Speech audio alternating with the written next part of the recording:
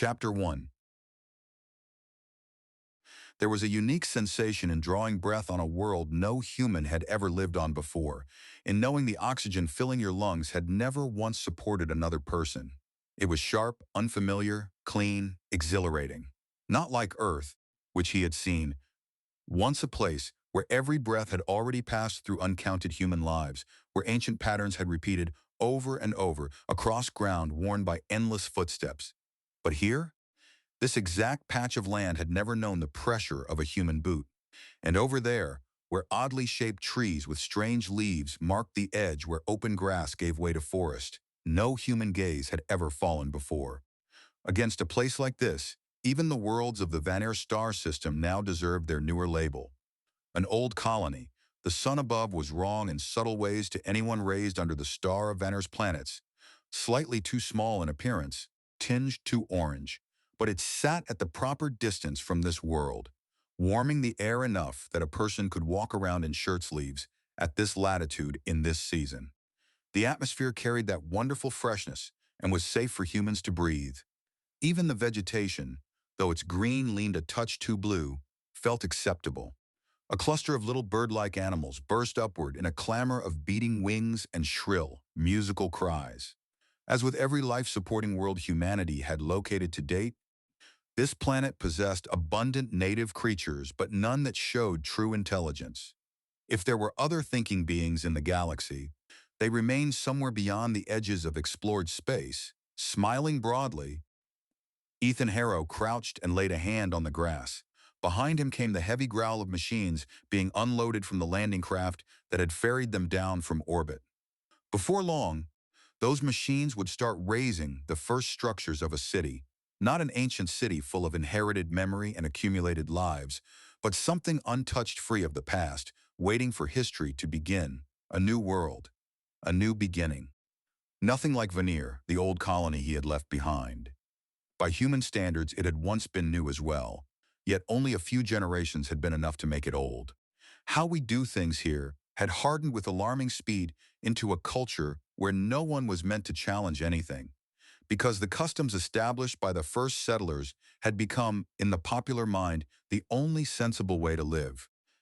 And if you could picture another way, if you wanted to experiment, worse, if you wanted to change anything, who do you think you are? I think I am Ethan Harrow. Therefore, I am not going to put up with this when I can go somewhere new with other people who want to be able to breathe. Somewhere we can make our own rules. Ethan Harrow? The voice from his comm unit snapped Ethan out of his thoughts. He frowned at the anxiety in the speaker's tone. Why was the president of the Colony Governing Council contacting him? Here, is something wrong? A ship arrived at the jump point from Balor 5 hours ago. They sent a message as soon as they showed up, which we have now received. And they say this star system is under their protection, and we owe them what they call residency and defense fees. That's ridiculous, Ethan said. I thought we were granted full ownership here by the Interstellar Rights Authority. We were, and we intend on telling them that. But what if they don't listen? Why are you asking me? I'm not on the governing council, because that new arrival is a warship, and the warship is heading toward this world. He tipped his face toward the sky, where daylight blue concealed the innumerable stars beyond. Somewhere out there was, what exactly? A warship from another newly founded colony? Some private company looking to market armed protection in undeveloped space? A pirate, ridiculous as that sounded? What does the council expect me to do about it? We need advice, Ethan. Advice from someone who knows something about this kind of thing. And in this colony, that's you. Ethan Harrow lifted a hand to the spot on his collar where the insignia of a junior officer in the small Vanir star system fleet had once rested. He had believed that chapter of his life was finished for good. Perhaps it wasn't. No matter whether the people aboard that vessel called themselves pirates, privateers, security experts, or members of whatever force Balor possessed, they were engaged in a game as old as history. Apparently, humanity had carried some of its oldest and ugliest habits with it to fresh stars and untouched planets, and Ethan, who had spent so long resenting his inability to change anything to matter, was hardly in a position to refuse when asked to help. Luckily, a shuttle had already been preparing to head back into orbit to the ship, which spared Ethan time that might prove important. "What have we got?" Ethan asked as he stepped onto the command deck. The Aldgate, a passenger and bulk freight vessel everyone called the Rust Bucket, had originally been built as an aging hauler for one-star system. Then someone had installed a new jump drive, and just like that, it became an aging interstellar transport. Apart from the modern jump control console, the bridge was filled with displays and controls that had already seen decades of use and looked every bit of it. The main display jumped and shimmered until the Rust Bucket's captain, a woman who seemed nearly as elderly as the ship itself, drove her fist into a panel already marked by many such impacts. The picture steadied. Ethan narrowed his eyes at the data on the vessel, demanding payment for protection. "It's a Corsair-class cutter?" "Yep," the captain said. "Not good for much in the old colonies, but still handy where there's not much else to threaten them." "You don't seem to be very worried," Ethan told her, making no effort to conceal his annoyance. "You already paid me," the captain said. "And those guys from Balor won't give me a hard time because I already paid them a license fee to operate in this region." "License fee? You mean extortion?" The captain opened her hands. "Call it what you want. Do you have a better idea? You going to fight that bucket with your fists?" Irritated, Ethan studied the display one more time, then stalked off to find the colony's governing council. About half the council was already assembled, packed into the Rust Bucket's pompously titled recreational room, which was really just a compartment fitted with several elderly displays. The remaining council members, still down on the planetary surface, appeared on one of the screens. As Ethan came in, the heated arguing ebbed away and all eyes turned toward him. President Hartwell, clearly displeased, gave him a nod. "Thank you for getting back up here quickly. What's your assessment?" He didn't bother asking why the colony's leaders wanted the opinion of a mere former lieutenant. The old colonies kept their military establishments tiny, which made ex-junior officer Ethan Harrow the highest-ranking veteran among the first wave of roughly 4,000 settlers claiming this world. "They have an old Corsair-class cutter," Ethan told the council. "It arrived at the jump point from Balor. About 5 light hours from this planet we're orbiting and colonizing. The information we have is still almost 5 hours light delayed, but they were headed on an intercept for us at that time, and there's no reason to think they'd change vector. Their velocity is 0.05 light speed, and they can't afford to push it any faster, even if they had newer technology for their propulsion system. That means they'll get here in a little more than 3.5 days. What can you tell us about the Corsair? How dangerous is it?" Ethan lifted a hand in a vague, uncertain motion. "Back home, not very dangerous at all. The buckets are nearly a century old, not very fast or maneuverable, and fairly small. They were built for law enforcement duties like stopping smuggling and for search and rescue. All of the old colonies have retired and sold their buckets, which is how a new colony like Balor could get its hands on one for what was probably a cheap price. But in this star system, as the only ship equipped to fight, it's as dangerous as it needs to be. The sensors on the Rust Bucket are too badly maintained to tell us any details about the bucket that showed up here, but it's probably got the standard weapons. That would be a single grape shot launcher and a single pulse particle beam projector. Those are both close-in weapons. They'll have to be right on top of us to hit us, and their particle beam is probably early second-generation equipment, which means its hitting power is limited. But what can it do with those weapons?" Hartwell pressed. Ethan took a moment before answering. "They could destroy our shuttles, preventing us from landing any more people or equipment, and stranding anyone up here in orbit. They could also decide to target this ship directly, despite the owners having paid them off earlier. Destroying the Rust Bucket would take a lot of work, but hitting critical areas like access hatches, airlocks, and shuttle docking sites could cripple us." "I kept saying we should invest in a warship of our own," Council Member Soren complained. "We didn't come out here to fight wars," Hartwell snapped at Soren. "We went out to find the freedom and the room to follow our dreams. It's easy to say now what we should have done, but when all of us here decided where to put the money for this colony, We found that we couldn't afford even one warship like this Corsair cutter. We can't afford to lose any of our shuttles or pay this extortionate demand either. Soren tapped his compad furiously. If we pay this, we'll barely be able to proceed with building the colony. According to the message from the warship, Balor star system says we need to be protected, another council member said. Shouldn't we learn more before making a decision to reject their, offer? They are not making an offer, Hartwell said. Balor is making a demand. That is not the action of someone seeking to help us.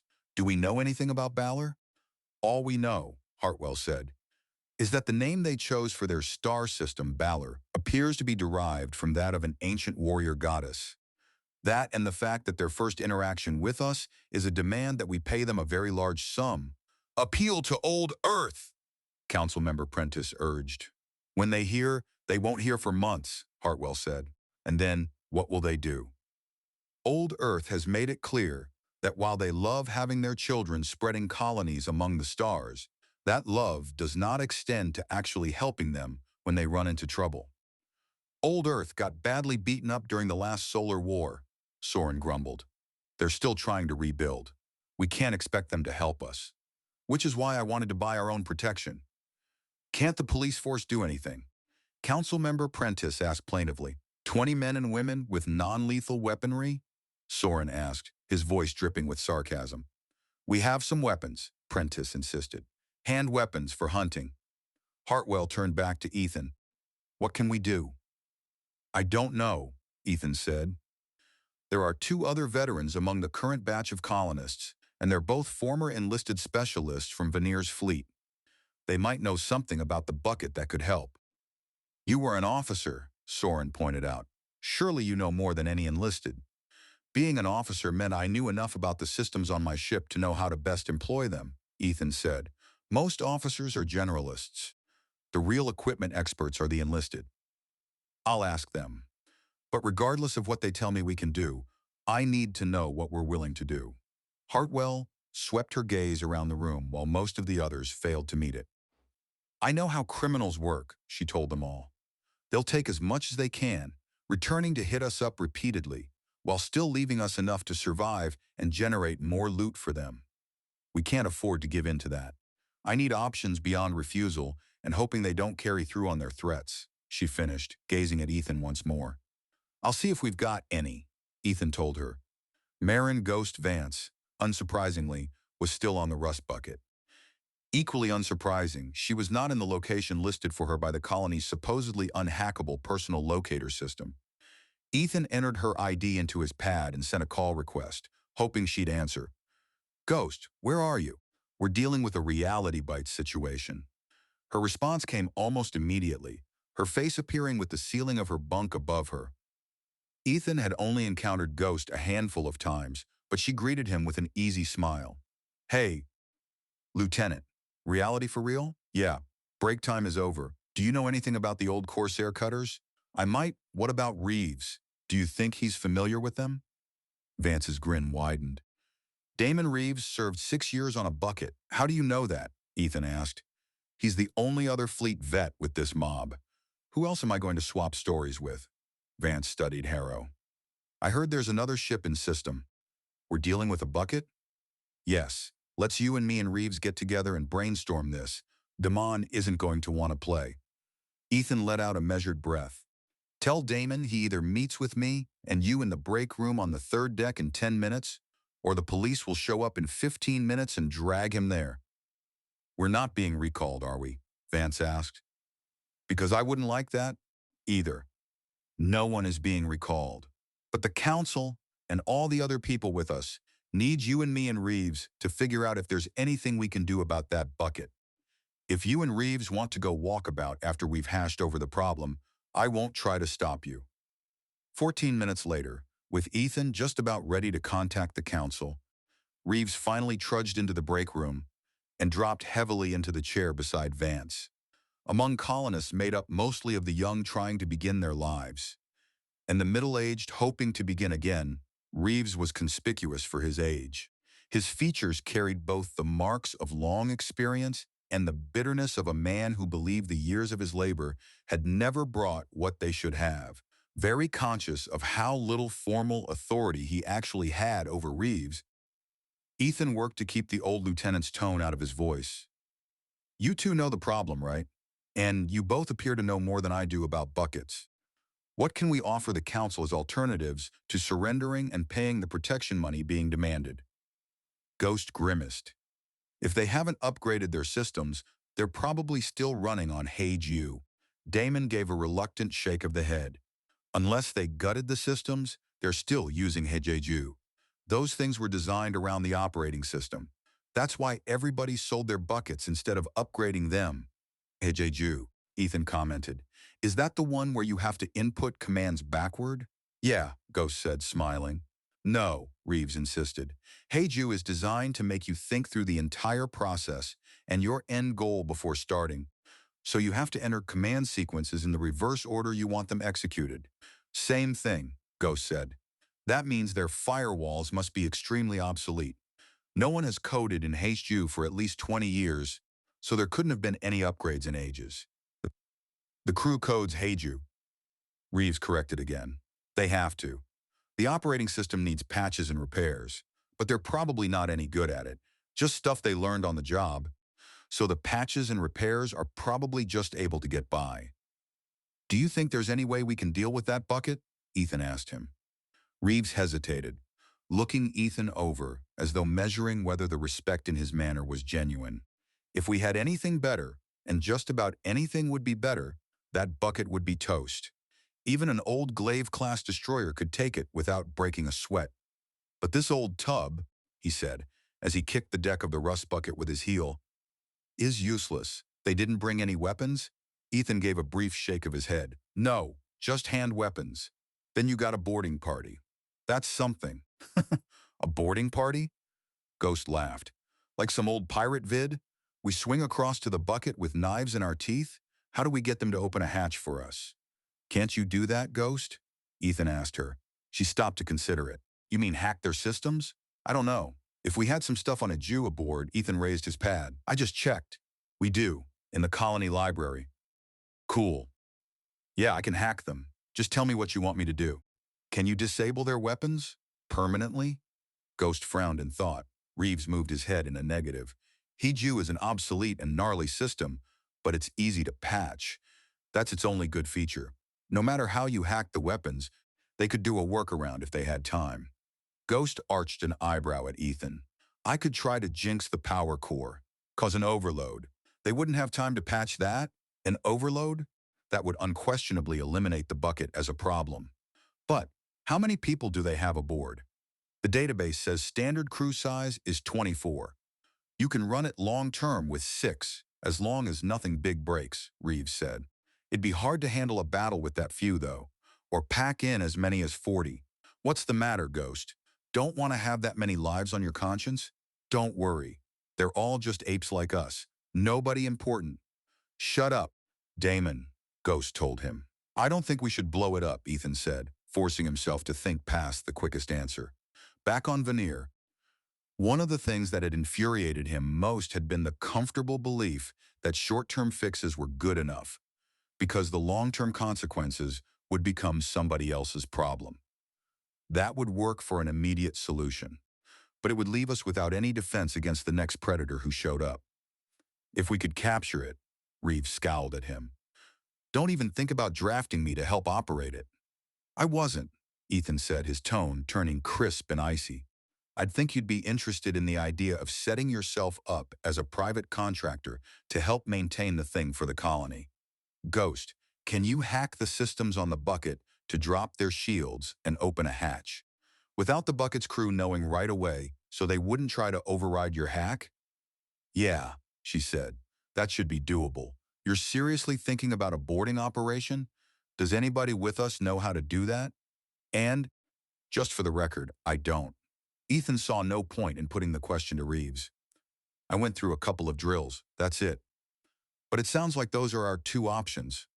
Either try to remotely override the controls on the bucket's power core so it blows up, or try to capture it, or pay the money, Reeves said. Yeah, 3 options. Thank you, he said to both Ghost and Reeves. I'll let the council know and see what they say. He hesitated, once more reminding himself that neither Ghost nor Damon Reeves was under his command. Please stay where I can get in contact with you again quickly if the Council has more questions. The Council remained assembled when Ethan came back with his report. Their reaction to both possibilities was openly unenthusiastic. There has to be something else we can do, Councilmember Prentice insisted. You asked me to look at military options, Ethan said, working to keep any edge out of his voice. That's what I did, along with Marin Vance and Damon Reeves. Why can't your IT person shut down everything else on the cutter except the power core? Council President Hartwell asked. Then they wouldn't be a threat. As he answered, Ethan used his hands to demonstrate ship movement. We could try that. Two things might happen. One is that the bucket crew figures out how to get their systems working again, patches the damage done by Ghost, and comes back at us. Reeves says they should be able to patch anything Ghost does if given enough time.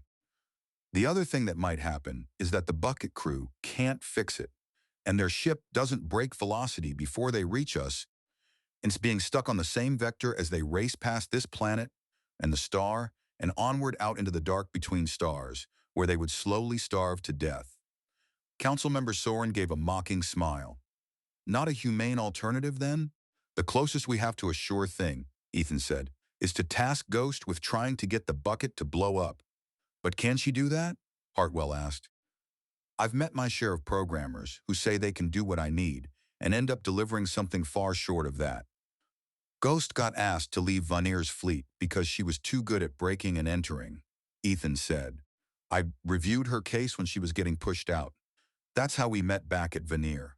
She got her nickname Both because her code is so hard to spot that it can get into anywhere, and because she never left footprints firm enough for anyone to nail her afterward.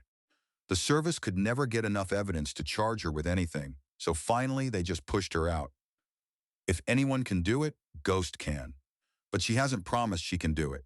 She needs to brush up on the programming language used on a bucket, then probe their systems from long range to see what can be done. Then, how can we know that she can support that other alternative?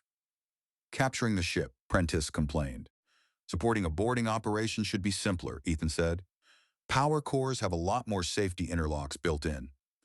You've asked me for advice, so I think we should try to capture that bucket and use it to defend this star system until we can get something better. I'm putting my money where my mouth is on this because I know I would have to lead any boarding effort. I'm the only one with our colony who knows anything about how to do it. For several seconds, no one spoke, the council members merely trading glances. At last, one of them broke the silence. There's a fourth option. Leave. If Balor plans to prey on whoever occupies this star system. The suggestion triggered an explosion of angry voices that swallowed the rest.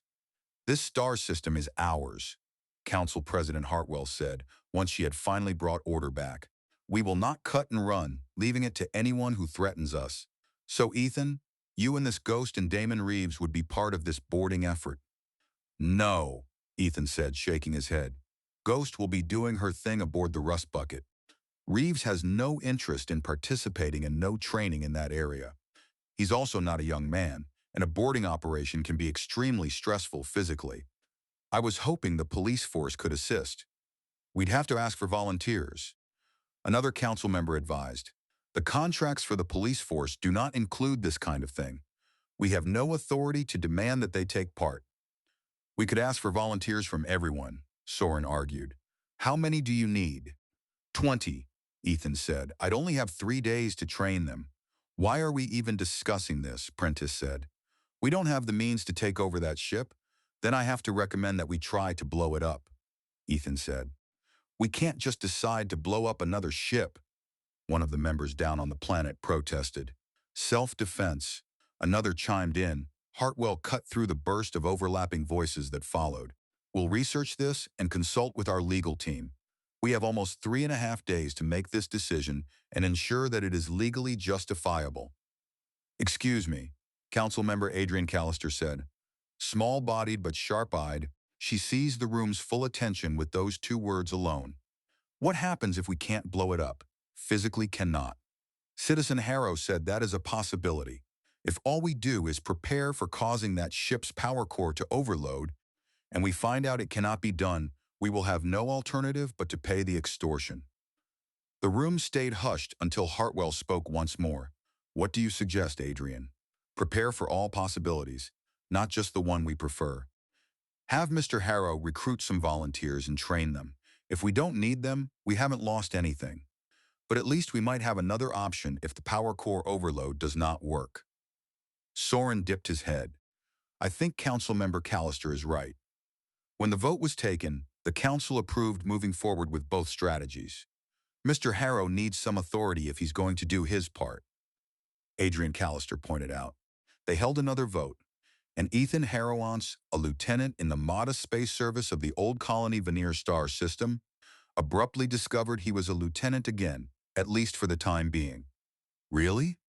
Ghost asked after he tracked her down once more. "A temporary lieutenant in what?" "The otherwise non-existent defense forces of this star system," Ethan said. "So you're, like, the most senior officer and the most junior officer, and you've got no enlisted? Who's going to do all the work? Are you interested?" "No way. I do have a budget, so there's money in it for you," Ethan pointed out. "And a challenge to your skills." "The money is enough," Ghost assured him. "If it's enough money." It was. He had expected trouble finding people, so the response from the police surprised him in the best way. Half of the 20-member force volunteered for the potential boarding action. Those 10 then reached out to friends they thought might sign on as well, and very quickly, Ethan had his full set of 20 volunteers. "I also need battle armor and military-grade weapons," he remarked to the woman now serving as his second-in-command. Nadia Shimura had spent years as a police officer in the Rough District, surrounding the biggest spaceport on Von Eyre's primary planet. She was at least a decade older than Ethan, one of the middle-aged colonists who had come looking for a different life. He had met her once before, back on Veneer, while collecting some of his sailors from jail after a shore leave had spiraled badly out of control. "What you've got are survival suits and non-lethal shockers," Nadia commented. "Why exactly don't we have any lethal weaponry?" "Because we wouldn't need lethal weaponry," Ethan explained. "Or so they told me. Because we'd all get along, and everyone else would leave us alone because it's such a big universe." Did they ask anybody who actually lives in this universe whether that made sense? Ethan spread his hands. It came down to money. They had other things that were regarded as higher priorities. "Sure," Nadia said. "I bet they found enough money for insurance, though. Didn't they?" "You're right. Investing in some military forces would have been another form of insurance. But what would they buy? A full-on space combatant like that bucket? Aerospace craft for defending a planet? Ground forces? Get them all. And that's really expensive for a new colony that has a lot of other things they need to spend money on." He motioned toward the void beyond the rust bucket, where star after star hung in immeasurable depth. "But the main reason is because they're still thinking in old colony, pre-jump drive terms. Space is too big, so aggression between star systems is too hard, and even minimal defenses will prevent anyone's being tempted. And if anybody does try anything serious, old Earth will jump in and put things right. The jump drive changed all that, but the jump drive is too recent, less than a couple of decades old, so a lot of decision makers are still caught in the past. Trips that required years between neighboring stars now only take a week or two. The same thing that made it affordable for us to plant this colony makes it profitable for somebody on Balor to shake us down using an old warship. And because we can go so much farther, old Earth is a long, long ways off." "So what's our plan?" Nadia asked. "We act pretty much helpless. We are pretty much helpless." Ethan smiled. "Then that ought to make our act believable, right? Travel between stars might have become vastly easier for humanity, yet out here among unending darkness and innumerable suns, space still felt indistinguishable from infinity. Ethan found it strange that the human intellect could never truly contain the concept of forever, while human feeling could brush against it. Infinity seemed frigid and indifferent, too enormous to register the trivial attention of human beings. Yet it also carried an almost painful grandeur and beauty, because humanity existed within it and could sometimes feel linked to something immeasurably beyond itself. Maybe that sensation was only illusion. It still felt true, suspended in weightlessness beyond the sheltering hull of a ship or the surface of a world, staring into the universe directly, had a way of stripping a person down to humility no matter what else it stirred inside. Less inspiring, though still humbling, was wrestling with the intuitive controls of a thrust pack whose manufacturer's support team was light years away. Instead of using a pointer-style setup where a person indicated a destination with one hand and the pack computed the required push, it ran on a look-based system. You looked where you wanted to go, and the pack responded. Unfortunately, it was absurdly touchy.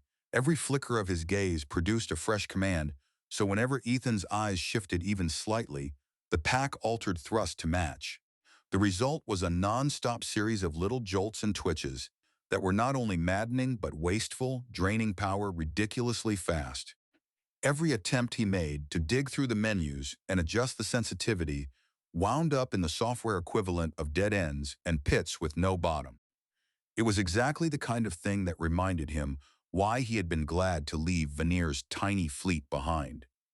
Accomplishing anything there had felt nearly impossible, and by the time he managed to get somewhere or finish something, he could barely recall why he'd wanted it in the first place. That thought, in turn, brought back one failure with particularly painful relevance now.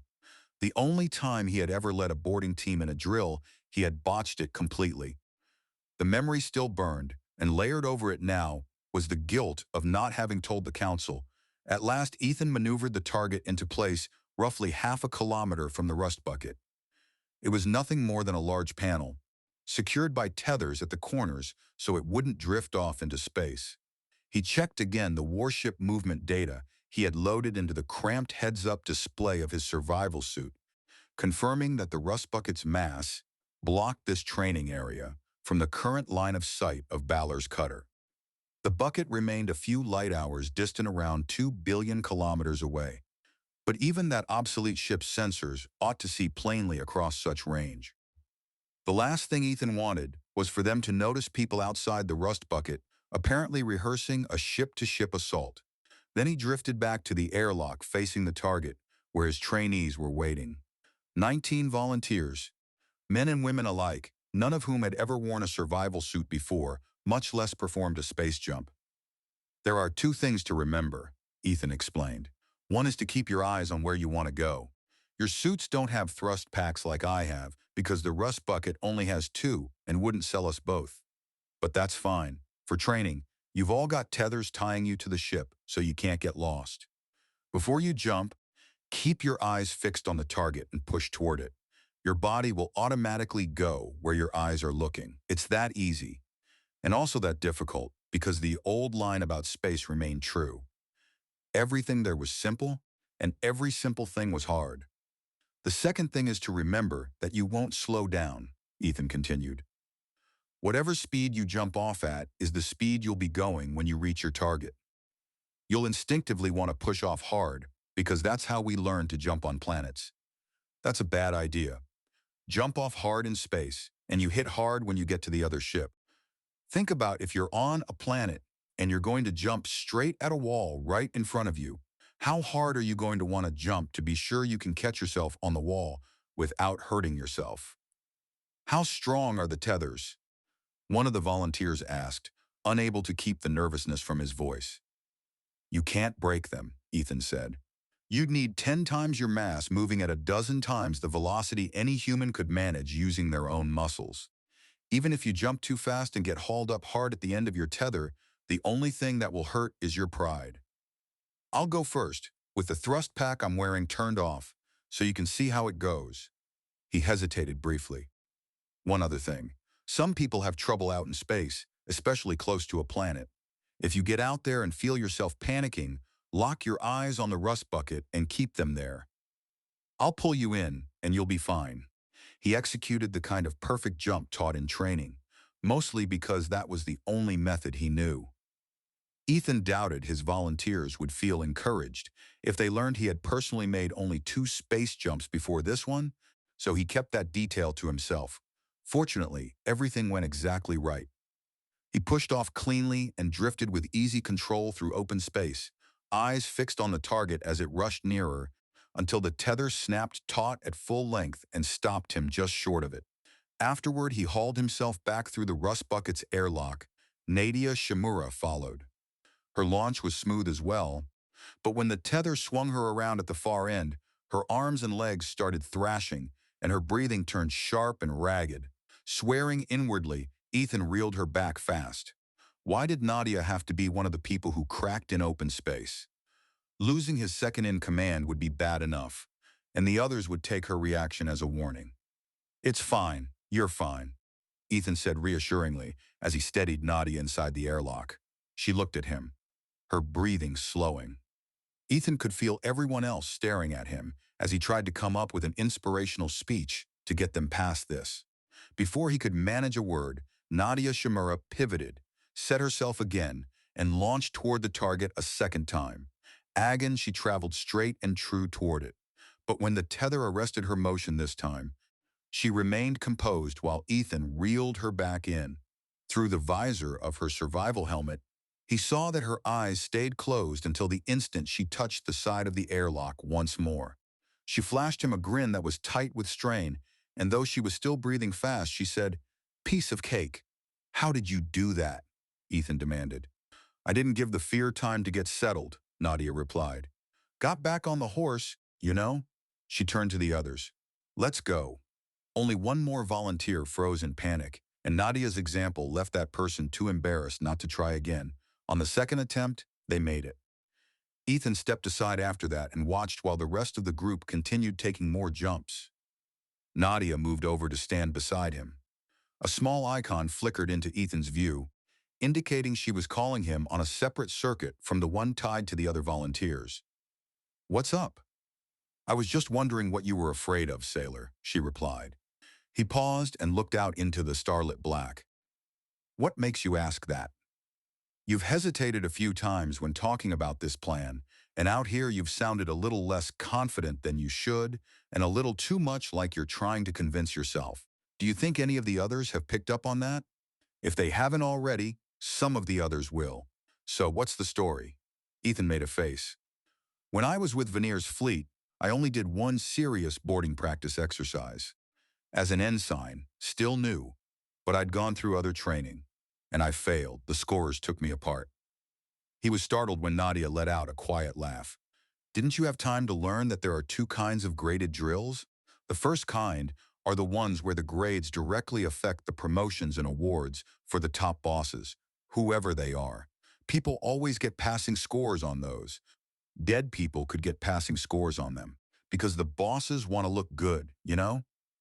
The second kind are the ones designed to show you how important the scorers are. People always fail those and get torn apart for all the things they did wrong." Ethan turned to face her. "What about graded drills designed to give you experience doing it and identify critical errors? In a perfect universe, that's how they'd all work. But in a universe run by humans, drills over time often become self-licking ice cream cones that justify whatever purpose those in charge of the drills are looking for." Nadia looked back at him with a mocking grin. "Were there other graded drills along with that one you failed? How'd the others go?" "We failed all of them," Ethan said. "You're saying that was the point?" "That was the point. And my point is that it doesn't matter. You're still the one guy with us who knows how to do this and has done it enough to fail at it once." "Thanks, Nadia." Uh, Now, you gonna get out there and lead like you know what you're doing?" "I can fake it," Ethan said. That night, he surfaced from an exhausted sleep when someone shook his shoulder. "Hey, Lieutenant!" Ethan cleared the blur from his eyes and kept his voice low so he wouldn't wake the two other men assigned to his cabin. "What's up, Ghost?" "We're not blowing up the bucket's power core. Can't be done," she whispered. "Their firewalls are that good?" "Pfft," Ghost said. "Their firewalls are as easy to get through as wet cardboard. But that doesn't help us with the power core because they're running it on manual." "What?" Ethan stared at her. "How can you tell?" "Because the auto controls are all disabled, probably non-functional." Ethan carefully sat upright, dragging a hand through his hair while he considered that. "I didn't know you could run a power core on manual," I asked Reeves. "He said you could, but he wouldn't," Ghost said. "It's possible, but inefficient as hell. And if something goes seriously wrong, whoever they've got nursemaiding the core had better react fast and do the right things. He exhaled in frustration and nodded. I'll tell the council they can stop debating whether or not to blow up the bucket. Either we board it or we pay up. You can get into the right system so we can board that ship, right? Oh yeah, easy. She looked at him, then let her gaze drift to his bed. I wouldn't mind relaxing a little right now if you're in the mood. Ethan sighed once more. Ghost, a couple of days ago I might have taken you up on that. But at the moment, I'm your boss. It wouldn't be right. Ghost gave her head a small shake. Why do I always go after guys who follow the rules? Opposites attract?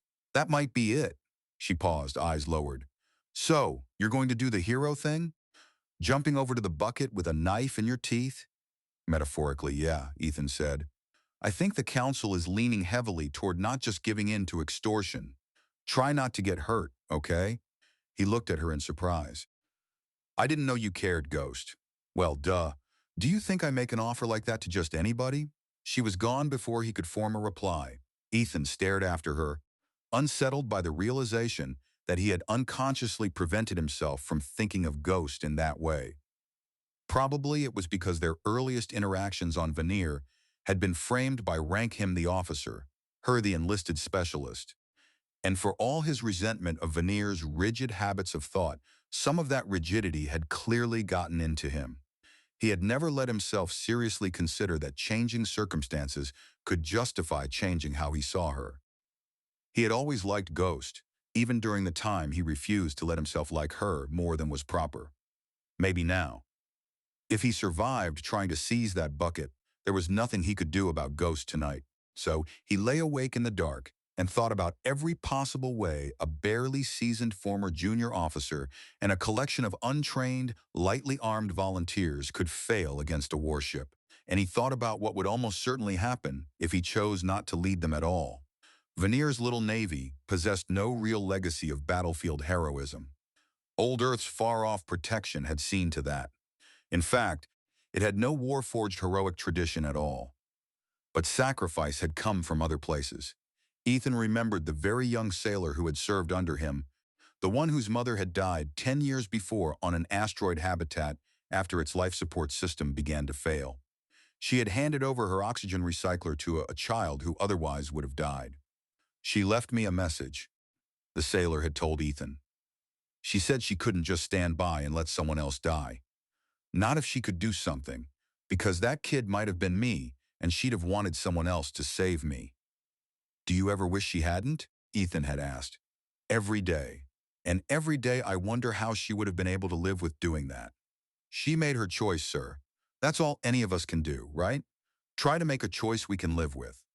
The following morning, the council issued its decision. He was to attempt the capture of the ship. Ethan could have tried to avoid it. He could have offered a dozen plausible reasons why he should not command an operation that dangerous. Instead, Ethan Harrow came to attention, saluted, and said he would do his best.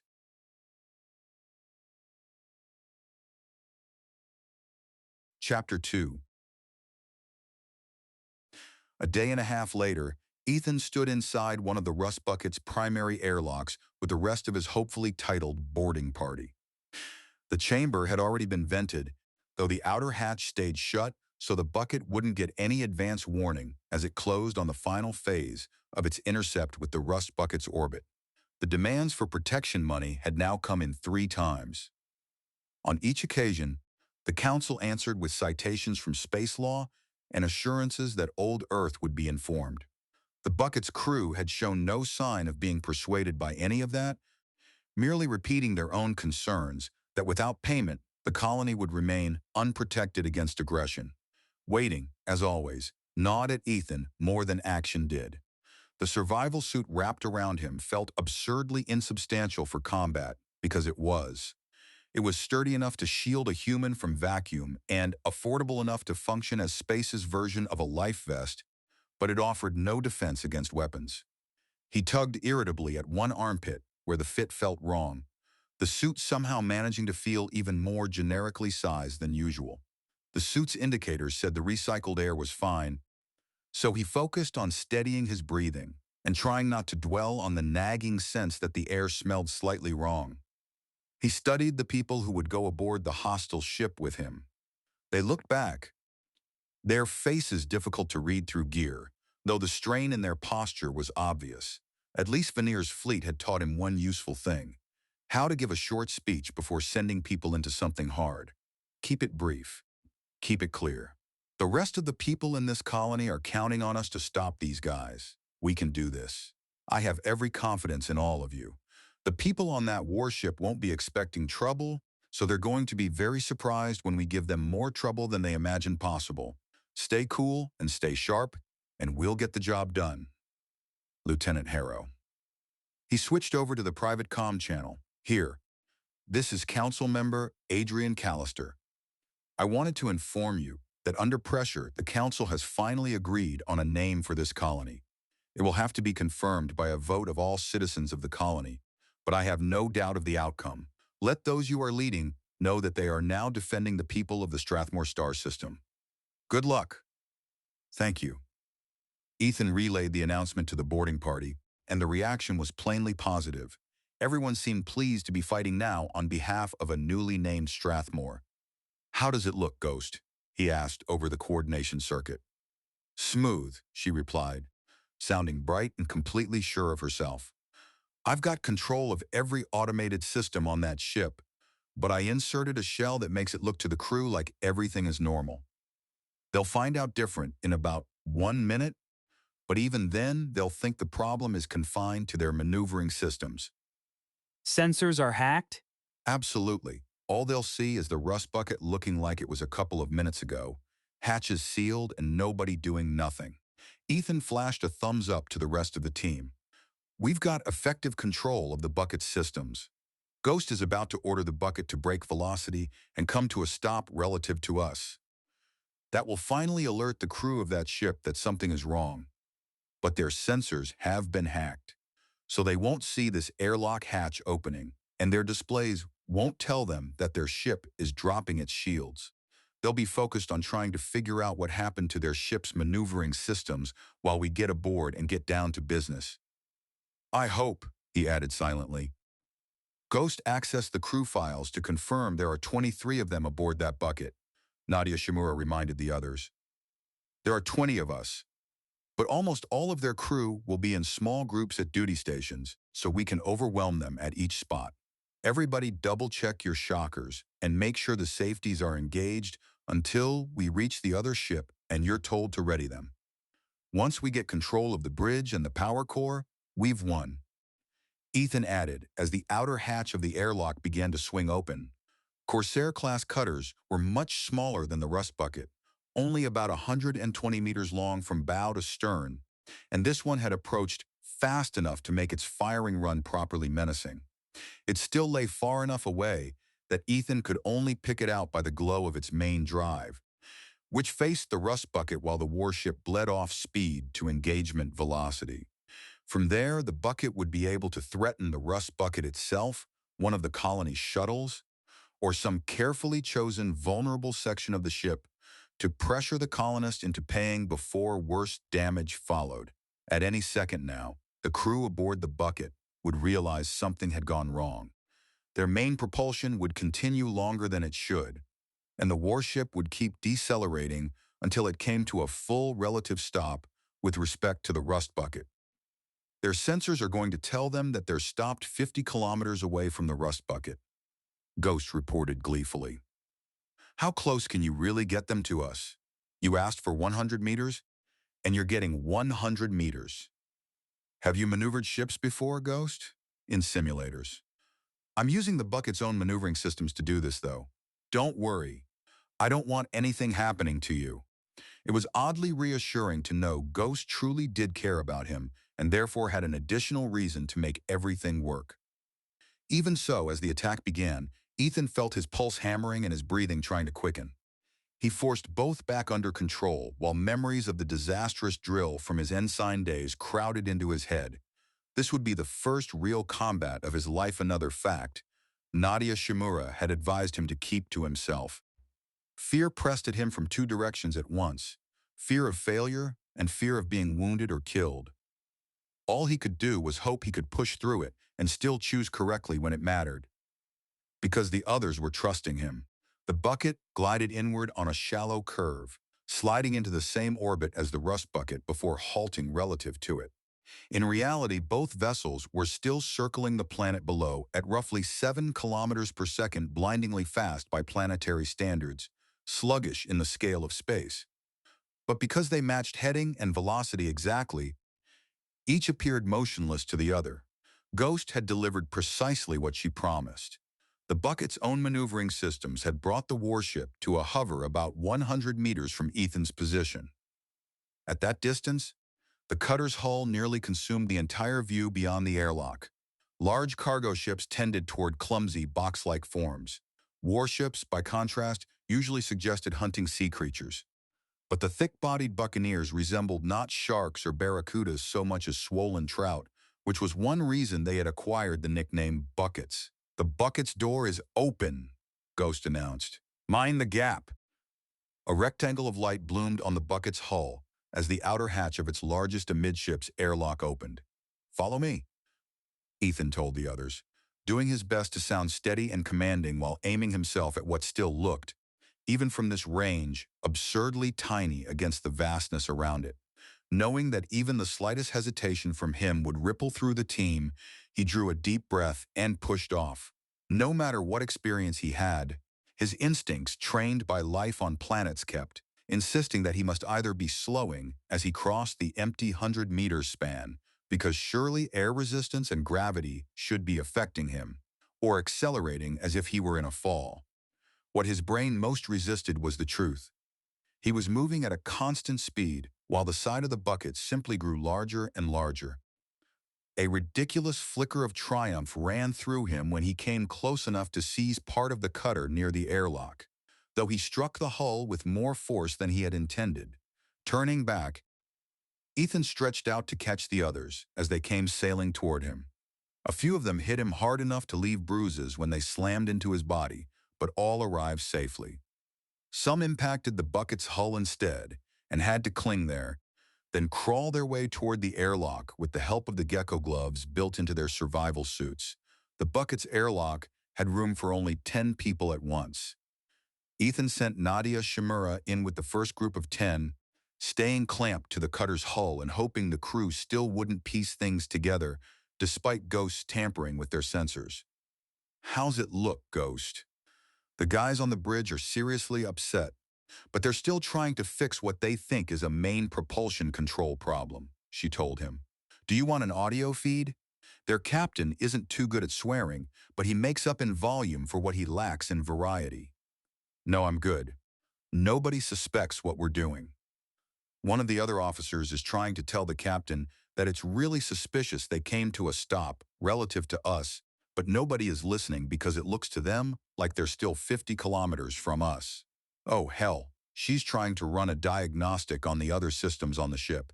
I need to deal with that. Talk to you later, thanks."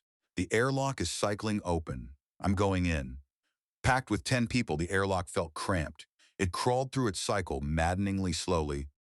But at last, Ethan brought the rest of the boarding team into the ship and out into a plain corridor running fore and aft. Without thinking about doing so, his gaze flicked over the nearby pipes, conduits, auto-seal vents, fire suppression equipment, and the rest of the visible systems, automatically judging maintenance and cleanliness. Not up to Vanir fleet standards, but from the quick look, serviceable enough. "Everyone arm your shockers and ensure the safeties are off. Make sure you don't point them at anyone else in this boarding party." "Like we planned," he told Nadia. "Go." She signaled 9 others, and that team moved aft toward the power core control space. Neither of them had ever set foot on a bucket before, but the colony database had held standard deck schematics for Corsair-class cutters. And on a ship this compact, the route had not been difficult to memorize. Ethan turned toward the bow, taking the 9 still with him forward toward the bridge hidden deeper in the ship. They had covered less than 5 meters when they came to an airtight hatch that had been carelessly left open during what should have been a combat alert situation. At that same instant, 2 bucket crew members approached from the far side, moving aft. They were already in the act of springing through the hatch before they realized Ethan and his people were there, and had barely enough time to register stunned disbelief before half a dozen shockers fired.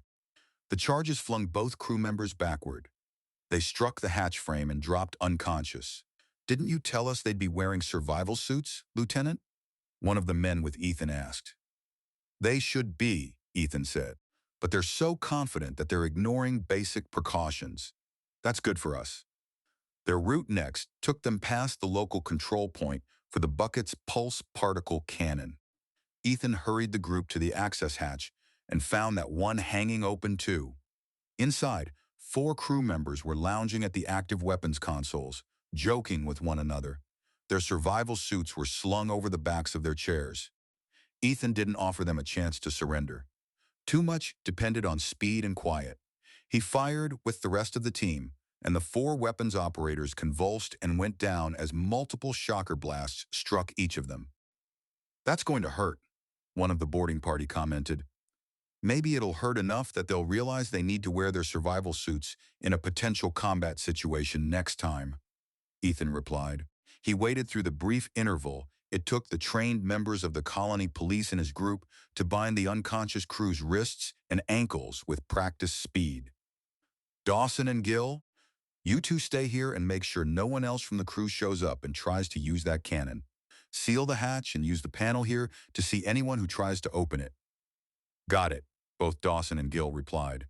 Ethan took the remaining team back into the corridor and pressed on toward the bow, then almost immediately angled inward toward the bridge. Anxiety prodded at him. Maybe he had taken a wrong turn. Maybe he had misunderstood the layout. But then he spotted a ready response compartment exactly where it ought to be if he was still on course. 6 additional crew members were sprawled around that compartment, supposedly available to rush out and reinforce or repair anything that needed attention. Instead, all 6 were absorbed in their handheld devices, so intent on whatever they were watching that none noticed Ethan and his people until shock charges slammed into them, knocking them out and frying the handhelds in the process. While those 6 were being bound hand and foot, Ethan scanned the room and noticed something bearing markings that had probably been standardized on old Earth centuries ago. "That's an arms locker. One of these guys might have a key to it. It would cost time to search them for one, assuming any of them had been trusted with access. Time they did not have, but if there were useful weapons inside."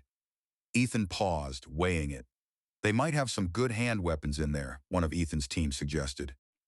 "We don't know that," Ethan said, choosing at last. "And even if they do, and even if we can find a key fast, that locker door might be alarmed so the bridge would know if we opened it. Our best weapon is still surprise." He hesitated once more, disliking the idea of shrinking his force again, but recognizing that he couldn't leave either these crew members or the locker unattended. "Safwat and Watson, you two stay here," he ordered. "That arms locker has to be watched. Don't hesitate to use your shockers again on any other crew members who come by, or any of these 6 who wake up and cause any trouble." Clutching his shocker hard, Ethan sprinted the last distance to the bridge through empty corridors with the 5 remaining members of his team right behind him. There was the bridge hatch, conveniently marked by absurdly decorative lettering above it, announcing bridge. He gave a nod to the 5 with him, then grabbed the hatch and pulled, only to curse when he found it locked. At last, someone aboard had done something competently and in the worst possible place. "Ghost?" He called over the coordination circuit. His signal shouldn't have been able to pass through the warship's hull, but if she truly controlled the bucket's internal comms, then maybe she could. "What you need?" Ghost called back. "Oh, got a locked hatch?" He spotted the tiny red indicator on the surveillance camera above the bridge hatch and nodded toward it, knowing Ghost had to be controlling that system too. "What are things like on the bridge? Can you see there?" "Yeah. The captain is still screaming at everybody, and everybody is looking at him because if they look away, he screams at them personally. He's wearing a sidearm. I don't think it's a shocker, so don't take any chances with him." "Understood. Thanks. Can you pop the lock on this hatch?" "Stand by. 3, 2, 1, go." Ethan pulled again, and this time the hatch swung free. He led his people onto the bridge. Just as Ghost had said, everyone there was standing rigid and turned inward toward the captain, who was so consumed with shouting at them that Ethan's arrival didn't register at all. Ethan raised his shocker and fired. The captain's furious bellow broke into a choked, mangled sound as the charge struck him and sent him senseless into the nearest bridge crew member. One of the women officers whipped around, a hand darting toward the place where a sidearm should have hung.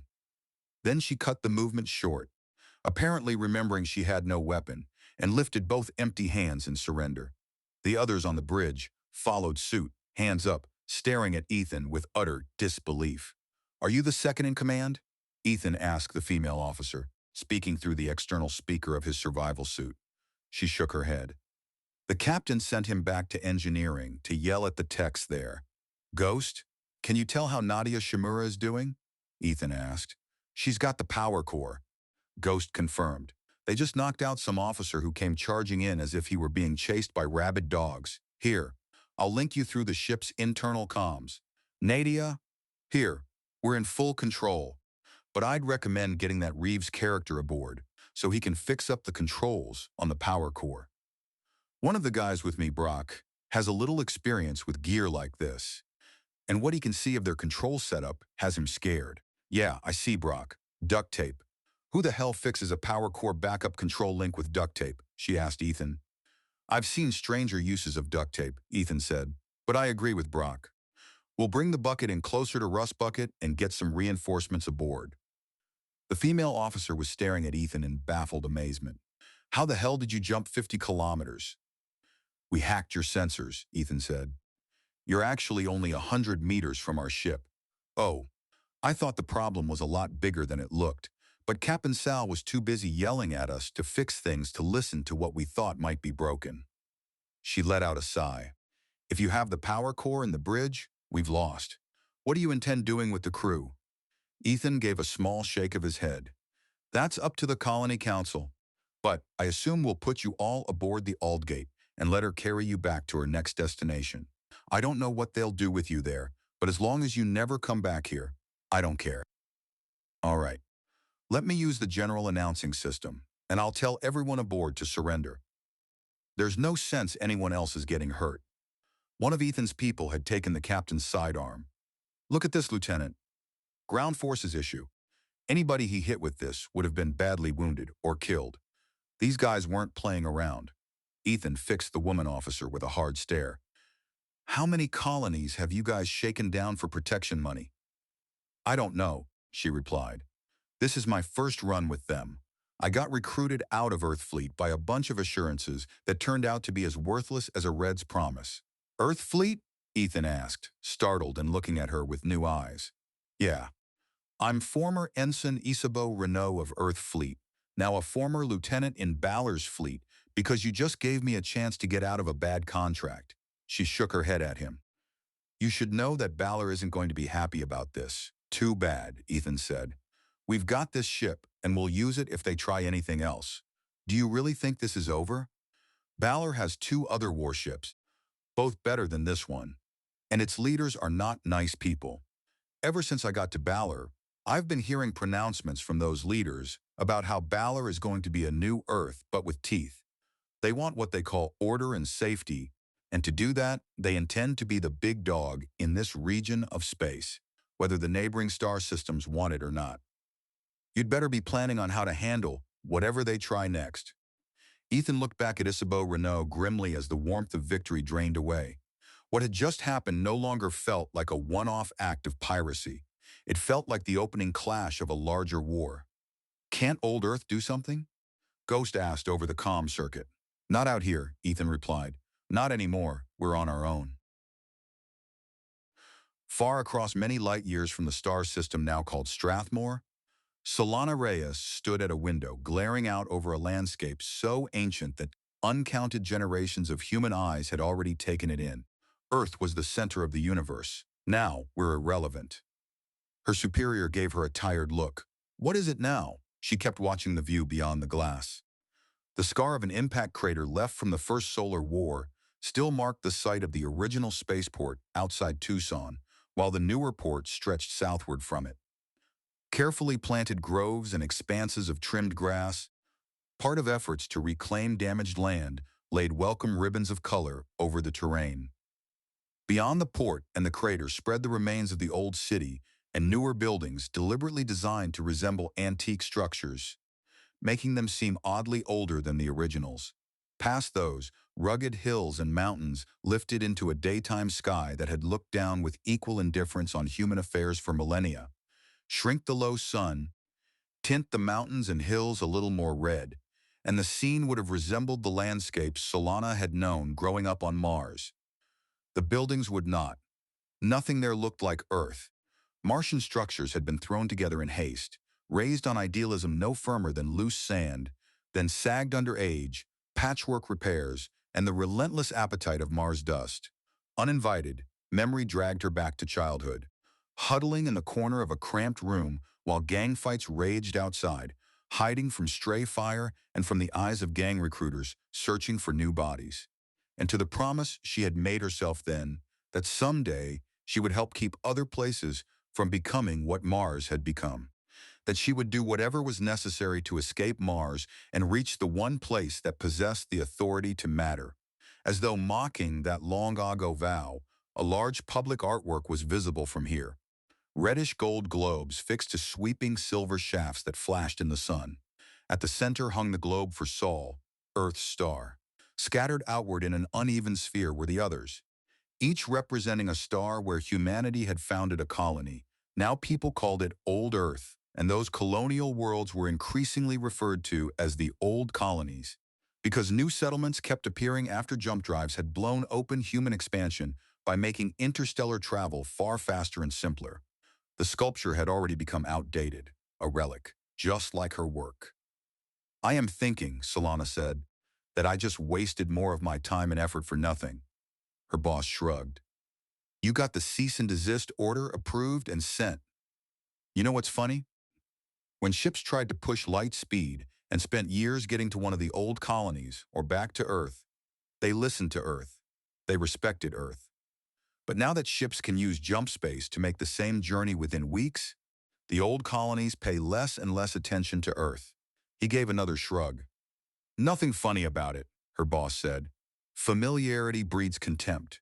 When we were the incredibly distant home that took years to reach, we were wrapped in myth and memory. But when anybody can get from there to here in a few weeks, then we're just another planet, one with dozens and dozens of independent governments ruling independent states that often refuse to cooperate.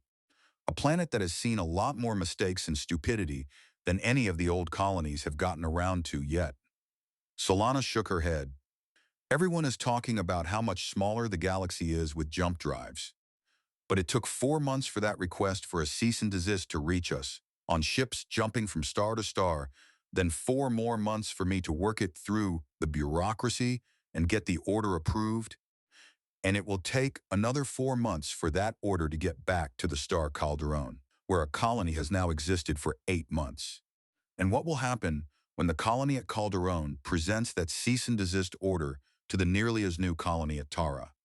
Nothing. Because Tara knows they can ignore it. Assuming that in the years since the request was first made by Calderon, that it hasn't already been overtaken by events. "What do you want, Reyes?" her boss asked.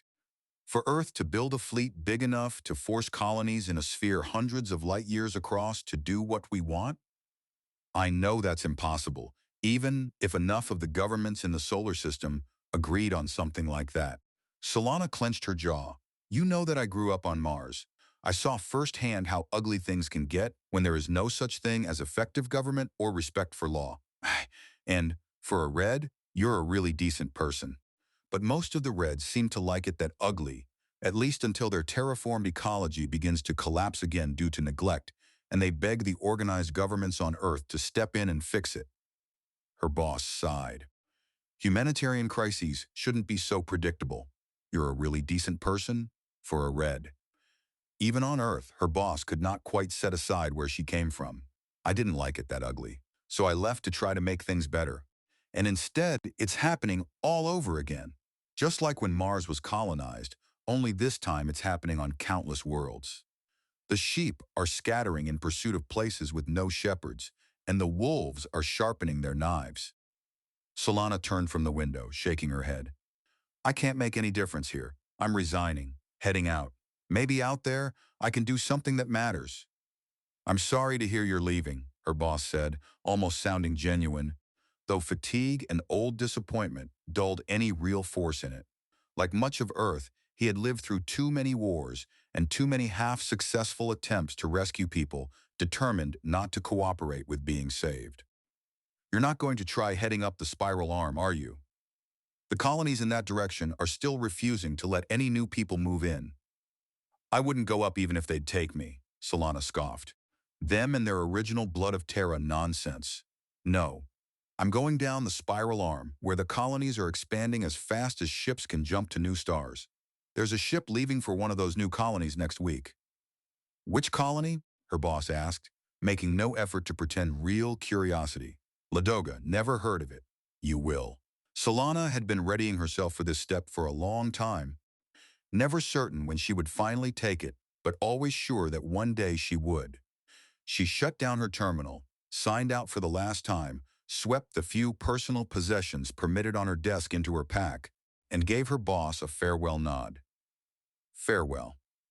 Rubbing a hand across his face, her boss returned the nod, his focus already sliding back to the next interstellar legal order that would almost certainly be ignored by everyone involved. Good luck, Solana. You'll need it. Many light years farther down the galaxy's spiral arm from Earth, Renville Ashita helped another survivor step off the lifeboat, then remained standing there, looking around at the plain metal ceiling and walls of the enclosed surface docking bay. Now that he had made it this far, he had no clear idea what to do next. The star called Nordri by human settlers was a red dwarf, roughly a third the size of Earth's sun and producing only a fraction of the light and heat of brighter stars, steadily burning as it had for billions of years and would for far longer still. No true worlds orbited Nordri, at least none worthy of the name, just several airless asteroids too small to qualify as planets and innumerable lesser rocks, most of them gathered into two striking belts circling the star. Fortunately for Renville and the rest of the passengers from the merchant freighter Edmund Cross, one of the larger asteroids hosted a way station and had been close enough for the ship's lifeboat to reach. An employee of the station, dressed in coveralls and wearing an easy smile, thrust a pad toward Renville. Thumbprint, bioscan, and signature, she requested. For what? Renville asked, still dazed by the circumstances of his escape. Agreement to pay for rescue services, lodging, provisions, and life support until someone picks you up, the local said cheerfully. You've still got your universal wallet, right? Great. You'll need to compensate the station for everything you receive. Puzzled by her tone so soon after the freighter's hijacking, Renville began scrolling through the terms she wanted him to accept. These rates are ridiculously high. Her smile broadened. You're welcome to get your food, water, heat, and air from another place, sir. And you're the only source for those things in this star system, aren't you? Renville asked, finally grasping the reason for her good mood. That's right, and we've got bills to pay. Part of the reason Renville had left the old colony of Hancock was that he had grown tired of paying taxes for government services he didn't think he needed. Now he paused to appreciate the irony. In Hancock's star system, a station like this would have been government-run and rescue aid would have cost nothing. Are you going to report that pirate who took the freighter and dumped us here? He asked as he pressed his thumb to the pad. Of course, she said distractedly, checking that his information had gone through correctly. As she moved on to squeeze another stranded traveler, a young woman stopped near Renville. He remembered seeing her aboard the freighter, though they had not spoken. Even if her manner had not already suggested a veteran, the small brass sword and shield attached to one ear would have identified her as formerly part of Hancock's tiny marine force. She didn't seem too upset about that pirate, Renville commented. The woman smiled faintly. I'll bet you that pirate hits ships passing through Nordri all the time and shares profits with this station. Why do you think the pirates let us all keep our wallets? That's why they let us go so easily. Renville shook his head. Nice scam. Who's going to stop them? She gave him a small nod. I'm Kaya Bryn, Renville Ashita. What's a Marine doing out here? Former Marine, Kaya said, her gaze moving across the crowd. Force reductions to save money, so I decided to give the new colonies a try. What do you think so far? It sucks, she grinned. Where are you headed? Down and out. I haven't decided exactly where yet. What about you? Same. Figured I'd go until I found a place worth staying. Kaya glanced around. I can already tell that Nordry ain't that place? You got that. Renville and Kaya went along with the rest of the group as they were guided down stairways toward the station's lodging areas under the surface. You know what I am? What are you? Kaya asked while they made their way through bare corridors carved out of the asteroid's rock. Me? Renville shrugged. Failed business owner, failed politician, failed husband. Oh? What are you planning on doing down and out? Find something else to fail at, I guess. Kaya laughed. I think you can do better than that. Stick with me. We'll watch each other's backs until we get off this rock. Renville had already been wondering why the former Marine had attached herself to him. He knew perfectly well he was not the kind of man younger women naturally flocked to. But self-interest, that made sense. That he understood. The room assigned to the ex-passengers turned out to be one large chamber with bunks lined along it. Only the bathroom offered any privacy at all. Several vid screens hung on the walls, but just as Renville expected, the first unwilling guests who experimented with them learned that viewing carried a per-minute fee. This is what a cash cow looks like, Renville said to Kaya. A way station worker nearby looked affronted. We're providing a service. Where would you be if this station hadn't been here? Probably still on the Edmund Cross, approaching the jump point for the next star, Renville said. The employee glowered at him. You'd better be careful what you... He halted halfway through lifting a fist, glancing sideways at Kaya, who stood with folded arms and an unblinking stare fixed on him. He lowered his hand and walked off. Renville inclined his head toward Kaya. Thanks. I've got a big mouth. You did say you'd been a politician. Kaya gestured toward the other survivors from the freighter who were wandering about in varying degrees of shock and misery. How about using those skills to organize these people? The vultures running this station will pick them clean if we don't all look out for each other. Taken aback, Renville looked over at the group. Are you going to help? That depends on how you work. I'm feeling a need to stay in the background, and I've learned to listen to my instincts. But show me a good leader, and I'll follow. Renville nodded again. He could not have said why, but he found that he did not want to disappoint Kaya Bryn. Maybe it was simply that no one, not even himself, had believed in his ability to do anything well for a very long time. Or maybe he was already weary of trying to outrun his old failures. Eventually, he would have to stop fleeing and start making an effort again. I'll give it a shot. She studied him for a moment, then suddenly stepped in and wrapped him in a tight embrace, pressing her face close to his ear and speaking so softly he could barely catch the words. They've probably got these rooms bugged. If we need to pass on serious warnings to each other, use this old code. One finger tapped the back of his neck 3 times quickly, 3 times with a slight pause between each, then 3 times quickly again. Kaya pulled away and adopted an embarrassed expression for anyone watching. Sorry, I get physical sometimes. No problem, Renville said, privately wishing the hug had lasted longer and wondering whether she might later be open to something more. But Kaya only smiled and gave him the slightest shake of the head, answering the question he had never voiced before he could let himself invent any false expectations. He turned toward the rest of the stranded passengers and raised his voice. Hey, everybody. I've got a couple of suggestions. Solana Reyes had not been back in space since she left Mars for Earth, but a decade had not changed the process very much. First came the standard shuttle ride up to the orbital station, then the transfer to the outbound ship, this time a big, newly constructed vessel whose boxy hull held room for hundreds of passengers in accommodations ranging from comfortable to cramped, along with extensive cargo compartments packed with goods that the young colonies at humanity's expanding frontier would eagerly buy. Her progress through the orbital station slowed because Earth fleet personnel were everywhere.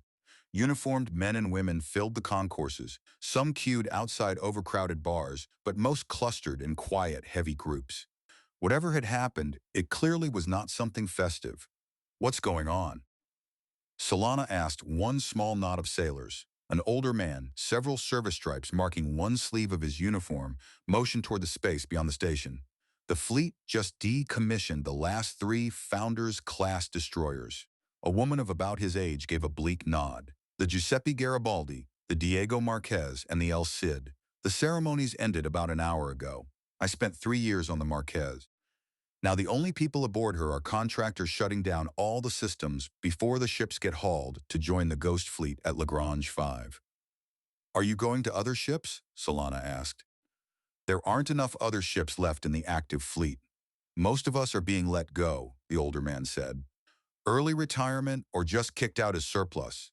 They're talking about demilitarizing the solar system, the woman sailor said, sounding confused and furious at once. Getting rid of the fleet completely. Who's going to defend Earth? Who's going to help the old colonies if they need it? An officer passing nearby halted long enough to offer part of an answer.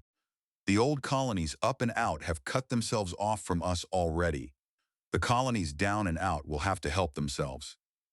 There are rumors that EarthGov is trying to set up an arrangement for the old colonies to protect us, he finished. Maybe we can get positions in their fleets, the woman sailor said. You can try, the officer agreed.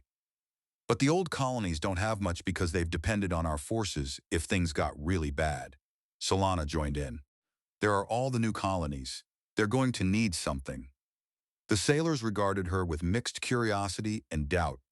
Where are the new colonies going to get ships? The older sailor asked. It takes a while to develop shipyards. They can probably get our old ships cheap, the officer remarked. He turned a tired, cynical look on Solana. Are you going down and out? Let them know Earth has a lot of warships with plenty of light hours of sailing time left on them, just drifting in the Ghost Fleet.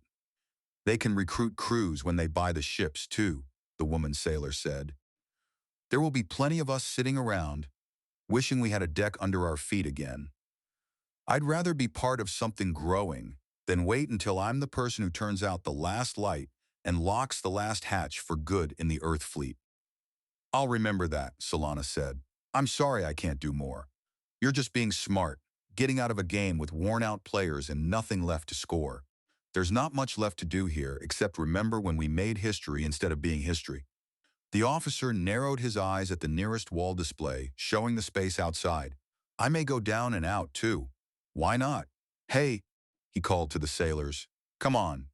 I'll buy you all a last round before the final crew of the Marquez breaks up for good. The sailors headed toward one of the bars, while Solana continued on and boarded her shuttle. She adjusted the image on the entertainment panel at her seat until she found the 3 long, narrow destroyers lying near the transfer station. Beside the bulky merchant ships clustered around the station, the destroyers looked exactly like what they had been built to be. Predators, 3 barracudas, drifting among thick-bodied, slow-moving fish. When she touched the images, the data that appeared labeled all 3 simply as INAPS surplus. No names. Nothing left to acknowledge what they had done for Earth or the people who had served aboard them. Only INAPS surplus. In a way, it seemed like a fitting symbol for what Earth itself was becoming still present, but passive now, and no longer obeyed by the children it had sent outward to sow the stars. Stepping aboard the new ship Tanagawa was a relief, a break from thoughts of erosion and decline. She dropped her baggage onto the bunk, in a stateroom barely big enough for her, and the 3 other women assigned to share it. Between the mid-size carry-all and her backpack, she had brought little. Mars had taught Solana early, in its vicious shantytowns, that attachment to possessions was a fool's habit. The wall displays, one mounted beside each bunk, all showed the route the Tanagawa would follow down and out beyond the old edge of settled human space and farther along the spiral arm of the galaxy toward the Milky Way's center. Solana magnified the display to study the crooked chain of jumps the ship would make from star to star. Another woman entered and claimed the remaining lower bunk. How far are you going? She asked Solana. All the way. Seriously? I'm just going back to Indra. She stretched out across her bunk. Old Colony is fine with me. Have you ever been in jump space? No, Solana admitted. Is it as bad as they say? Not at first. It gets worse with each day. It will only take 6 days to reach Indra. which will just leave us feeling uncomfortable. The longest jump you're going to face after that is about 2 weeks. Your skin will feel like it belongs to someone else by the time you end that jump. Solana sat on her bunk, still looking at the path ahead. She knew why ships had to move star by star instead of skipping systems. Part of it was technical. Jump drives simply lacked the range to go beyond the nearest stars from whichever system a ship departed, and part of it was human. As her new roommate had just said, longer stretches in jump space made people increasingly uncomfortable. Too many unnerving rumors already circulated about what had happened to crews who had remained there too long. Have you heard anything about piracy beyond the old colonies? It's happening, her new roommate said. That's about all I know. The more isolated the star, the worse your odds are. I've heard ships are getting waylaid more frequently the farther out you go. Enough ships that people are starting to talk about doing something. But it's all just talk. I doubt anything will actually be done. Aren't the old colonies worried that it might spread their way? We've always been safe enough. It's not our responsibility to bail out a bunch of malcontents who headed down and out and ran into trouble. That answer did not invite much more conversation, so Solana shifted topics. It'll take 2 weeks to get to the first jump point? Yeah, her somewhat more seasoned space-traveling roommate replied. The Tanagawa is faster than the average freighter, but not nearly as fast as a warship, so it'll be 13 and a half standard days from Earth orbit for us to reach the jump point for Indra. You know how the jump drives work, right? Space gets stretched by the mass of stars, Solana said. That creates thin spots in the fabric of the universe that ships can use to enter and leave jump space. Jump points are the thin spots that give access to thin spots at other stars. We can't just jump from anywhere. I've heard jump space is gray. Ha! The woman's laugh made Solana jump. It's the gray to end all grays. A gray so gray that you can't even imagine any color in it. It's the most boring kind of space imaginable. Except for the lights, whatever they are. Have you heard about them? They show up sometimes, then go away. What are the lights? Solana asked. What causes them? No one knows what they are yet, but they'll find out soon, I'm sure, her roommate said with easy confidence. You're a lawyer, aren't you? No, Solana said. Sorry, are you a physicist? Me? No. My job's a lot more difficult than physics, Solana said. Conflict resolution? Conflict resolution? At least you'll have job security down and out, the woman from Indra observed. You're originally from Earth? There was no chance Solana intended to tell this woman the truth. Yes, and you're going to the end of the line? That's Ladoga? Right, Solana said. What's so special about Ladoga? I'll find out when I get there. What's the problem? Renville Ashita demanded. That's what I'm trying to find out. The doctor, a young man with a hard face and a medical patch, on one shoulder pointed Renville toward a seat inside the asteroid way station's tiny infirmary. Shut the door, sit down, and shut up. After spending a couple of weeks at the station, with both patience and temper badly worn down, Renville briefly considered turning around and walking out. But he had learned over time to choose his confrontations carefully, and if he decided later that this deserved one, there would still be plenty of opportunity. He shut the door and lowered himself onto the platform the doctor indicated beneath a wall-mounted universal scanner. The doctor stopped long enough to key a couple of commands into his compad, then looked at Renville with a level, expressionless stare.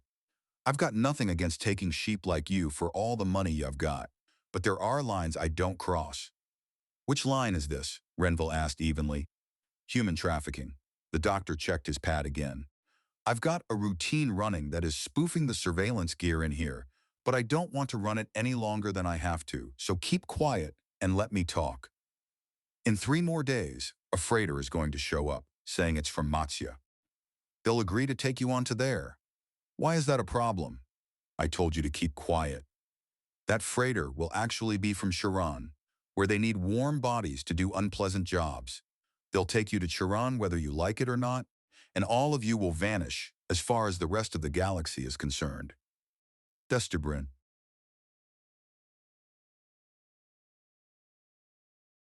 Chapter 3. We're going to be kidnapped? Renville said. That doesn't make sense. Why? Because of all the technology available these days. I told you there's a shortage of people in Charon's star system to handle the sort of hard, back-breaking jobs that Charon needs done and their own people don't want to do. Forced labor, Renville said. Why aren't they using machines for those jobs? Because those machines may be commonplace in the old colonies, but they are scarce and expensive out here, and keeping them running is expensive. Importing stuff like that also costs a lot of money, but you guys have paid your own way out here. The doctor showed his teeth in a smile with no warmth in it. People are adaptable and versatile and relatively cheap, and if one breaks, they are very easy to dispose of.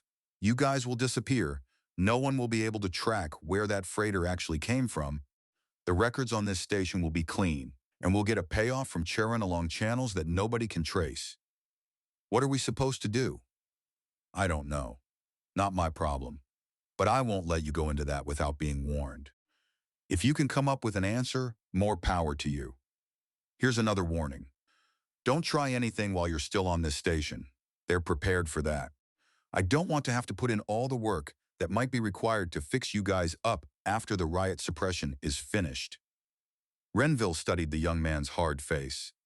What if I threatened to tell them that you warned me unless you help us? The counterfeit smile flickered back and vanished again. I'll say you're lying. And before you say they'll scan me to see if I'm lying, I'm the one who set up the parameters on the scans. I've already rigged them so they'll always say I'm being truthful, and no one else on this station has the skills to know differently. He lifted an injector. I'm supposed to tell you that you've got a developing immune ailment that this shot will cure. It's actually a compliance drug. Knocks down your ability to think independently and resist instructions. You've become the leader of your group, and the people running this station don't want you leading. Lower doses of the same stuff will be fed the other refugees with you in your meals starting today. Just enough to keep them a little complacent until all of you are locked down on that freighter. After you leave this office, act a little confused, a little hesitant, like someone with a few too many drinks under their belt trying to play chess. Thanks, Renville said. The doctor gave him a single nod, then touched his pad again. That shot should take care of it, he announced for the surveillance systems, setting the injector down as though he had just administered it. I feel a little dizzy, Renville complained, going along with the act. That's normal. Don't worry about it. Okay, Renville said. He stepped out of the infirmary and immediately noticed, a short distance down the corridor, a pair of way station crew members who looked very much like men pretending not to monitor him. Renville halted and glanced uncertainly in both directions, started off the wrong way, then paused and slowly turned to pass them. A faint snicker followed after he moved beyond them. Renville acted as though he hadn't heard it. During the brief walk back to the refugees' quarters, he worked on how to warn Kaya Bryn without anyone else picking up on it. He still had no clear idea how they were supposed to escape this situation, but he was completely certain that telling Kaya had to come first. Still not interested, she told him, when he proposed they get together in his bunk. But I really need you, Renville said in a quiet voice. He tapped lightly on the table before him. 3 times fast, 3 times with a pause between them, then 3 times fast. Kaya tipped her head a fraction as she looked at him, and only her eyes betrayed that she had understood the message. Oh, why the hell not? Your bunk? Tonight? The communal sleeping area offered little privacy, so anyone wanting personal space relied on blankets and mutual pretense. Kaya was sprawled on top of him beneath a couple of blankets, her lips close to his ear, her voice barely above breath and edged with warning.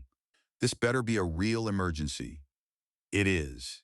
Renville lowered his voice as far as he could and whispered the doctor's warning to her. When he finished, Kaya remained silent for several minutes, thinking. At last, she spoke in the same near-silent murmur. That doctor is right. I've been checking things out. They can flood this room with gas, and they've got a good supply of anti-riot gear. We wouldn't stand a chance if we tried something here. What about on the freighter? Marines do that stuff, right? Her breath brushed his ear with a tiny laugh. I'm one Marine, no gear, and they'll be ready to lock us down on the ship. No. We have to take over the shuttle that the freighter sends for us. Then what? Renville asked. There's no place else to go in this star system, and a shuttle can't jump between stars. We wait for another ship. I looked at the schedules before I booked this trip. It shouldn't be more than a couple of days after we take the shuttle before another ship shows up. She said it as if it were straightforward, but Renville pictured all of them jammed into a shuttle with life support never intended for an extended stay and only limited food and water. Still, he had nothing better to offer. All right, what do we do? They're watching you. You act compliant like they expect. Keep everyone else calm. I know a couple of people who can help us, and as long as the way station crew keep their attention focused on you, I should be able to set things up. I've been careful not to act too smart, so they think I'm just a dumb Marine. They won't watch me too closely, as long as nothing tips them off. How are we going to go over the plan? Renville objected. How are we going to decide things? We can't hold planning meetings and debate options, Kaya said. You've given me a job to do. Can you trust me to do it? That was difficult, very difficult. Everything now hinged on what Kaya would do, and surrendering control had never sat well with him. Not in business, not in politics, not in marriage. And those things had turned out so wonderfully, hadn't they? Maybe it was time to stop trying to manage the entire universe and confine himself to doing his own part. Besides, she was right. The more they discussed details, the greater the risk that the station crew would grow suspicious and perhaps learn too much. All right, Renville finally said. You trusted me from the start. I'll trust you. I'll do everything I can to make them think we're all being nice, happy, dumb sheep, so they won't be prepared for any trouble, and they'll tell whoever is on that shuttle that there's nothing to worry about. And I'll set things up to take the shuttle. Even though Renville had to admit that everything he knew about hijacking a shuttle came from action vids, and he strongly suspected action vids had almost nothing to do with how such things actually worked. It was still a lot to swallow. What if you run into problems? I'll let you know, Kaya said. If everything goes fine, we'll just talk openly like we have all along, but you'll act compliant. Wow, it's a good thing I don't have to try acting compliant. I'm not very good at that. I'm not surprised to hear that, Renville said. When I make my move on the shuttle, you back me, do whatever you need to do to help me, and keep the other passengers from freaking out. Okay. Then another thought struck him. Why are you sure I'll be able to back you up when you need it? That I'll be able to improvise whatever needs to be done? Because you're pretty sharp, Kaya said. If I do need to tell you anything, I'll arrange another meeting like this. Otherwise, I'm off to do some thinking. You're leaving? Renville asked. Failing to fully hide his disappointment, she gave a soft laugh against his ear. Yeah, sorry. You'll get over it. What if I don't? I'll feel real bad about that, she said with another laugh. Kaya threw the blankets back and slipped off him, leaving Renville lying there in the dark with worry knotting inside him and frustration close behind it. 3 days afterward, one of the way station employees casually told the stranded passengers from the Edmund Cross that a Matsya freighter called the Reginald Voss had reached Nordry and would send a shuttle for them in a few more days.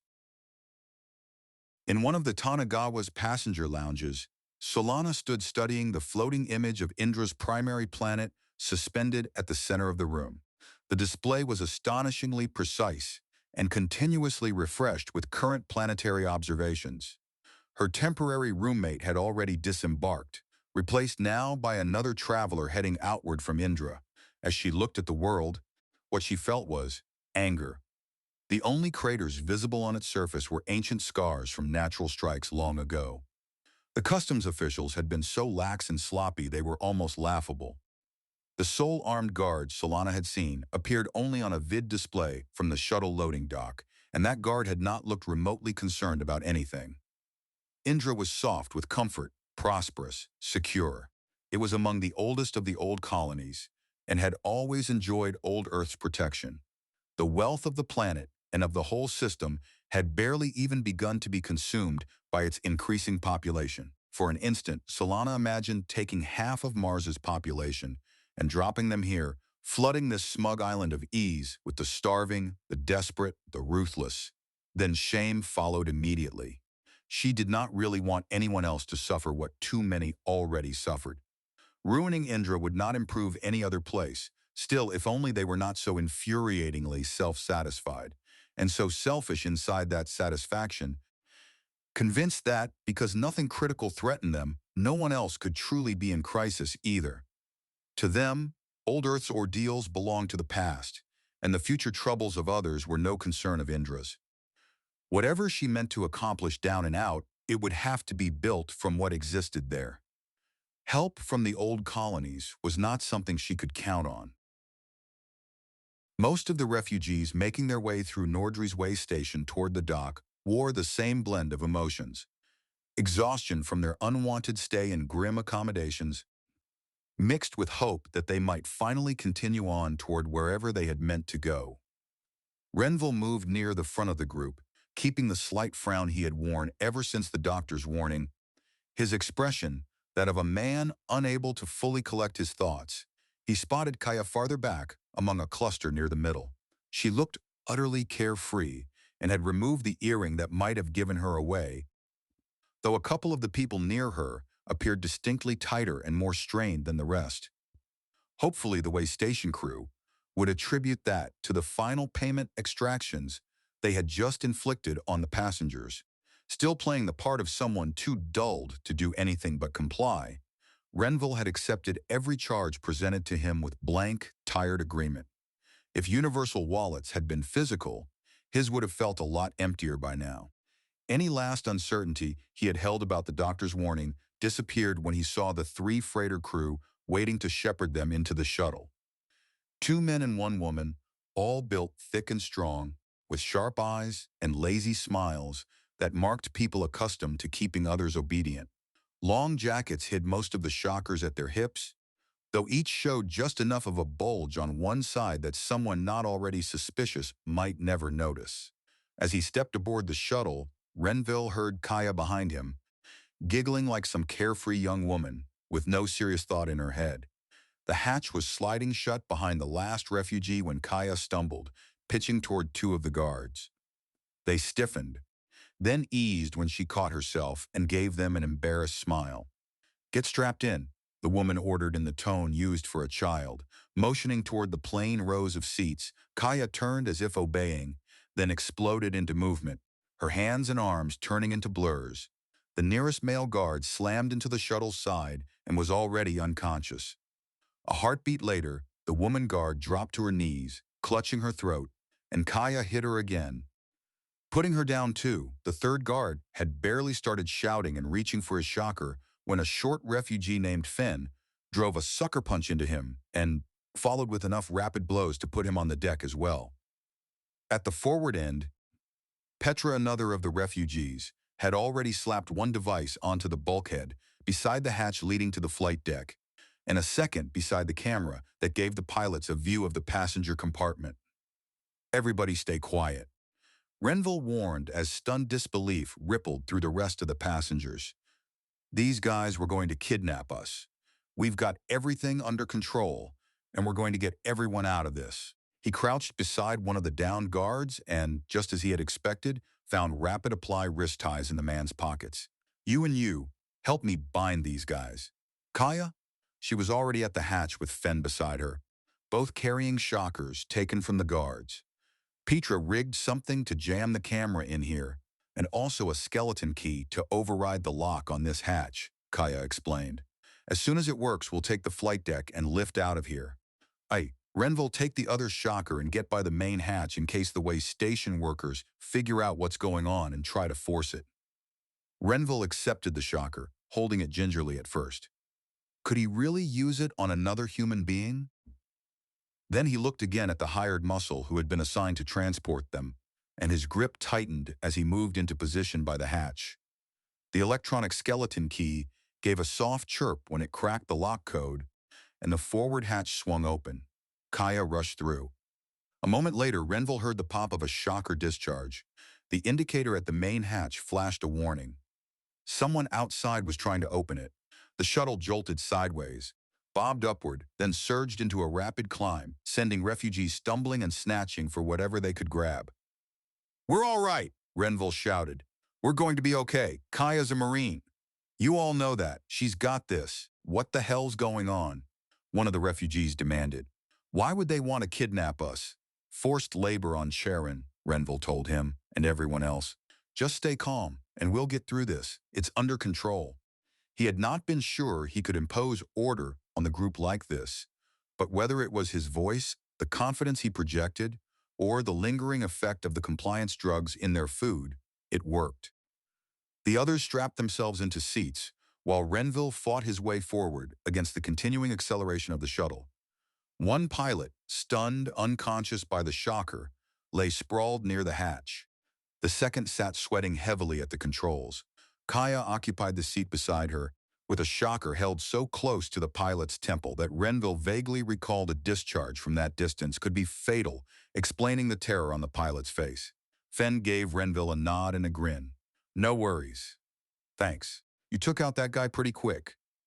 Fen's grin widened. When you're a small guy, you learn how to take down big guys. Where do you want us to go, boss? Kaya asked Renville without taking her eyes off the pilot. He bent forward far enough to study the display in front of the pilot. The Charon freighter stood out easily, only a light minute away. So did the markers for Nordry's jump points. Head for the jump point the Edmund Cross arrived at, Renville said, indicating it. Any other ships coming in should show up there. How much endurance do you think this thing has? The pilot snarled, fear tightening every line of her face. With all those people aboard, life support won't last more than a few hours. We can do better than that, Kaya said. Petra is checking it over now. Petra has some unexpected talents, Renville remarked. She's an engineer, Kaya said. The sort of engineer who has trouble just following instructions and refuses to overspecialize. There are advantages to being part of a group of misfits, Renville said. Looks like you did everything that we needed. Kaya flicked a glance at him, then returned her attention to the pilot. You thinking you didn't do much? You identified a big problem, figured out who to task with dealing with it, then let her do the job without trying to interfere or micromanage. You kept an eye on the big picture and trusted me to do it right or let you know if there was a problem. And when everything went down, you backed me up. That's a pretty good boss from my point of view. Even with tension twisting inside him, Renville found himself smiling. You're saying I did something right? Yeah. Sorry to ruin your perfect record of failure. We're not out of Nordry yet. The pilot broke in. I don't know what anybody told you. We're just regular merchants. We were just going to take you to Valhalla? Matsya? Renville said. Yeah. I've already searched your co-pilot. His ID is from Charon. Where's your ID from? Kaya asked, tapping the pilot's forehead with the shocker. Your co-pilot was carrying a military-grade pistol before I took it away. Lethal weaponry. What's that doing on a regular merchant? If you want to get out of this without a prison sentence, Renville said, you'll cooperate with getting us another ride out of this star system. None of this was my idea, the pilot insisted. Then you'll be happy to help us, won't you? They won't just let you walk away with their shuttle, the pilot said. The ship is going to come after us. Do they have any weapons? Kaya asked. Yeah, a pulse particle beam. Renville noticed the tiny pause before she answered. You know, he said, I have some experience as a politician, so I know it takes a little longer to think up a lie than it does to give an honest answer. If that freighter wants to chase us, fine. He's got a lot more mass than we do, and not all that much thrust. He'll take a long time to catch us, and once he's close, we can outmaneuver him. This shuttle is expensive, the pilot said. They won't let it go. They'll wait until life support on this bird is failing, and you guys have to give up or die. We'll find another ride before then, Renville said, with a certainty he did not truly possess. A day and a half later, Renville Ishida was finding that false confidence harder to maintain than ever before. Toxic levels in the air are close to critical. Kaya Bryn told him in a low voice. Renville glanced back at the other refugees. They sagged in their seats, all showing what 36 hours of almost no water, no food at all, rising heat in the cabin, and steadily worsening air had done to them. How long do we have? Petra gave a weary shrug, looking like someone who had spent a full day laboring under a brutal sun. I've tweaked the gear as best I can. Maybe 6 more hours before people start passing out. About 8 hours maximum before we start losing some of them. He looked forward to where Fen was watching the pilot. The freighter had, as promised, gone after them. Too slow to overtake the shuttle quickly, but able to remain a few light minutes behind. The shuttle itself had never been intended for prolonged acceleration, and the pilot had been warning with growing desperation that the fuel reserves were running dangerously low. I figure we've got about 4 hours left before we'd have to give up. If we wait longer than that, some of these people will die before we could dock with the freighter. Petra nodded. That's probably right.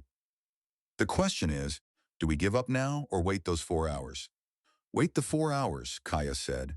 We're not beaten yet. I don't see how it makes much difference right now, Petra said. I'd hate to cut it too close. I think we should give it up to make certain we don't lose anyone. Kaya turned to Renville. Fen already told me he doesn't want to have to decide life and death for people. So I guess your vote decides it. Kaya and Petra both watched him, waiting. If there had been anyone else available to dump the choice onto, he would have done it instantly. The thought of someone dying because he made yet another bad call was unbearable. But so was the chance that another ship might appear only after they had surrendered. Kaya wanted to hold on, though, and if he had to choose whose judgment he trusted, hers would rank near the very top. Let's keep heading for the jump point, Renville said. For how long? Petra asked, already sounding resigned. You said it. If nobody has shown up in the next 4 hours, we'll have to give up. Live to fight another day, Kaya corrected, grinning as she swiped sweat from her face. If it comes to that, Charon is not going to be happy they caught me. Here too, Petra agreed. Renville looked away. With his political instincts, he might be able to maneuver upward even inside some forced labor system. If he were willing to leave Kaya and Petra and Fen behind, maybe betray them. He was sick of thinking that way. Yeah, he said, nodding toward the rest of the refugees. If it happens, we'll make Charon regret catching us. Is the shuttle's distress beacon still on? Yes, sir, Kaya said. It's on the emergency rescue setting. That won't help, Petra said, unless somebody shows up in time to respond to it. Truth, Kaya admitted, but it can't hurt. And if anyone shows up, they'll know right away that we need help. Petra shrugged in a gesture that surrendered the argument to Kaya and Renville, then slowly straightened and made her way carefully toward the rear to check on the others. Renville watched her go, feeling bleak. How the hell did I end up here? He said, not expecting Kaya to answer, but she gave him a sidelong, knowing look. You tell me, do you want the truth? Usually. That pulled a faint smile from him. You know I'm a failure. No, Kaya said, shaking her head. I know you've said that you've failed at a lot of things. Not the same. All right, Renville said, if that's how you want to see it. I've admitted to trying to micromanage everything, but I haven't told you or anyone why. Kaya shrugged. Does the why of it matter? Yeah, it does. Renville paused, tasting bitterness that had nothing to do with the foul air in the shuttle. Micromanaging lets you pretend to control things without understanding them or caring about them. And that's what I've done. I've never cared enough about anything to really try to understand it. Even my marriage. She should have been everything to me. Instead, I let being in charge be everything to me. Kaya lifted one eyebrow in visible disapproval. You didn't love her? I thought I did. I swear I thought I did. But what I loved was the thought of her being in love with you. Renville stared at her. Yeah, I guess so. So I gave up. That's the truth about me, Kaya. I'm out here because I'm looking for something that will make me care enough to try enough to be something other than a serial failure. Kaya glanced around the shuttle cabin. It looks like you cared enough about not becoming slave labor to try. Yeah, but assuming we get out of this, was it just you? Kaya interrupted. Or did you care about what happened to the rest of us? He took a moment, trying to sort out what merely sounded right from what he truly felt. Yeah, I cared about the rest of you. Say we get out of this, we're home free. How many other people have already been hauled to some place like Charon? Can you care about them? What about other places? This can't be the only star system where someone is taking advantage of the lack of adult supervision. There must be others, yeah. Renville shook his head. But that would be too big for anyone to tackle. One person couldn't make a difference. Did one person hijack this shuttle? Kaya sounded openly exasperated. You've been going through life solo, even in your marriage. Haven't you figured out teamwork yet? It's not that you don't care. It's that you don't want to share the credit for what goes right. Stop pretending it's anything else. If it's worth doing, it doesn't matter who gets credit. What matters is that it gets done. For almost a full minute, Renville sat without speaking, searching for some argument that would knock down Kaya Brin's blunt assessment. He found none. He tried to summon anger instead. That failed too. But for once, those failures did not feel like losses. I'm going to think about what you said, Kaya. Thanks. She flashed him a grin. You're welcome for the chewing out. And lucky you, we've got nothing much else to do for the next few hours but think. The next 3 hours might have dragged even more if the worsening stench and toxicity of the shuttle's atmosphere, combined with Renville's mounting exhaustion, had not kept pulling him into brief lapses of unconsciousness that resembled neither real sleep nor rest. Fortunately, the same sluggishness was keeping the other refugees from spiraling into panic or insisting they surrender immediately. When the last hour began, he returned to the flight deck, where Kaya had replaced Fen and was once more keeping watch over the pilot. How much longer are you going to do this? The pilot asked Renville in a flat, drained voice. A little while longer, he replied. The kids will die first, you know. I've heard that, yeah. How long do they live on Charon? What do you make them do? I'm not a player in that, the pilot denied. But the pretty ones. I've heard it's ugly for them. How do you play at all with a system like that? Kaya asked, angry enough that her finger twitched toward the shocker trigger pointed at the pilot.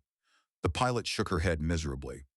You go along with something, then something else, then a little more, and before you know it, you're neck deep and can't see any way out. I'm not proud of myself. I'm not like those 3 apes who were going to guard you. They like treating other people like cattle. I just got stuck in it before I knew what was happening. Maybe you can help us even if we give up, Renville said. Give us some aid after we've been captured.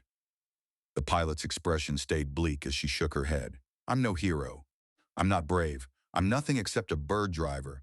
But the kids, I try not to think about it. I'm not going to stick my neck out.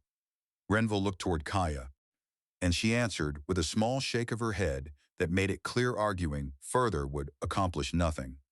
45 minutes remained before the choice could no longer be delayed. Then something changed on the display.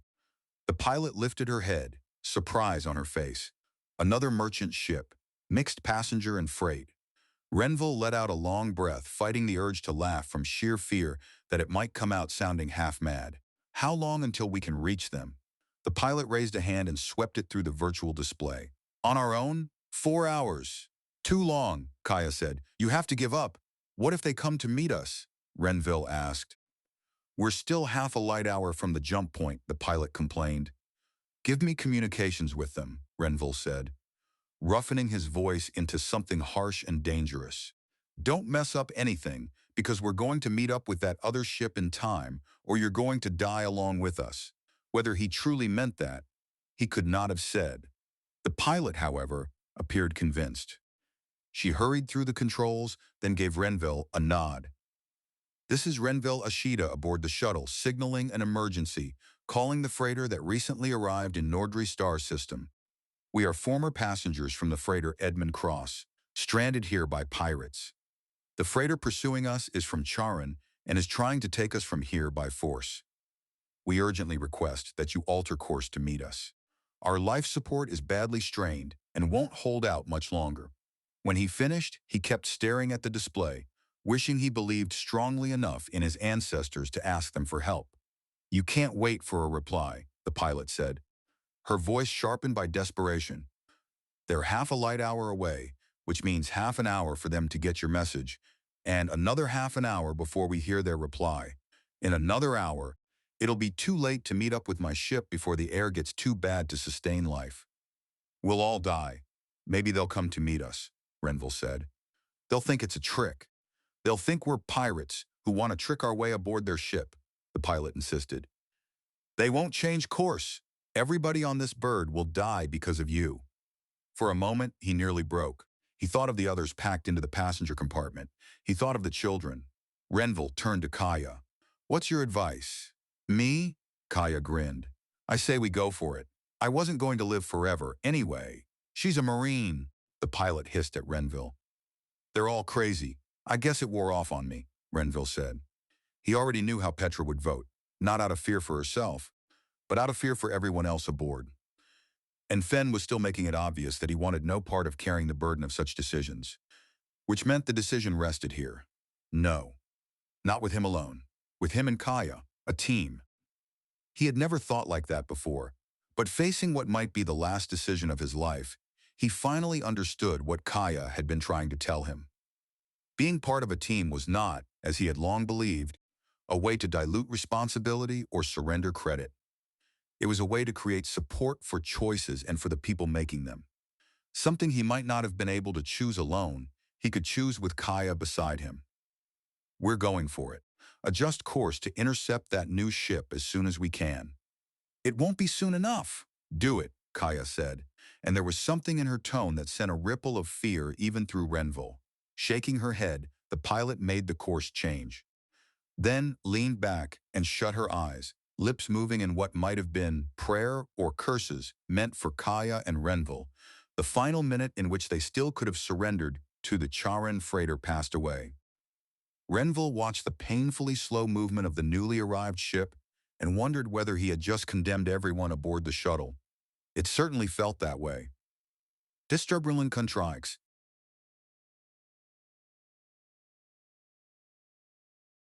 Chapter 4. They're adjusting vector, Kaya commented. Isn't that what's happening? She prodded the pilot. The pilot opened her eyes and studied the display, amazement growing across her face. Yeah. About 20 minutes ago, they started coming over and down toward us. But they couldn't have gotten your message yet when they did that. Why would they do that? The distress beacon, Renville said. It's been transmitting for hours, so they would have heard that as soon as they arrived at the jump point, right? They must have reacted to it. The pilot's hand swept across her controls. We might make it. If they keep coming over to close on us, we might make it. I'll tell Petra to keep us alive until we meet up with that freighter, Renville said. He staggered back to the passenger compartment, feeling weak from more than just the poisoned air. There's a ship on the way to pick us up, he shouted. A big, new, beautiful ship. 20 minutes later, Renville was back on the flight deck when a transmission arrived from the newcomer, one that had clearly been sent shortly after it entered Nordry. This is the Tanagawa, Indra Star System Registry. We have received your distress signal and are altering vector to meet you. Solana Reyes sat at one side of a small square table. She had been invited into the meeting because the ship's records showed prior experience in conflict resolution. Across from her sat the Tanagawa's executive officer. The security chief occupied the seat to her right. On her left sat a rumpled, weary-looking man named Renville Ashida, who had taken charge of the refugees from the shuttle. Pain lingered on his face and now and then sharpened into a wince. Are you all right? The executive officer asked. Yes, sir, Renville Ashida replied. He lifted a hand toward his temple. Your ship's doctor said the headache is because of the life support problems on the shuttle before you picked us up. It should go away soon. The freighter Reginald Voss has demanded that we turn you over to them to face charges for hijacking their shuttle, the security chief told Renville. We told you what happened and why we did it, Renville replied. What evidence we have, limited as it is, supports your version, the security chief said. We have complaints and warnings on file about the way station at Nordry, and we downloaded enough from the shuttle systems before letting it go to confirm that it and the freighter both came from Charon, as you say, and not from Matsya, as they claimed. That's enough for me to recommend to my captain that we not surrender you. But none of that is enough to build any sort of case against either the way station or the freighter, even if there was somebody who would act on that evidence. My recommendation is that you all write this off as an expensive detour that could have been a lot worse. What about the piracy? Renville Ashida asked. Technically, the executive officer said, Earth law applies here and everywhere in human-occupied space. But, in practice, there's no one to enforce that law. Local regulations push for whatever they can get away with, and unincorporated star systems like Nordry can get away with a lot. If they actually attacked a ship from Indra like ours, then Indra would do something. But they're too smart for that, Indra might do something. The security chief muttered under his breath. Solana nodded. You're right. Indra would probably send a complaint back to Earth, and maybe a year later you'd be told to take care of it yourselves. She turned toward Renville. But Earth law can help you somewhat. When the way station charged you those exorbitant prices for services, did they download all of the charges through the universal wallets you carried? Yes, Renville Ashita said. How else could they do it? We had all our savings on those wallets. A smile touched Solana's face. Under Earth law, you have the right to cancel and dispute charges you believe are unjustified. Get out your wallet. Enter EULs 281-236.17722. He took out the wallet, keyed in the number string, and stared at the result. It says I can cancel those downloads and get all my money back. How is that possible? I came from Hancock and bought this wallet in that star system. The laws on Hancock allow me to dispute charges but not to cancel them. Earth Universal Legal System does permit it, Solana said. And, as noted by this ship's officer, Earth law still technically applies anywhere in space. That cancel and dispute charges capability is in all the Universal Wallet software. The initial versions written on Earth required it, and all subsequent versions everywhere else have retained it, because in most cases, they didn't even know it was in there. The corporation running the way station can respond to your dispute, filing a legal claim for you to pay up, but they'll have to file it in Earth courts to unlock the charges you downloaded at that way station. The Tanagawa's executive officer laughed. How long would a case like that take? By the time everything was done and appealed and resolved and communicated across so many light years? At least 10 years. I just enter this? Renville Ashita asked, looking from the wallet back to her as if she had appeared by magic to grant him a miracle. Yes. At that point, the funds are back in your wallet.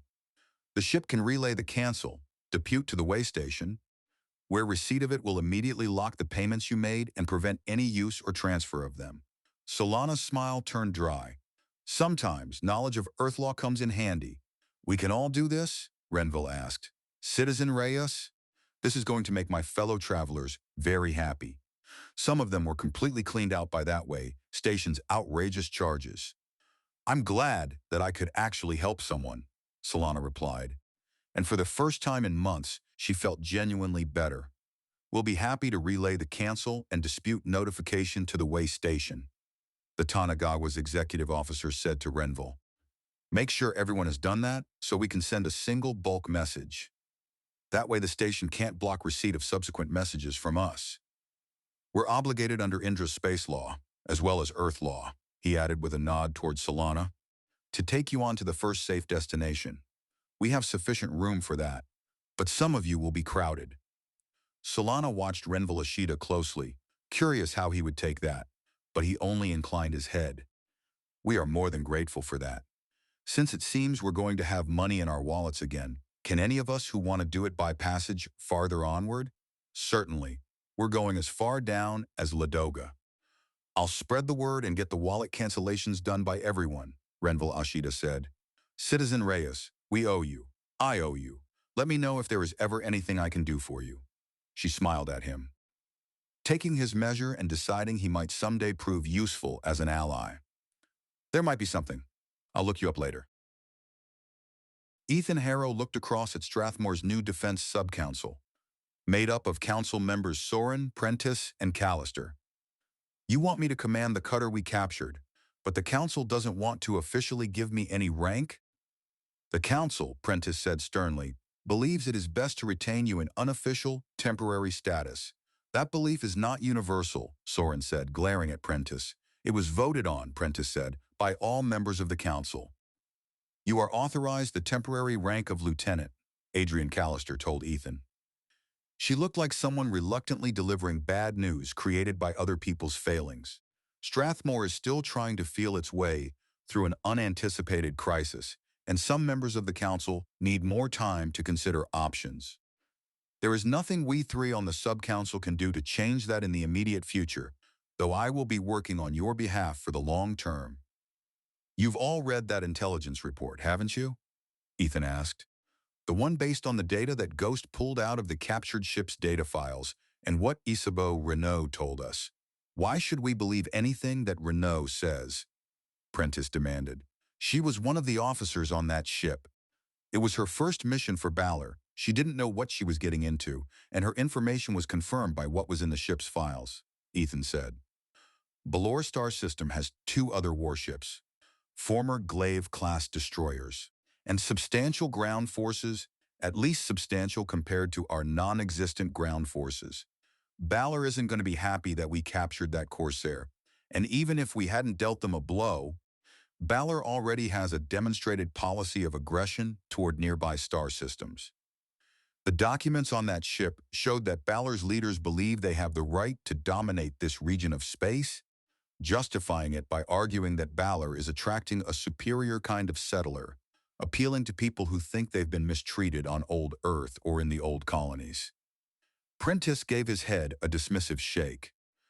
Nearly everyone heading down and out has some grievance against their lives on old Earth or the old colonies. We can't be suspicious of all others because of that. We dealt Balor a strong rebuff when they threatened us. They will most likely turn their attentions to less risky ventures in the future and perhaps seek cooperation. That is how bullies act, Soren said. In the unusual position of agreeing with Prentice, Ethan took a moment before answering, deliberately making sure his tone stayed even. The last thing he needed was for them to write off his concerns as emotion. With all due respect, Balor is clearly organized for aggression. We are not organized for defense. Not with one minor warship that has a skeleton crew and problems with its power core. Soren turned toward Adrian Callister. Damon Reeves has been contracted to bring the power core controls up to safe standards, hasn't he? Yes, she agreed. But Reeves won't be along when that ship leaves orbit for a mission, Ethan argued. He's training a volunteer, Soren said, as though years of specialized experience could be handed to someone else in just a few weeks. The old sense of futility washed through Ethan, painfully familiar from his time in Vanir's fleet.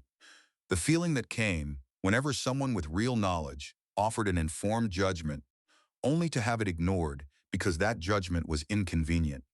Back then, he had often stood in the middle of that pattern, a junior officer trying to make senior officers listen to capable enlisted experts. I'm not sure I can commit to the assignment that Strathmore is offering, Ethan said. There do not seem to be sufficient resources dedicated to the task.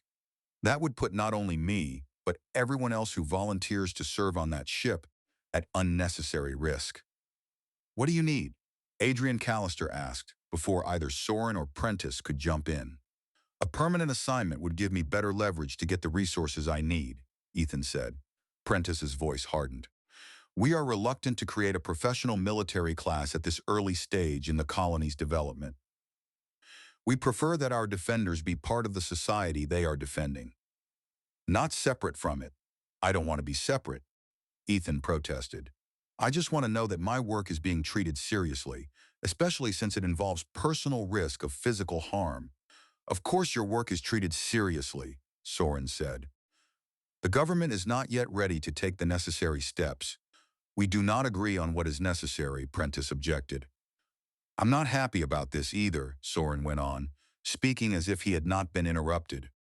But you know how important this is. If you don't do this, we don't have a good alternative. We're asking you, for the good of everyone in Strathmore, to dedicate yourself a little longer to the defense of the colony. Did any of them realize that the job Ethan had originally been slated to take overseeing construction for one of the colony's companies had already gone to someone else because he had been absent dealing with Balor's warship? If he refused this assignment, he would be left hunting for work in a colony where every position had been allocated before the colony ship had even departed Vanir. Maybe the police force. Hell, he would not be happy doing anything else. Not knowing whoever replaced him on that ship would lack the background to handle it. And what would become of the volunteer crew if their captain had no real experience? All right, Ethan said, but I will put on the official record what is needed and what we don't have. The council has to decide whether to hope Balor does nothing else or to be at least a little prepared when Balor does something else. He caught the faintly self-satisfied expressions on Soren and Prentice, both apparently certain from the start that he would not abandon other people to a bad situation, and he saw Adrian Callister give a slow nod. From her expression, she had expected the same outcome, but unlike the others, she was not pleased that he had been cornered into it. Lieutenant Harrow, Adrian Callister said, since you have accepted the assignment, and I thank you for that, I'll inform you that the Council has decided to name the cutter the Gale. The Gale? You mean like the weather event? Yes, she said. In the past, small warships have occasionally been named for violent weather. Since the Council couldn't agree on any other name honoring individuals or places, we chose something that no one could object to. It's a proud name, Soren objected. There have been many ships carrying the name Gale in human history. Yes, Adrian Callister repeated. That is true. We trust you and the crew of the Gale will be sufficiently inspired by the heritage of its name. Ethan could not tell whether she meant that sincerely or sarcastically. I'm sure we'll do our best. He said his farewells, then left and headed toward the shuttle landing area to catch a ride back up to the captured warship. The Gale. It was not a poor name. It was respectable, and at the moment, Ethan liked it far better than the idea of naming the ship after a politician. Ghost was waiting for him outside. Have you got a job? She asked, falling into step beside him. Officially, no, I think, Ethan said, but unofficially, yes. You should have told them no, she said. Yeah, but I couldn't. She looked away as they walked. So you're going back up into orbit? Yeah, he said again, feeling split inside. He enjoyed being with her, and the sight of her waiting there after the meeting had lifted him more than he wanted to admit. I'm sorry I won't be around. I've got plenty to do. She brushed off the sentiment with a wave. I know, but Ghost. What? I'll be thinking of you. He heard for himself how inadequate that sounded. At last she looked back at him. Are you saying that I shouldn't get another contract where you might be considered to be my boss? I can't tie your hands, Ethan protested. I can't make decisions when you can't make up your mind, Ghost said. By then they had reached the shuttle pad. Take care of yourself. You too. He left her there and boarded the shuttle, angry at himself for everything he had failed to say. But would he even have meant those unspoken words? He was heading back to the ship, likely for an unknown stretch of time. And assuming Ghost wanted anything serious at all, he doubted she would want a relationship that looked like that. As the shuttle rose, Ethan found himself reflecting on the absurdity that commanding a warship and facing its endless strain seemed easier than sorting out what he wanted where Ghost was concerned. Looking for a distraction, he turned his thoughts to Balor. 2 destroyers. If even one of them arrived at Strathmore, and all that stood against it was a single bucket with a jury-rigged crew, his career in command might prove very short and end very badly. Ghost would probably be better off if nothing happened between them. Damnin. He was thinking about her again. Solana Reyes leaned back and rubbed at her forehead, worn down by the effort of digging through the Tanagagwa's latest data on the newer colonies. Perhaps some of what she felt came from the strain of being in jump space. But it was not only that. She decided she needed to walk, to get a drink, and to talk through all of this with someone. The problem was deciding who. She had kept herself from mingling much with the other passengers from old Earth, afraid that some careless word or gesture might betray that she had been born and raised a Red. She had lost track of ship's time badly enough that when she finally checked, it turned out to be much later in the vessel's day than she had thought. Even so, the lounge she paused to peer into was full, every table occupied. There was simply very little else for passengers to do in jump space. Solana began to turn away, then stopped and narrowed her eyes at a table with only one person seated at it, a man she recognized. She had been wanting someone to talk to. Hi, Solana said as she stepped up beside the table. Renville Ashita looked up with a start. Oh, hi. The Old Earth lawyer, right? Solana laughed. Old Earth, yes. Lawyer, no. I passed the ethics exam, so they booted me out of law school. Are you in the mood to talk? What about? I mean, sure. Renville Ashita motioned toward the empty seat across from him. I wanted to talk about what happened to you, Solana said, and what's happening everywhere down and out. He gave her a crooked, self-mocking look. You're the second person I know who has brought that up. I'm realizing that's a subject I know too little about.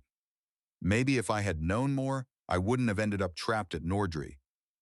I actually want to bounce some ideas off you, if that's okay, Solana said as she sat. Your original ship got taken by pirates, then you got fleeced on the way station, and finally you were nearly shipped off for forced labor. Yeah, except for that, it's been a great trip so far. He had humor, even now. She appreciated that immediately. What are you planning on doing now? I was thinking about filing a complaint, maybe bring charges, Renville admitted. But who would I complain to? Who would actually do anything? Is there anybody? No, Solana said, which was why you had to risk your life escaping on that shuttle. She looked down at the table for a moment, choosing her words, then met his eyes again. Do you know what the ship's officers have said about you? Renville shrugged. Did the words stupid and crazy come up? They did, right? No. They said you had a lot of courage to do what you did, and that without your leadership, none of you would have gotten free of that ship from Charon. He laughed and shook his head. I didn't do that much. Without Kaya Bryn, we wouldn't have made it. Kaya Bryn? She's? The former Marine from Hancock. He paused, staring down into his drink. For some reason, she thought I was worth something. Solana realized he must have been drinking for a while. Excuse me? He laughed again. But there was an old hurt folded into the sound now. I haven't had a lot of success in life. Maybe I had something to do with us escaping on that shuttle, but if so, it's a, what do you call that? An anomaly. Then why did that Marine trust you? The other refugees from the Edmund Cross all said you were their leader. He turned his glass slowly in his hands, saying nothing for several long beats. Maybe. Do you think this new start stuff is true? That in the down and out, we can find a way to start over again and maybe not repeat the same mistakes? Solana gave a small shrug. Do you mean we as individuals or we as a species? Oh, hell. I've got enough to do with trying to start over my individual life. How could I make any difference to the species? He frowned, as if some earlier conversation or memory had resurfaced. If other people were trying to do something, Renville added, his voice trailing off uncertainly. She leaned in, forearms on the table. There are other people who want to do something. I'm one of them. Maybe you could be too. If you're the kind of leader who could help the others escape from Nordry, two people still isn't much. He frowned again, but this time the objection seemed directed inward rather than at her. No, it isn't, she said. But maybe even just a few people with the right skills, doing the necessary things while everything is still in flux and everybody else is still making up their minds, could influence a lot about what is happening out here. That would be a new start worth making, wouldn't it? He regarded her skeptically. A team effort? I have to admit that my sole success in life so far involved that. What things are you considering necessary? I don't know exactly. The question is, Renville. Can I call you Renville? Sure. Can I be personal? Solana asked. You've told me that you know what failure is, on a personal level. I've seen it on a planetary level. Experiencing failure is important. I'm glad to know it served a purpose, Renville said, sounding amused and bitter at the same time. People who've never failed, never beaten their heads against something that won't be fixed, tend to think that their own success in whatever they've tried is due only to them, Solana said. They don't realize the external factors that mess with the best plans, and they don't realize how aspects of themselves can contribute to problems. The frown returned, and for a moment Solana wondered whether she had pushed too hard. You haven't talked to Kaya Bryn? No, about what? Never mind. Renville gave a dry smile. Let's just say I see your point. I know how things can go wrong when everything you're doing should be right. But even two people who understand that wouldn't have much influence, not back on old Earth, or Mars, or in the old colonies, Solana said. Once a system gets fixed in place, all settled, it doesn't want to move, it doesn't want to change. But if you can catch it while everything is still in motion and make a few small shoves, maybe you can change how it settles out. He grinned. A little like Newton's laws of motion applied to human organizations? That's a weird idea. Renville Ashita paused, considering it. It might have a lot of truth to it, too.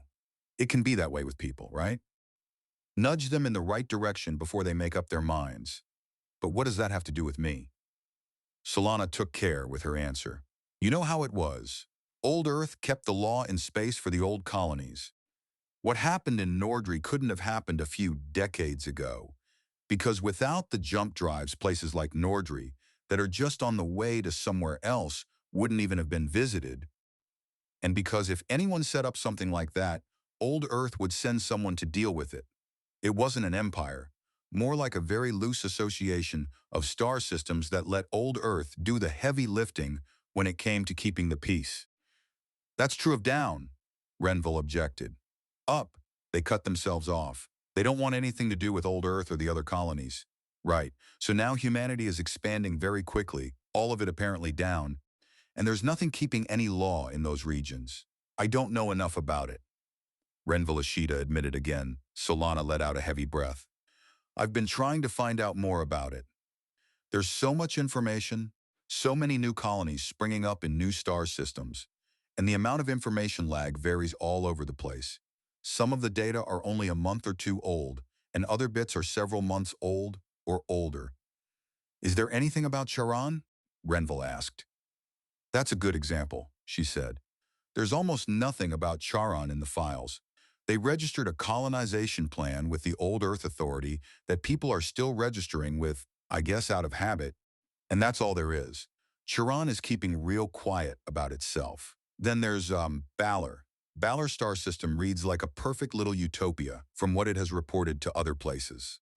But then I find information about Balor buying surplus warships and ground weapons from old colonies, and that doesn't sound quite so much like a utopia, does it? She spread one hand outward. And there have been some colonization expeditions that just disappeared, apparently going so far down and out that we've lost contact with them. Why would anybody go that far? Renville wondered. I don't know. A few of those ships were owned outright by business leaders who made no secret about being tired of what they called interference by governments. Maybe they wanted to be able to operate without laws and regulations that restricted their options. She gave a small nod as a memory surfaced. There used to be things on old Earth and on Mars called company towns.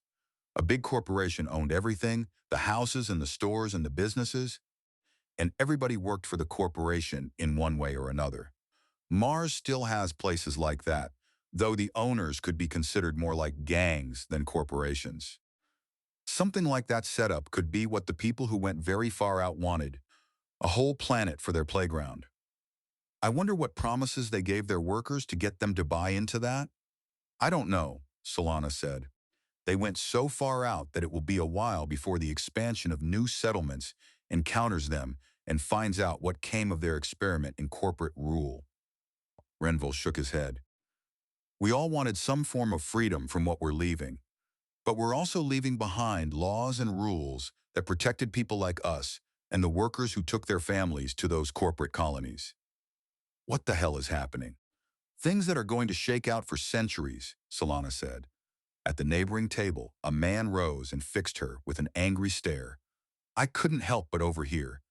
You're trying to make a case for some great landlord to keep us all in line, aren't you? We've had enough of that, on old Earth and on the old colonies. My people are finally going to have our own home, at a star we've already named Hibernia, and we'll thank you to keep your hands away from our home. Having faced down gang enforcers as a child, Solana returned his glare with calm flatness, utterly unimpressed. And what if someone else breaks into your home? What will you do? Tell them to leave off, or fight if we must. Fight? With what? And how well did that work on old Earth when it was just you by yourselves? Your home was never conquered. The man held her gaze for another moment, then shook his head. You know nothing of our history. I know more than you think. Solana said, having already identified his region of origin from his accent. Would you be a happier people with a happier history if you'd had strong friends to call on for help when invaders struck? And if others had known you had such friends, would they have ever invaded? He paused over that. That depends on what price the friends demanded. A friend wouldn't ask for more than you'd be willing to give, right? Solana said. I'm not interested in trying to force anyone into anything. But it wouldn't hurt for everyone to know who their friends are, just in case they need them, and to agree on any price before someone is in desperate need. I'll give you that, he said, his voice quieter now. Where are you from? Tucson. If she had told him the truth, he likely would have recoiled and checked that his universal wallet was still on him. Oh? If he suspected she was shading the truth, he did not show it. And where are you bound? Ladoga? Ladoga? At least that's easier to spell. He nodded once to Solana, then once to the silent Renville, who had merely watched the exchange and left the lounge. Renville studied her with a measuring expression. You are one cool actor. I'd hate to play cards against you. She shrugged. I've learned how to deal with people, but my experience in other areas is limited. I can talk one-on-one, but when it comes to groups, I'm not as good. Resting her chin on one hand, Solana regarded him thoughtfully. It would be nice to have someone working with me, someone I could count on if things get too hot, who could work with groups like I work with individuals. He dropped his gaze again and grimaced. I may not be the guy you think I am. Are you the guy you think you are? That drew a smile out of him. You sound like Kaya again, and that sounds like a compliment, Solana said. It is. Are you too? No. His smile tilted into something drier. Just good enough friends to be honest with each other. You know, I learned one of the reasons politics is so ugly is because people aren't honest with themselves. They want things, but they often don't want to pay whatever price those things demand. So they elect people to do the unpleasant bargaining and trading and trade-offs and compromises for them. And then they look down on those doing the dirty work. You don't think that's fair? Solana asked. Not if you're 100% honest as a politician, Renville Ishida said. Not if you cut the best deals you can for the people you're representing.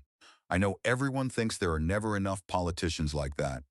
And I can't claim I was perfect. I made a lot of mistakes. I deserved to lose that election. But my recent experience in Nordry showed me I did learn from that, even if it did take a Marine to pound the lesson home for me. Still, if you want a partner in this stuff, you should know who you're getting. You're being honest with me? Solana asked. Yeah, he broke off and grinned. What kind of a politician am I? The kind I need.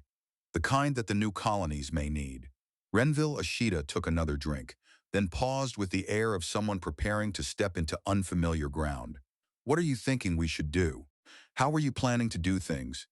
We need to start with one of the growing colonies, Solana said. Get in on the ground floor and use what we can do there as a lever. That's why I'm going to Ladoga.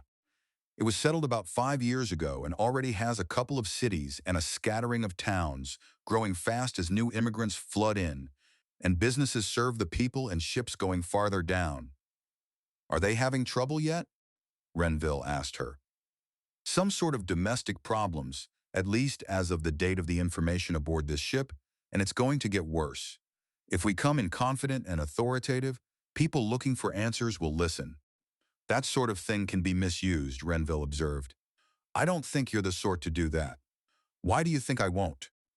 Because someone willing to manipulate others for their own benefit wouldn't have risked their own life helping everyone else escape from Nordry, Solana said.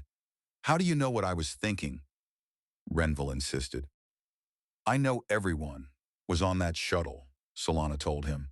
If you'd just been looking out for yourselves, you and the others could have hijacked the shuttle and left the rest of the passengers behind, instead of risking having the life support fail before everyone got rescued. Renville's frown returned. It never even occurred to me to leave the others behind. Yes, that's the point. That tells me what I need to know about you. Solana gestured vaguely toward the bridge end of the Tanagawa. The captain and I spoke earlier about what happened at Nordry, and she was candid with me. Her bosses at the shipping line are getting increasingly nervous about running ships down into new colony areas. The profits are great, but the chance of major losses just keeps going up. There is going to come a point when ships like this aren't going to be making runs anymore between the old colonies and new places in the down. And when that happens, not only does the flood of new people into the newly established colonies like Ladoga get choked off, but so does all the trade. He nodded slowly, eyes half-lidded with thought. All right, sign me up to the team. Here's to Ladoga and saving the galaxy. This small part of it, Solana agreed. Before she could continue, one of the Tanagawa security officers came up to the table. Renville Ishida? He asked. That's me, Renville confirmed. Is there a problem? We have a passenger in confinement who gave your name as someone aboard who could vouch for her. Renville smacked his forehead. Kaya Bryn? Yes, the officer said. Could you come with me? The ship's executive officer would like to speak with you before you assume responsibility for Bryn, assuming you are willing to do so. I owe her that much, Renville Ishida said. Citizen Reyes Solana. Solana, I'm sorry, but I need to see to this. She gave a nod, thinking this might teach her more about not only Renville Ishida but Kaya Bryn as well. Do you mind if I come along to provide legal advice if necessary? Would you? Thanks. About 30 minutes later, after a short conversation with the Tanagagawa's executive officer, Renville followed a security officer into the more functional section of the ship, where its tiny private police unit worked, still trying to figure out what exactly Kaya Bryn might have done this time. He had also been curious how Solana Reyes would react in a place lined with holding cells and watched over by security personnel. As far as he could tell, Solana moved through it all wary, attentive, and politely careful. Around the private cops, she reminded him of someone he had once known back on Hancock, a person raised in a bad district where caution around authority was second nature. Was Tucson really like that? Renville doubted it.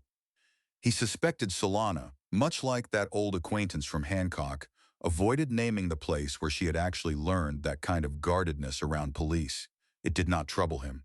He had no wish to be permanently judged by his own history either. Wasn't starting down and out supposed to mean escaping the weight of old mistakes and getting another chance? The officer leading them stopped at one door, unlocked it, then motioned back in the direction they had come. The paperwork is already processed. You can just walk out with her when you leave. Thank you, Solana said, on behalf of both of them. Renville touched the pad beside the cell door and watched it slide open. What happened? He called, partly to warn her he was there, and partly because he actually wanted to know.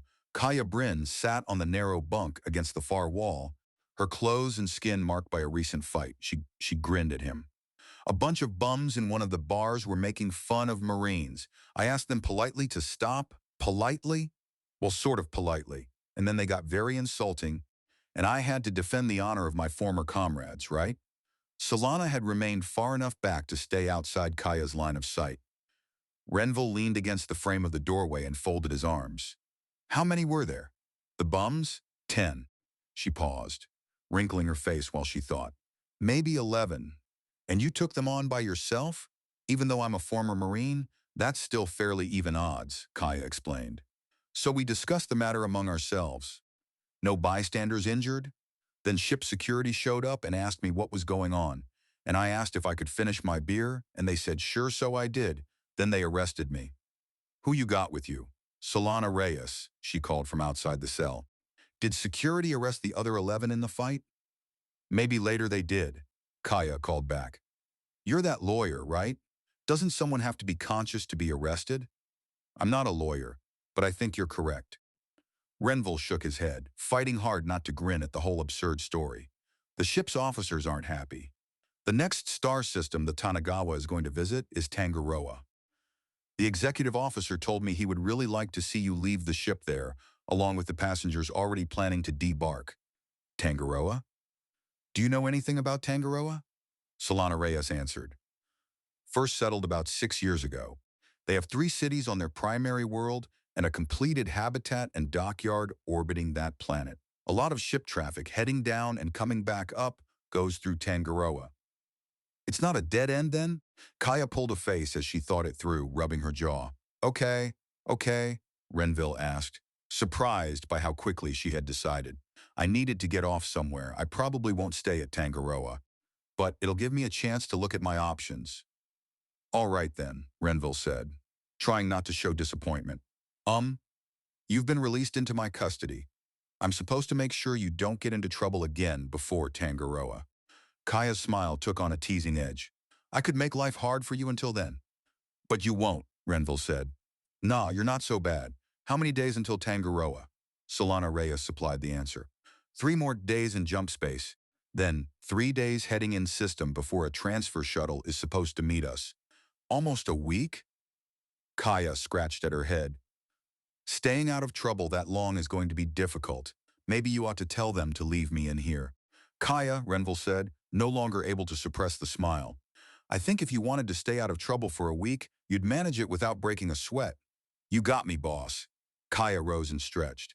And thanks, Solana. I'll pay you guys back for having to handle this. Are the bars still open? It's on me. They're serving breakfast, Renville said. No beer? Kaya asked. Do you ever drink coffee? Do I ever drink coffee? Kaya grinned again as she walked out beside Renville. Hi, Solana. It's good to know I'm leaving Renville in responsible hands. She waved cheerfully at the security officers they passed. No hard feelings. Just don't do it again, one replied. I'm good. I wouldn't do anything that would cause this guy trouble, Kaya said, indicating Renville. She continued talking as the three of them headed off toward breakfast. Where was I? Coffee. Let me tell you guys about the time I had to stay awake for a week and there weren't any official go drugs available. I did it too. No, really. This actually happened. 6 days afterward, Renville accompanied Kaya Bryn to the loading dock where the shuttle would connect with the Tanagawa. As passengers getting off at Tangaroa began filing into the airlock, Kaya hitched up her bag. Thanks for seeing me off, boss. How come you're so gloomy? I was hoping you'd stay with us all the way to Ladoga, Renville admitted. You're the one who told me to start thinking about working with other people instead of trying to do it all myself or giving up. Guilty as charged, but no. Ladoga looks okay, but I've got a feeling I should go on a little farther into the dark. I'll know where I belong when I find it. She gave him a questioning look. You and Solana are both going to Ladoga? Yeah, Renville said. Personal reasons or mutual business, if you don't mind my asking? Renville smiled. Mutual business. Something I haven't failed at yet. Huh. Remember everything we talked about. It's not about running it all yourself. Making every decision and making sure you're the only one who gets credit. That's not what got us out of a one-way trip to Charon. Give other people a chance to screw things up just as badly as you can.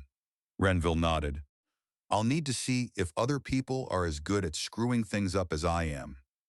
Being forced to let you handle things showed me that by insisting on controlling everything, I wasn't giving others a chance to show what they could do. So what have we learned? Kaya asked him.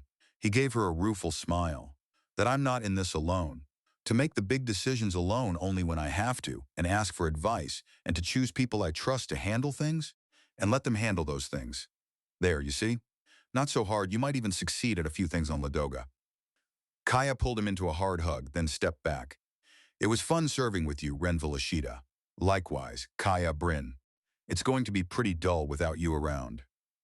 Take care of yourself, Marine, Kaya grinned. I've got a feeling it might be more exciting than you think if you stick with that Solana Reyes. She's got the look of someone who's used to being in situations where she has to watch her back. Renville frowned. You don't trust her? That's not what I said. I think you can trust her to watch your back. You're going to need someone like that without me around. She tossed him an easy salute. See you later on, Gator. He wasn't entirely sure what the farewell meant, but its friendly intent was obvious enough. He watched her step into the airlock until she vanished from view. After remaining there long enough to see the shuttle depart, Renville turned and made his way back toward the room he shared with some of the other refugees from the Edmund Cross. He had plenty to think about. After Tangaroa, their next jump brought them to a star that still had no name, a place visited only because, like Nordry, it sat on the route to destinations people actually cared about. It was another red dwarf, with planets circling it in a useless range from far too close and blisteringly hot to far too distant and bitterly frozen, distinguished mostly by the different shades of rock or ice across their surfaces, which made the small new installation orbiting one of the frozen worlds all the more unexpected. Another way station looking for suckers? Renville wondered aloud to some of the other Edmund Cross refugees while they ate lunch together. The Tanagawa had entered the system nearly 7 hours earlier and was still moving through normal space toward the next jump point, while passengers and crew traded guesses about the new facility's purpose and who had built it. Maybe worse. Solana Reyes said. Renville turned and saw her approaching, clearly displeased. What is it? I just spoke with some of the ship's officers. Tanagawa has received a message from that facility. It said that this star system has been claimed by Charon and named Tinia. They can't do that, Renville said. Can they? Just lay claim to a star system? Under interstellar law as set forth by Old Earth, no. But who's going to stop them? Solana asked him. Not Old Earth, I can tell you that. But why would Charon bother claiming a star system like this? There's nothing here. Yes, there is. Solana pointed outward through the imagined line of the Tanagawa's hull. There are jump points that ships need to use. The message from the facility said that ships passing through this star system will have to begin paying transit fees to Charon. Can't ships go around? Use other stars? One of the other Edmund Cross refugees asked. They could, but it would mean a much longer route, more time, and more expense. If Charon is smart, and so far they've been acting very smart, the fees will be high enough to make the seizure profitable, but low enough that ships will still pay instead of taking the long route around to places like Ladoga. At last, Renville saw what Solana was getting at, which means the ships will have to add that fee to the cost of heading to stars down from here, which means prices will go up on passenger fees and any cargo carried. Every star down from here is going to end up paying for Charon's transit fees. And what's to stop other star systems from setting up the same toll deal at other unoccupied stars? A bystander asked. Nothing, Solana Reyes said. This could choke trade all over the down regions of space, Renville said. The old colonies will have to. He broke off as the full implication struck him. Have to what? Solana Reyes asked. Renville let out a low, bitter laugh. I've been a politician, and I've been in business. You know what's going to happen? Everyone is going to look at their bottom lines. How much would it cost to deal with this, and who is going to pay for it? More taxes? On who? The politicians aren't going to want to touch that for something so far away, not the way things are now. And the big businesses are going to look at short-term expenses and the costs of mounting a military effort to clean out places like this, and they'll balk. But in the long run, someone began. The long run? Renville demanded. Do you know how hard it can be to get some major business owners to look past the next stockholders meeting?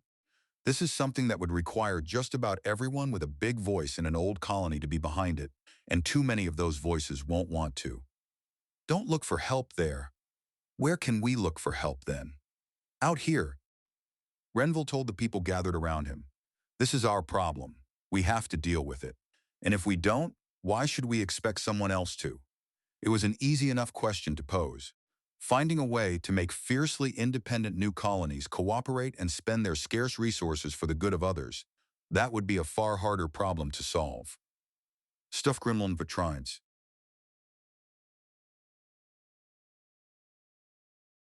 Chapter 5. Lieutenant? The voice brought Ethan Harrow awake.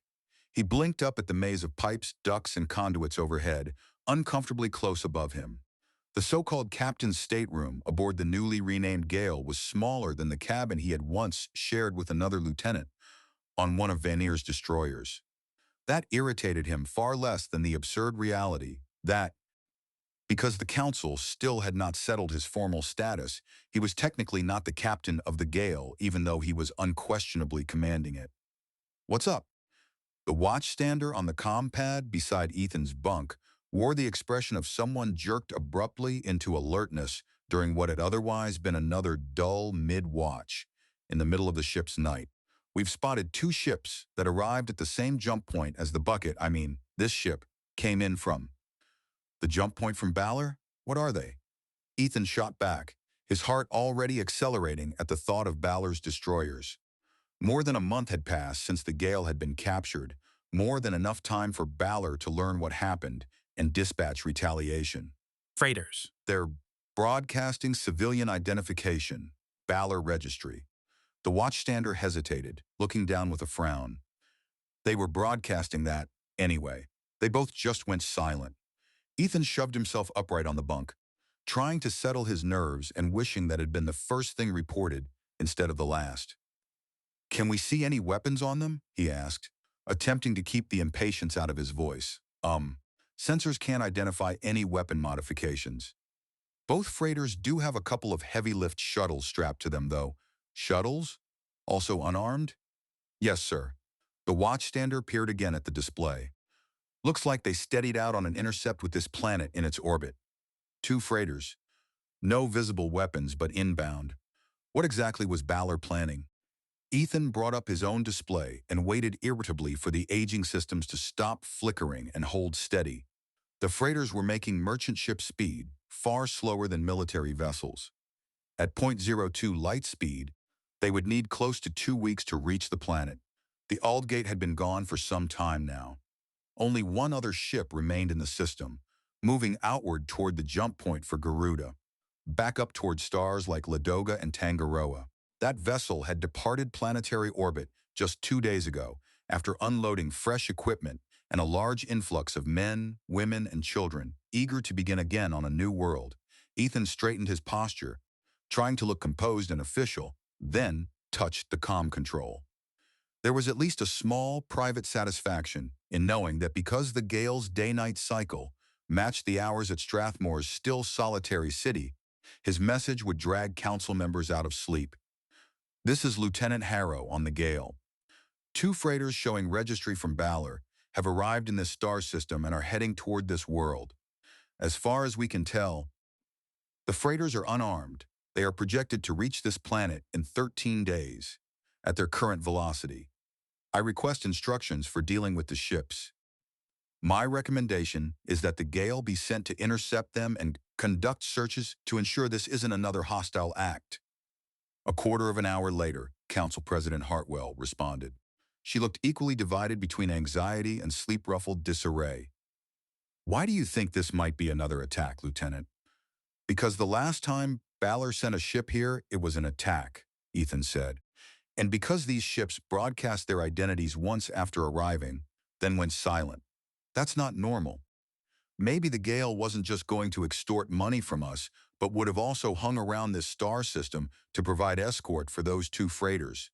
Why would the freighters need an escort? What can they do? I don't know, Ethan said. That's why I recommended intercepting them and searching them. Hartwell fell silent for a moment, thinking, how long will it take you to intercept them? About 3 days if we don't push it.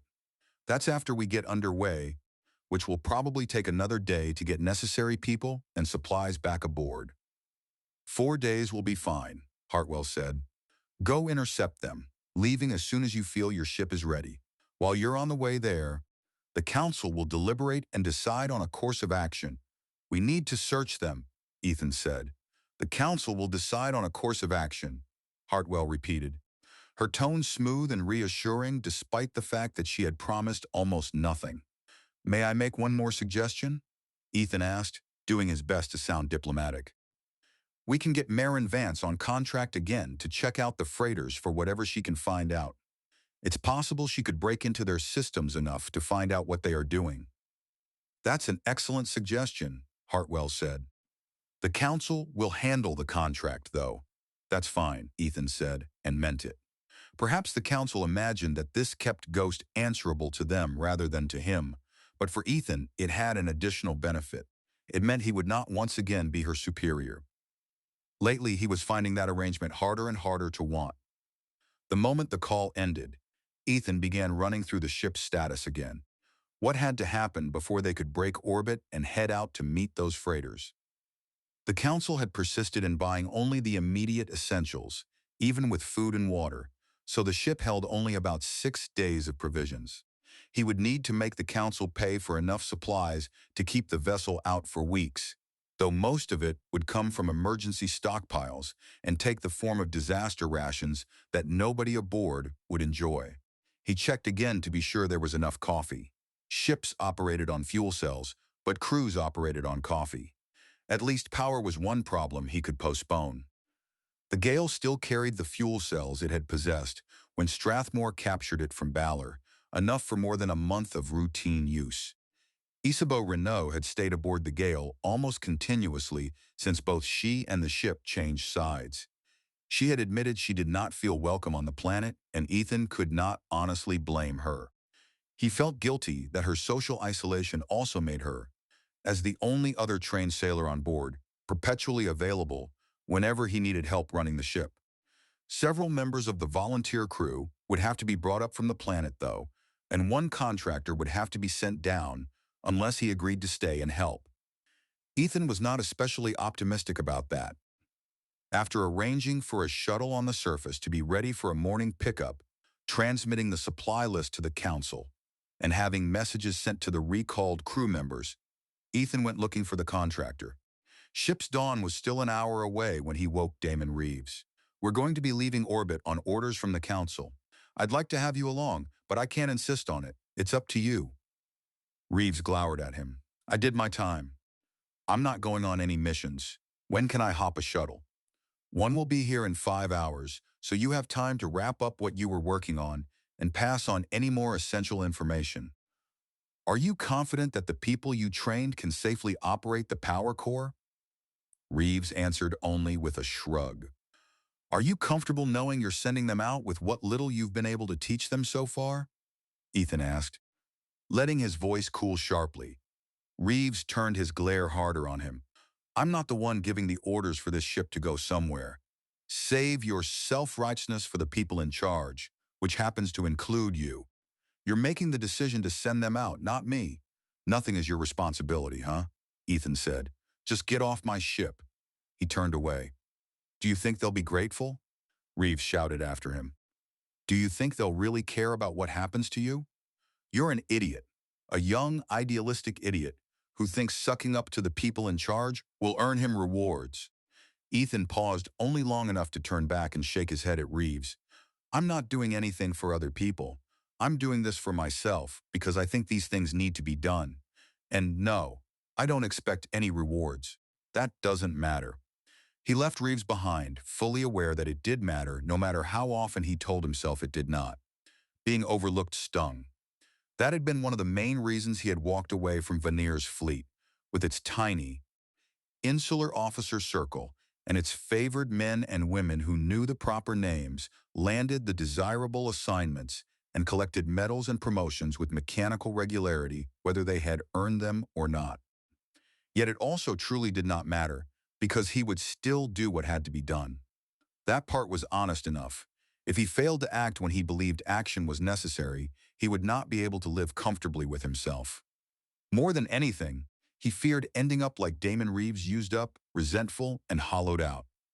In the end, escaping that future had been why he left Vanir. And it was also why he was commanding the Gale now. When anyone more sensible would have told the council to go to hell, 12 hours later, with his present version of a full crew, 14 men and women aboard, plus enough extra food, water, and coffee to keep them functioning if not happy, Ethan settled into his chair on the bridge and examined the projected courses on his display. The two Balor freighters were following a wide arc, stretching roughly 4 light hours, more than 400 billion kilometers.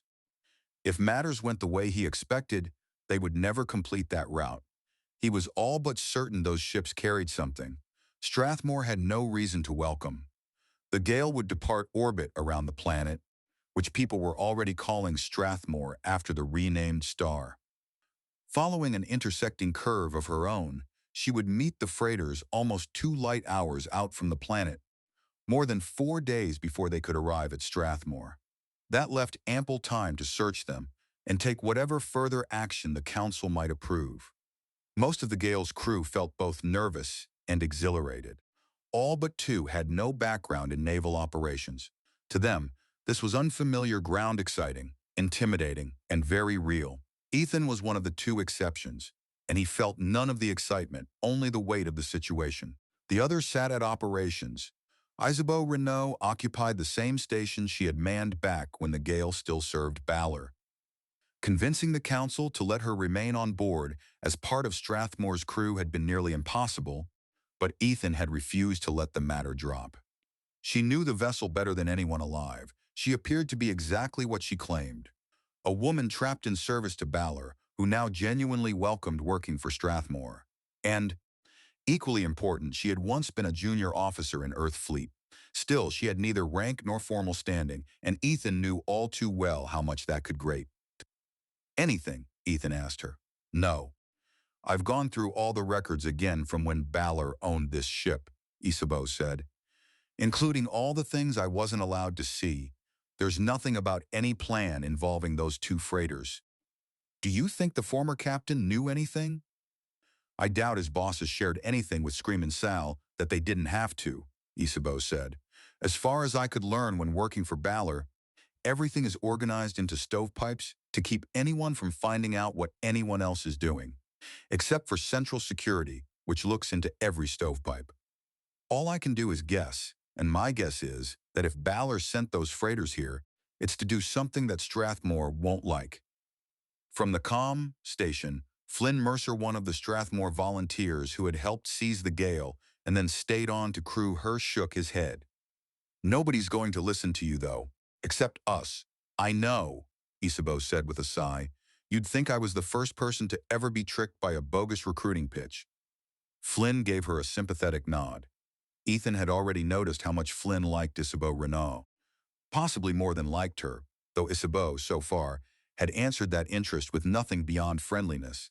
A quiet tone pulled Flynn's focus back to his screen. You've got a call, Lieutenant. Ethan checked his own display and saw the connection Flynn had already routed to him. He accepted it, and Ghost's face appeared.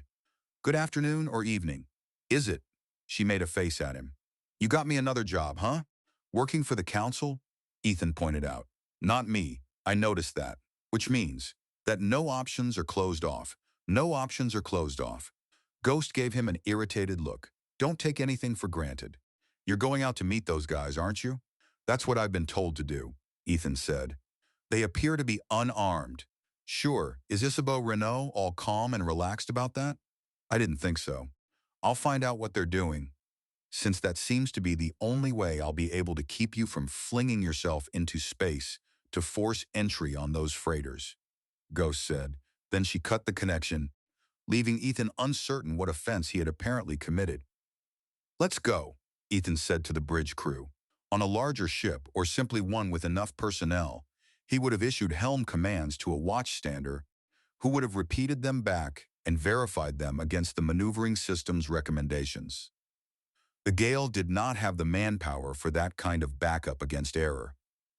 So Ethan reviewed the commands himself one last time, speaking them aloud as a safeguard before entering them. Turn port 060 degrees, up 03 degrees, accelerate to 0.05 light speed. As he looked around the bridge and saw every eye on him, a strange sense of significance came over him.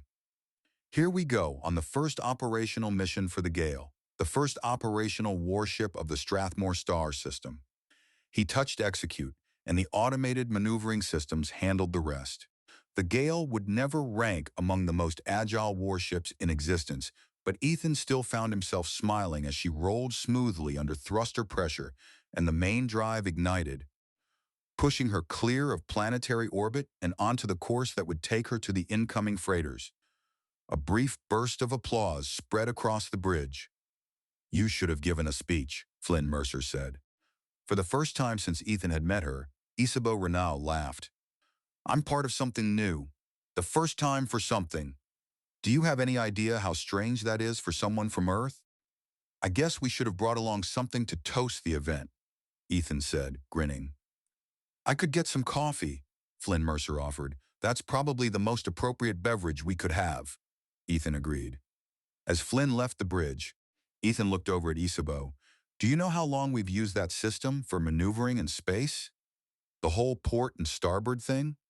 She paused, thinking it through. I learned that once in a navigation course. When was it? Mid-21st century, I think. Maybe late in that century.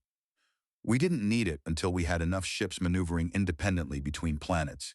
Ships at sea had used port and starboard, and the one fixed reference in a star system is the star. So they decided to use starboard for turning toward the star and port for turning away from it. And then up and down based on the plane the planets orbit in. That's not a new something then. She laughed again. Not even close. There were so few people aboard the Gale that Ethan had no choice but to take bridge watches himself. Along with the others, he judged competent enough to handle them. That left everyone short on sleep, himself included, but no one aboard was spared that burden. He had just come off a 4-hour watch on the bridge, one that included the opening of the next ship's day, when Ghost finally contacted him again.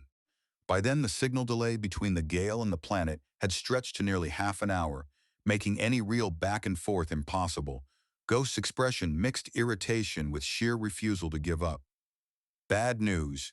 Those two ships sent out a single transmission with their registry information when they arrived in this star system, then apparently shut down every transmitter and receiver. I can get in past locked doors. I can't get in if there aren't any doors. Before you ask, I'll tell you what I'm going to tell the Council. The freighters aren't running any links between themselves. No active transmissions of any kind. No receivers active that I can tell. Balor must have heard how we took the gale, and since they couldn't trust their firewalls against me, they pretty much isolated those freighters from any signal traffic. Obviously, with how far away those freighters still are, I've only had time to bounce one set of signals off them, looking for ways in and getting the results back. But if they stay locked down like that, I won't be able to get into their systems, no matter how weak their firewalls are. I'll keep trying, but don't hold your breath. Sorry. Ethan dragged a hand across his mouth and chin, troubled. He had counted on Ghost doing what Ghost always seemed able to do, but Balor had found a way to blunt that advantage. He keyed in a response. Thanks, Ghost. If you can't get in, nobody can. Is there any way we could plant some kind of physical tap on them when we get close enough? Something stuck on their hulls that you could use to break into their systems from outside? It would have to be something we could improvise from components on this ship, which I imagine means the answer is no. But let me know if I'm wrong. Thanks again. He hesitated, wondering whether official traffic required anything more. Harrow out. The early enthusiasm that had accompanied departure had gradually bled away, replaced by the dreary sameness of crossing millions of kilometers of empty space with little to break the monotony. Ethan and Isabeau Renault knew this kind of exhausting, tedious adventure well enough, but for the rest of the crew it was entirely new. And tired, bored people with no experience handling either condition could become a command problem. Back off, both of you, Ethan snapped, fixing a hard stare on the two volunteers who had been seconds from fighting. Dima, if you come within a meter of Nessa again, I will put you in a survival suit and duct tape you to the outside of this ship. Dima shot him a resentful glare. I don't have to put up with this. Yes, you do. If you want to quit when we get back to Strathmore, that's fine with me. But as long as you're on this ship, you will listen to orders and treat your shipmates with courtesy and respect. He stayed where he was until Dima stalked off, muttering to himself. Then Ethan turned to Nessa. You okay? I'm okay, she said, her face still tight with fury. I could have taken him. That's not the point. You're not supposed to take him. That makes it personal. This is about discipline on the ship. If he violates discipline, then I take him. Yes, sir. When Ethan turned, he found Isabeau Renault observing the whole thing. She fell into step beside him as he headed back toward his stateroom. Nice command voice, Isabeau remarked. I have a command voice? Ethan asked, eyeing her doubtfully. Yeah, your voice gets lower in pitch and a bit louder in volume. Huh, Ethan said, a little startled to realize she was right. Is that how Earth Fleet would have handled that? Why do you care how Earth Fleet would have done it? Isabeau Renault asked.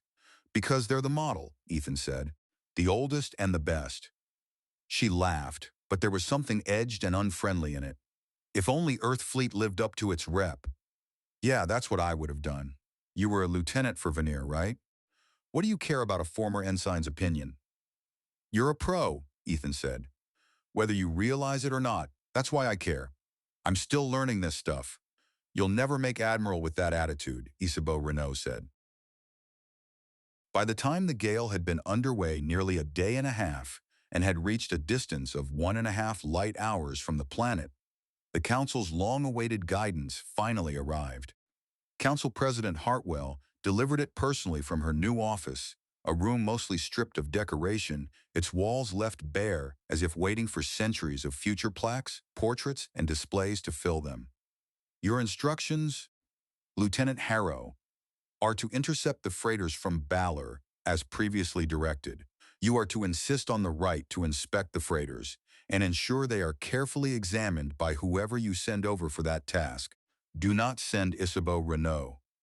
At that, Ethan slapped a hand to his forehead, grateful the exchange was far from real time and that Hartwell could not see his reaction.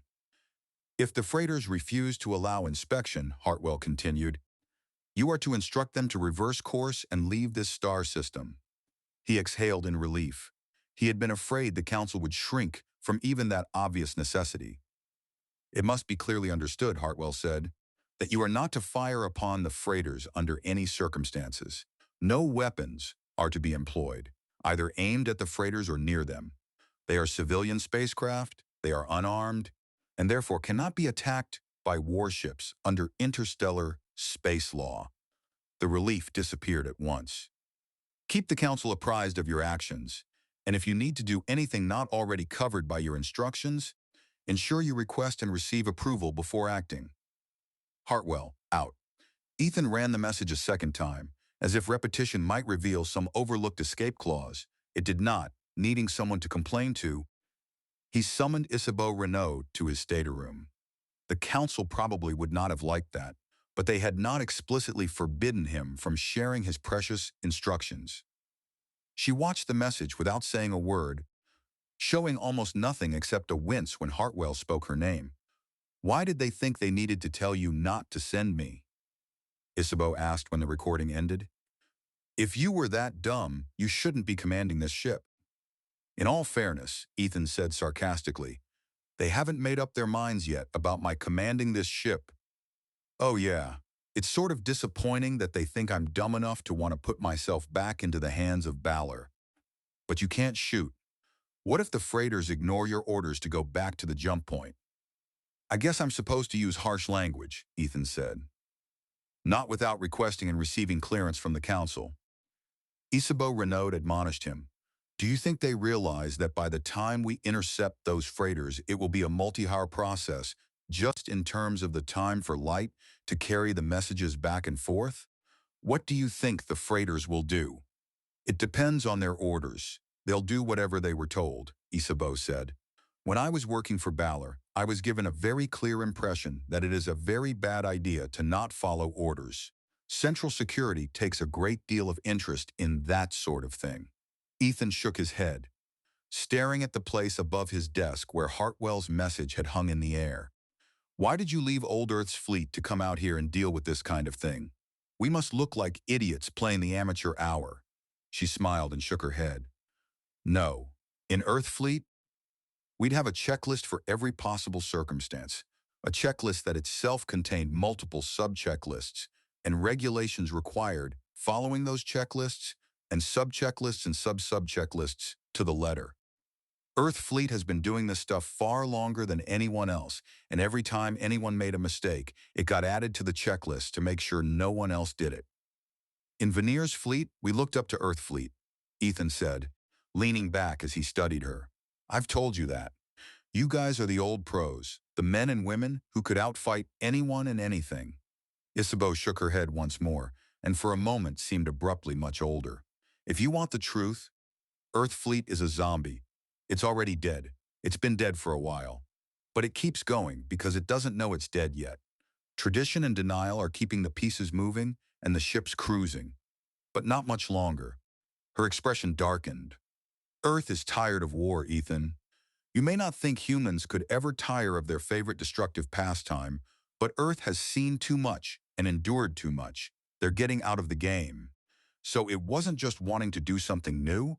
You left because Earth Fleet is on its last legs?" The notion of Earth Fleet simply vanishing one day was difficult for him to imagine.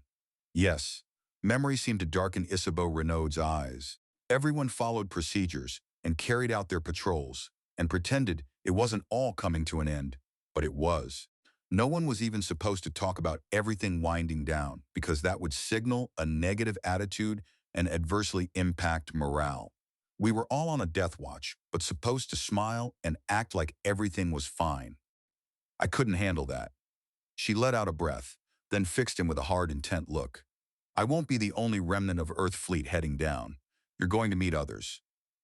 Let me tell you, Ethan, when you encounter other Earth Fleet-trained officers, they will be fiends for following procedures and regulations. They'll be sharp and look sharp and know how to drive their ships, and they're likely to be brave and fight as well as they can. But in any emergency, they'll look to the book for an answer, and if the answer isn't there, they'll be lost." "They won't innovate?" Ethan asked, doubtful. "They can't innovate. Isabeau said. It's been trained out of them. It doesn't matter if they succeed in an assigned task. If they fail to follow every step on the checklist and every applicable rule for that task, they will be judged as having failed. The process is what matters, not the outcome. You're serious? Ethan demanded. Absolutely. Why do you think I was willing to believe that fairy tale the recruiter from Balor spun? I couldn't wait to get out. Ethan nodded slowly. I'll remember that. Do you know if Balor already has any other Earth Fleet vets? Maybe, Isabeau said. But I don't know. One of the first things that tipped me off that Balor was bad news was when I first reported and asked about that. I was told that who was in the crews of the other warships was none of my business. That's weird, Ethan said, surprised. More like paranoid. I wanted to work where I could make a difference, not where I had to watch every step I took. Good luck with that, Ethan said. The people running Balor are as bad as Reds, Isabeau Renault said. I bet a lot of them are Reds originally. Reds? From Mars. Haven't you heard about it?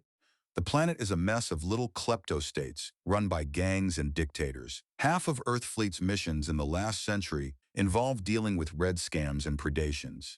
If you meet a Red, keep one hand on your wallet and use the other hand to call for backup. Everyone from Mars is like that? Ethan asked, unconvinced. Everyone I ever heard of, Isabeau assured him. Why'd you leave Veneer? Mostly because everything you did was supposed to be the way it had been done before. You couldn't breathe differently than they had 20 years ago, because the way they breathed back then was the way it should be done. Plus, their fleet was small and getting smaller. He glanced away, recalling what it had felt like to see a future that promised only less, and in that moment recognizing how much he and Isabeau Renault had in common. Not dead or dying, but shrinking with no hope that it would ever grow again. Why do you suppose old Earth and the old colonies started drawing inward when humanity started expanding outward? Maybe it was easier, Isabeau suggested. Everybody actually looking forward to the future is heading out here. Like you and you.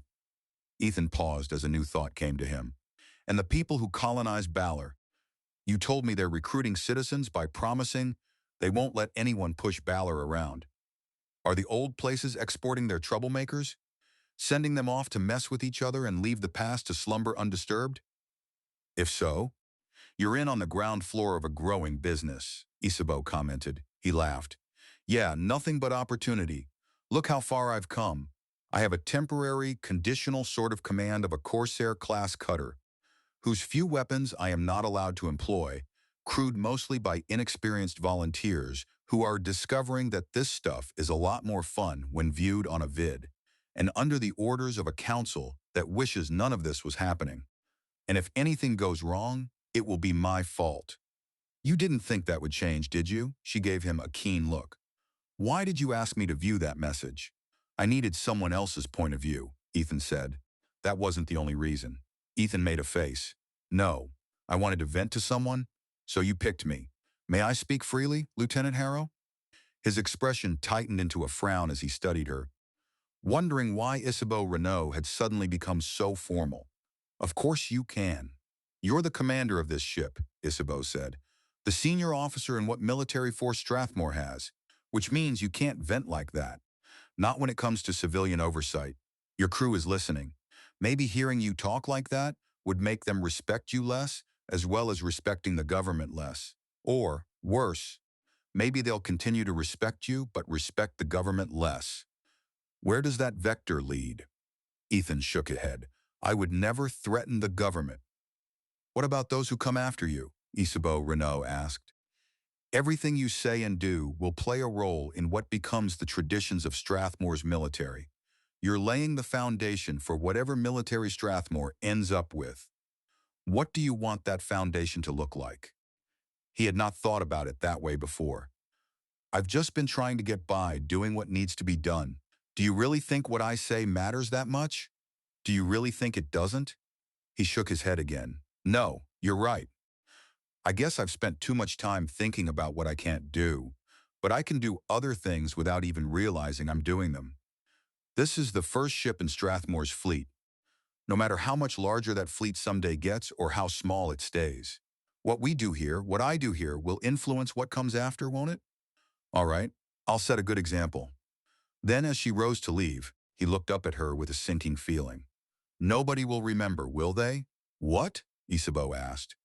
What we did, stuff like this. Maybe people will remember the traditions, but not us. That will be in the footnotes of history, buried in databases. No one will remember you and me. She gave a small shrug and looked down at him. Is that why you do things? Because history? No. Because of me or people or things I care about. So, what's the problem? I'd like to think it mattered what I did, Ethan said. Isabeau shrugged again. I thought we'd agreed it did matter. But it's mattering and you're being remembered are two different things. It really doesn't bother you, Ethan asked. A faint smile touched her face. Ethan, I come from Earth. It's old. Countless men and women have come and gone there. They've left their marks. Old ruins and new ruins, changes to the landscape, species wiped out and species preserved, structures thousands of years old. It gives you perspective, I guess. A lot of their names aren't remembered, but what they did contributed to what Earth is. There's no sense complaining about it. That's how things work. If you want something different, you could try some of the reverence for ancestors movements that are spreading everywhere. I thought that was mostly on veneer, Ethan said. Looking back to old Earth, where we came from, and the people we came from. I've noticed it seems to be everywhere out here, Isabeau said. There's always been that form of belief among some groups on Earth, but it's very popular in the new colonies. Reverence for the past, for the Earth, and for our ancestors, who hopefully care about us in places where everything else is unfamiliar. It might be a fad, but that doesn't mean it's just a fad. Is death a final ending or a new beginning? We still don't know. Maybe we never will. For reasons he could not quite explain, he felt lighter and grinned. We'll all find out eventually. If they don't come up with the immortality fix that's been on the horizon for how many centuries now? She smiled back at him. Do you know what a horizon is? It's an imaginary line that recedes as fast as you approach it. Thanks, Isabeau. I really appreciate being able to discuss problems with a real pro. You're a real pro too, Lieutenant, she replied, saluting him with a solemn expression. Don't forget it. Unwilling to risk the Balor freighters being Trojan horses packed with heavily armed troops ready to storm the gale and reclaim her, Ethan brought the cutter no closer than a light second before matching vectors with them. No matter how elite or well-outfitted any boarding force might be, nobody was crossing 300,000 kilometers of vacuum by jumping. He was nearly as uneasy about the possibility of a Balor cyber attack against the gale, and kept rechecking the defensive barriers Ghost had built into the warship systems. They're trying to get in, Isabeau Renault reported. But our firewalls are holding. That stuff Ghost patched in is solid, but the automated intrusion routines that Ghost sent still aren't finding any way into their systems, Ethan said.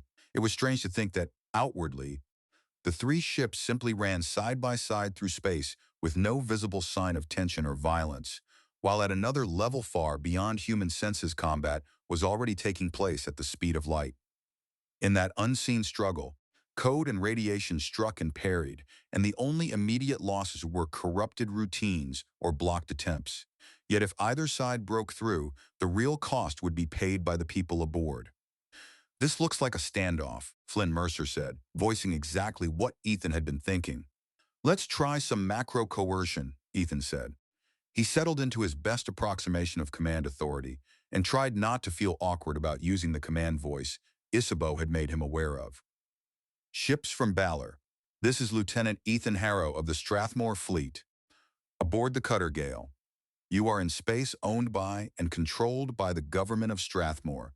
You are directed to immediately identify your intentions in this star system and to open your automated systems to examination by my ship. You are also to signal your willingness to be boarded by inspection parties to determine what you are carrying. If you fail to respond as ordered, you will be required to reverse vectors and return to Balor. Only a single light second separated the Gale from the freighters. The answer should have come almost at once. It did not come at all. Now what? Flynn Mercer asked after several silent minutes had dragged by. Ethan looked toward Isabeau Renault. She merely opened her hands in that ancient gesture that meant there was nothing to be done. He could transmit the same demands again, But that would only underline the fact that he could not make the Balor ships answer him. He could harden the wording, increase the threat. But the only real escalation available was to threaten fire, and if they ignored that as well, he would be left unable to carry it out. Aside from making him look foolish, it would tell whoever was aboard those freighters that Strathmore bluffed and then froze, which would invite trouble later. That left him with only one available move. Given my orders from the council, Ethan told Flynn Mercer and the rest of the bridge crew, all I can do is request permission to threaten those freighters. How about powering up the pulse cannon and locking it on one of them? Flynn said. Ethan caught Isabeau Renault giving the smallest possible shake of her head, almost too slight to notice. She had made her view plain without stating it aloud, and the suggestion was tempting. Strictly speaking, it would not directly violate the wording of the council's orders, but it would absolutely violate their intent, and he knew better than to pretend otherwise. No, Ethan said to Flynn. My orders are clear. I'll request that the council permit us to take other action. If we did something, it'd be over long before the council even saw it, Flynn argued. This isn't a matter of debate, Ethan said, feeling his determination lock into place.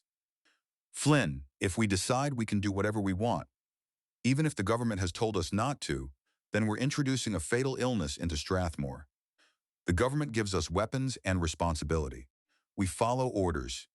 That may sound dumb, but it's far preferable to what would happen if we established a tradition of the military ignoring orders from the government. None of us want to go where that would lead someday. He watched them in silence, waiting. One after another, the others nodded. Isabeau Renault nodded too and smiled. All right, Ethan told himself as he withdrew to his stateroom to draft the message for the council. Maybe he had failed to stop the freighters for now, but he had prevented something that could have poisoned Strathmore far more deeply over time. The freighters have refused to answer my transmissions. They are not responding to demands to allow us access to their systems and that we be allowed to inspect them, and are not responding to orders to return to the jump point and leave this star system. If I am not given more options for dealing with these ships, I will not be able to prevent them from reaching the planet. Given my current orders from the council, I have no means of discovering what the freighters are carrying, or what their mission is, or whether they are carrying anything that would be a threat to the population of Strathmore. I recommend that I be given authorization to threaten firing on them to enforce our demands. If I am allowed to fire on them, the shots can be aimed to damage equipment such as the main propulsion unit, with minimal risk to whoever is on the freighters.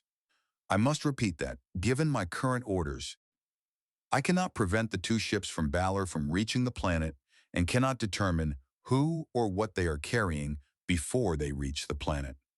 I must also remind the Council that according to our best information, Balor has a significant number of ground forces at its disposal, while Strathmore has no effective means of dealing with hostile soldiers if they are landed on our world. Harrow, out. He could not have made the point any plainer. The answer did not come until almost a full day later. By then, the three vessels had continued their approach toward the planet at .02, light speed 21 million kilometers an hour, while Ethan and the crew had only grown more anxious and more frustrated. He was taken aback to see that the response came from Council member Adrian Callister. She looked displeased and her voice matched the severity of her expression. Lieutenant Harrow, we understand your concerns and your recommendations and the reasoning behind them. However, you are not authorized to fire on the civilian vessels from Balor. You are not authorized to threaten to use force against them. Strathmore cannot be seen as the cause of any conflict or as having acted aggressively. The Council does not trust Balor and is worried about Balor's intentions, but if Balor intends expanding aggression against us, we cannot stand alone. If we are to gain any support from other star systems, it has to be clear that we were attacked and that we did nothing to provoke that attack. We will take the first punch if necessary, Lieutenant, so that when we strike back it will be clear that we had no choice. I know that we can count on you to ensure that the Gale remains ready for whatever tasks are required. Callister, out. Ethan leaned back and stared at the overhead. Great. Take the first punch. He found himself wondering where it would land and how. Then the obvious answer struck him, and surely the council had already seen it as well. Whatever Balor intended to hit, it was not going to be the Gale. The freighters showed no apparent way to harm her. The blow would fall somewhere else on the planet, perhaps, and on the council itself.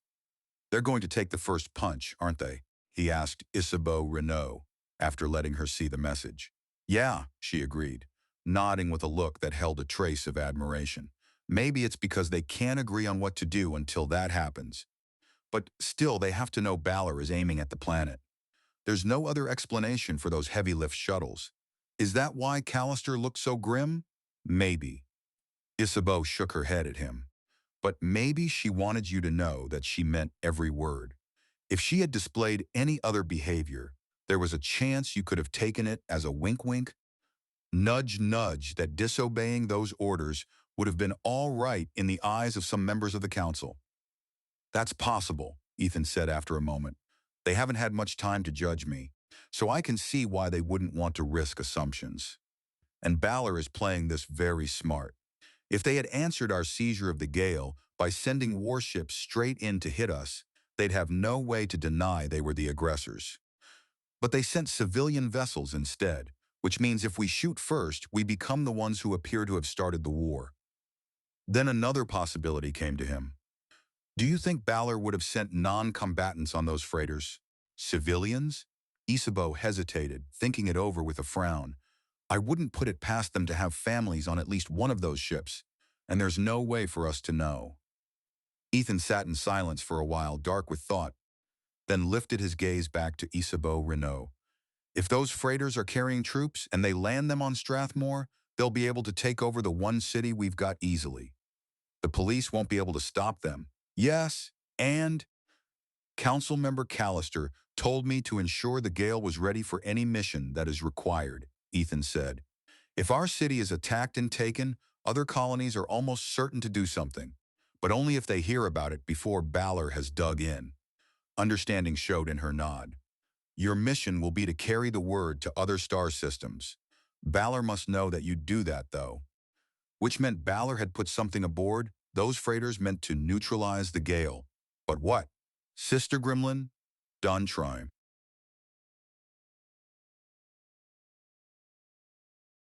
Chapter 6. The freighters appear to be loading their shuttles. We can't tell what's being loaded, Ethan said. Below them, the blue, white, brown, and green sphere of Strathmore turned slowly past, while the Gale kept watch on the two Balor freighters. To maintain that surveillance now that the freighters were in orbit, the Gale had been forced to close the distance drastically, down to only about 50 kilometers. Can you tell where the shuttles are going to land? Council member Adrian Callister asked. I have no way of knowing at this time. A lot of the planet is accessible from this orbit. About all we can rule out is the North and South polar regions. When they launch, it will give us some ability to estimate the general area they are aiming to land at. But until they launch, we can't even guess. Ghost tells us she is still having no luck hacking into the freighter's systems. Adrian Callister told Ethan. Are you prepared for anything? As well as we can be, Ethan said. Our weapons are ready. Be advised that half of the council remains in the city. The rest of the members have been dispersed to 3 different locations outside the city. If the city is overrun by whoever comes out of the first shuttle drops, someone will be able to contact you to give you approval to destroy the shuttles when they rise back into orbit. What if Balor jams your signals? Ethan said. They could have gear to do that hidden on their freighters. Adrian Callister waited a moment before answering. Use your best judgment, Lieutenant. You have followed the spirit and letter of your instructions up to this point, so I feel confident that you will not act contrary to what you know the will of the Council to be. So sometimes doing the right thing paid off, or at least got noticed. I understand, Ethan said.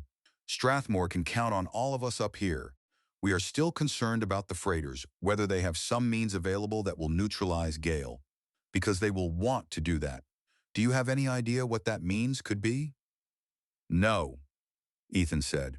Our best guess is that they may have intended to hack our systems just as we once did to this ship, but Ghost's firewalls have prevented that. Let's hope you're correct, Adrian Callister said. Her image disappeared, and almost immediately Isabeau Renault called from her station. The freighters are altering orbit again. Ethan studied his display with a frown as the Balor ships used thrusters and main drive to ease themselves higher and closer to the equator. That's the third time since they reached the planet. What are they doing? No idea, Isabeau said. You can set the maneuvering systems to automatically maintain position on the freighters so we don't have to order maneuvers every time they shift. I know, Ethan said. Warships at Veneer had that capability. But as he opened the menu for the auto maneuver option, he hesitated. Balor knew that too. So why keep making these pointless orbital adjustments? They had to understand the Gale could track them almost effortlessly. He stared at the options, increasingly uneasy without being able to say why, and finally selected Maintain Relative Position automatically but request permission. It would add delay and force more work onto him, but something in him insisted that was the right call. You don't need that approval step, Isabeau said when the update appeared on her own screen. Those systems are very reliable. I know, Ethan said. She gave him an odd look, then shrugged and returned to her work. 15 minutes later, the freighters shifted again, this time a little lower and farther toward the pole. Ethan glared at the solution instantly proposed by the automated system, irritated that he had to review something so simple. The adjustment was straightforward enough, a smooth curving shift to keep the same relative position. Why was he wasting time approving it? Yet, when he reached toward the controls, meaning to switch to full auto, Ethan pressed approve instead. The Gale rolled over and dropped into the new path. Ethan clenched a fist and tapped it softly against the arm of his command chair once the ship settled. Why are they doing this? He muttered. They're messing with us, Flynn Mercer said. Yeah, but why? Why are they messing with us in a way that shouldn't be bothering us? They know we can have the ship automatically maintain station on them. It is bothering you, Flynn pointed out. Yeah, and why is that? Ethan turned toward Isabeau. I don't understand why they're doing this. She shook her head. Maybe they think making us follow them around will make us do something to justify whatever they're planning on. Or maybe they're enjoying making us follow them around. It kind of emphasizes our inability to stop them from doing what they want. Ethan leaned back, staring darkly at his display. 5 minutes later, another alert chimed, and Ethan saw the shuttle icons peel away from the freighters. They've launched, Isabeau Renault announced. We don't have a vector yet. I'll get that to you as soon as. The freighters are shifting orbit again. Ethan shut his eyes and counted silently to 5, refusing to let the freighter's maddening movements get under his skin when the shuttles were what really mattered. When he looked again, the system had already drawn the Gale's new course. Ethan reached to approve it, angry, then froze. Something about the shape of that curve toward the next orbit snagged at him. What was wrong with it, Lieutenant? Isabeau Renault asked. Hold on, what was he seeing? Ethan fixed on the projected path, trying to make sense of the unease clawing at him. Was he just losing his nerve? Locking up because the freighters and the descending shuttles were demanding his attention at once? Ethan hit approve, pushing against the doubt. He was the one in command, he told himself as the Gale began to maneuver. He could not start yielding to nerves when all that was required was to let the ship follow. Then Isabeau's earlier words came back to him. They're making us follow them around. He looked again at the projected curve. This time it passed straight through the exact orbital position where the freighters had been when the shuttles launched. Ethan did not realize he had reached for the main propulsion control and slammed it until after he had done it. The Gale lurched as full thrust came on, jolting everyone aboard. Wah! What the hell? Isabeau gasped, looking from her screen to Ethan in disbelief. In open space, that burst of thrust would simply have altered the Gale's vector, flattening the curve of her motion. In orbit, the physics worked differently. Extra velocity sent the ship climbing, hurling her into a higher orbit while also driving her faster forward. Instead of slicing through the point where the Balor freighters had been, her new path arched upward and passed over it. Still rising and accelerating, the gale vaulted across the track she would otherwise have followed. As she streaked past the place the freighters had recently occupied, alarms erupted. "Something blew up," Isabeau Renault shouted. "Combat systems estimate we are just inside the danger zone." The ship shuddered as fragments and blast pressure slammed into the lower aft shields, then steadied, yanking himself fully back into the moment. Ethan killed the main drive and sucked in air. "What was that?" Flynn Mercer asked, fear in his voice. Still staring at Ethan, Isabeau Renault answered him. "At least one mine. The freighters must have dropped off some stealth mines at the same time as they launched the shuttles, using the same loading docks." "How did you know?" she asked Ethan. "I didn't," he said. They wanted us to follow them. And you figured out why. If we'd stayed on that vector, Gale would have been badly damaged or destroyed. We were far enough out and going away from the blast, so the shields held," Flynn said. "No damage to the ship." Ethan nodded, deeply relieved that he had trusted the warning in his gut. Only after a few seconds did he notice that everyone on the bridge was looking at him with some mix of amazement and delight. Then he remembered the more urgent fact. The Balor shuttles were still descending toward the planet. "Back on task, people. Figure out where those shuttles are going and get us back close enough to those freighters to engage them if we get orders to." "Why can't we shoot them up?" Flynn Mercer demanded.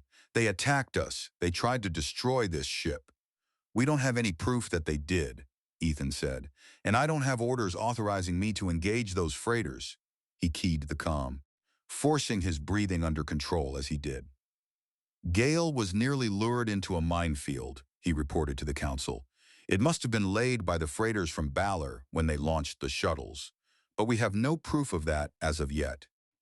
All we can tell about the shuttles so far is that they are headed for a landing site somewhere in the mid-latitudes of the Northern Hemisphere." He was still waiting for a response, while the Gale edged back onto a cautious intercept course with the freighters, when 3 more detonations burst near the same place, his display still marked with a vivid red danger symbol. "They just destroyed the evidence," Isabeau said. "They knew we wouldn't go back through there." "What have they got as backup?" Ethan asked her. "Balor must have something as backup if the mines didn't work." "No idea," Isabeau said. "You seem to be a hell of a lot better at this than I am, Lieutenant." Ethan blinked. It startled him to realize he had managed to impress an officer trained by Earth Fleet. "Can we spot if they drop any other mines?" "Yes. They'll have to open something like they did when launching the shuttles. The mines themselves are stealthy enough to fool our systems, but we should be able to spot when they could be deployed." "Good. Message from the Council." Flynn Mercer called. Ethan pulled it up and found Council President Hartwell this time. She was still in her office, one of those remaining in the city, despite the possibility of Balor troops coming down on it. Ethan's opinion of her improved a little. "Lieutenant Harrow, have you fired on the freighters?" "No. What are they doing now?" "They're holding orbit," Ethan said. Then the answer hit him. Why weren't they trying to flee after the failed attack? Why not at least separate and force the Gale to deal with them one at a time? "They want me to fire on them." "Yes," Hartwell said, "the provocative act. They still want us to start this. Balor will commit the first aggressive act, Lieutenant Harrow. We want no doubt of who began hostilities, and after Balor does its worst, we will show them just how big a mistake they've made." Before Ethan could answer, Isabeau called across the bridge. "We've got an estimated landing site for the shuttles." A map flashed onto Ethan's display. He sent it on to the council at once.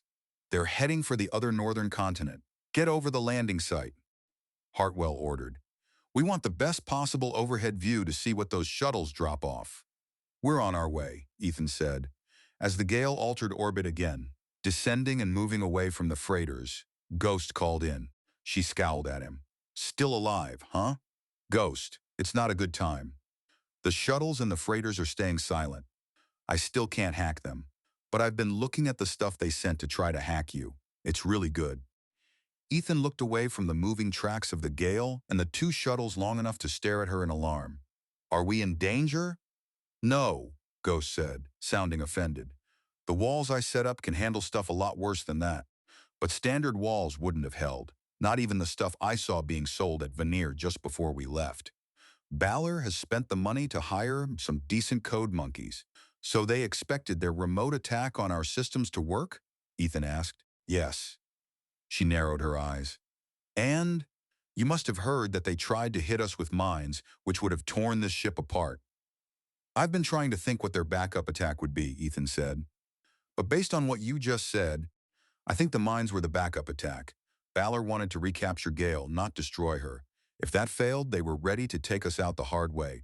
Huh, yeah, that's likely right. Ghost scrubbed both hands over her face. They might have to start talking when the shuttle set down. Can you make sure I get a relay of any signals you pick up between the shuttles and the freighters, Flynn? Ethan called. Can we link Ghost into any signals we intercept? Yeah, Flynn Mercer replied. Give me a couple of minutes to figure this out. We're working on it, Ethan told Ghost. I've got to get back to monitoring things. As soon as Ghost vanished, orbital imagery took her place. I think I've localized the landing site the shuttles are headed for, Isabeau announced. Unless they make major adjustments in their paths, this is where they're headed. Ethan narrowed his eyes at the image. An open plain where a big river meets the sea. That looks awfully familiar, doesn't it? It's a lot like where we set up our first city, Flynn Mercer said. Then he startled, grabbed his personal pad, and checked something. Hold on, Flynn added. Yeah, a whole lot like it. That's a spot marked for a future city site by the council. I'm getting a feeling that our plans have been overtaken by events, Ethan said wearily. Heavy lift shuttles, freighters that can carry lots of equipment and people, and a landing site very suitable for a city location. What does that look like to you? They can't do that, Flynn protested. It's illegal. They are doing it, Ethan said, planting their own colony on our world. The gale reached a favorable overhead position just as the first shuttle came down. The atmosphere blurred the imagery slightly, keeping fine detail from sharpening, but it was still easy enough to make out men, women, and children spilling onto the scrub-covered ground. Families, Isabeau said. If we'd fired on the shuttles, we would have killed kids. The second shuttle touched down and started unloading construction equipment, much like the kind Strathmore had brought in, along with additional family groups. We can intervene now, right? Flynn Mercer demanded. We have to. He stopped, worry overtaking his anger. What can we do? The police, the people down there already outnumber our police force. Lieutenant, Isabeau Renault said, if the council hasn't already started looking for spies, they need to start. Balor seems to have a really good picture of what Strathmore has in the way of defenses. It's a pretty small picture, Ethan said, though he could not deny the point. Every move Balor had made suggested inside knowledge of Strathmore's situation. Whoever is feeding them info can't be too highly placed or too up-to-date because they didn't know enough about Ghost's work on our firewalls to know they wouldn't be able to get through them. But they certainly knew that we didn't have anything able to swoop in there and put a stop to that new colony work. They could have gotten that information from Veneer, though, just by knowing what our colony brought with it, and that would have only required combing through open-source contracts. Only 5 minutes later, the council called again. Council President Hartwell looked openly enraged, and the shouting audible behind her made it clear plenty of the other council members felt the same. Can you disable those shuttles when they lift again? Hartwell demanded. Ethan looked to Isabeau, who shrugged, then turned back to Hartwell and shook his head. Maybe. Our grape shot couldn't be used. It's just a tight field of ball bearings that's not precise enough in the damage it does. Our pulse particle beam could, in theory, hit just the shuttle's main drives. But even these heavy lift shuttles aren't that big compared to ships. Just about every spot on and inside them contains something important, and particle beams don't just stop, not until they hit something so dense they can't plow through or they lose enough energy. I can't promise that shots aimed at a shuttle wouldn't hit other critical components, or passengers. They won't have any passengers on the way up, will they? Hartwell demanded. I don't know, Ethan said. Balor has been really clever about this so far, and they are making no attempt at all to mask what they're doing on the surface. That might mean a few of the families are getting back on the shuttles, Isabeau reported. That's what I thought they'd do, Ethan said. Yeah, they're getting ready to lift again. Balor is making sure that those shuttles have civilians, including children, aboard both while landing and lifting. Another burst of angry voices rose somewhere behind Hartwell. She set her jaw when Ethan finished. As far as you know, would we be legally within our rights to fire on those shuttles? If we warned them and they didn't comply, yes, Ethan said. But if we then asked for help, we'd be arguing points of law, and Balor would be displaying the bodies of dead children, Hartwell said. I understand. It appears that anything we do would be worse than doing nothing. Ethan did not want that to be true. Wasn't this exactly why a ship like the Gale existed to act when a moment like this came?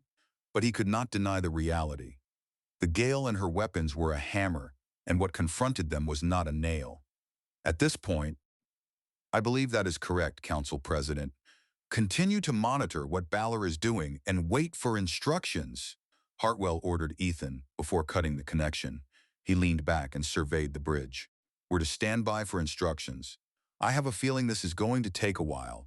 It's going to be hard to stand by while we watch those Balor shuttles taking more and more stuff down onto our planet, Flynn Mercer said. I know. Do we have anybody on the planet who knows how to handle stuff on the ground? Ethan shook his head. Not as far as I know. When I did my search for vets to put together a team to capture Gale, no one showed up as having any ground forces experience. That mixed passenger freighter that left just before the ships from Balor showed up dropped off several hundred new people. Maybe someone on it knows how to do ground operations. Did that ship come from any of the old colonies? Not as far as I know, Flynn said. I think it originated at Tangaroa. Kaya Bryn had not stayed long on Tangaroa. The place had simply felt wrong to her, for reasons she could not have put into clear words. So she had quickly boarded a ship bound farther down and ridden it to the end of the route.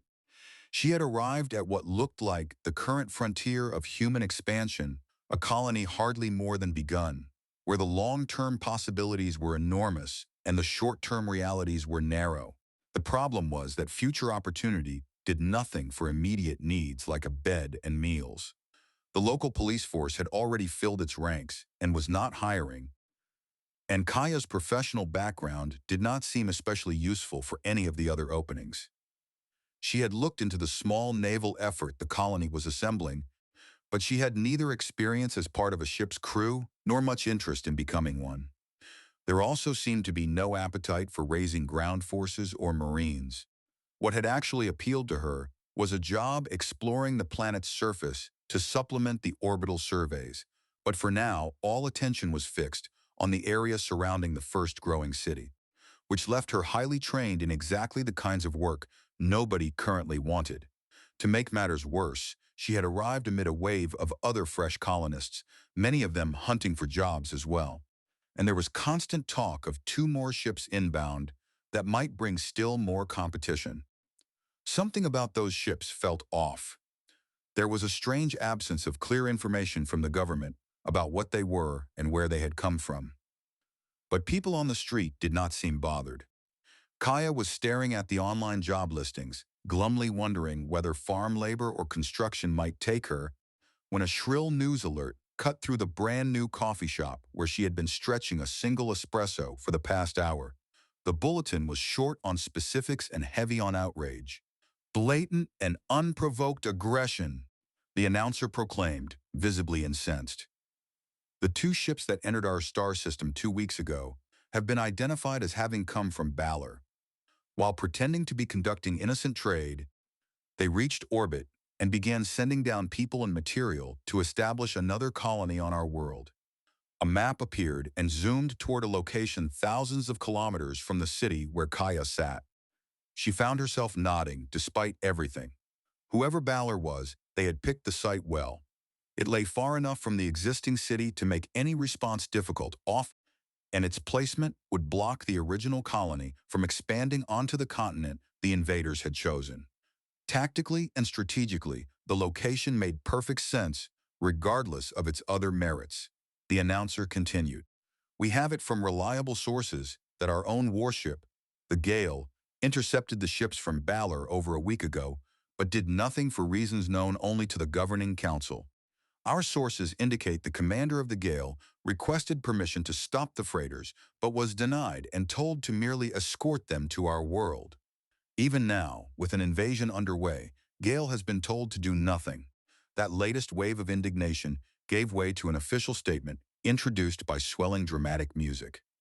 A woman sat in a large office that was still mostly bare, speaking with controlled composure that did not quite conceal the tension in her voice. This is Council President Hartwell, speaking on behalf of the Council. We are as shocked as anyone by the wanton disregard of law and personal liberty displayed by the rulers of Balor in attempting to establish their own colony on a world granted solely to us, in a star system granted solely to us. We do not intend to let this provocation go unanswered, or our own freedoms be limited by the actions of another star system. But the severity of this threat, coming so soon after we have established our first city on this world, is such that the Council wishes to have as much input from our citizens as possible before deciding on a course of action. There will be an emergency meeting of the Citizens and Council of Strathmore at 1400 local time this afternoon. The meeting will be physically held in the new amphitheater on the south side of the city. All citizens are invited to attend, either in person or by virtual means. We will discuss what is known of Balor's actions and our own options to deal with a blatant invasion of our world. Kaya drank the last of her now cold espresso and thought that maybe a new line of work was about to become available. Perhaps there would be use for her skills after all. She chose to go to the meeting in person. The amphitheater was the kind of project that, in another era, would have consumed the labor of hundreds or thousands for years. Machines built light years away, following an architectural concept first devised on old Earth, had carved into a hill south of the city and compressed and fused the excavated soil and stone into ascending rows of seats. Much of the data support system still had not been installed, however, so the amphitheater currently relied on old-fashioned substitutes like speakers and drones that could home in on anyone wishing to speak. Drawing on half-remembered high school history, Kaya thought ancient public assemblies in places like Greece, China, and New York must have felt something like this, with people physically walking to microphones in order to be heard. The virtual 3D systems were also either absent or not yet properly calibrated, and those setups still had a talent for malfunctioning anyway, so people attending remotely had to settle for being represented on a pair of huge display screens filled with shifting tiled images. It all felt a bit medieval, but it did the job. Since she was not tied down by work, Kaya had managed to claim a seat fairly close to the platform where the council would sit. Years of military service had taught her how to wait, so she dozed lightly while later arrivals gradually filled the amphitheater. As 1400 drew near, Kaya yawned herself fully awake and listened to the conversations around her. The mood was a mix of fear and anger, with people debating what ought to be done about Balor's newest act of aggression, or, more accurately, as usual, debating what somebody else ought to do about it. Plenty were furious at the Gale for not acting, though opinions seemed evenly divided on whether the blame belonged to the ship or to the government. 20 minutes past 1400, the council at last emerged onto the platform, greeted by a blend of applause and booing from the crowd. After some effort, the noise was brought under control, and the council president stepped forward to repeat, essentially the same briefing Kaya had already heard on the news a few hours before. "They're still landing materials and equipment," Hartwell concluded. "All the signs are that they are establishing their own colony on part of this planet." The audience erupted at once. "They can't do that. They are doing it. What do we do? Call the notify. Who do we tell about this? Why didn't our ship stop them?" Someone roared. "Aren't we paying to keep operating that ship?" "Let's hear from our ship," many voices shouted. Hartwell motioned, and one of the large displays switched to show a man seated aboard what Kaya immediately recognized as a military vessel. "This is Acting Lieutenant Ethan Harrow," Hartwell said. Harrow looked out at the amphitheater. "I am on the Gale. We are maintaining orbit over the site being occupied by Balor. Why aren't you doing anything?" When the uproar finally ebbed, Harrow answered in a level tone. I am following orders from the council. If you have questions regarding those orders, you need to speak to them. I cannot act contrary to what the council orders me to do, and my orders are to watch and not open fire. Kaya smiled. Harrow had dropped the issue neatly back into the council's lap, exactly where it belonged. Most of the council proved unexpectedly skilled at staring toward other council members as though one of them ought to take responsibility. Did the council ask for your advice? What did you tell them? More voices demanded from the crowd. Ethan Harrow hesitated before replying. The council did ask for my advice. I gave it. I cannot disclose that advice without their permission. A wave of anger rolled through the amphitheater. At last, one of the council members rose. For those who do not know me, I am Council Member Adrian Callister. Lieutenant Harrow told the council that he could not engage the shuttles from Balor without running a serious risk of causing the death of civilians, including children. The council could not agree to take such action. Do any of you object to that? Balor wanted us to attack ships and shuttles full of unarmed men, women, and children so that we would be seen as aggressors. We will need assistance against Balor. But if we were perceived as having attacked what Balor would claim to be a peaceful mission, we would not be able to gain the help we need. Help from where? Someone called. Who else is going to help us? Earth! Hundreds shouted back. Old Earth. Earth will do nothing, came the answering cries. We're on our own. Kaya watched police move through the amphitheater, calming the competing shouts long enough for one person to put a question to the council. Who are we going to tell? Who will do anything about this? We have to assume, Adrian Callister said, her voice carrying cleanly through the amphitheater, that we are the only ones who will act. We will seek help from neighboring star systems and, yes, from old Earth. But there are no guarantees aid will come. We shouldn't just react without thinking, another speaker argued. We need to do this in a lawful way. We need to give old Earth a chance to deal with this. Council President Hartwell spoke again at last. It would take at least 6 months for a message from us to reach Earth and a reply to be received. That's if we use a fast ship, which we would have to hire, and old Earth acts immediately, and there is no reason to think it will. Some of you came directly from there. What do you think? Will old Earth send forces to help us? The silence afterward answered more completely than speech could have. A man on the platform got to his feet. I am Council Member Soren. We cannot afford to wait while Balor continues to expand a settlement on the surface of a planet that belongs in its entirety to Strathmore. We can't attack a colony just because it's not our colony, another council member protested. This time, the confused roar of argument spread through both the audience and the council itself. The debate broke apart when Lieutenant Harrow's voice burst from the old speaker system. We're seeing something different coming off the latest shuttles. About 400 people who are clearly civilians have already landed, along with plenty of civil construction equipment.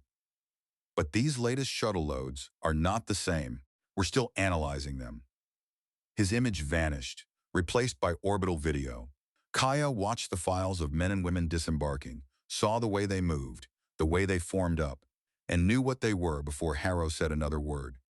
The containers being unloaded told her the same thing. Just as soldiers tended toward uniforms, military freight had its own unmistakable standardization. They're military, she called out. Ground forces, most likely. A scattering of heads turned to look at her, but most remained fixed on the orbital feed. How many are there? Council President Hartwell asked no one in particular. It looks like about 100, Lieutenant Harrow reported. 100 soldiers mixed in with families. Council Member Soren said in revulsion, using their own civilians, their own children, as human shields. Council Member Adrian Callister cut through the renewed noise. We can now be clear on one point. This is not simply an illegal colonization effort by Balor. This is an actual invasion. Balor will claim those soldiers are there for self-defense. Another council member objected. Most eyes swung back to the stage, where the council had returned to arguing among themselves, everyone looking stunned by the turn events had taken. Kaya kept her attention on the orbital video and caught sight of something that looked familiar. Hey, Lieutenant, she shouted, hoping he was still listening beyond the council itself. That thing coming out from a shuttle now. That's a heavy, isn't it? Lieutenant Harrow answered, after a brief pause. Yes. The ship's database identifies it as a major component for an anti-orbital particle beam. When they get that set up, they'll be in a position to threaten any ship orbiting over or near them. The sound that moved through the amphitheater was less a cry of anger than a collective breath of despair. Is our ship in danger? Council member Prentice demanded. No, Lieutenant Harrow replied. It will take them a while, at least a few weeks, to get it properly set up and emplaced. It'll also require their surface power plant to be functioning to provide the energy necessary for it. Once it's operational, it will only be able to engage targets in certain orbits. But, yes, if we kept this ship orbiting over Balor's base, it would be endangered by that weapon. So would any other space traffic within the firing arc of that weapon. That means no satellite will be able to stay up there, Adrian Callister said. We won't be able to use orbital surveillance to keep track of what they are doing at their invasion site. We can't just call it an invasion site, Councilmember Prentice complained. There are families among them. We've seen children. Human shields, Soren repeated, to keep us from simply bombarding that site out of existence from orbit. You can't be seriously suggesting that as an option. Exactly. What do you think Balor would do? Soren demanded. Lieutenant Harrow, that ship you're on that we captured from Balor has orbital bombardment capability, doesn't it? No, Lieutenant Harrow replied. These cutters weren't designed for that sort of mission. Kaya saw Councilmember Soren pause, frowning, before going on. But the other warships Balor has, 2 destroyers, they have that capability? Yes. Isabeau Renault says she heard discussions about using the threat of orbital bombardment to force us to cough up the money that Balor was demanding if we refuse to give in to the threats from the cutter. How much can Renault be trusted? Another council member muttered. She was one of them. A mercenary for Balor. She's former Earth Fleet, Lieutenant Harrow argued. Like others of us out here, she came down looking for a new start and was recruited by Balor, using false assurances and promises. Isabeau Renault has been screened, and all indications are that she is being honest and straightforward with us. Screenings are not foolproof, Councilmember Prentice objected. Why didn't this Renault warn us that Balor was planning something like this? Kaya knew that expression on Lieutenant Harrow's face. She wondered whether he was actually going to say it. He was. With all due respect, sir, Lieutenant Harrow said, Isabeau Renault did warn us that Balor would not simply accept our defeat of their first attempt to coerce us. She warned that Balor would make other attempts, and those warnings were conveyed to the Council. Kaya knew he was fully entitled to make that point. She also knew that people in authority seldom appreciated being reminded they had ignored a warning in time to matter. Sooner or later, that lieutenant would probably pay for being so honest, just not until the government here had no more use for him. Councilmember Soren shattered the silence that followed. And those warnings were not taken seriously enough, he shouted, drawing a glare from Prentice and several of the other council members as well. We should have done something to prepare for this. Adrian Callister cut off what was clearly about to become a fresh and very public council quarrel. What we should have done, what we could have done, no longer matters. What we have to decide is what we should do now. Our options are limited because we lack resources to deal with an invasion. The capture of the Gale, which I will remind the Council was the result of Lieutenant Harrow's actions, gives us a limited defensive ability in space, but cannot counter the problem we face on the surface of this planet. What about the police? Someone shouted from the audience. Our police force is 20 officers strong, armed with non-lethal shockers. The entire force would have trouble handling 500 uncooperative civilians. Sending them against 100 soldiers would be suicide. We could ask for volunteers, Councilmember Soren suggested. Form a militia. Get some military weaponry of our own constructed. That'll take time, another council member said. If you're talking about the latest military-grade weaponry, the designs are complex, and we'd have to get some of the necessary materials by mining, since we didn't stock everything needed for such weapons. What about slug throwers? Those would be easier, but, I understand, not as effective as modern weapons. Council President Hartwell spoke over them all. We need more than weapons and volunteers. We need leadership and training. Lieutenant Harrow, if you took on that job, how long do you think it would take to produce the sort of force we would need? Looking caught off guard, Lieutenant Harrow shook his head. I couldn't take on that job. I don't know how ground forces do things. I could organize a military force, but I wouldn't know what training they needed, or their tactics, or how to plan their operations. You need someone with ground forces experience. Or a Marine. Who was that who first recognized the soldiers that Balor landed? Here she is, people near Kaya called, pointing her out. Kaya rose, wondering what kind of trouble her mouth had just volunteered her for. Yeah, that was me.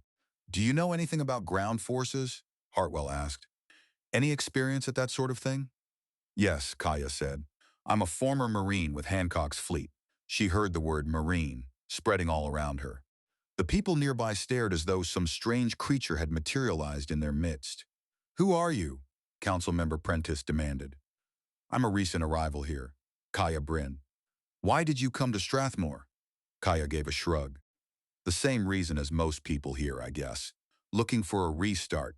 Why did you leave the Marines at Hancock? Did you commit a crime? Prentice pressed. Kaya straightened further and folded her arms as she looked him directly in the eye. Then she shook her head. Not that it's any of your business, but no. Did you? Prentice glowered even harder, but before he could continue, Councilmember Adrian Callister stepped in. What was your specialty as a Marine? We were a pretty small organization, Kaya said, forcing herself to ease some of the tension in her body, so we didn't specialize much. I trained for ground and space assault, force reconnaissance, special missions, whatever was needed. I see. Then this situation falls within your training and experience? What would your advice to the council be? Kaya looked over the thousands gathered there and the screens showing thousands more in tiled images. My advice would be to offer my advice in a less public setting. No sense in tipping off those Balor guys about what might happen. She sat again while everyone proceeded to argue about that. Half the meeting seemed convinced she could personally wipe out Balor's forces on the ground, while the other half apparently suspected she was scheming to overthrow Strathmore's government. She could not decide whether the broad faith in her competence was flattering or irritating, especially since her own superiors back in Hancock had not shown much enthusiasm for her talents when writing her evaluations. Why had she involved herself at all? Why not excuse herself and leave? Strathmore had a single small warship and no meaningful ground forces, and it faced a star system that was better prepared and better equipped for war. On the surface, it looked hopeless, yet Kaya remained where she was and waited. She had always had a weakness for lost causes, and she had always wondered whether she could win one of those fights. Maybe she was about to find out. Dudgrindrin Dodgrain.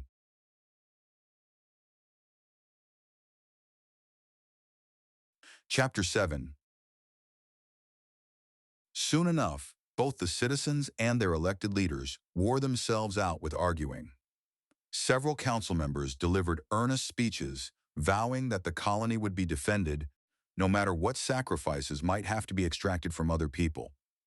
Through the dispersing crowd leaving the amphitheater, Kaya found herself escorted by 2 police officers to a newly built office, along with council members Hartwell, Soren, Prentice, and Callister.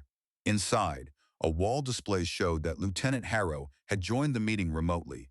Kaya studied him with cautious interest, glad for the chance to get a better sense of the man. Her history with officers gave her good reason not to trust them too quickly. Council President Hartwell, looking worn nearly to the edge, lowered herself behind the large desk and pressed fingers to her temples. That was interesting. Then she turned to Kaya. Now we would like to hear your recommendations. Kaya nodded first to Hartwell and then to the others. Without consciously meaning to, she shifted into an attention stance before answering. You've got 3 options, as I see it. One is to do nothing, to just accept that Balor is going to take over that continent piece by piece, but I don't have the impression anyone here wants to do that. A second option is to improvise whatever weaponry you can and hit them with as many people as you can at once. You've got thousands of people in the colony. So if enough could be persuaded to join, you could overwhelm even a force of 100 soldiers that way. That would solve the problem pretty fast, but it would likely be a really expensive option. By expensive, Prentice said, his tone dark. You mean in terms of lives? Yes, sir. At least a few hundred dead. I don't recommend doing that. I'm happy to hear it, Prentice replied with unmistakable sarcasm. The third option, Kaya said, which is what I'd recommend, is to get together a smaller force of volunteers. Take enough time to train them and manufacture at least a few military-grade weapons, then stage a raid to take out that anti-orbital cannon and any other installations or equipment we could manage. After one raid, they'd probably jack up their security, so after that, it'd be a matter of wearing them down by picking off Balor patrols or individual soldiers. If you put enough pressure on them, they could crack before reinforcements arrive. Reinforcements? Hartwell demanded. Sure, Kaya said. No way Balor will just leave that small a colony there. They'll grow it, add more defenses, get dug in.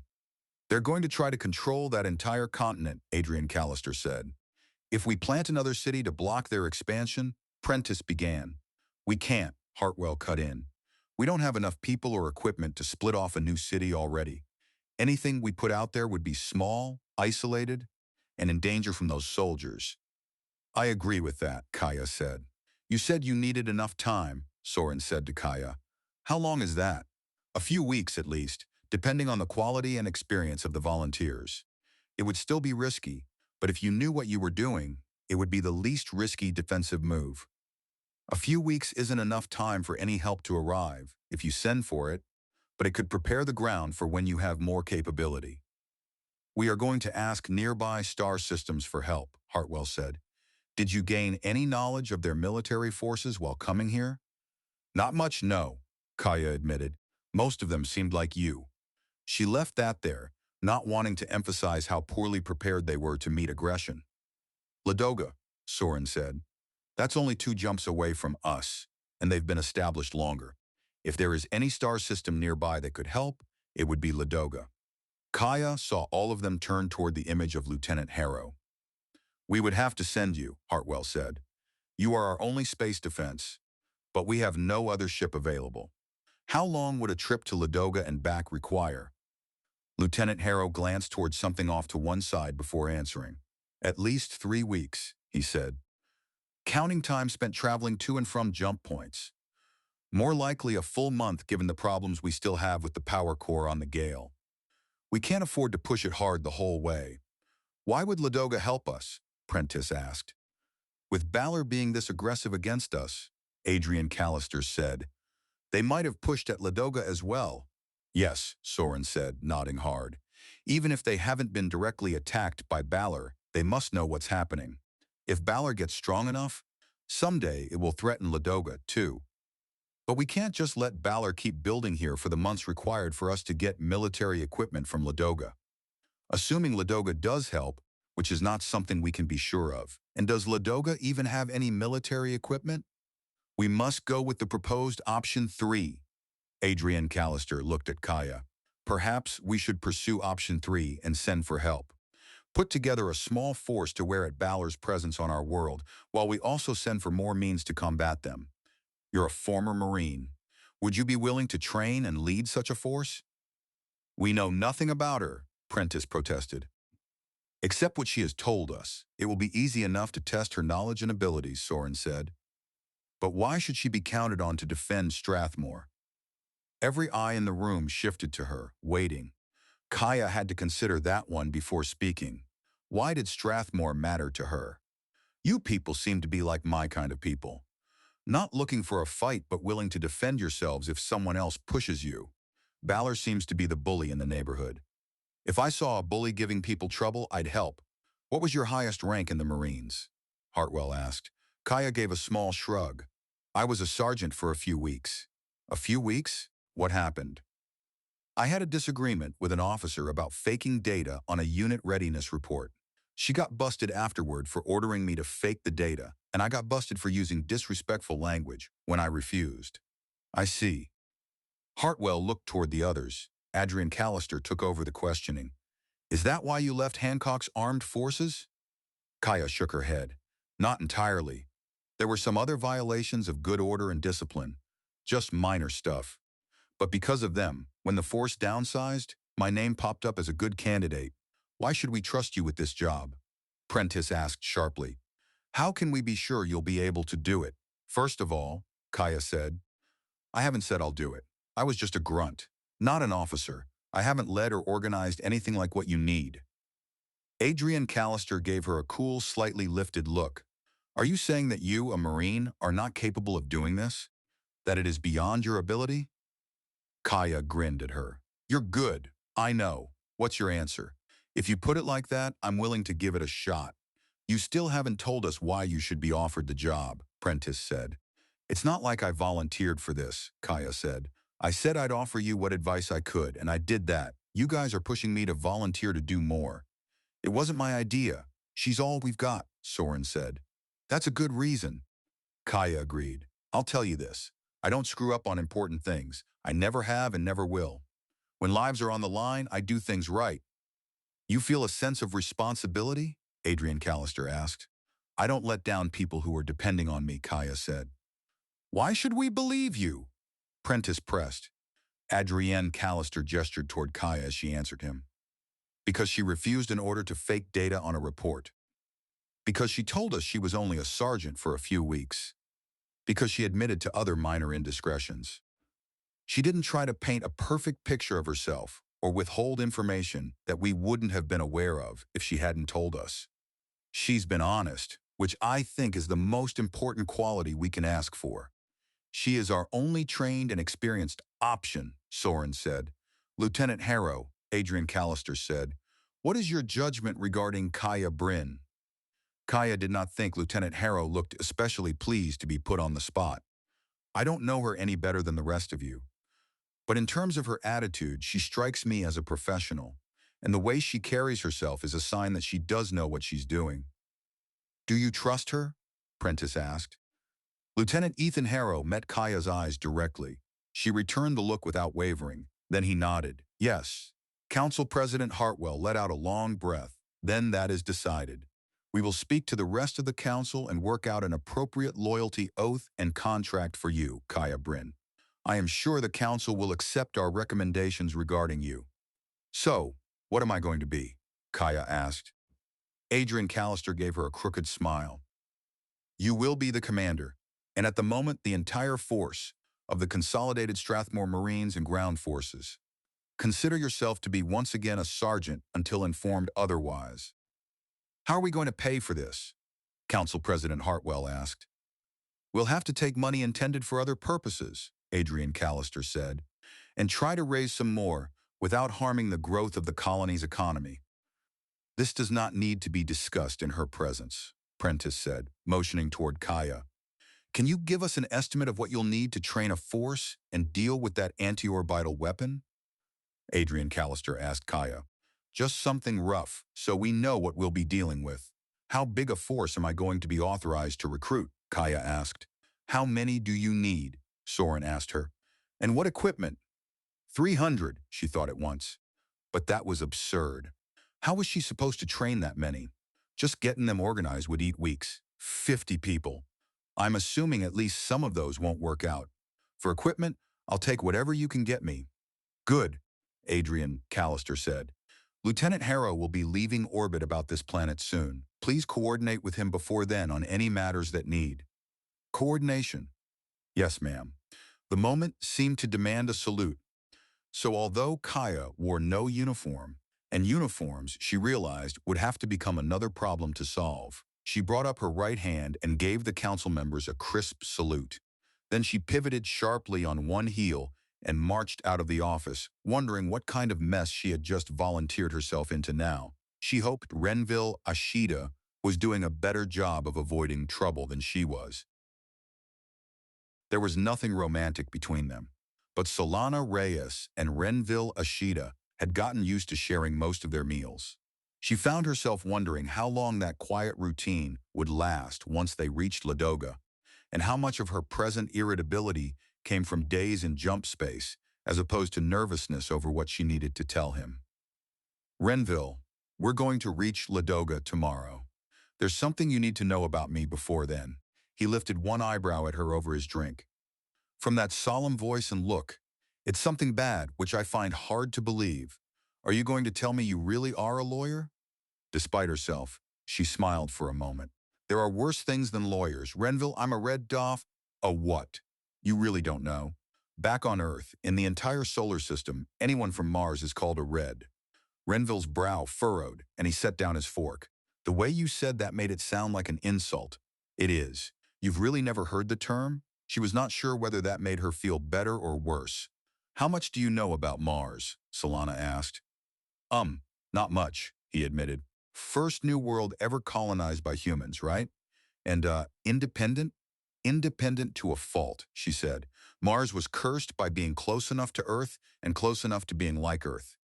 When long-range spaceflight within the solar system became practical and cheap enough for colonization of other worlds to be feasible, the human presence on Mars grew like crazy as lots of governments and private companies and private groups planted their own little colonies in attempts to lay claim to parts of the planet and its resources, or just to claim their own independence from everybody else. Dozens of colonies, from large settlements to small groups. As the little colonies grew into cities, they stayed independent of each other, distrusting and disliking everyone else. The only time they have ever come together to cooperate in a common cause was for Mafi, Renville Ashita asked. Sorry, that's how Reds say Martian war for independence. Oh, and you are. Okay. Renville looked genuinely puzzled. Who were they getting independence from? Solana sighed. The truth is that Mafi was all about getting rid of the off-planet sources of law and order. EarthGov peacekeepers, law enforcement and customs authorities, and tax collectors, where those still functioned.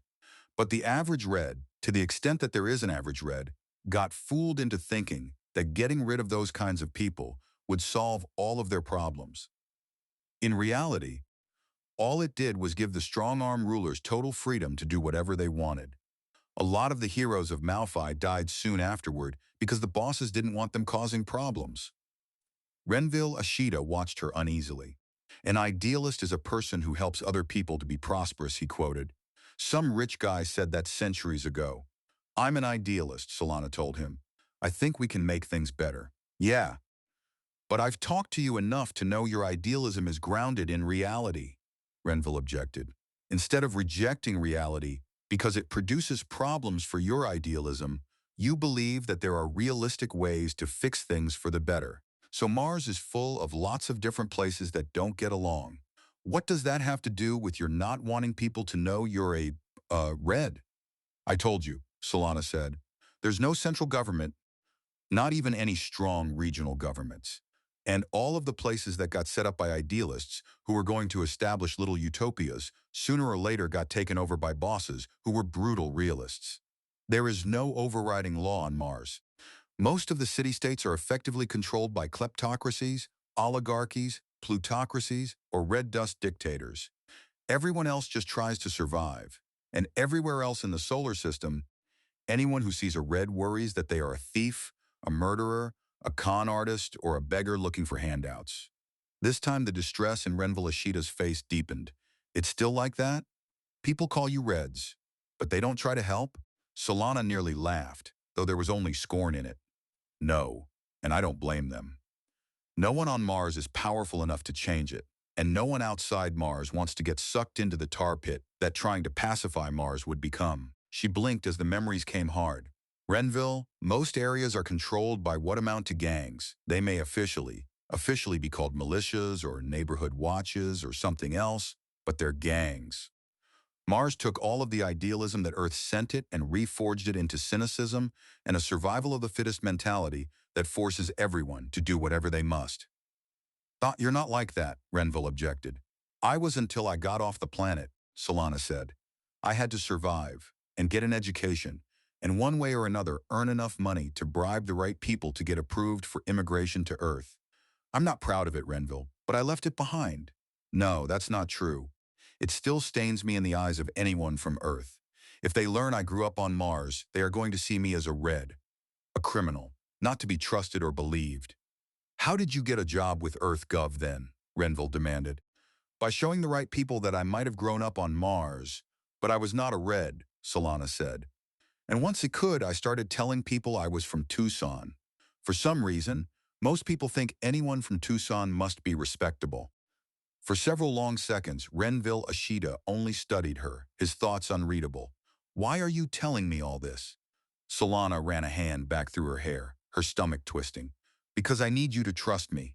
And the only way I can be sure of that is if I confess to you why many other people wouldn't trust me. If I had kept it secret, and you had later learned of it, you would have had every right to wonder what else I was hiding. He shook his head, slowly, idly moving his fork in one hand. Solana, what you were is a whole lot less important than what you are. Isn't that the whole point of people coming out here to get a new start? They are bringing their pasts with them, Solana said. No one is forgetting who they were or what they learned or experienced. All right, Renville Ashita said, fixing her with a stubborn look. My past is I was a failure at everything I ever tried because I was so afraid of failing that I kept going it alone and trying to control everything, which just guaranteed that I'd fail again. You clawed your way out of a hellhole and have been trying to help people ever since then, right? So which one of us is supposed to be an unworthy friend? Renville, I've seen enough of you to know that's not who you are. Not anymore. I was ready to change when I got to Nordry. The events and people there got me moving. And just as you said of me, I've seen enough of you to know what you aren't, Renville Ashita said. All right, you told me. And I think more of you than I did before. Are you going to eat? She glanced down at the untouched meal in front of her and then back up at him. Seriously? You're okay with it? Renville, I wish you were my type. You make a great friend, though. He rolled his eyes. I'm noticing an unpleasant trend down and out, Renville said. I keep attracting the company of younger women who are only interested in my mind. Solana smiled. I'm sure you'll find a woman who wants the rest of you as well. Maybe there's one on Ladoga. If you're right, we may be too busy on Ladoga for me to worry about romance, Renville Ashita said. Something in those words stirred an uneasy sense of warning in her. Another rushed departure was not Ethan Harrow's idea of a good day, especially since this one really was an emergency and demanded that he get the gale underway as fast as possible. The Balor freighters, after unloading without pause, had finally emptied themselves and were laboring back toward the jump point. Ethan had worried they might leave one or both heavy-lift shuttles behind, since those could have operated freely once the gale departed, but both shuttles had docked back with the freighters and were leaving too. At least that problem was off the table. But before the gale could go, there were still supplies to load more food. For one thing, a volunteer crew member who could not be gone from the planet for a month and had to be sent down, and then a replacement who had to be found and lifted to orbit. On top of that, there had been a long call with Ghost, who had naturally learned everything already, and instead of mocking him, had given him sincere encouragement. And in the scraps of free time left to him, there was also a Marine he needed to speak with. Kaya Bryn? Ethan asked. He had taken the call in his stateroom, wanting privacy for it. She nodded. Kaya Bryn looked wary as well as professional. She stood outside the present limits of the city in an open field, short hair stirring in the wind, judging him even as he tried to assess her. Yes, sir. Thanks for calling before you left. Councilmember Callister recommended that we talk. What exactly are you? Did the council approve your appointment? Kaya Bryn answered with a smile edged in dry humor. Not exactly. It's temporary and provisional. I have now seen and heard those words enough to satisfy me for life. Ethan nodded. I understand. My assignment is also temporary and provisional. What did they put you in charge of? She flashed him a bright grin. I am commander and sole member of Strathmore's Marines and Ground Forces. What rank did they give you? No rank. They rated me sergeant. Ethan shook his head. At least they let me call myself a lieutenant. That's all right, sir, Kaya Bryn assured him. I won't hold it against you. He laughed despite himself. You're a sergeant, sure enough. Ethan rubbed at his chin while considering her. I did a research paper once on Marine sergeants back on old Earth. More than one Marine sergeant in the past ended up as a king or ruler of a small country. She looked both entertained and confused. That doesn't surprise me. But what does that have to do with me, sir? You arrived recently. Nobody's had time to build much loyalty to Strathmore yet, Ethan said. You less than most. What we really have loyalty to right now is our ideals and our friends. What's your game, Sergeant? What's your loyalty to? Kaya Bryn gave a sober nod, the humor gone from her face. Like you said, Lieutenant, loyalty to my friends and some ideals. I left Hancock looking for something else. I didn't know what. I rowed a ship to the end of the line, which turned out to be Strathmore. It's true, I don't have much history with you guys, but from all I can see, you're decent people trying to do right by other people. And there's no doubt that Balor is trying to strong-arm you. So I figure I ought to help. She sounded candid and straightforward, though Ethan knew that anyone ambitious enough might know how to sound that way. No long-term goals? She held his gaze. Are you worried about me? Yes. I tend to produce that reaction in officers, she said, smiling again. Lieutenant, if I was going to take over someplace, I'd choose one that already had the system in place to take over. Like Balor, maybe. I've got no experience with running planets or governments and no interest in trying to learn. I'm a grunt. I hope I can put together a small force able to take down that base Balor just set up. And I hope not to get killed in the process. Those are pretty much my long-term goals at the moment. Ethan nodded, impressed in spite of his caution. Did you hear anything on the way here about other star systems that were recruiting old colony vets? Yes, sir. Kaya Bryn made a face and gestured outward. I came here via Tangaroa, where there were recruiters in the bars looking for vets willing to sign on with places like Balor and Sharoon. Nice promises from Balor, but I've learned the hard way not to believe every word a recruiter tells me. I already knew enough about Sharon not to want to go there voluntarily. Oh? Yes, sir. A little matter of nearly being hijacked to Charon as part of a forced labor scheme. Kaya Bryn said in the offhand voice of someone recounting something minor. After escaping being a victim, I wasn't going to play any role in that as an enforcer. So I asked around about Balor. I didn't like the word on the street, and I didn't particularly like the sort of people they had recruiting for them. I'm not a mercenary who'll fight for whoever pays me. And once I looked over the fine print, I didn't like the sort of contracts they were offering. So I hopped a ride farther down and out, hoping to find a better option. Ethan nodded. Do you want to be a hero? He asked. Save Strathmore? Oh, hell no, Kaya Bryn said with a laugh. I just want to do what I'm good at to help people who need it. From what I hear, you're the hero type. Captured that ship and all? No, Ethan said, uncomfortable and embarrassed by the idea. I'm not a hero either. You know I'm going to take the Gale to Ladoga to ask for their help against Balor. Before we leave, I'll plant some satellites in orbit where they can watch Balor's new base. But there's not a lot else I can do for you until I get back. My greatest worry is that Balor will send reinforcements before I return. Balor has 2 destroyers. That news clearly hit Kaya Bryn hard. She looked upward unhappily. Bombardment from orbit is not something I want to experience as a target. You hurry back, okay? I'll do that, Ethan said. I don't know what your plans are, and I don't know what resources the government will offer you. But I was able to capture this ship thanks to Marin Vance. There are other hackers in the colony, but none of them are nearly as good as she is. If a good hacker can support you in any way, I highly recommend you ask her for help and insist that the council authorize a contract with her. He wondered whether it was improper to recommend a friend for paid government work.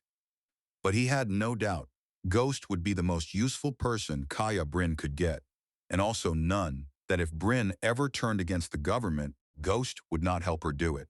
Marin Vance, Kaya Bryn echoed. Does she understand the sort of support I'll need? She's former fleet from Veneer, just like me.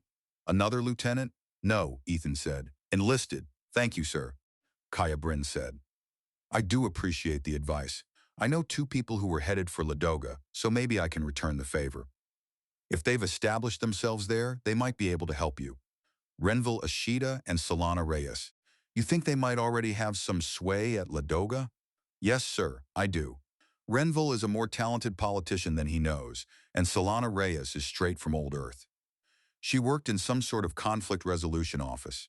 Conflict resolution is what we need, Ethan said. I appreciate the tip even though new people might not have much influence yet. I'm new here, and look where I am, Kaya said. Sir, we're on the same side. I hope we've established that. I'm going to do everything I can to handle this problem with Balor and keep faith with people like you. Good luck on your mission. Thanks, Ethan said. He hesitated, wanting to say something more to the only other person who might really understand what this felt like. Does it feel odd to you, having this kind of responsibility? Because it does to me. Yeah, she said. We've got us an opportunity to excel. How many people you got on that ship? 14. If I get another volunteer to make good on her promise to show up if needed, far from a full crew, that beats me. So far, I'm a one-person Marine Corps and ground forces. She grinned again, and Ethan found the expression comforting, faintly alarming, and a little captivating all at once. I'll take care of the place while you're gone. After the connection ended, Ethan sat thinking for a short while. He decided that Kaya Bryn was either exactly the kind of person Strathmore badly needed while it stumbled through a crisis against an enemy that had clearly made up its mind long ago, or else she was the sort of heroic cavalry figure who could damage her own side as badly as the enemy. Only time would answer that. And right now he needed to spend some of that time trying to win Ladoga's help for Strathmore. He brought up the command displays to check the progress of resupply and whether Yulia Jones had made it aboard yet, muttering under his breath when the data locked up and the familiar "restart now" prompt appeared. He was coming to hate that prompt. Ghost had warned him that Hey Jew code liked to behave that way, which meant he was stuck with it. He very much hoped "restart now" would not choose the middle of a battle to appear if he ended up facing one of Balor's destroyers. 6 hours later, Ethan Harrow dragged himself back onto the bridge, thinking that once they finally cleared orbit, he might at least get a chance to rest again.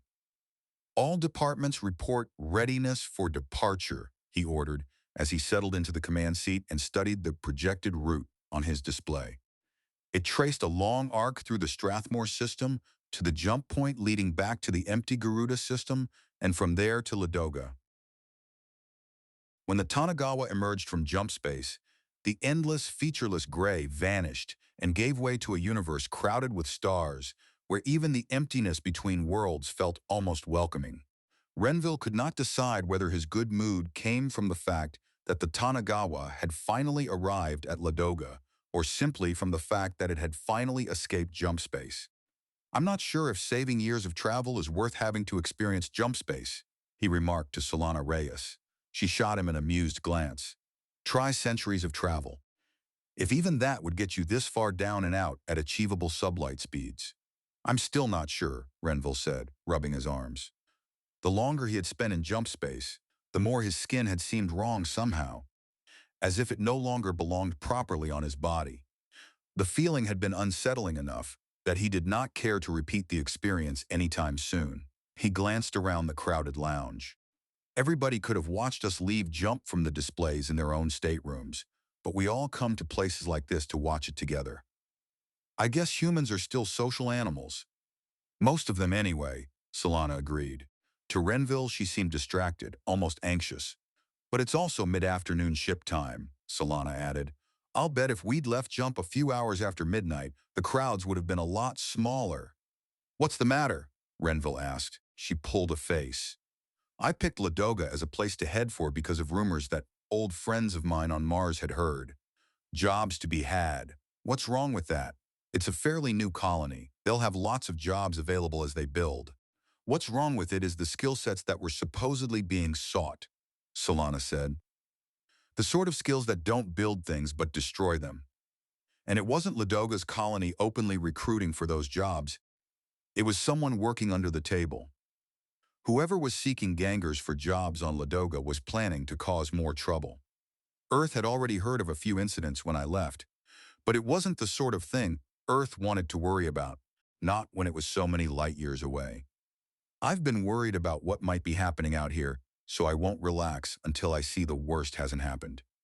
In a few moments, the ship will have picked up any news being transmitted through Ladoga star system, and we'll get to see it even though it'll be hours time delayed. This is Ladoga, not Nordry, Renville protested. I thought our biggest challenge was going to be convincing people of the need to act before bad things happen. I hope that's the case. I hope we're going to be trying to get people to see the potential problems rather than dealing with existing problems. Renville studied the crowd around them. Existing problems might make things simpler. In my experience, people have to be able to see the problems they're being warned of. My experience was on Mars, Solana Reyes said, still watching the displays where local news would appear once the Tanagawa finished processing incoming signals, where the problems were so big that everyone stopped believing that things could get better, so they refused to work together in ways that could have made things better, which guaranteed that things wouldn't get better. Renville shook his head. I guess we have to hope for problems just bad enough to push people to want to do something and get them working together because they don't think they have a choice. Do you mean fear? Solana Reyes asked, her voice turning harder. Fear is a great motivator. I know all about that. That's why I won't play that game. Fear can't be leashed, Renville. If you start using it, fear will run wild and cause things to happen that no one should want. I'm not hoping for something like that, Renville protested, suddenly defensive, even though he understood exactly why she felt that way. I wasn't talking about something we'd do to fan the flames or scare people. But if you're right, somebody else is planning to do something. Somebody else is going to try to use fear because they'll want to employ it as a weapon. Am I right? She nodded, her eyes gone dark. Everybody out here wants to be free to live their own lives and be independent and make all their own decisions. Renville went on. Whatever we do has to take that into account, or we'll be treated like that one guy did, accusing us of wanting to take away some of their freedom. That's when people stop listening, when they think you're going to take stuff that's important to them. I hate to think something terrible will have to happen first, Solana said. I wonder why it's taking so long for the local news to be displayed. As though responding to her question, every display Renville could see abruptly lost the external view. The captain of the Tanagawa appeared instead, facing the passengers with a grave expression. We will begin showing the local news in a minute. Before you see and hear it, I wanted to assure all passengers that there is no threat to this ship or anyone aboard her. There is no present danger. Everyone is to remain calm. At the moment, the ship's officers know nothing more than the same information you will see. We have sent a message to the authorities in Ladoga asking for further details and any guidance they have, but it will be several hours before we can hear back from them. In the meantime, remain calm. I repeat, there is no threat to this ship. Then the captain vanished, leaving blank screens and a swelling buzz of anxious talk. What the hell was that about? Renville asked Solana, fully aware she knew no more than he did. Something terrible, Solana said, the words seeming to scrape their way out of her. The displays flickered once and then stabilized on the images of two men and a woman, all of them wearing the look of people forced to report the unimaginable. Audio came in halfway through one man's sentence, his voice carrying clearly across the lounge. Everywhere on the Tanagawa, disbelief seemed to have stunned people into silence.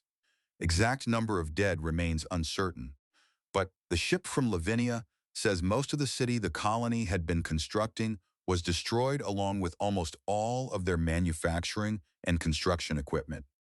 The orbital bombardment was begun without any warning or demands having been issued, so the reasons for the deadly surprise attack remain unknown. The House of the People's Representatives is meeting in emergency session, the woman continued, her tone solemn. The office of the First Minister of Ladoga has just issued an official statement. Her image gave way to another woman, speaking with the deliberate clarity of someone delivering dreadful news. Our first priority is the safety of the people of Ladoga. Measures to be taken to ensure the defense of our people against a similar attack are already being debated and decided upon. Everyone should remain calm. We will work together to protect this star system and offer what aid we can to the survivors at Lavinia.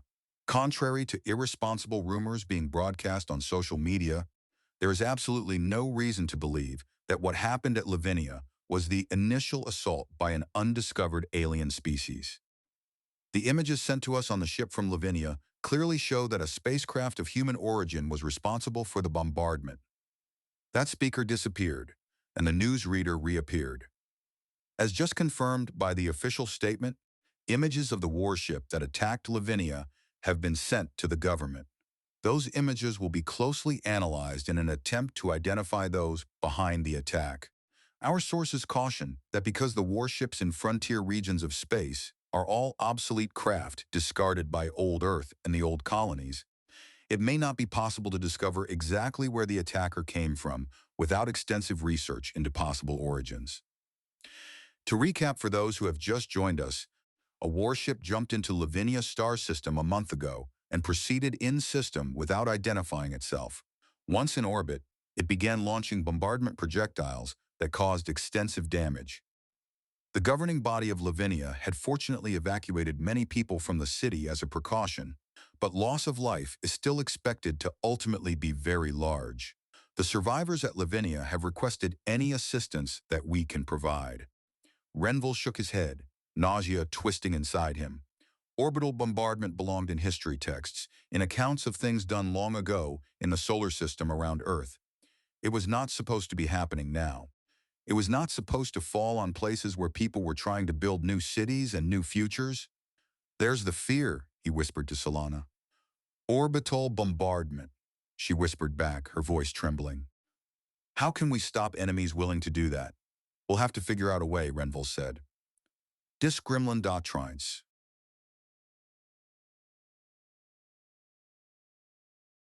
Chapter 8. It was almost another 2 weeks before the Tanagawa finally arrived at the point where transfer shuttles waited to carry down the passengers and freight bound for Ladoga. To Solana, the orbital facility still, fresh and barely aged by use, was astonishing. She had grown up amid Earth's ancient inheritances and the patched, centuries-old structures of Mars, so she found herself staring like a sightseer at a place that had, literally, no history yet. The newest addition to the station was a security checkpoint through which every arrival had to pass after disembarking from the shuttle.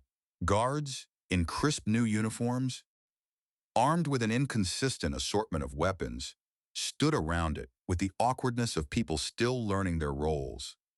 As passengers were processed, Solana realized she was witnessing the beginning of a system, not the continuation of one. This was not an old routine refined over years. This was the opening moment of something that would someday be remembered as a starting point. She let Renville Ishida go ahead of her. Naturally, he passed without difficulty. No one thought of Hancock as a source of dangerous agitators, and when he chose to, Renville projected steadiness and reliability. He chose to now, and moved through the checkpoint without a hitch. Then Solana stepped beneath the scanner arch, and one of the guards raised a hand, frowning at the display. "What's that?" he asked a younger comrade. The younger one squinted. "Something on her right lower arm." Tap that." "Yeah, it says to use the hand scanner." "Okay," the older guard said. "Right arm, please," he told Solana, sweeping a palm-sized scanner over the arm she extended. She had gotten far enough through the checkpoint to glimpse the display from an angle, and a cold feeling spread through her as a glowing pattern began to appear over the image of her lower right arm. "Okay, now what's that?" the older one asked the younger. "Let's try, menu, options." Just past the checkpoint, Renville Ishida had stopped and was waiting, maintaining a composed, confident exterior. Solana found herself wondering what an actual threat would be doing right now, while the guards struggled to operate their own equipment. On Mars, in most places, guards this distracted by a screen would already have been dead. "It was a tattoo," the younger guard announced. "See, it got removed." But the gear picked up traces and, "She's a red!" he cried, his voice flipping from uncertain to nearly panicked. Solana kept her face still as the younger guard yanked out his weapon and leveled it at her. "A red?" the older guard repeated.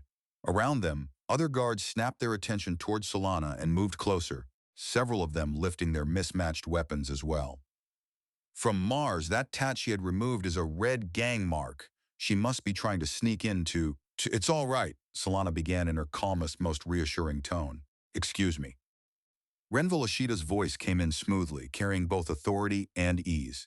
"Is there a problem with Citizen Reyes?" The momentary surge toward panic faltered as the guards looked his way. "You know her?" the older guard asked. "We're working together," Renville Ishida said. "Look at her papers. Look where she came from. he added. Solana watched the guards keep their weapons and at least one eye fixed on her while pouring the rest of their attention into the automated documents that everyone still called papers. She's from Earth, the older guard said. Old Earth. But the younger guard started. Look at her last job, Renville prompted. Earth Gov. The older guard now sounded impressed as well as surprised. Directorate of Conflict Resolution. That reaction caught Solana off guard. On Earth and Mars, she was used to very different responses, and she had not expected anyone to be favorably influenced by an Earth government job. But Renville had understood that out here, it still carried weight, the sort of old colony attitude that had lingered into the new colonies even while fading in the older ones. That's right, she said, making herself sound completely certain. She's a red, the younger guard insisted, as if no more damning charge could be made. In many places, Solana knew he would have been right.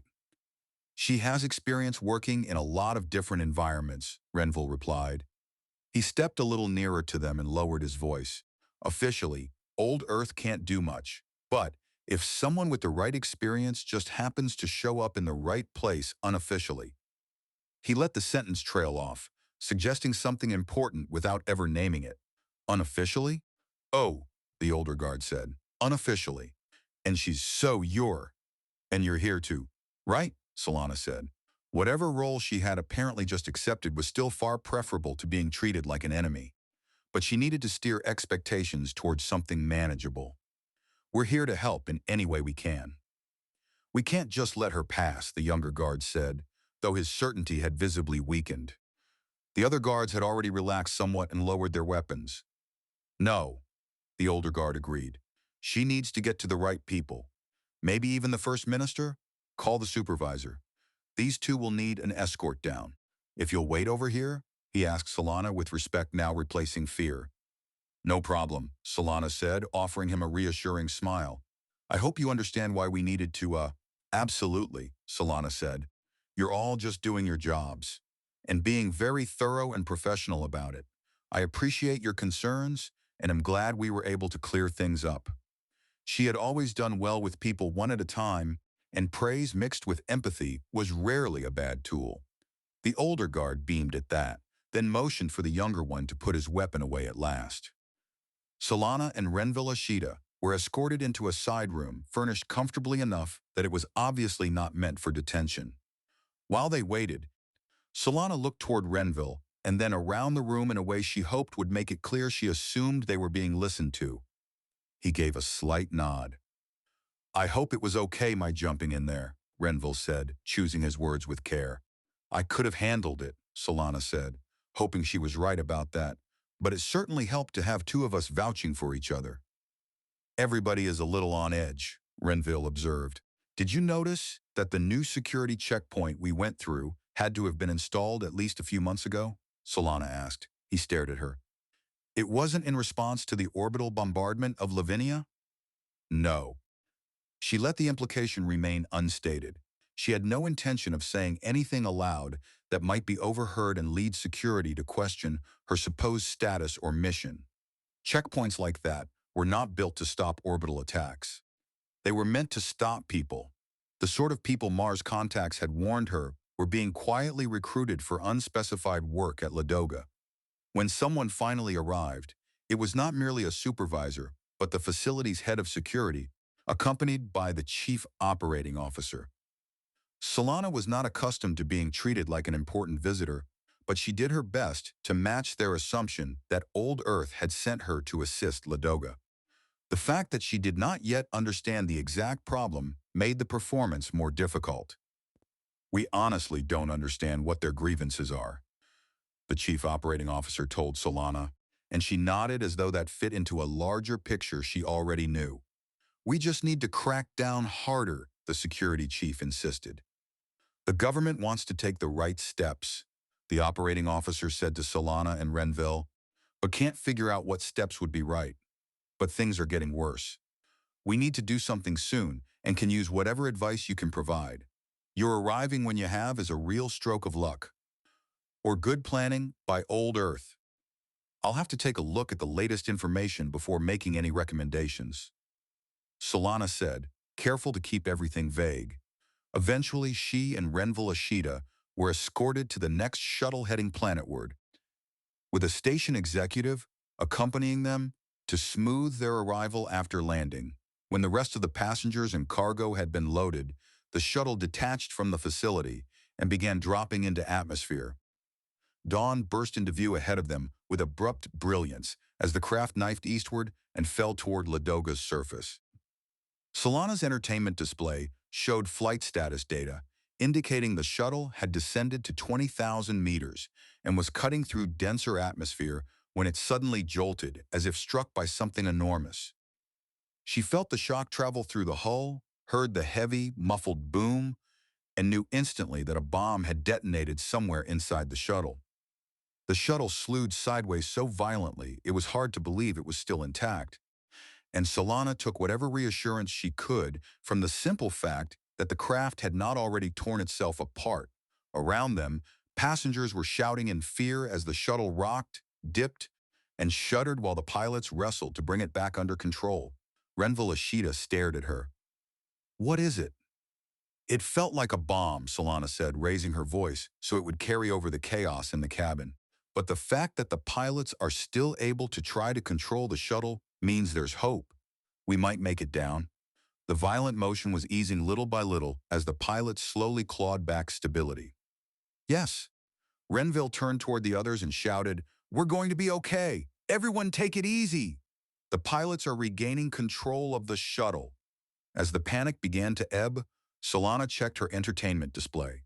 It was still functioning, another encouraging sign. The shuttle had lost 5,000 meters in a rush, but the descent rate was no longer as bad. Then one of the flight crew came over the cabin speakers, cutting through what remained of the alarm. "We have suffered an in-flight emergency and regained sufficient control to reach our landing site. Everyone please remain calm and strapped into your seats. We will provide updates as necessary." Renville was looking at the data on his own display. "Aren't we still dropping too fast?" he muttered to Solana. She glanced at the numbers. "I'm no expert," she whispered back, "but it does feel that way. How hard can we hit and not come apart?" "I suspect," Solana said, "that the pilots are asking themselves that same question." The orbital facility executive turned toward her. Are we going to be okay?" he asked, sweat shining across his forehead. "The most critical moments are the ones right after the blast," Solana told him. "If the pilots hadn't regained control then, we'd be in trouble. But they've got the shuttle under control. We've got a good chance." "You have experience with this kind of thing?" the executive asked. "A little," Solana said. On Mars, bombings were not unheard of. She had grown up hearing of them and living near enough to that reality to know its feel. At first, she had only reacted to the immediate terror. Then it struck her that the people around her had never been through anything like this before. For them, this was outside anything familiar, something they had no practice enduring. "We're still alive," she said more loudly, letting the words carry down the cabin. "That means there's a very good chance that we'll be all right." The shuttle continued to buck and weave on the way down, the pilots still fighting to hold it to anything like a clean approach. Solana felt the increasing press of G-forces and understood that they were trying to trade some of the downward plunge for forward speed, stretching the descent into a long glide toward the field. Strangely, now that survival seemed possible and the others were settling, she had to battle her own rising panic. She forced herself to breathe steadily. Old, dim memories threatened to flood her mother and father killed in a bombing aboard an aerospace craft on Mars when Solana had been young. Had she escaped Mars and come all this way only to die in the same fashion? Swallowing hard, she tapped her display to bring up an external view. The ground appeared below, rushing toward them far too quickly for comfort. The shuttle's nose lifted, and its propulsion roared alive in an effort to slow the descent. The passengers had mostly gone quiet now, waiting in rigid dread, broken only by low muttering and the occasional whispered sob of prayer. Then something failed with a jolt and a bang. The propulsion died, and the shuttle yawed down and right. Solana realized she was leaning left and upward, unconsciously trying to alter the shuttle's course with her own body. Everyone else in sight was doing the same useless thing. Another violent lurch followed, and the shuttle's right side came up, the nose lifting again but threatening to pitch over. Renville took her hand in his. "See you on the landing field." "Same here," she said, impressed through the fear that he had found room for humor even now. On her display, the ground was streaking by so fast she could barely judge their remaining height. At least it still looked like open land. They were not plunging into the city. "Everyone brace for landing." The announcement came in quick, breathless words. Everyone. The shuttle struck hard, bounced and lurched back into the air while yawing and pitching. Then another impact, another bounce. Someone screamed. The display flashed dirt and stone blasting away from the hull and then dissolved into broken pixels. The third impact kept them on the ground. The shuttle skidded onward with a shrieking, rattling complaint. Shuttles were built for vertical landings, though in an emergency they could slide one in if necessary. But nothing like this. This long, punishing grind over a surface that now felt more like solid concrete than soil. As it slid, the shuttle began to twist sideways, raising the terrifying prospect of a roll. But just as one side started to lift, their speed finally began to drop. The raised side slammed back down. The shuttle spun completely around through a sickening arc, slid a little farther, then stopped with one last jarring shudder. No one moved. Silence held the passengers as if even breathing might set something off, until the emergency exit panels blew outward on both sides. Solana already knew what would happen next. She was on her feet and turned toward the cabin before the passengers could erupt into frantic motion. "Calmly," she shouted. Renville stood beside her. "One at a time. Take it easy. We are down. We are safe. We are all right." The beginnings of panic faltered. People began to get out fast, but without losing control. Solana stayed where she was, aware that the others needed someone visibly steady, no matter how badly she wanted off the shuttle herself. A shuttle this damaged might still explode. Where were the fuel stores? She could only hope they remained protected despite everything the craft had endured. Renville Ashita stayed upright beside her. At close range, she could see the slight trembling in him, but from farther away, he would have looked every bit as composed as she did. The station executive, bracing himself on a seat, remained standing with them too. Only after the others were gone did Solana and Renville, with the executive beside them, head to the nearest emergency exit and drop onto the slides to the ground. Once outside, she turned and stared at the wrecked shuttle. It seemed impossible that the pilots had managed to land it at all. When the pilots and flight crew emerged from their own emergency exit on shaky legs, leaning on one another, Solana began to clap. The rest of the passengers joined in. Crash sirens wailed from every direction as emergency vehicles and security units raced toward the ruined shuttle. Overhead, the sky was blue and marked with scattered white cloud. The air felt cool, carrying the smell of fuel and leaking fluids. Solana breathed deeply, struck by how sharp and vivid the world seemed. "We managed to dump most of the fuel before hitting," one of the flight crew was telling the station executive. "That means an environmental impact report will have to be filed, right?" The executive burst into laughter that sounded barely under control. "We'll get right on that." Others laughed too, the sound full of relief and an edge of hysteria. Between the sirens and voices, Solana could still faintly make out an automated message repeating from somewhere inside the wreckage. "Welcome to Ladoga! We trust you had a pleasant journey! Welcome to Ladoga! We trust you had a pleasant journey. Welcome to Ladoga." First Minister Brenner of Ladoga looked like a man who had aged 10 years in a single month. Yet a little of that weight seemed to fall from him when he greeted Solana and Renville Ashita. "I asked my grandfather for guidance last night, and he told me to wait because help was coming." "Your grandfather immigrated to Ladoga too?" Solana asked politely. "What?" No, he died 20 years ago on Io. You should try speaking with your ancestors," he added with complete sincerity. "No one's ancestors have helped us so far," said a hard-faced woman in a security uniform who had been introduced as safety coordinator Bertrand. The third Ladogan official present was a friendly-looking man whose mouth carried the fresh marks of strain. "Cleon Marchetti, leader of the House of the People's Representatives," he said by way of introduction. "I'll admit to being surprised that EarthGov did anything." Renville Ashita laughed. You came directly from old Earth? Yes, a city called Nantes. He turned toward Solana. What about you? Solana smiled. Tucson. We heard that you had some experience on Mars? Safety coordinator Bertrand asked cautiously. Yes, Solana said. Unfortunately, Mars offers a lot of experience with conflicts on every scale. I've wondered what role Reds might be playing in all of our troubles, House Leader Marchetti admitted. A lot of them have gone down and out, haven't they? If you've ever been to Mars, you know why they left, Solana said.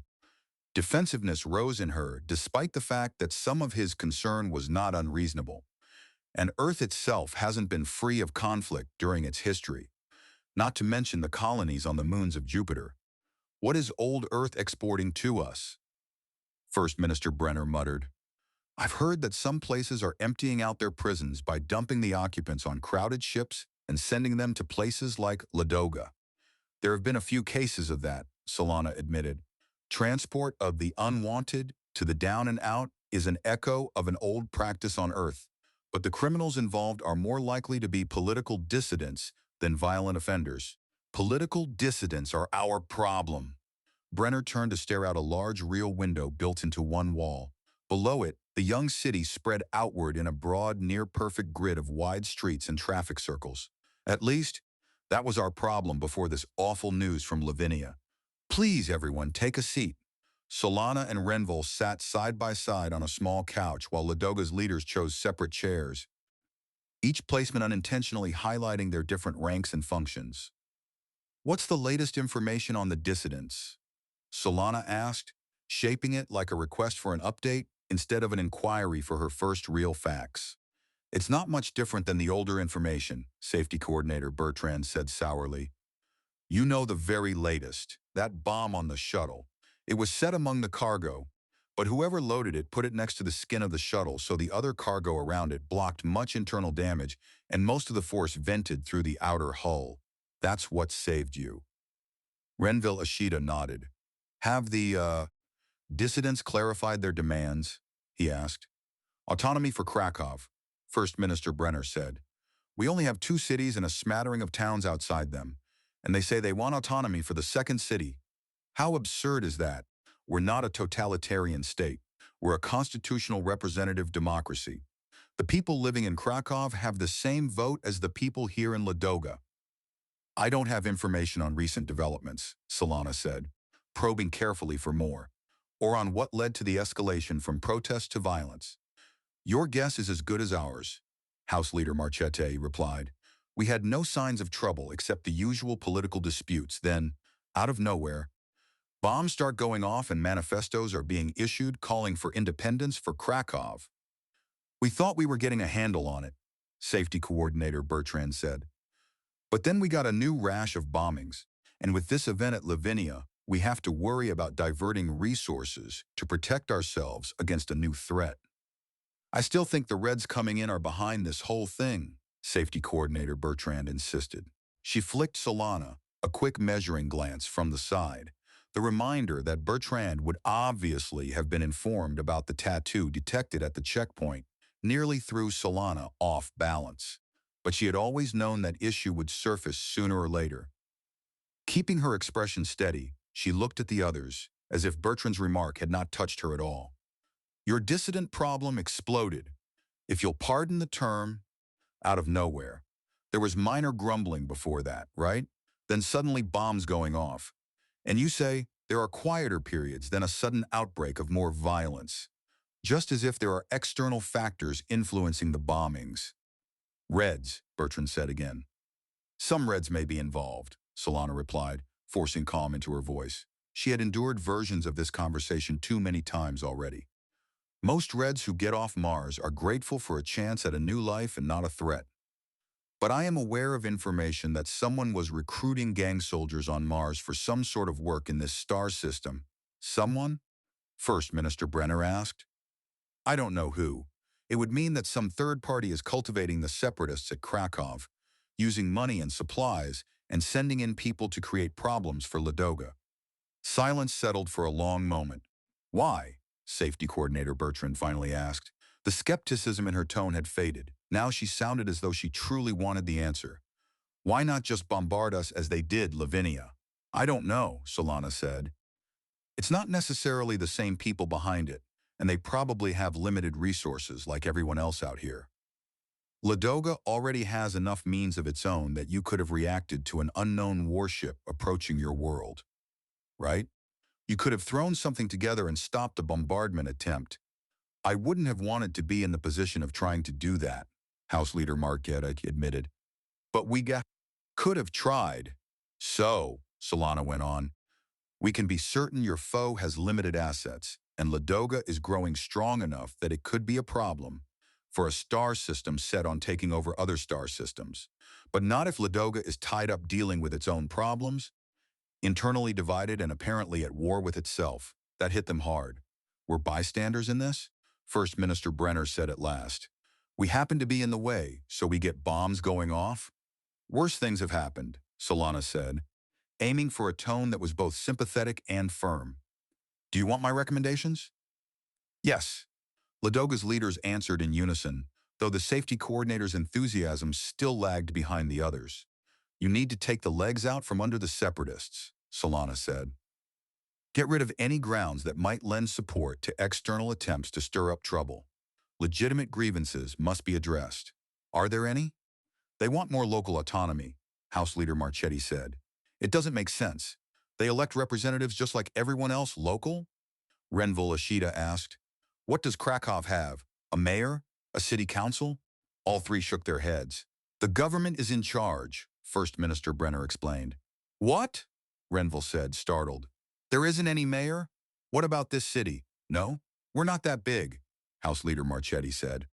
The planetary government is perfectly capable of running both cities, and running both cities and the towns around them and the orbital facility is pretty much the same as running the entire star system at this point. It's well within our ability. Renville Ashita looked to Solana, and she motioned for him to keep going. It's not about capability, he told Ladoga's leaders.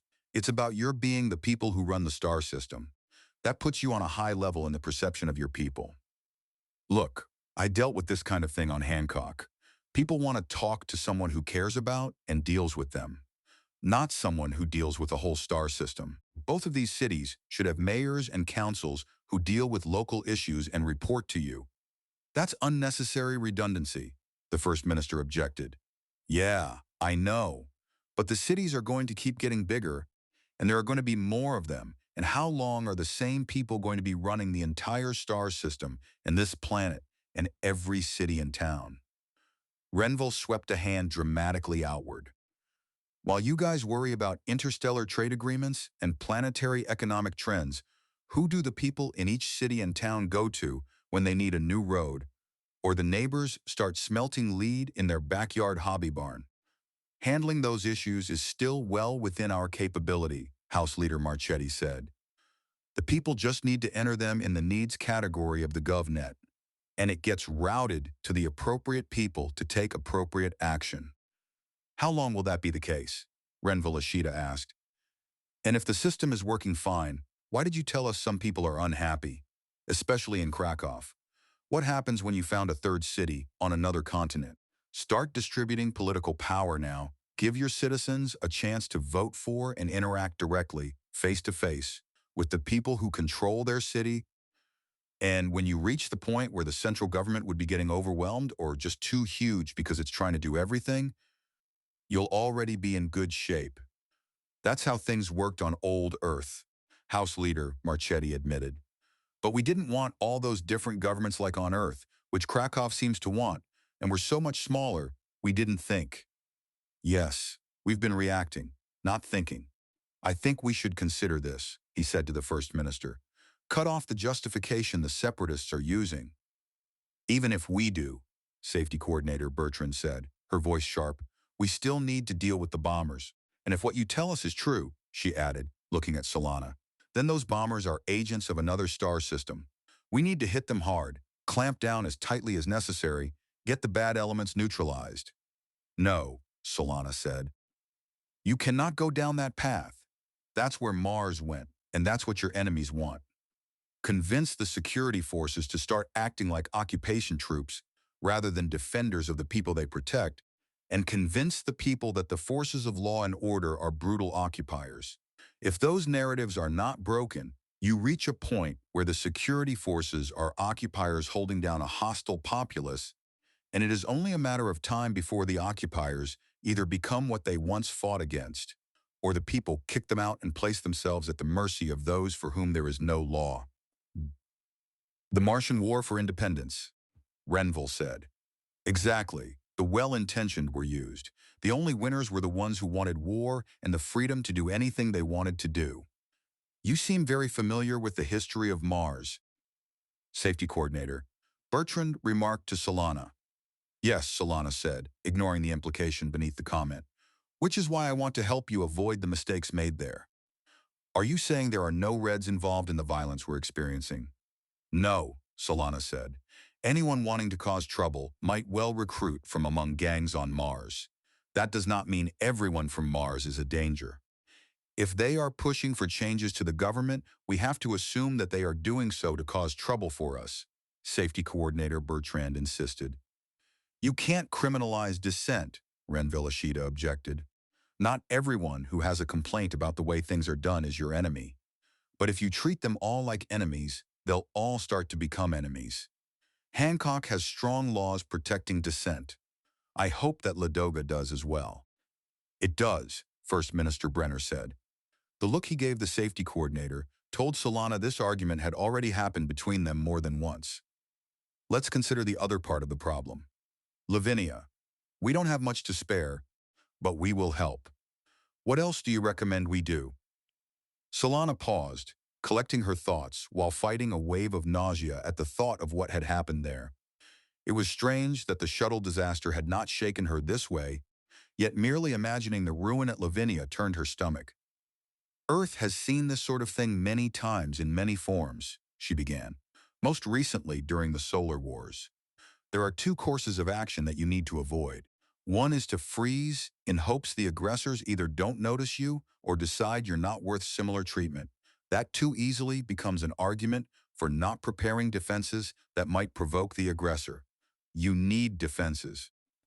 We are in agreement on that, Safety Coordinator Bertrand said. The other action to avoid is panic, Solana said. Taking hasty steps that don't really address your problem and may make the problem worse. You want your people united behind you, and that will only happen if the steps you take have popular support. House Leader Marchetti shook his head. We're already under a lot of pressure to take steps and protect Ladoga. We have to do something, or the people might recall us and put in some demagogue who promises them anything they want at no cost. We need alternatives, First Minister Brenner said, resting his chin on one fist as he looked at Solana and Renville. Just as with the dissidents, show them that we are addressing their concerns. What would EarthGov do? Solana opened her hands.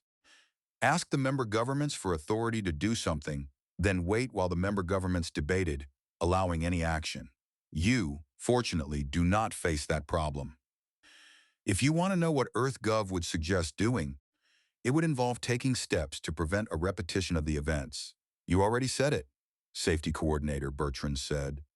She still seemed uncertain whether Solana's advice was valuable or merely Mars-shaped thinking in disguise. Get some weapons up on some ships so that anyone arriving in this star system with aggressive intent can be countered. I've already checked. We can shift some of the assembly processes to get some heavy particle beam cannon put together. Mount one on the Sobieski when it gets back, and use the Sobieski as a warship until we can get something better. We only have 2 freighters, House Leader Marchetti objected. Taking one out of trade service would leave us with only the Copernicus. If we're dependent on foreign shipping for trade, that would cost us a lot more than simply the expense of adding a few weapons to the Sobieski. The First Minister lifted a hand to halt the argument. His forehead creased in thought. Costs. We need to debate this, but decide quickly. The expenses caused by converting the Sobieski and in foregone trade can be calculated. The potential cost of Ladoga's enduring what happened to Lavinia would be incalculable. What about sending the Copernicus to Earth? Solana said. The conversion of the Sobieski can be a temporary step. Earth has surplus decommissioned warships just drifting in space and former crews from Earth fleet who are looking for work. Earth is a long ways, First Minister Brenner said. How much would Earth charge for one of those ships? I don't know the exact prices, Solana admitted. I do know it will be far less than the cost of constructing a new warship. I talked to Earth Fleet sailors who said the only reason EarthGov hadn't sold the warships for scrap was that it was cheaper to leave them in a fixed orbital point. Do you have names of ships? House Leader Marchetti asked. Yes, Solana said, silently grateful that chance had once led her into conversation with those sailors. 3 destroyers I know of, the Giuseppe Garibaldi Diego Marquez and the El Cid destroyers. Safety Coordinator Bertrand was already tapping rapidly at her compad. Founders Class. Those are newer and better than the old destroyer that attacked Lavinia. This data is old, but it says they were expected to remain in service for another 3 decades. A slow smile spread across First Minister Brenner's face. How about that? We get the work started to outfit the Sobieski and tell everyone we're going to acquire at least one modern warship directly from Earth Fleet. Get something done fast to fill the gap, defend this planet, and pursue a long-term solution. Our citizens will be vastly reassured, House Leader Marchetti said. And this course of action will probably be a lot less expensive than any of the alternatives we've been discussing. You're certain, Citizen Reyes, that we can get one, or maybe 2, of those ships cheaply, along with trained sailors ready to handle them? Absolutely, Solana said. I can help you get your request for the sale phrased properly and addressed properly so that it will clear the bureaucracy quickly. It seemed her supposedly wasted years in Earth government service might actually have prepared her to do something useful out here. Ladoga's oldest city, founded all of 8 years earlier, had its newest hotel, an ambitiously luxurious resort built in expectation of the growing stream of visitors still to come. Solana discovered that she had been installed in a suite far grander than any place she had ever called home. Did I understand right that you and I are going to Krakow to help cool things off? Renville Ishida asked. His suite was directly across the hall from Solana's, and he looked every bit as puzzled as she felt at finding himself housed in such opulent surroundings. Along with the leaders of the government, yes, Solana said, but it'll take a little while to set up the visit. I'm not sure what I'm contributing to this process, Renville said, sounding baffled rather than resentful. You're doing a lot, she told him. You're really helping me understand how old colony and new colony people approach things. The way I think was formed back in the original solar system. We did some good work today, Renville. And we survived the day. Renville Ishida laughed. I'm going to have nightmares about that shuttle crash someday, but today I'm still just amazed to be alive. And to think I was worrying about Kaya before that bomb went off. Kaya, the Marine from Hancock? Yeah, Kaya Bryn. She was good people. That was my impression too, Solana said, but she also seemed like someone who could handle herself no matter what happened. Renville drifted to the window and lifted his gaze to the stars. Yeah, but also the sort who could find trouble in paradise. Or make trouble if paradise felt too boring to her. I wonder where she ended up. I hope she hasn't gotten herself into anything too hazardous. Do one grian grain.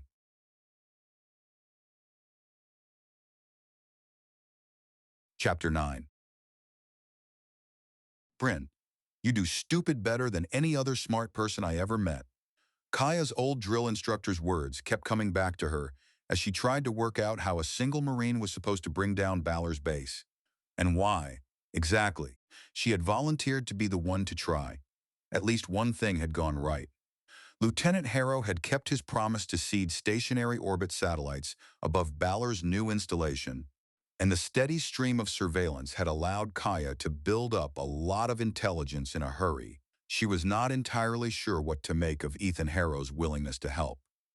In her experience, fleet support for Marines was generally delivered with reluctance, delay, and a full pilgrimage through approved channels after every proper authority had signed off.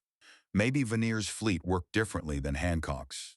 Or maybe Harrow had not served in Vanier's long enough to master all the institutional techniques for being unhelpful without technically refusing.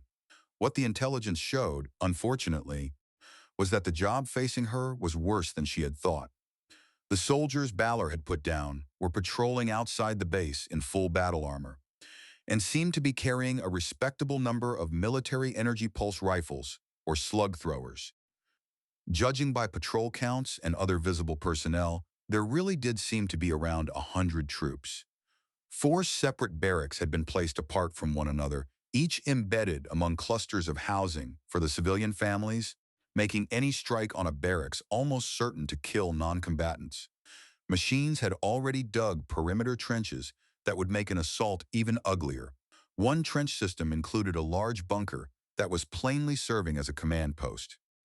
Warning sensors had been emplaced well outside the base to detect anything approaching. Then, a few days after the gale departed, Kaya watched the manta-shaped silhouette of an aerospace craft lift from the installation and make a test circuit. Before long, a second one appeared too. True, most of the gear looked older and previously used. That did not change the essentials. She was still facing 100 entrenched soldiers equipped with battle armor and military weapons, protected by sensor coverage, and backed by 2 aerospace craft for air support. And on her side she had volunteers, whatever weapons could be scrounged or improvised, and whatever existing colony equipment might be adapted to support the sort of raid she would have to execute to destroy Balor's anti-orbital weapon. What she did have, though, were the skills Hancock's Marines had taught her, and experience with the kind of troops Balor had likely sent. Even so, she would need more than that. Fortunately, everything Kaya had learned by asking around suggested that Lieutenant Harrow's recommendation of a particular hacker had been exactly right. Leaving behind the open ground just beyond the city where machinery and reassigned workers were assembling a rough training area, she now stopped outside a fresh office in a fresh building. Ninja Consulting was traced across the door in silvery letters. Kaya knocked, then tested the handle. It was unlocked, so she went in. A young woman who looked slightly rumpled sat in front of a spread of displays and control panels. She glanced over. "Yeah, Lieutenant Harrow sent me," Kaya said, deciding that was probably the smartest opening. "He did?" The woman frowned at her. "Oh, you're the grunt. Hi, General." Kaya shook her head. "Sergeant. I work for a living." "You're Marin Vance?" "Uh-huh. My friends call me Ghost. What do I call you?" "I haven't decided yet. The lieutenant told me you'd be stopping by." She gave Kaya a thorough once-over. "You were a grunt for Hancock?" "I only met a few grunts before I got kicked out. They were kind of difficult to deal with." "I met plenty of sailors before I got kicked out," Kaya said. "They were also difficult to deal with. Knew their jobs, though." "Yeah. So did the grunts. Why'd you leave Hancock?" "Too many offenses against good order and discipline," Kaya admitted, while quietly revising her internal estimate of Marin Vance. "You got caught, huh?" "Only when I wanted to be," Kaya said. "Or when I had to take the heat for my red shirts. Your buddies in your unit." Ghost smiled. "You got booted for the right reasons. Call me Ghost, sister." "Ah, thanks." Kaya sat down on the packing crate, serving as the office's second chair. "I got stupid and volunteered to help handle the Balor mess on the ground here. Lieutenant Harrow told me that if anyone can provide me good backup, it's you. Maybe. What do you need? Anything you can give me. The endgame is to get inside their perimeter and cause a lot of damage. I've got basic situational data from overhead collection, but I'm going to need more than that to get the job done right." Ghost nodded, thinking with her mouth twisted slightly. The freighters and shuttles that dropped off Balor's people maintained total silence, so I couldn't get into their systems. What about these guys on the ground? What have they got in the way of protection? An alarmed perimeter. Sensors planted out about 20 kilometers beyond the boundaries of their camp. Foot patrols along the perimeter day and night. A couple of warbirds that fly out a little farther on regular sweeps. Foot patrols? Battle armor? Yeah. Ghost nodded again and grinned. Outstanding. Most of their security comms will be ground lines to prevent intrusion or detection. But if they're using foot patrols and battle armor, they have to have a wireless net for command and control. And that gives me something to break into. And when I do get in, I should be able to figure out how to get at just about anything in that base. When I dug through the files on the bucket that the lieutenant captured, I found out that Balor is big time into surveillance and monitoring. If you can get access to their secure landline network With a physical tap, I'll be able to give you the tools to do a whole lot of messing around. Balor's secure surveillance network will have a finger in every important system in that encampment of theirs. I like the way you work, Ghost. So you think by monitoring Balor's net, you'll be able to help me get in close enough to take out sentries? Kaya asked. Think so, Ghost said. I'll give you what I can get after you've planted some taps to intercept their net, and you'll have to decide if it's enough. That's a deal, Kaya said. Can you help me get the taps we need with the right parameters? I'll see to getting them planted. Good, Ghost said, grinning again. Because I am not the crawling through the underbrush commando type. I do my damage online. That's what I need, Kaya said. The council must have given you a really good contract. Ghost flicked one hand dismissively. It's okay. The important thing is that Ethan Harrow asked me to look out for you. He talked a good game. He doesn't just talk, Ghost said. He's the best in the business. Kaya heard something in that and arched her eyebrows. Are you two a thing? Ghost smiled again. Yeah. He hasn't quite figured it all out yet, though. Do you know who to lean on to get construction of those pickups we need prioritized? No? I do. Leave that to me. Someone owes me a favor. I'll bill the council for it. Are you sure you're a sailor? Kaya asked. You're acting way too nice to this Marine. Oh, I've been talking to some people about getting a few drones built that should be stealthy enough to be able to drop the pickups close enough to listen in on Balor's net. I think that's going fine, because the drones are cool toys, so the engineers want to get them built and play with them. Do you think you'll be able to break whatever encryption Balor is using? Piece of cake, Ghost said, waving that away too. I got access to Balor's encryption tools when we captured their bucket. They'll be using different encryption here, but following the same protocols, so breaking it shouldn't be too hard. Won't they have changed the protocols too? Ghost opened both hands in dismissal. We're dealing with a bureaucracy. You know how those work. Change takes a lot of thought and evaluations, and getting past the people who like the existing system and the people who run the existing system. And hey, it's an emergency, so maybe in a few years. And these are ground apes, so whoever they work for will blame Balor's space squids for the loss of the bucket.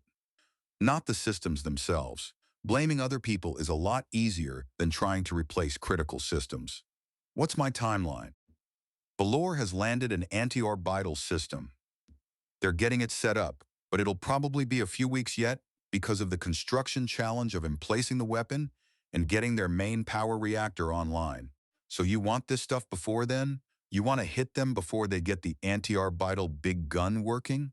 Nope. Kaya gave Ghost a sharp grin. I want to be ready to roll the day they finish getting that anti-orbital system operational. The tract of land Strathmore's council had assigned to Kaya sat just beyond the edges of the fast-growing city. It was hardly an impressive training ground, but a narrow creek cut across it, its steep banks providing a ready-made place for obstacle exercises. And a couple of small structures had been thrown together in haste to serve as offices and indoor classrooms. She had been hoping to get 50 volunteers. Only 40 women and men answered the quiet call that had circulated through the colony's social channels. Some Kaya eliminated immediately because they were too young, too old, or too physically worn down for the demands of training and combat. A few more triggered concerns during standard psychological screening. And she released them too, under believable explanations that their help would not be needed. To her surprise, 2 of the volunteers were veterans of ground combat forces, both former enlisted and both from Tangaroa like Kaya herself. One was Wade, who had served with the ground forces at Susano. The other was Hagen, who had served with the ground forces at Indra. Several of the others were technicians people, who might never become effective field soldiers or Marines, but who could prove indispensable to the kind of strike Kaya had in mind. More important, they had stepped forward willingly and were prepared to work. She split the remaining 30-odd volunteers into a pair of teams and began putting them through conditioning and basic drills. Different men and women were rotated through temporary leadership roles while Kaya observed closely, looking for those who naturally took charge and those who faltered badly. Why are we bothering with this? Hagen demanded partway through the second day. You've got me and Wade, So you know who should be your squad leaders. I like to see how people perform, Kaya said. She disliked his tone, but kept her own controlled. Nothing she had seen from Hagen so far had impressed her, though she did not want to decide too quickly. I'd be happy to show how I can perform, Hagen said with a suggestive grin. Not interested, even if you weren't working for me. It struck Kaya as a poor reflection on both Hagen's professionalism and his judgment that he had chosen to hit on his commanding officer. Oh? Hagen made no effort to hide his irritation at being turned down. Look, you need me. You just don't know it. What are you planning? Some typical Marine charge at the fortifications head on and take heavy casualties in a glorious battle. That won't work. My plans are still being developed, Kaya said, her temper beginning to sharpen. Where did you get your impression of Marines? Everybody knows about them. Marines all think alike and act alike. I'll tell you what you should be doing. If I need advice, Kaya cut in, putting an edge into the words, I'll ask for it. She realized only afterward that she had instinctively straightened into a confrontational posture as she said it. Hagen's frown hardened into a glare, and then he turned and stalked back to his team. Near the end of the day, while both groups were running their final drill cycle, Kaya noticed the second team had stopped altogether. Their argument was loud enough to carry clearly across the field. The source of the trouble was obvious at once. Hagen stood apart on his own, wearing an expression that mixed smugness with defiance. The rest of the group had clustered together, faces tight with anger or the effort of hiding it. As Kaya approached, she asked a volunteer named Tobin, "What's going on?" Tobin jerked his chin toward Hagen. He won't do what anyone else suggests and refuses to suggest anything himself. Kaya looked to Hagen, her face carefully unreadable. "What's your story?" He lifted a shoulder in a shrug. "I'm just trying to do things right." He did not literally add, "What are you going to do about it?" But the meaning was there in his voice and posture. "Have you ever heard the old saying, lead, follow, or get out of the way?" Kaya asked, deciding to offer him one final opening. This time he said it plainly. So I'm leading, and you're in the way." With this, her earlier doubts about Hagen snapped into certainty. "Thank you for volunteering," Kaya said in a flat recitation. "Your service won't be required." "What?" "You're dismissed." "Go? Dismissed?" Hagen glared at her. "I'm the only one here who knows what he's doing." "No," Kaya said. "I think of the 3 veterans here, you're the only one who was kicked out of the service for the right reasons. Now get out of here." "The hell I will. You don't have any power over me." Kaya had already judged Hagen's size and speed and had no doubt she could put him down if necessary, but she was trying to build a military organization, and in her experience authority was not usually enforced by officers throwing punches. At the same time, her recruits were nowhere near ready to handle someone like Hagen if she ordered them to do it. She drew out her comm. "Police." The answer came back almost at once. "Assistant Chief Shimura here. What's the problem?" "I need someone arrested," Kaya said, while Hagen stared in disbelief. "Inciting riot, failure to comply with lawful authority, and trespassing on official property. Someone will be there within a few minutes." Kaya put the comm away, watching Hagen from the corner of her eye. So when he lunged suddenly, she was ready. His grabbing hand caught only empty air, and the punch he threw found nothing. Kaya slipped aside and turned with the motion, hooking one leg to dump him off balance, while driving a hardened hand strike into him that knocked him unconscious before he hit the ground. She flexed and shook out her hand afterward, loosening it from the blow, and became aware that every volunteer was staring at her with open-mouthed admiration, which made her uneasy. "Never give your opponent an even break," she told them. "We're not practicing for a game here." One advantage of living in a city that was still small, in a colony that was still small, was that the police could respond fast when called. Nadia Shimura herself stepped out of the ground vehicle and looked down at Hagen's unconscious form. "He attacked her," Tobin shouted. "It was self-defense." Shimura glanced at Kaya and shook her head. "He attacked you? He's that stupid?" "Yeah, he's that stupid," Kaya said. "I'm not interested in pressing any charges. I don't have time for that. I just want him off the training area with a clear understanding that he better not show his face here again." "Are you sure that's all you want?" Shimura asked. He knows you're working on something to do too with that Balor camp. If we let him go, he might decide to go to them and sell whatever he knows. Kaya hesitated, considering whether she ought to insist on an arrest. What if Hagen really did take what he knew to Balor? And if he did? She stepped nearer to Shimura and lowered her voice. No, I want him free to go. Did you ever hear that the things you don't know can be dangerous, but the things you think you do know that are actually wrong are a lot more dangerous? If he goes to that Balor camp, he might do something worthwhile for us. Shimura lifted both eyebrows. How is that? He has no idea what my plans are, but he's made it clear he thinks I'm incompetent and incapable. He'll tell Balor that, and that I'm planning on hitting them head-on like some dumb grunt. And he believes it, and thinks he couldn't possibly be wrong, so if they scan him, he'll look truthful. I'd love for Balor to think all that is true and base their own plans on it. Good thinking. Shimura gave a nod toward Hagen, who was beginning to come around. We'll read him the riot act, let him go, and if he disappears from the colony, I'll let you know, thanks. Kaya stood watching while Nadia Shimura, in notably good spirits, snapped cuffs onto Hagen, yanked him upright, and shoved him toward the vehicle. Then Kaya faced the others again, hoping the way she had dealt with Hagen had strengthened, rather than weakened her authority. Now let's do this right. As she moved away and left that team to continue their drills, Wade Calhoun came over. Permission to speak? The formality made her snort. What do you got? I think you handled that guy right. Just in case you were wondering. I was. Kaya admitted, thankful for the reassurance. Are they going to hold him? No. Just make it clear he'd better behave. That kind of guy could make trouble, Wade said, his face set in concern. I know. The cops are going to keep an eye on him. If I make you first squad leader, who would you recommend for second squad? Wade paused to think. I'm not sure. Tobin shows promise, but he's totally new at this sort of thing and shows it. Chaiki is looking really sharp even though she only knows this stuff from gaming. I'd say one of them. Train both so we'd have one as a backup if something happens to you? Kaya suggested. Or use both as we expand to 3 squads. We're going to have to expand, you know. 30 ground apes, some of them tech types, aren't nearly enough to defend a colony this size. Balor's base has a lot fewer people in it and covers a lot less acreage, but they've got a full company of ground forces. About a company, yeah. Kaya nodded, partly to Wade and partly to herself, acknowledging the truth of it.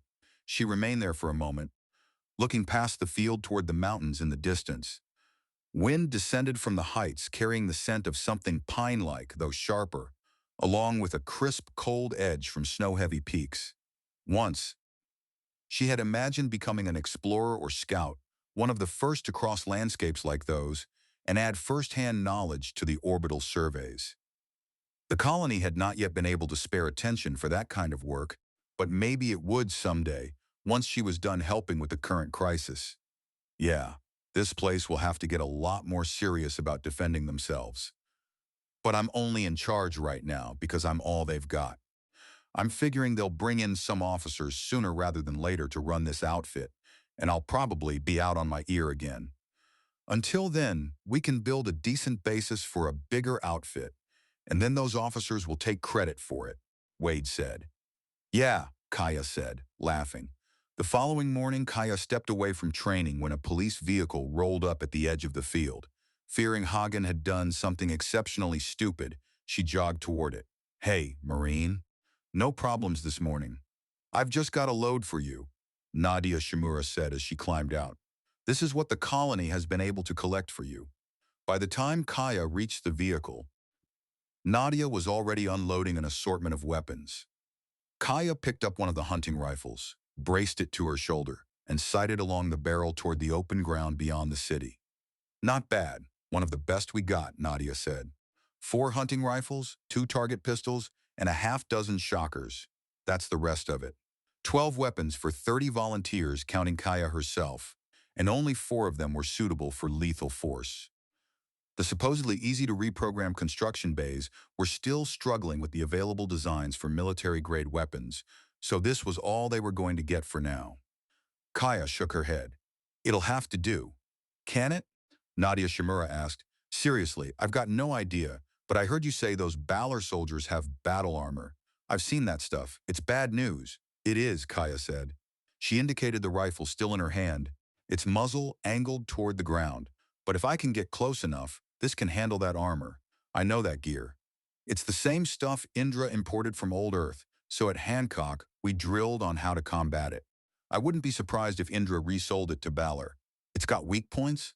Everything has got weak points. Kaya set the rifle down with care, then gave Nadia a grin.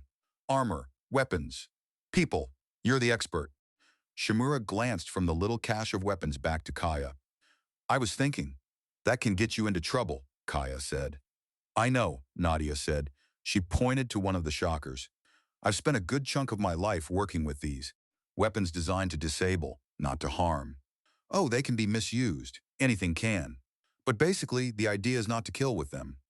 Kaya nodded, her own face turning sober. Whereas I'm in the business of killing and need weapons that do that. Does it bother you? Sure it does. But I don't do it because someone ordered it or because I want something, Kaya said. I do it because if I don't, people like you would get killed by apes like those guys from Balor, yeah, Nadia said. I just found myself wondering where it all might lead. I know a little bit of history from old Earth, the sort of junk that happened there. She tipped her face up toward the sky as if legendary Earth might somehow be visible overhead. And I thought, what if we ever get to the point where it happens here? Wars like they had back on old Earth, where nobody uses shockers and it's just about killing. What if our descendants forget that once upon a time we thought not killing was important? I don't see how it could ever get that bad, Kaya said. Strathmore is not happy to be doing this. I can feel it. They're only getting into military options because that's all there are with Balor playing hardball. I hope you're right, Nadia Shimura said. But look at what's happening now. How many times back at Hancock did you use your training in earnest? You mean actual combat? Kaya shrugged. Once. A hostage rescue operation. The hostage takers were some paramilitary bunch, though, not a real professional outfit. But here you are facing a bunch of soldiers, and we've already dealt with a warship threatening us. Nadia shook her head.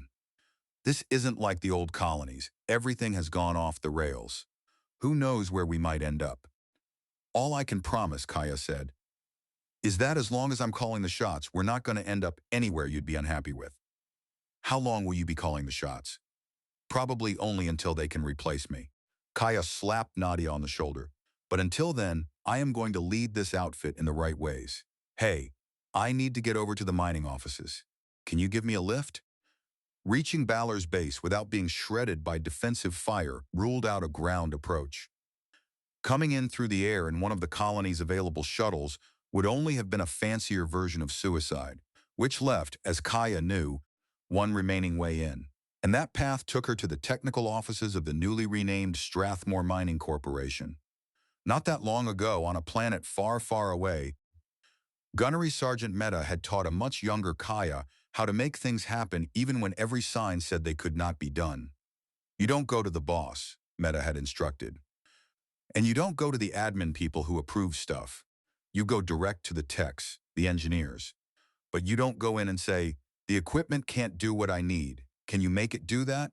Because if you do, the engineers will say, no, it can't do that. Because people tell them to do crazy stuff all the time, and they'll be tired of that. What you do is go into them and say, I just want to confirm this gear can do this. And the engineers say, yeah, it can do that. Then you say, what I really need is this other thing. But the scientist I talked to said it can't be done. And they'll look real annoyed and say, scientists? You mean theory guys? What is it you need done? And then the engineers look at the specs and start talking to each other and figuring out how to do it.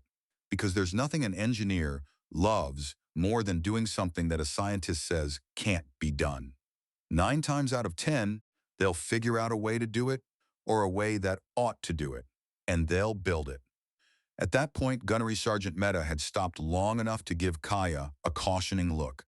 What you got to look out for then is that whatever the engineers built might not meet everyday rules for safety and common sense. If it looks like that to you, make sure you're outside any potential blast radius before they try it out the first time. That advice was the reason Kaya now entered the tech offices, where 2 men and 1 woman looked up at her with immediate, undisguised suspicion. Hi, Kaya said. I'm Sergeant Bryn, working on dealing with that base that Balor set up. I figure I need to approach it below ground, so I came to you guys to make sure one of your mine snakes can handle it. A tunnel dig? Where at? One of the engineers asked, still studying her distrustfully. Do you have data on the area around where Balor landed? Kaya knew perfectly well that they did, but she let them pull it up themselves. A layered display opened, showing the terrain as mapped from orbit. I need to keep Balor's people from seeing it, so I figured we could come in on the far side of these hills and start digging down about here, going to about here, Kaya said, marking a route that ended short of Balor's sensor perimeter. Yeah, that's easy, the woman engineer said. A 2-meter snake can handle that without any problem. Why are you stopping the dig so far out? It's this sensor field, Kaya said, passing her hand over the display. It'll pick up vibrations from the digging if I get too close. The third engineer shook his head. There's a big river running right through there. All that water is going to be putting a lot of vibrations into the environment. And the coast is, what, 20 kilometers to the west? What are the waves like? Fairly strong, Kaya said. It's potentially a good harbor, but until a breakwater is built up along this row of submerged rocks, the waves can roll right in off the ocean. So you've got good wave action hitting the area too. What's the subsurface like? The woman engineer answered while bringing up more information. We've got satellite scans showing an average of 4 meters of topsoil. That's a floodplain, isn't it? Under that is several layers of sedimentary rock, sandstone? The third engineer asked.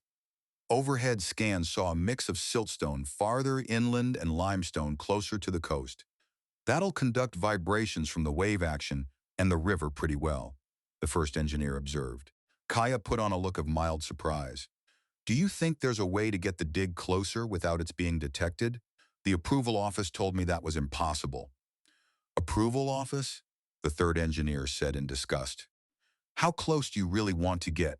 In my dreams? Here, Kaya said, indicating a point inside the sensor field. How good are the sensors? Here are the specs on them as best we know. The three engineers gathered together, calling up schematics, diagrams, and data on soil characteristics. At last, the first engineer spoke. That's doable. We bring the snake in along that line, not the one you thought of. This will make better use of the geology. The snake sends out worms ahead to monitor the vibrations in the environment and send that data back to the snake so it can adjust digging speed to keep the noise low enough. You're going through topsoil, so it won't require eating rock. Rock eating can get noisy, the woman engineer said to Kaya. The snake seals the tunnel sides as it goes using Instacrete, so you won't have to worry about tunnel integrity. We ought to modify these parts to reduce the operating noise, the third engineer suggested. Yeah, good idea since it's only going through soil. Add that in and how soon do you need this dig started? The woman engineer asked. Yesterday, Kaya said. I've got to hit Balor before they get more stuff landed. You guys can really do this? Sure we can, the first engineer said. It's an interesting challenge, but it'll take a day or two to get this ready.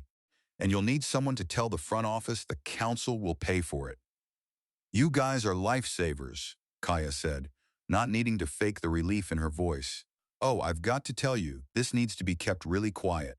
If Balor finds out I'm planning to go in this way, they'd be waiting for me and… Yeah, the third engineer said, nodding. So this is real top secret stuff, huh? It really is, Kaya said.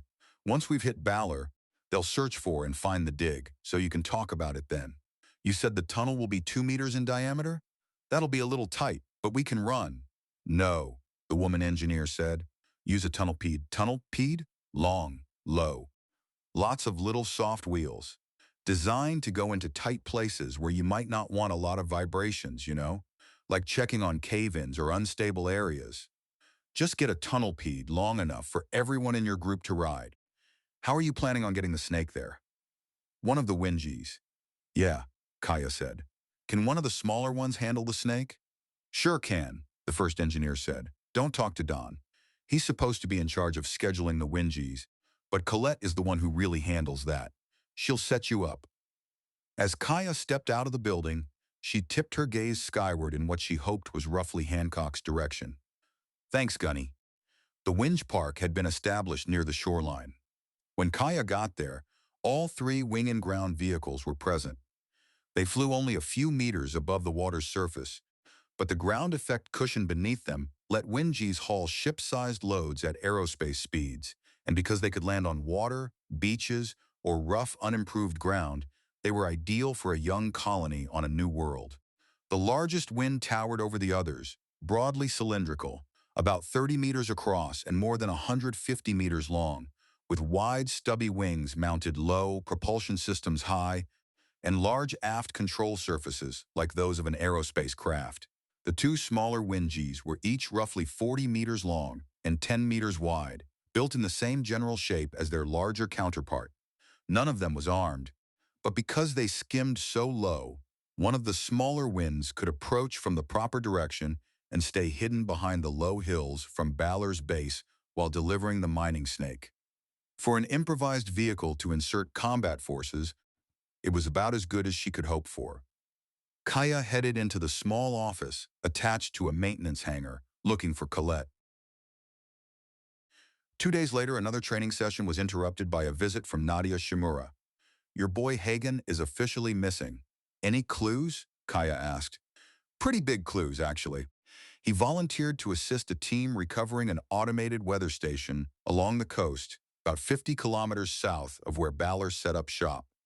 When it came time to leave, he was nowhere to be found. I'd tipped off the team leader that might happen, so they didn't panic, and after a decent search to make sure he really had run, they reported it and came on back. Thanks, Nadia. You keep bringing me good news." Kaya smiled. "You know, it's getting so I'm actually looking forward to seeing a police officer coming to talk to me." Nadia Shimura shook her head at Kaya. "I know an act when I see one, Sergeant Bryn. You're not a bad girl. You just like testing limits. And right now, you've got a job that is testing your own limits in a good way. Let's keep it like that." "I'll think about it," Kaya said. "By the way, if you need to pass on anything else in the next 12 hours or so, just get a hold of Wade Calhoun. I'm going to be busy." Nadia lifted her brows. "Out of town? Way out. Be careful. Do you need a ride to the Wingy station?" Kaya nodded. "In about half an hour. It's a quiet day. I can wait. You're less likely to be noticed if you're scrunched down in my ride." The vegetation under Kaya was nothing like the tougher but smoother grass around the city. Here it was made of short, stubby branches tipped with small, hard needles, and she muttered a silent curse as they scratched exposed skin while she crawled high enough to peer over the rise.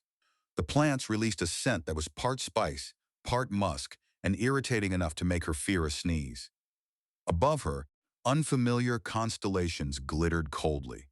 The night's stillness was punctuated now and then by clicks and chirps from insects hidden nearby. Strathmore appeared to have produced nothing much like snakes, but it did have a number of small, weasel-shaped animals that could become aggressive if their nests were disturbed, so Kaya stayed alert as she worked her way forward. Balor, apparently, had a fondness for illumination. Their base blazed with light, floods washing both inward and outward along the perimeter. Kaya narrowed her eyes so she would not lose too much of her night vision, then eased back down and drew out the drone a group of engineers had modified to be as stealthy as they knew how to make it. They had enjoyed working on it so much that borrowing it for this mission had almost been difficult. She attached the passive signal collectors, each no larger than her thumb, to the drone, whispered a brief prayer, then carefully powered it up and let it rise to less than a meter above the scrub. At first, the collectors stood out faintly against the darker body of the drone, but they soon shifted color to blend with the terrain until they were nearly impossible to spot. If the drone had emitted signals, or if Kaya had controlled it by transmission, Balor's sensors would have noticed and warned the defenders. Instead, a nearly invisible fiber optic filament, extremely difficult to detect and harder still to disrupt, ran from Kaya's controller and unreeled behind the drone as it crept toward Balor's base.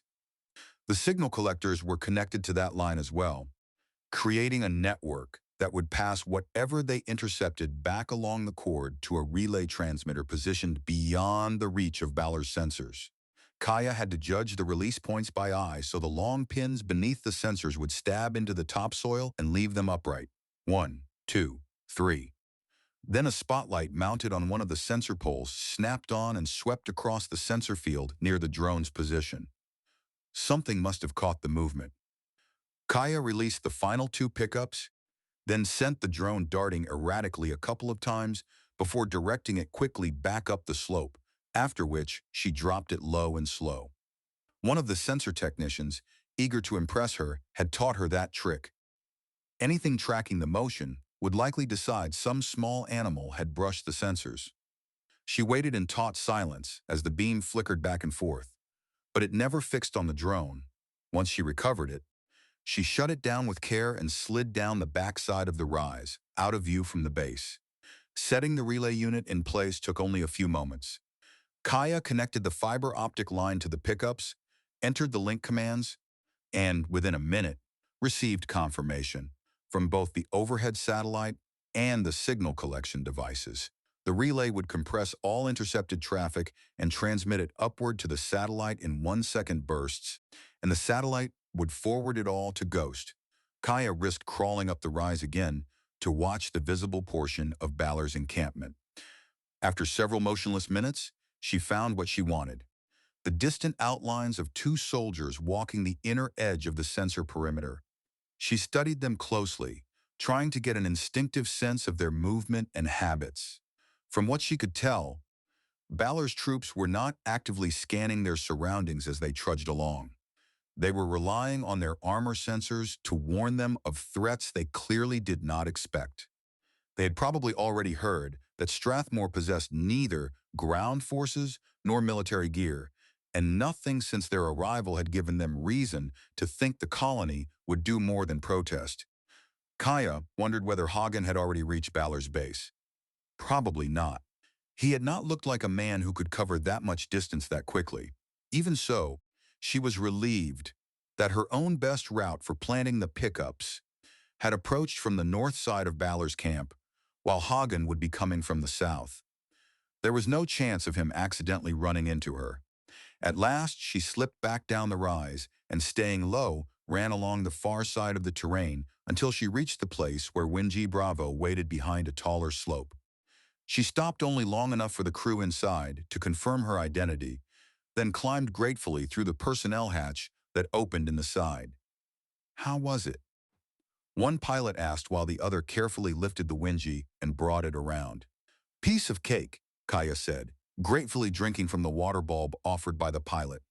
How come you're sweating so much then? Gland condition, Kaya said. The pilot laughed as Winji Bravo surged forward along the surface, flashed over the beach, and curved south to stay out of sight of Balor's base. Disgremlin.trains.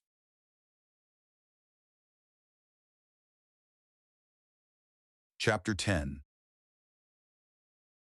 How's it look? Kaya asked, bending to study several of the displays curving around the front of Ghost's workstation. Very nice, Ghost said, never taking her eyes off the screens as her hands danced across controls and inputs. You didn't plant the listening array perfectly, but pretty close. It wasn't under ideal conditions, Kaya said dryly. You got to crawl around in the mud and get dirt in your teeth, Marine, Ghost said. I bet you loved it. Sorry there aren't any snakes to eat on this planet. Yeah, it's that far short of paradise, Kaya agreed. Ah, looky here, Ghost said. I recognize that, and hit with this and, yeah, I'll be able to get in. What exactly are you going to need me to do? For a moment, Kaya considered that, and found herself remembering Gunny Meta again. Are you a scientist or an engineer? Ghost flashed her a grin. I am a sorcerer, high priestess of the Temple of Lovelace, practitioner of the High Code and breaker of firewalls, and also grand deceiver of the sysadmins. In that case, Kaya said, laughing, I need to be able to be invisible to Balor's sensors, including their battle armor internals? Uh-huh. What else? Kaya's amusement vanished as she stared at Ghost. I need their full security layout, patrol schedules, entry codes, and lock overrides. Yeah, of course. Ghost nodded, then leaned back and smiled at her. When do you need it, Marine? Whenever you can get it, Sorcerer. You know what my timeline is. Yeah, Ghost said again. So you also need their planned date for finishing work on the anti-orbital system and activating it, and updates on whether they are keeping to schedule. Right? Right. Folding her arms, Kaya leaned against the wall and grinned at Ghost. Where have you been all my life? Ghost tipped her head back and sighed, trying to figure out how to hack the heart of Lieutenant Ethan Harrow. The rest of this stuff is easy by comparison. Maybe I can help nudge him your way, Kaya said. Something subtle, like a kick in the butt, that usually gets a guy's attention. Thanks for the marine romance tip, but I'd rather you focused on not getting killed. Even if I give you everything you want and need, this is still going to be dangerous as hell, right? Kaya considered a number of possible answers, then chose the simplest. Right. Kaya had been summoned for enough dress downs during her years in Hancock's Marines that standing in front of the three members of Strathmore's Defense Subcouncil did not truly intimidate her. That did not mean she enjoyed it. What helped was that Adrian Callister chaired the subcouncil. Kaya had pegged Callister early as the sort of person who rewarded straightforward, dealing with the same in return. Councilmember Soren was generally a dependable supporter, except when he overestimated how well he understood actual military operations.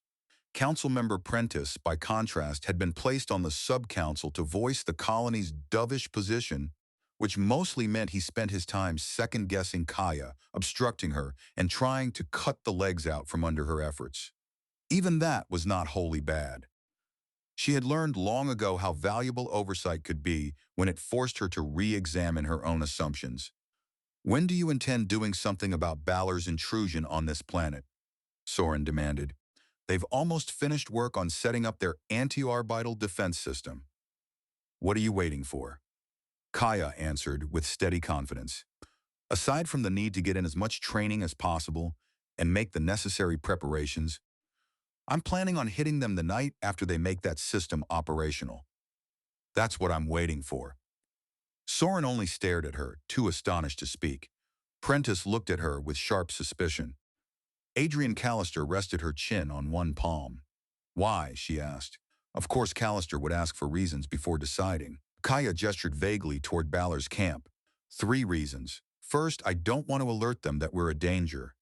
They've been sitting on this planet for a few weeks, and we haven't done anything except mouth at them. We have attempted to negotiate their departure and expressed our intentions to not accept their illegal actions. Prentice corrected in a stern voice. Yes, sir, Kaya said. The point is, right now, those ground apes from Balor are thinking we're all talk and no trouble. They've relaxed their guard. I was able to check them out from ground level when planting our surveillance pickups, and those apes are not staying sharp. Second, when they get that anti-orbital cannon online, they're going to relax even more because they're going to feel really safe with that big gun working. They'll celebrate, they'll feel protected by the big gun, and they'll take it a little easier. That'll be the best time to strike. This time Kaya smiled without much humor in it. And third, because after feeling so safe and relaxed, having that system destroyed right under their noses is going to hit them all the harder. They're going to go from overconfident to extra spooked, and once we have them scared, we can keep pushing with smaller moves that will wear away their morale and set them up to fold without a tough fight. If we have enough time for that, it's just like in a one-on-one fight. If you get the other guy scared, off balance, then you can keep them that way, and they'll be that much easier to beat. I see. Adrian Callister nodded toward her fellow members. That sounds like excellent reasoning. Where did an enlisted Marine pick up that kind of thinking? Prentice demanded.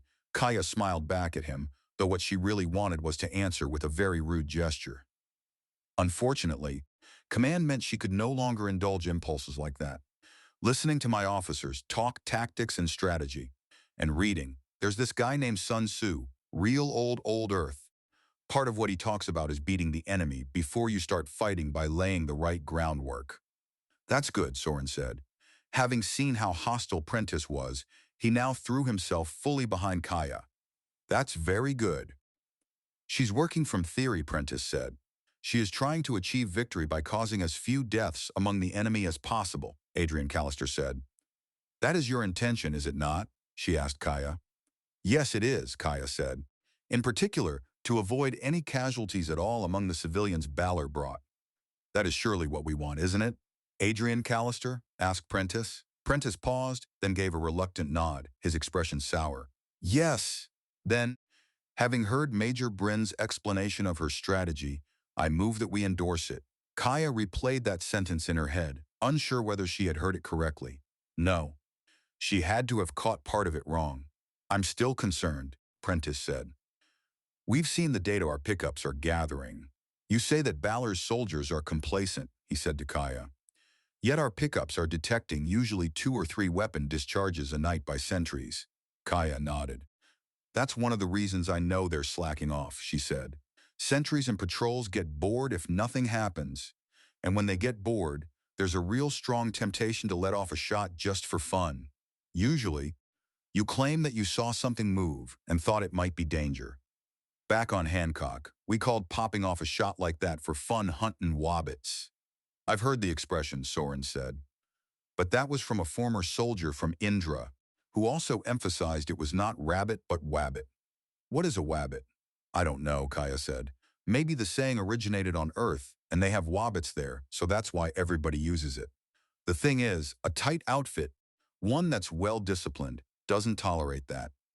Any sentry who shoots at wabbits gets hammered. She did not bother mentioning that she knew this from experience, so it doesn't happen very often. The fact that Balor's grunts are popping off shots 2 or 3 times a night every night means they're not being hauled up short for it, which means their leadership is sloppy, which is good for us. Are you worried about being mistaken for a wabbit by those sentries? Adrian Callister asked. Ghost is working on our being able to break into their net and substitute our own data for whatever the sensors really see, Kaya said. She's confident she can do that, and when that happens, we can look like whatever we want to look like to the sensors, or we'll be invisible to anyone who doesn't actually see us with unaided eyes. Won't they do that? Prentice asked, frowning. Look around with their own eyes? No, sir. The sloppier an outfit is, the more they depend exclusively on their sensors. And these guys are sloppy. I'm betting my life on it. Not figuratively, literally. Prentice made a face. I don't want to minimize that. You are running serious risks. I'd prefer that we also don't suffer any losses. He was sincere, Kaya realized. She gave him a respectful nod. Thank you, sir. I assure you that I am highly motivated to come back from this mission alive and in one piece. She's clearly thought this out, Soren said. I move that we endorse Major Bryn's actions and plans. There it was again. Impossible to mistake this time. After a brief pause, Prentice nodded, though without enthusiasm. When the other two had gone, Kaya stopped Adrian Callister.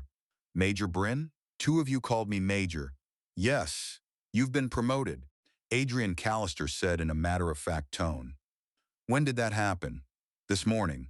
Thank you for informing me of that, Kaya said. I've heard of sergeant majors, but I never heard of anyone being promoted direct from sergeant to major, Kaya said. These are exceptional circumstances. Don't you think you can handle it? One of these days, you're going to ask me that, and I'm going to say no, I can't, Kaya warned. I don't think so. Adrian Callister said with the hint of a smile. I make a habit of finding out what people are really like, so I know how to deal with them, and I try to be certain of my own motives and thoughts as well. Know your enemy and know yourself. In 100 battles, you will never be in peril. Now it was Kaya's turn to stare. You've read Sun Tzu? Of course. War is an extension of politics, as Clausewitz said. I haven't read that, Clausewitz. Should I? When you have the time? Adrian Callister said. To be honest, you seem to already know a lot of what he says. You were bored a lot as an enlisted Marine for Hancock, weren't you? That's why you got in trouble from time to time. There's truth to that, Kaya admitted. I have good news for you. You won't have to worry about getting into trouble anymore because you are not going to have any opportunities in the future to be bored, Major Bryn. Adrian Callister smiled at her, then departed. Kaya watched her go, wondering what the people in her last unit would say if they learned she was a major now. There was one sergeant in particular she would have loved to see at that moment, and that smug lieutenant. And there was another sergeant who would probably just shake her head and tell Kaya, Bryn, you stupid boot. I always told you to stop screwing around and you'd make rank in a flash. It's about time you listened. On her way back to the grandly titled Strathmore Ground Forces Training Camp, Kaya stepped outside and paused to look up. People did that often now, she noticed, staring skyward toward where they had come from, or where they hoped to go, or where someone they cared about might be. Had Renville Ishida continued on to Ladoga? Was he still with Solana, who had struck Kaya as someone carrying more hidden truths than she let show? Kaya wished he could know she had made Major. Since that probably would never happen, she settled for hoping he was safe. Ladoga, after all, was supposed to be quiet. Someone had made a deliberate effort to give Ladoga's second city, Krakow, an architectural personality distinct from the original city. Not radically distinct, but different enough in detail to feel like its own place. Renville appreciated that. Ladoga's leaders might have stumbled in some ways, but they plainly wanted to get things right. Even more than the first city, Krakow felt only partly inhabited, built larger than necessary to absorb the immigrants arriving on every new ship. As their vehicle moved through lightly traveled streets, he stole another glance at Solana. She had swung up and down all day one moment, almost buoyant over the progress they had made, the next shadowed and uneasy, scanning the world as if she expected trouble to spring out of nowhere. In the few moments when he had felt it was safe to speak frankly and had asked whether something was wrong, Solana had only shaken her head, muttered, "Ghosts," and said nothing more. Their meeting with Krakow's representatives was scheduled in a newly finished building. No negative historical associations possible, First Minister Brenner had remarked dryly to Solana and Renville.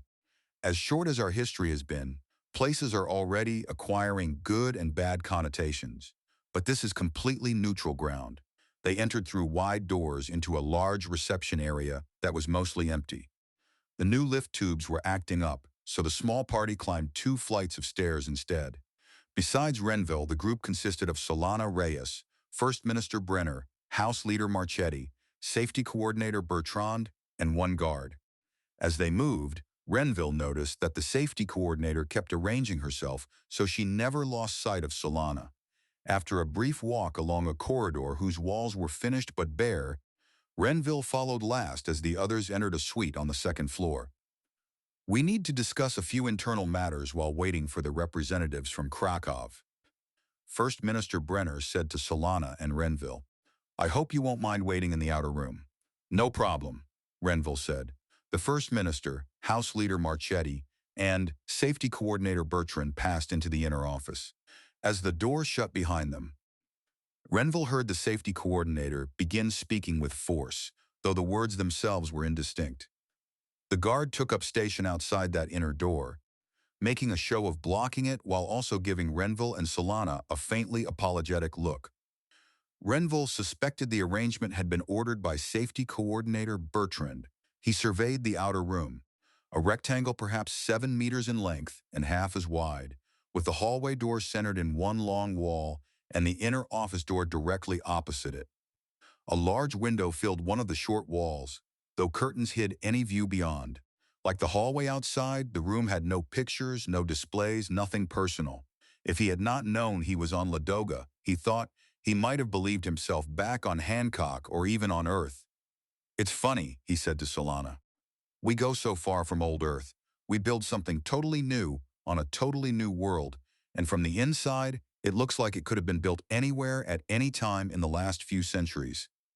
She started to answer, then abruptly stopped. A troubled, puzzled look crossed her face.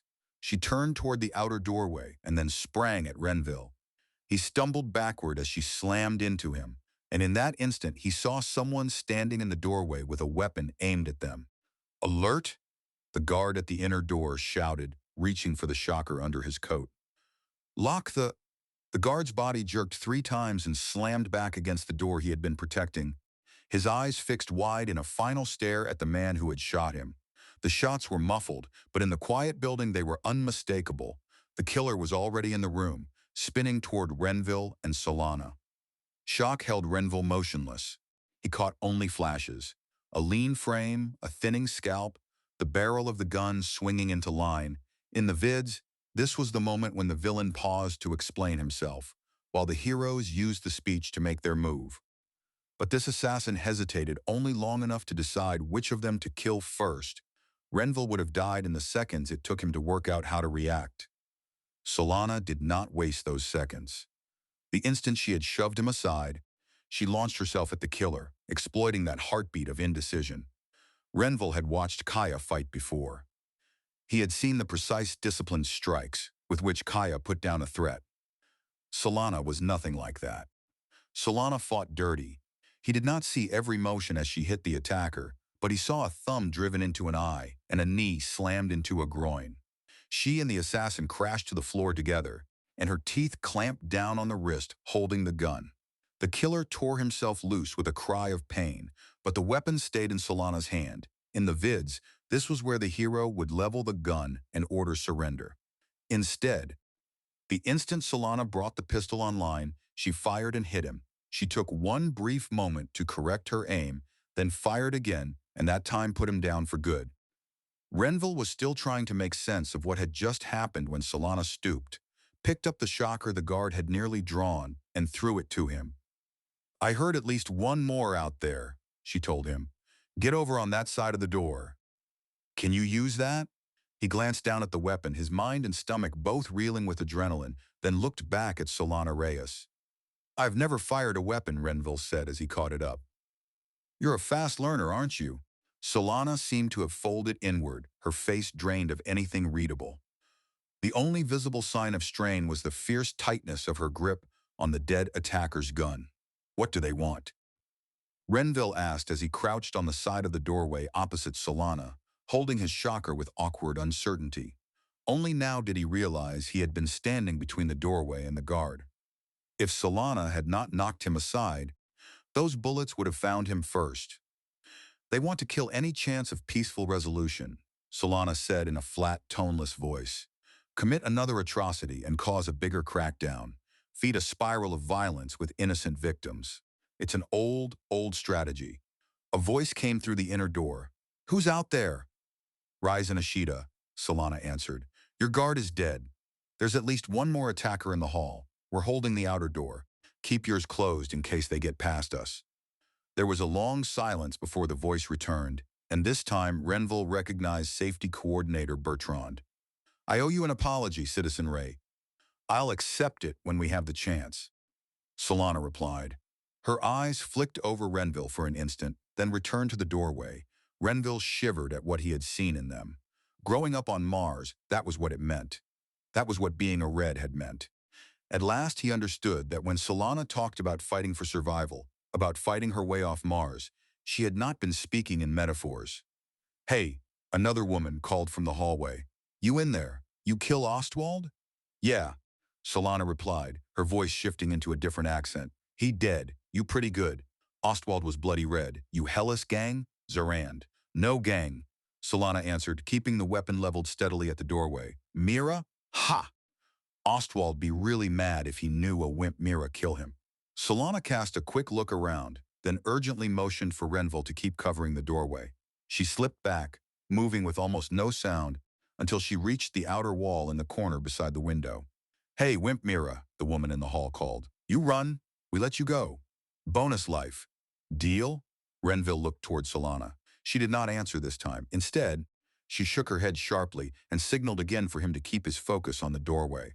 "Still there, Mira? Deal offer expire real soon." The window exploded inward, the curtains whipping into the room as a man burst through and rolled up to fire toward the interior doorway. Before he could shoot, Solana put 2 rounds into him from behind, firing from the position she had taken along the wall. He twisted halfway around, staggered, and collapsed, his weapon slipping from his deadened hand. The movement at the window nearly made Renville miss the woman darting through the doorway. He fired without aiming, startled by the pop of the shocker. By more luck than skill, the charge skimmed her spine. She dropped, twitching, lips pulled back as she struggled to raise her weapon. Renville stretched out his arm, waded through the shocker's recharge, took aim, and fired again. This time the blast hit her squarely. Solana spent only a moment, checking the man she had just shot, then hurried back to Renville and inspected the woman he had dropped. For an instant he wondered whether Solana would shoot the unconscious attacker anyway, but she only shuddered, rubbed one hand over her eyes, and turned her attention back to the doorway. Citizen Reyes. Safety Coordinator Bertrand called from inside. Our response team is entering the building. Understand.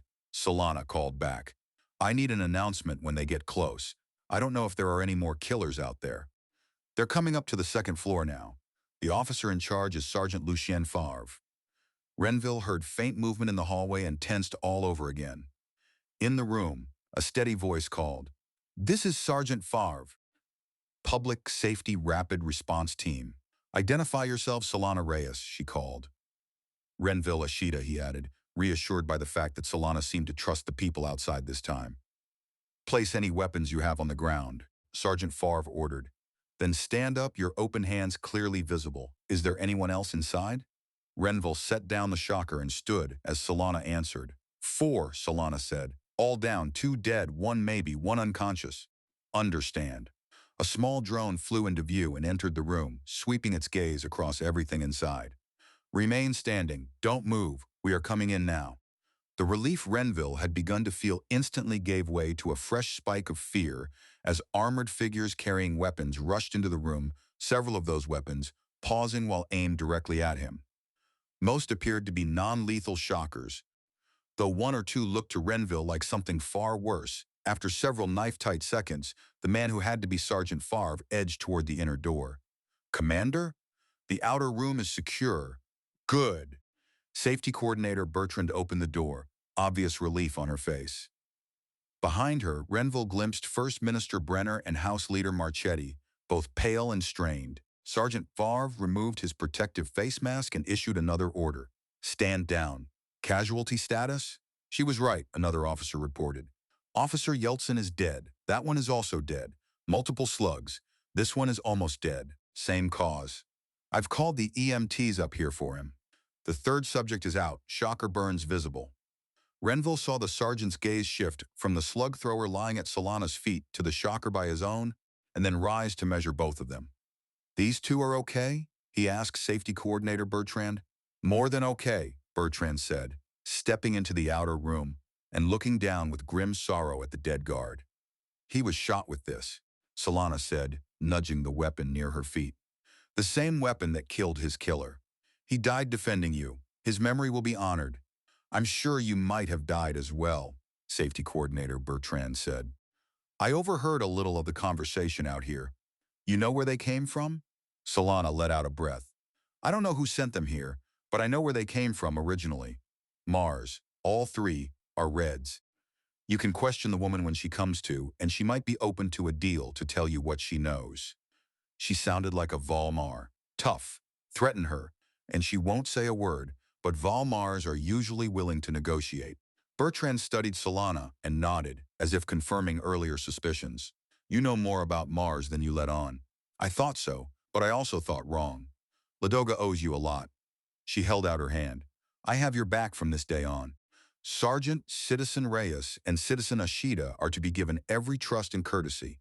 Once Solana Reyes had shaken Bertrand's hand, she crossed to where Renville stood and looked at him, concern clear in her eyes. He knew exactly what troubled her. "It's okay, is it? You just saw me. Really saw me. I saw part of you," Renville said. "How did you know that guy would come through the window?" "It's an old trick," Solana said, head bowed, her expression bleak. "The one in the hallway talking to me to keep my attention focused on her and to cover any sound the other guy made getting into position." "Renville," I said, "it's okay." He gave her the gentlest, most understanding look he could manage. "It must be hard to live with sometimes." "There are a lot of memories that are hard to live with," Solana said. "I just picked up a couple more." "I'm a lot more impressed with you now," Renville said, and meant it completely. "To come out of that and be who you are, that's amazing." At last she looked up at him again, doubtful. "You're impressed?" "I'd be dead if not for you," he said.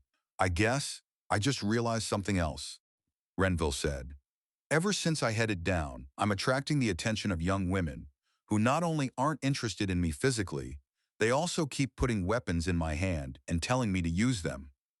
"You must be making bad choices," Solana said with the faintest hint of a smile.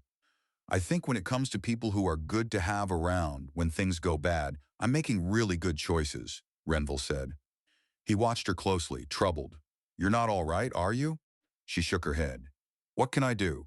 I may get seriously drunk tonight. If I do, I could use someone to keep an eye on me and get me back to my room. Deal, Renville said. The words rushed out of her then. Most of those from Mars are like me, just trying to be decent people and leave the ugliness behind. But others look at us and see only reds like those killers.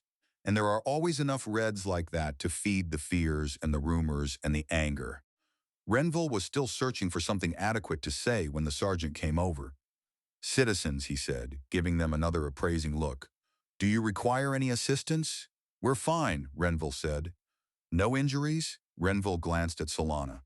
She only shrugged. Just a few scratches and bruises. I'll be all right. You should let one of the EMTs check you, the sergeant said. You took that guy down by yourself? Yes, Solana said, sounding as if she would rather not admit it. We're in your debt. If you need anything, please let us know. You can call me personally, the sergeant said, handing his contact information to both of them, though his attention stayed on Solana as he did so. It looks like you have another admirer, Renville said to Solana after the sergeant had gone back to the other safety officers. That would be funny, wouldn't it? She said, watching the sergeant go. A red and a cop? Not too likely, though. Unsurprisingly, the meeting with Krakow's representatives was delayed until the following day. But First Minister Brenner went out of his way in a public statement to stress that the meeting would still take place. The three who killed a brave public safety officer and would have killed more except for the valiant actions of two individuals from Old Earth were not from Krakow, he declared. They were agents of an outside power, planning to place the blame for their actions on the people of Krakow. We all know that attempt could not have succeeded because we are all one on Ladoga. I want to reassure the people of Krakow that we will work to address any concerns they have, and that I personally still feel myself as safe here as I do back in my own home. That night, Renville stayed with her while Solana drank.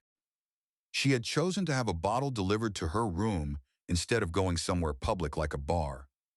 After enough time and enough alcohol, she began speaking quietly, pulling old memories and buried events up into the open, like someone digging loose things she had once hoped would remain hidden forever. Renville listened in silence, offering only the occasional indistinct sound so she would know he was still there.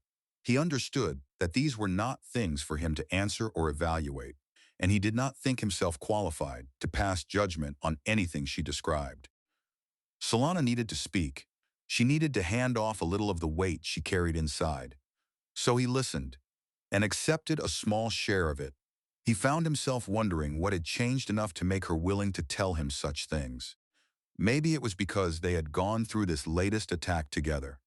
In some limited way, he had become another person who had stood inside ugliness with her, someone who might understand what necessity could force a person to do.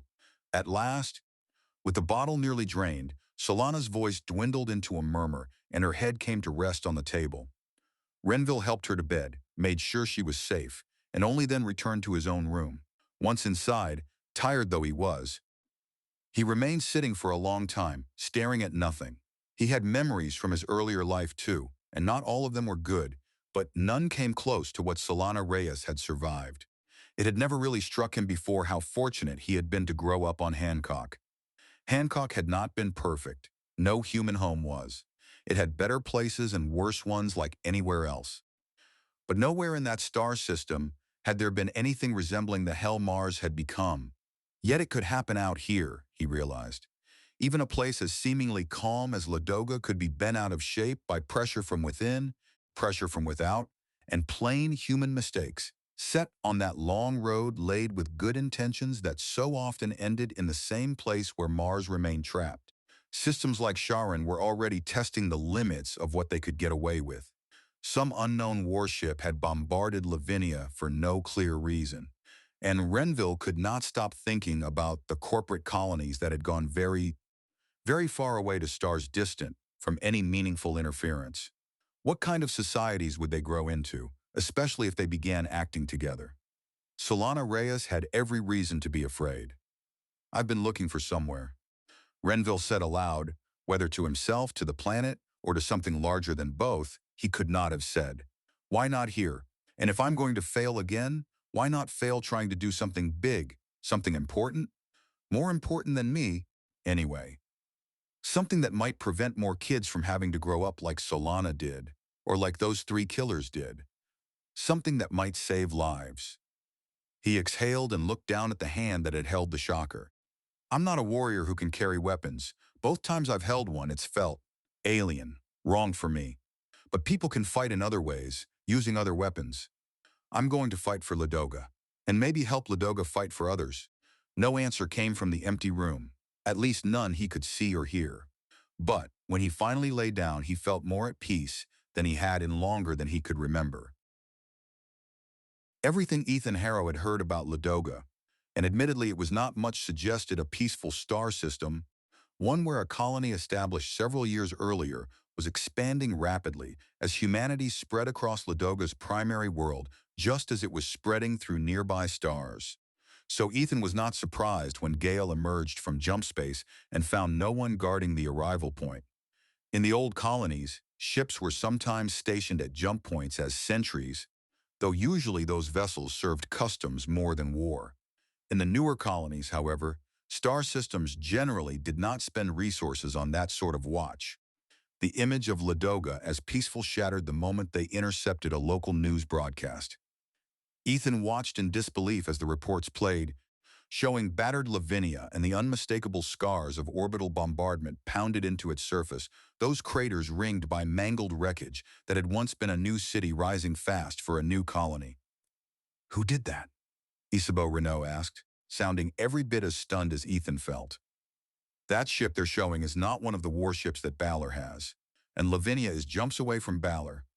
This is old news here, Ethan said. Ladoga heard about this weeks ago. These reports are just rehashing the original information and speculating. What do we do? Flynn Mercer asked.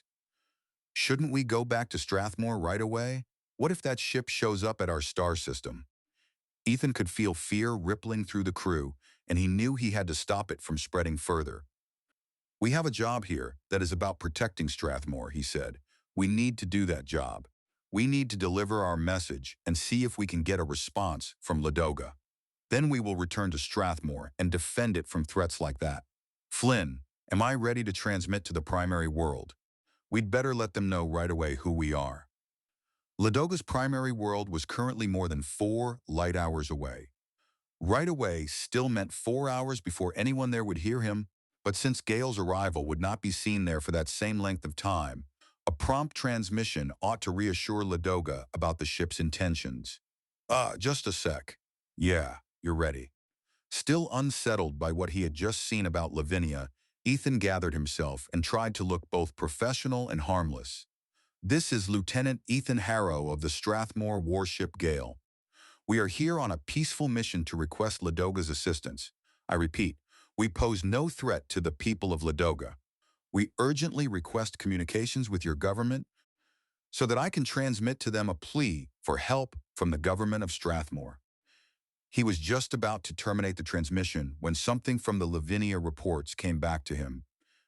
The part about the unidentified warship approaching their planet. To ensure that our peaceful intent is clear, Gale will not proceed any closer to your worlds, but will remain in the vicinity of this jump point. Harrow, out. What are we going to do while we wait? Flynn asked. Ethan let himself sink back, fully aware that any answer from Ladoga would take at least 8 hours to reach him. We're going to stay here and wait, just like I said. Once everything possible had been done, Ethan retreated to his stateroom. He had no idea what local time it was in the city on the planet where his message had been sent, but aboard Gale, it was late in the ship's day. The images from Lavinia would not leave him alone. He wondered whether sleep was going to be possible at all. An urgent beeping from the comm panel beside his bunk dragged Ethan awake. Yeah? He peered blearily at the ship time display. Oh, 300. Naturally. Trouble always seemed to arrive at hours like that. We've received some messages from Ladoga, Flynn said. Sorry. You told me to wake you up when any came in. Yeah, Ethan said again, trying to force his thoughts into order. Forward them to here, okay? You got it. Flynn's image disappeared, replaced by a severe-looking man whose voice was as hard as his expression. Unknown warship. This is Ladoga. You are forbidden to proceed in system. Any attempt to approach our worlds will be regarded as a hostile act. Identify yourself immediately. It was not the warmest welcome Ethan had ever received, but under the circumstances it made perfect sense. He opened the second message, which had been transmitted not long after the first. This time the same man looked a little less rigid and sounded slightly less menacing. Lieutenant Harrow on the Strathmore Warship Gale, this is Ladoga. I have forwarded your message to the First Minister's office. Ladoga appreciates your willingness to remain near the jump point and hopes that you will continue to abide by that promise. Ethan rubbed at his face, grimaced, and brought up the most recent sensor data Gale had gathered since arriving in Ladoga. There was still no indication of any other warship in the system. No additional defenses had been detected either. Ladoga had either hidden its military assets and weapons with extraordinary skill, or the threats sent to him had been bluffs, not that he had any desire to test them. If he wanted Ladoga's cooperation, the last thing he could do was toy with fears made painfully real by what had happened at Lavinia. Lieutenant? Flynn Mercer appeared again, looking sheepish. The guys standing watch on the weapons want to know if they can stand down from that. Ethan nearly said yes. He knew firsthand how tedious a combat watch could become when there was no immediate threat in sight, but he stopped before giving the order. Gale was a warship. She was on a combat mission, and she was holding close to a jump point, which was about the one location in space where a ship could be caught off guard by a sudden arrival. No. Flynn, I understand it's a pain, but we are in combat status. We have to stay ready if anything shows up. And if anybody complains, I'll remind them that I'm standing those watches too. Another response arrived at 0500 ship time. This time the speaker was a woman with a cautious, guarded look. I am Safety Coordinator Bertrand speaking for Ladoga. Please send your message in reply to this. We want to know more about what is happening at Strathmore. I have to caution you that Ladoga's resources are currently extremely limited, so our ability to assist you may also be very restricted. Out. Abandoning any hope of more sleep, especially with a bridge watch due at 0600. Ethan opened a reply and attached the message Strathmore's counsel had prepared. Before sending it, he paused, spent a moment making himself look somewhat presentable, and added a few words of his own. This is Lieutenant Harrow. Thank you for your willingness to hear the message from the government of Strathmore. I look forward to your reply. I was asked to notify 2 individuals who may be in Ladoga of our problems in the hopes that they might offer assistance. Those 2 are Renville Ashita and Solana Reyes. Thank you again. Out. He got to his feet, stifled a yawn, checked that his improvised uniform was in order, and headed toward the bridge. The short corridor from his stateroom seemed even more hushed than usual. He was nearly there when the rapid bong of the general quarters alarm ripped through the silence. Disdubrilans, drives.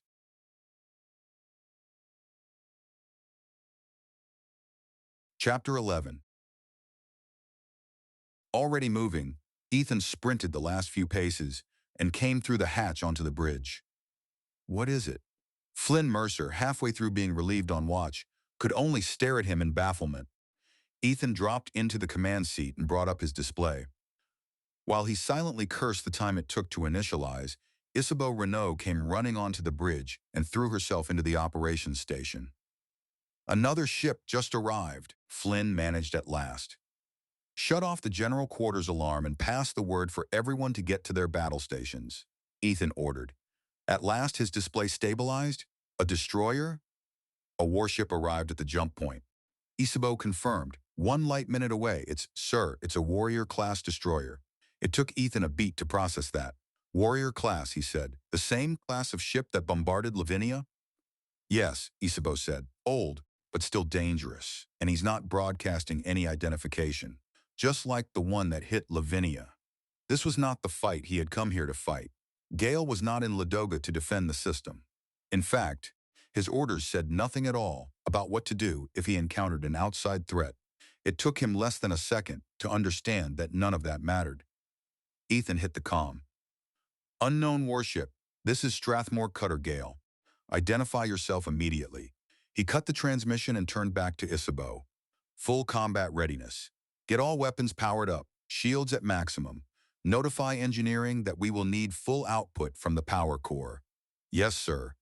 While Isabeau handled that, Ethan opened the maneuvering display, tagged the unidentified destroyer, and selected Intercept. A moment later, the solution appeared. A short, shallow curve that would bring Gale in on a near bow-to-bow pass with the destroyer. Text blinked onto the screen. Ekit, Intercept? Yes, no. What's our status? Ethan asked Isabeau. Weapons are ready. Shields are building. Most combat stations ready. Engineering warns that we need to save full draw on the power core until we really need it. Understand, Ethan said. Flynn, anything from the destroyer? No, Flynn said, plainly worried. Not a peep. Ethan drew in a slow breath, studying the tactical data. Warrior-class destroyer, almost 100 years old. Standard loadout, bombardment launcher, grape shot launcher, and a particle beam 1 generation older than Gale's. It's roughly even odds if we engage him, Isabeau said. Our sensors say his after shields are degraded. The destroyer had settled onto an in-system course toward Ladoga's primary world, and Gale's maneuvering system quietly updated the intercept track. Intercept? Yes. No. Gale was the only warship Strathmore possessed. He could not risk getting her crippled. But the destroyer's commander had to know this would be a near-even fight too. And whoever owned that ship, whatever system had sent it, surely did not want to lose it. Especially not when its capture or wreckage could pin responsibility for Lavinia's destruction. If we come around in a long approach, Isabeau began. I know, Ethan said, but we need to try to win this fight fast, without exchanging fire. Maybe they don't want to fight. Maybe they do, then they'll get one. Tell engineering I need full power and make sure forward shields are at full strength. He reached out and hit yes. Gale's thrusters fired first, swinging her around. Then the main drive came alive and hurled the cutter toward the destroyer. The ship's old inertial dampers whined in complaint, and the hull itself groaned under the strain. Ethan gripped his seat as some of the acceleration bled through the dampers into his body. The destroyer was making .03 light speed. Gale was driving up toward .04. With a little under 1 light minute between them and a closing speed of .07 light, the 18 million kilometers separating them would vanish in roughly 90 seconds. Lock weapons on the destroyer, Ethan told Isabeau. Set them to fire when we get within range. Yes, sir. Getting hits at a relative velocity of .07 light speed is outside the capability of our fire control system. He may not know that. The destroyer still had not answered. The sleek Barracuda shape hung just off Gale's port bow and a little below, while Gale aimed at where the other ship would be in 1 minute and 5 seconds. He should be seeing our course change now, Isabeau said. 35 seconds to intercept. Sir, you're not giving him much time to react. I want him to know that, Ethan said. I want the cowards who bombarded a defenseless city to know that we are coming for them and that they only have a few seconds to decide what to do. He's maneuvering, Isabeau said, just as Ethan's display flashed the same warning. 20 seconds to weapons range. What was the destroyer doing? Turning to improve its attack angle? He's using full thrust, Isabeau reported. Still coming up and around. Ethan began entering fresh commands in a rush, nudging Gale upward and over to preserve the intercept. He's lighting off main propulsion. The destroyer's maneuver had brought it through a long upward arc, its bow now angled almost back toward the jump point. 2 seconds before intercept, Ethan ordered Gale to adjust again. What would have been a head-on pass, both ships presenting their strongest shields and weapons, changed completely when the destroyer turned away. With almost no time left to react and no ability to accelerate clear, the destroyer exposed its far weaker stern to Gale as the cutter ripped past. Gale jolted as the automated systems fired her weapons. The instant of closest approach came and went in a sliver of time, far too brief for human reflexes to matter. Ethan immediately entered a new set of maneuvering commands to bring Gale around for another strike, but this solution came with a pulsing red warning. Planned maneuver will exceed hull stress. Parmanyway? Yes. No. Hell, Ethan muttered. He ordered a less violent intercept instead, one that would not risk breaking Gale apart. The arc widened dramatically, and the time to re-engage increased even more, but he approved it. There was no point destroying Gale just to get another shot. We're getting an evaluation of damage, Isabeau said. Some grape shot from the destroyer impacted our forward shields, but they held. The destroyer, his after shields suffered spot failures. We scored some hits aft on him. The bridge crew cheered, but Ethan bent over his display. Our sensors can't evaluate damage to him. What do you think, Isabeau? Let me check something. Her fingers flashed across her controls. His thrust is down to 60% maximum for what a ship of that class should be capable of. He demonstrated 80% maximum coming out of the jump point. We did hurt him, Ethan said. Yes, not enough though. He understood instantly what she meant. The destroyer had already steadied on the fastest possible line back to the jump point. Gale was still curving through her long loop to re-engage, but the projected intercept lay beyond the jump point itself. What? Flynn Mercer asked. He's going to get away, Ethan said. We can't re-engage before he jumps out of this star system, huh? But it's not possible, Isabeau said. Not with Gale's capability to maneuver. Physics is a bitch. She won't let us. We'll stay on this trajectory anyway, Ethan said. If that destroyer changes his mind, we'll be ready.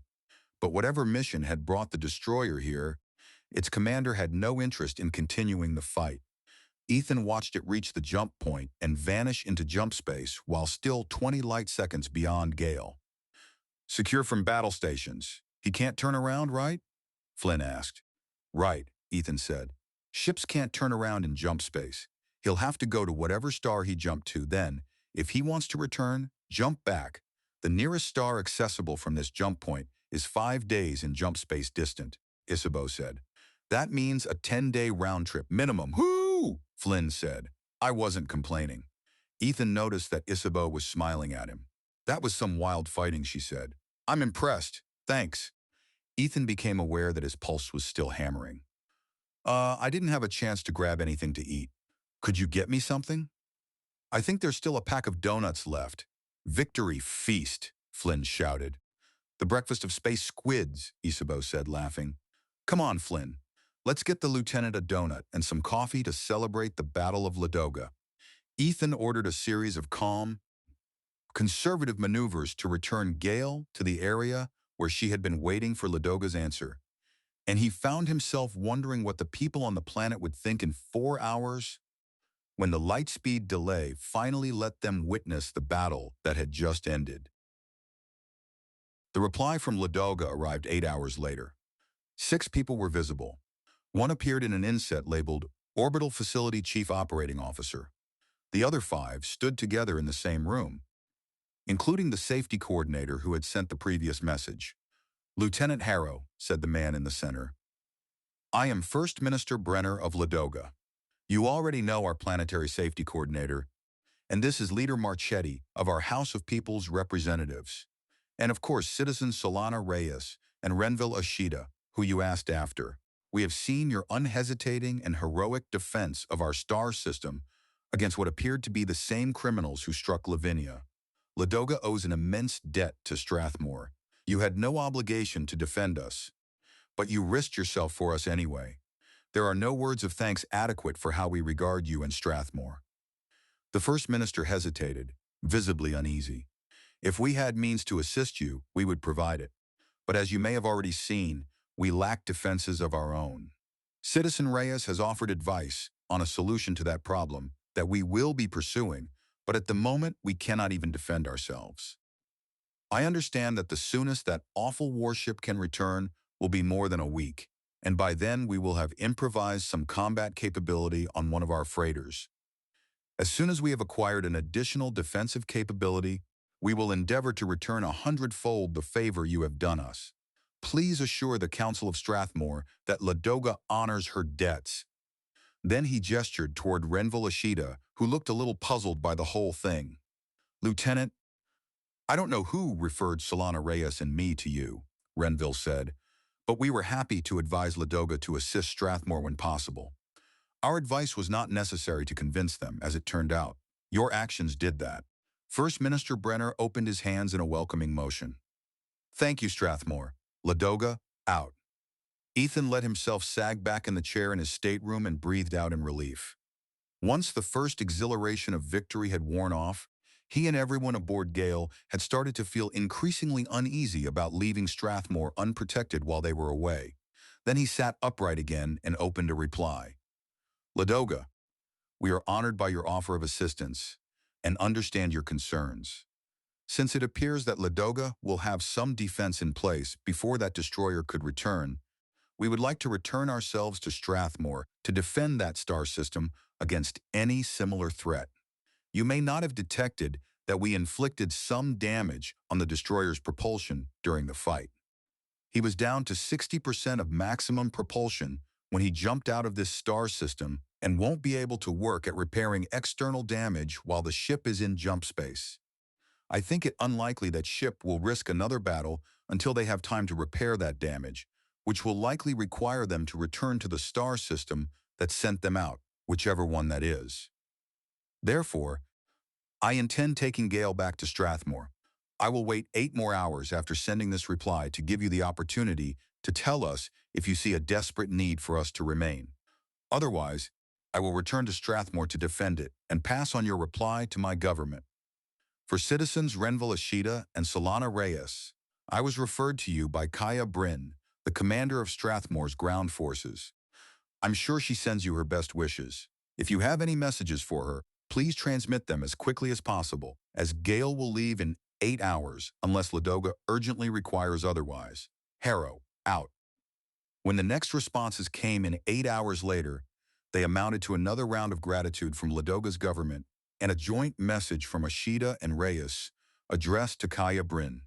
Should he have told them Kaya Bryn had already committed herself to a dangerous operation, that there was a real chance she would be dead before Gale ever got back to Strathmore? No, Ethan decided. What would that knowledge have accomplished? Better that, for as long as possible, they be allowed to believe their friend was alive and well. He called the bridge, where Isabeau Renault was on watch. Isabeau, head for the jump point. We're starting back for Strathmore. He knew that was probably the most popular order he had given since Gale had left home. The cutter shivered as thrusters fired and nudged her onto a direct run for the nearby jump point. 3.5 weeks. Hardly enough time to teach people the proper way to salute, let alone to gather all the equipment Kaya needed. But Balor's base had completed installation of the anti-orbital weapon that day, proving it with a test burst of charged particles that stabbed through the atmosphere into space. Strathmore, warned in advance of the test, had used satellite maneuvering capability to shift its birds into orbits beyond the weapon's reach, but that also meant the colony could no longer monitor Balor's activities at the base. It was barely enough time. It was time anyway. All right, listen up. Kaya let her gaze travel across the 20 best volunteers she had, the ones making up the raiding force. Apart from her, only Wade Calhoun was certain to be dependable under actual fire. The rest had willingness in plenty, but almost no true understanding of what waited for them. Theory, games, simulations, stress drills, those were one thing. Standing in front of people who intended to kill you was something else entirely. I've only had time to give you the basics, but we've got a few big advantages. We've been watching Balor's soldiers, and they are not ready for us. They think they brought in enough firepower that Strathmore has no choice but to accept the inevitable, and they think if we do try something, it'll be something stupid. But we're going to be smart. So, she went on, trying to project complete confidence, we're going to surprise them, and they won't be ready for it. I'm going to take the lead on a lot of things because I've got the training. Ghost has laid some fantastic groundwork for us, but I need you guys to stay focused and stay sharp, because you are also one of our big advantages. Balor never imagined that Strathmore could put together a group of people like you in such a short time to kick Baloran butt. You've all got important roles to play. If you get confused, use your heads. And remember that we are going to do our best not to kill any civilians at Balor's base. Only the soldiers are targets. Any questions? No one spoke. They looked excited and frightened at the same time, Kaya thought. Everyone except Wade, who had the expression of a professional about to start a dirty but necessary job. She probably wore much the same look herself. Everyone who has a weapon is to ensure it is on safe. Check it. All good? Let's board, Kaya told them. She watched the 20 file into the winch, then followed in after them. Everyone except Tobin strapped into seats on the passenger deck. Tobin headed down and aft to inspect the improvised explosives, while Kaya moved forward into the cockpit. "Everything's aboard?" she asked the pilots. They nodded, excitement almost vibrating off them.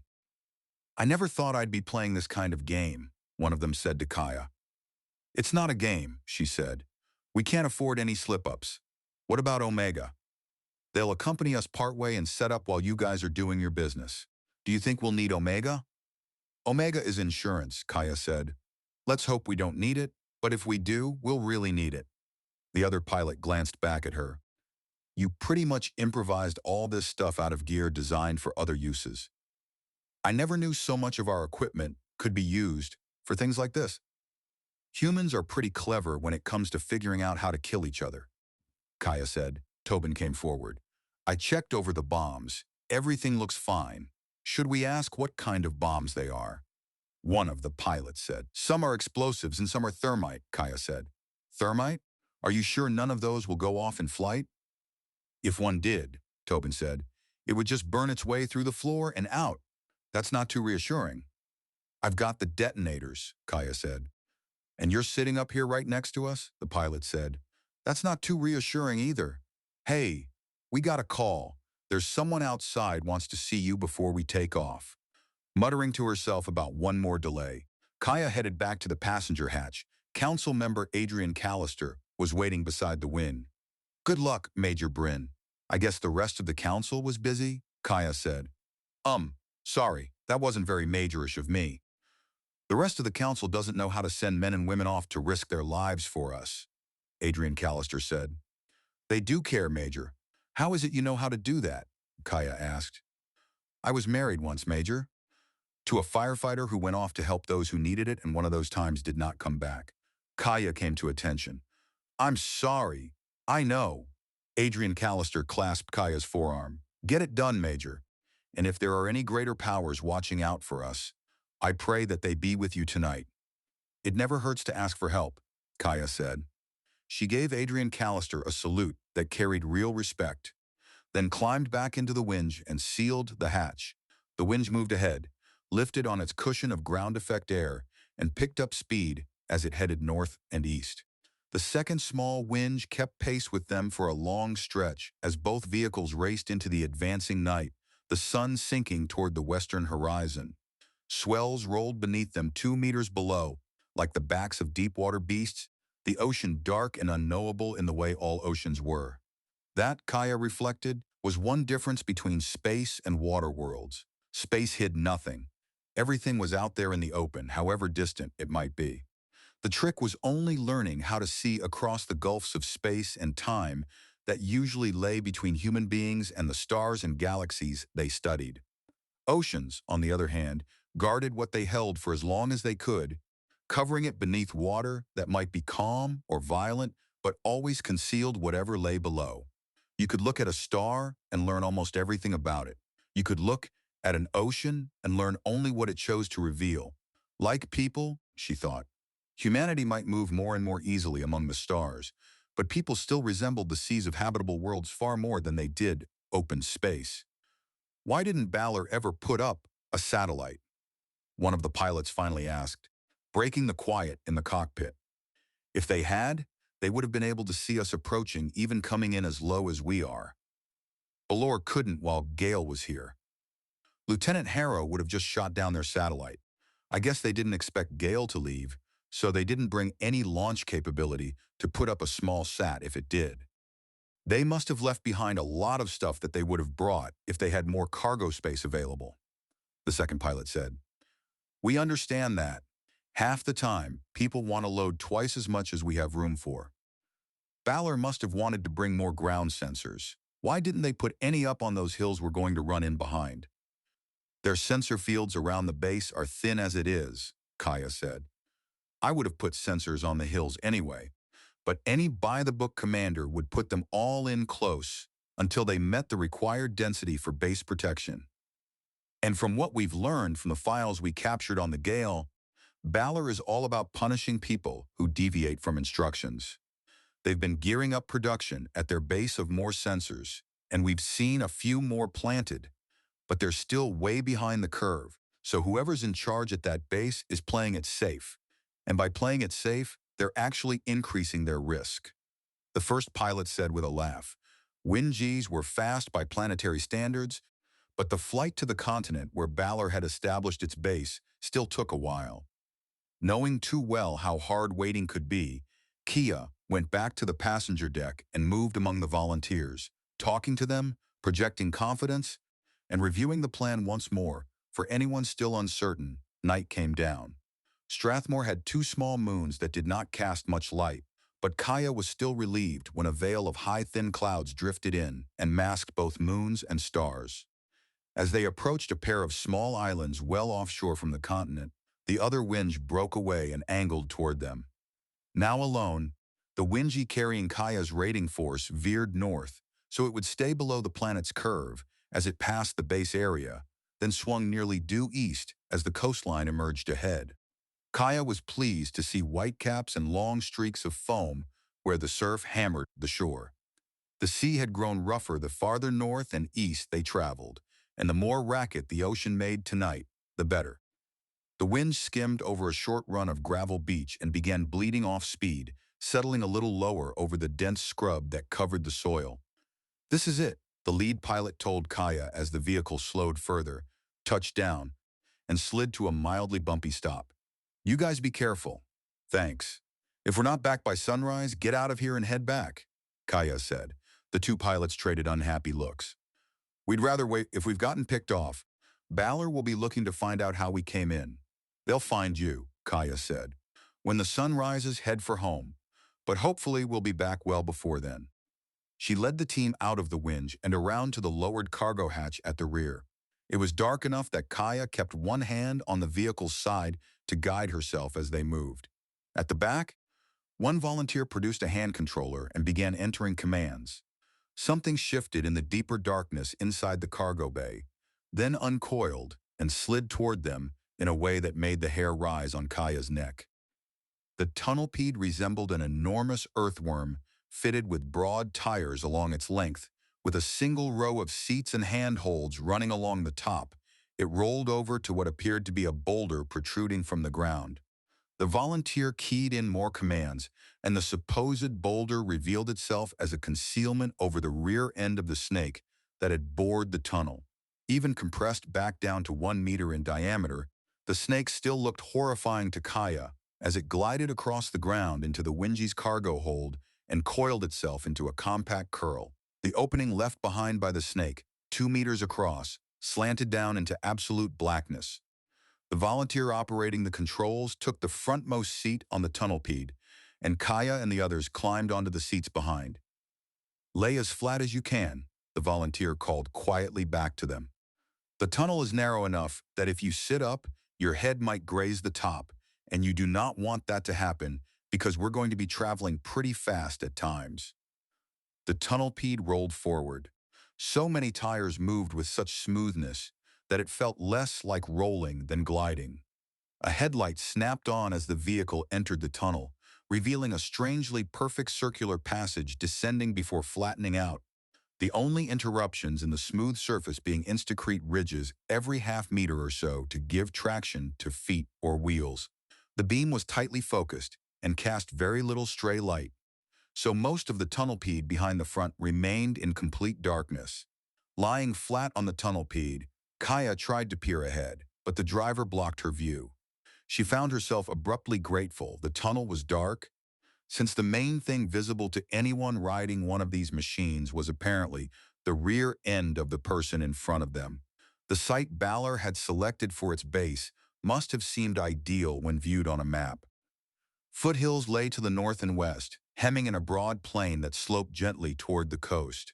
The hills looked like shelter, while the open plain created a wide field any attacker would have to cross to reach the encampment. With relatively modest work on a breakwater and some dredging near shore, the area could become a solid harbor for ocean-going traffic. A large river ran nearby between substantial banks and might someday bring flooding problems, but for the present it guaranteed ample fresh water. What the map did not show was that those low hills, if left unoccupied, also gave cover to anyone threatening the base. Perhaps Balor meant to secure them as quickly as possible, but Kaya intended to wreck Balor's schedule before that happened. Nor had whoever chose the site accounted for the tremors caused by the river and the nearby surf, which let Strathmore's modified snake tunnel beneath the ground sensors without setting them off. That ancient strategist from old Earth, Sun Tzu, had plenty to say about attacking, but most of it boiled down to a single principle: figure out what the enemy expects or wants you to do, then do something else. Balor had plainly concentrated on defending against attack from above, judging by how much effort had gone into getting the anti-orbital weapon in with their first equipment wave. The layout of the base showed they had also worried about attack across the surface. Kaya had looked at both of those things and then gone hunting for mining gear. The tunnel peed slowed, then stopped. "The tunnel angle's up from here," the driver whispered back. "We should be 3 meters deep." "Okay. Wade," Kaya called quietly over her shoulder. "Get everyone off the peed and lined up. Tobin, get up front with me." With the heavy hunting rifle she had chosen in hand, Kaya led Tobin up the rising tunnel toward the surface. It ended abruptly in a dirt plug left in place by the snake. Fine roots from the scrub above hung down from its underside, showing that the layer between them and the surface was not very thick. Kaya drew the large combat knife from her hip sheath. That had been one of the easiest pieces of equipment to get manufactured on short notice. She set the blade tip near one side of the tunnel roof, pushed it into the soil, and began sawing along the curve of the tunnel edge. The topsoil itself cut easily, but the mass of intertwined roots turned it into hot, exhausting work, and dirt sifted down over her the entire time. Abruptly, the plug sagged. Kaya shoved it aside against the tunnel wall and saw the night sky overhead. The surf could be heard in the distance, a constant low thunder. Thankful for the natural noise that would mask any stray sounds from her people, Kaya checked the local time. "Oh, dark 30. Perfect. Tobin, get up here with Ghost's magic box." Tobin crawled up beside her with the thick epad Ghost had supplied. Kaya helped him extend an antenna just barely above the ground, and Tobin tapped the activation command. An ancient hourglass symbol appeared on the display while strings of code flashed below it. Kaya waited without hurry until the hourglass vanished and the words came up. "Link established. Verification successful. Intrusion underway. Satsputate counterfeit data?" "Here's what Balor is seeing," Tobin whispered. Handing her a second pad, Kaya studied the symbols. They were not identical to Hancock's conventions, but they were close enough to read. One section gave an overhead picture, showing precisely where the active perimeter patrol was. Another showed what those patrollers were seeing in their helmet displays. Kaya inserted an earpiece so she could listen to anything sent across Balor's command net or spoken over the patrol circuit. A warning icon flashed on both displays. One of Balor's sensors had apparently noticed something odd where Kaya had opened the tunnel exit. "Get the false data going," she told Tobin. He hit yes, and the warning disappeared as Ghost's device scrubbed the detections out of the sensor system. "What was that?" one of the two soldiers on patrol said as the symbol vanished. "Another glitch," the other sentry said in annoyance. "Maybe a wabbit. I think I'll take a shot." Kaya motioned sharply for Tobin to stay still. The crack pop of a pulse weapon came from above. She heard the energy bolt strike somewhere in the scrub, but on the false display generated by Ghost's intrusion, the shot never appeared. Kaya went tense, waiting to see whether either soldier noticed the mismatch, but both were too bored and too careless to pay attention. "Hit anything? Shut up." Kaya raised her head just enough to see the pair advancing in their bulky battle armor. Their gait and posture were even laxer than those of the sentries she had watched earlier while planting the surveillance pickups. She lowered herself back into the tunnel and gave Tobin a thumbs up. "They're sloppy as hell," she whispered. "I don't get it," Tobin whispered back. "You told us these Balor guys are really tough about following rules and doing everything perfect." "The bosses are," Kaya said. "Funny thing, the harder the bosses are, the tighter they try to control everything their people do, the more likely those people will screw off the minute they're not being watched." As the patrol strolled along its route, she eased the dirt and plant plugged back into place and waited, growing more impatient by the second. Instead of risking another look, she followed their position through the relayed helmet feeds. The two Balor soldiers passed the tunnel exit just a few meters away, but both were busy talking about how to get hold of some booze instead of paying attention to the terrain. Why would they be alert? Nothing had challenged them since landing here. Kaya pulled the plug aside again, gripped the hunting rifle, and emerged from the tunnel without a sound. A newly fabricated suppressor had been mounted on the rifle's barrel. It would not eliminate all noise, but it ought to muffle enough.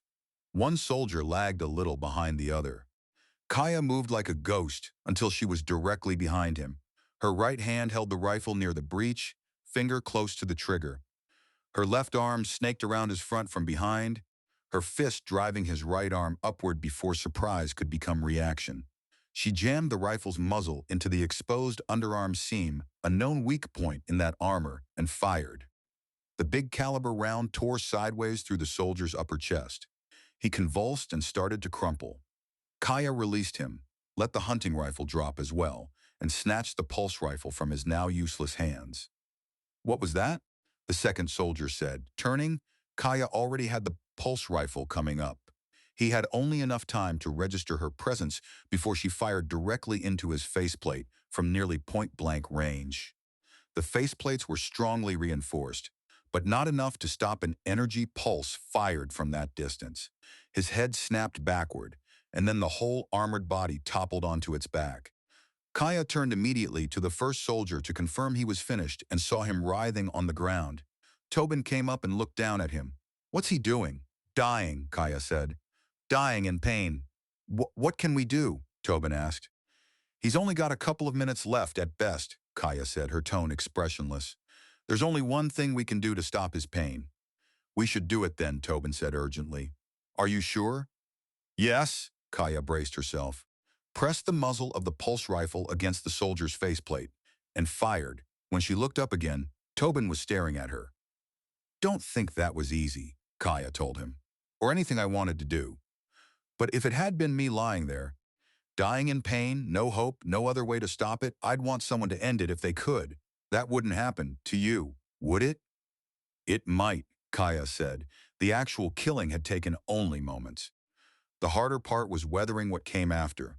Kaya paused and drew several deep breaths, fighting down a sudden wave of nausea. Them or me. Them or me. I didn't start this. She checked the pad. According to Balor's own displays, the two sentries were still walking their patrol route. Any alarms that should have gone off when both men died had been smothered by Ghost's intrusion into Balor's systems. As Wade brought the rest of the team up to the surface, Kaya picked up the second soldier's pulse rifle and handed it to him. "Cheek, take my hunting rifle. We're going to head for the command bunker single file. Me in front, Wade behind me. Tobin, make sure you're in the middle. Chike, bring up the rear. Only Wade and I should have ready weapons. The rest of you keep yours on safe until I say otherwise.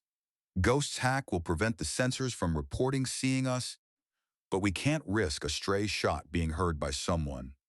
While the others formed up, Kaya searched the dead soldiers and stripped 2 grenades from each, stuffing the stolen explosives into the pockets of her short jacket. She led them toward the command bunker, its location conveniently marked on Balor's own command net. More than once, Kaya had to suppress the urge to break into a run. But if she ran, everyone behind her would do the same, and too many of these barely trained volunteers might lose their bearings in the dark and make a fatal mistake. At closer range, she could make out the bunker's observation periscopes resting in armored housings, their lenses still shuttered behind protective covers that prevented anyone inside from actually using them to look out. Sloppy, careless, complacent. Procedure should have required periodic visual scans as backup to the automated systems. Anger flared in Kaya at the sheer idiocy of Balor's soldiers, who seemed almost eager to cooperate in getting themselves killed. A short ramp descended to the half-buried bunker, ending at a sealed blast door.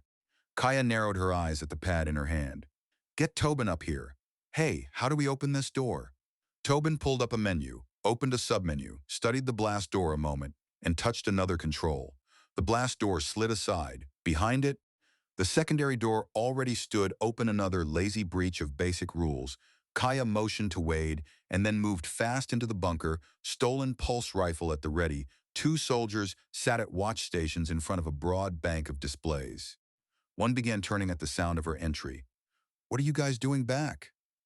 Kaya shot him, then put a second bolt through the head of the other watchstander. She and Wade froze, weapons trained on an inner door. "Sentry rest area," Wade whispered. "Hard way or easy way? Let's see if they're awake." Kaya edged forward. Her rifle remained leveled at the door, so when it swung open without warning, she was already on target. "What the hell was that noise?"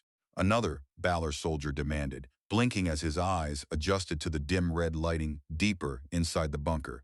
Kaya fired, hitting him in the chest. As he pitched backward, she snatched one of the captured grenades from her pocket, armed it, and tossed it in after him. Wade flattened himself against the interior wall beside the doorway and slammed the door shut a heartbeat before the muffled blast went off.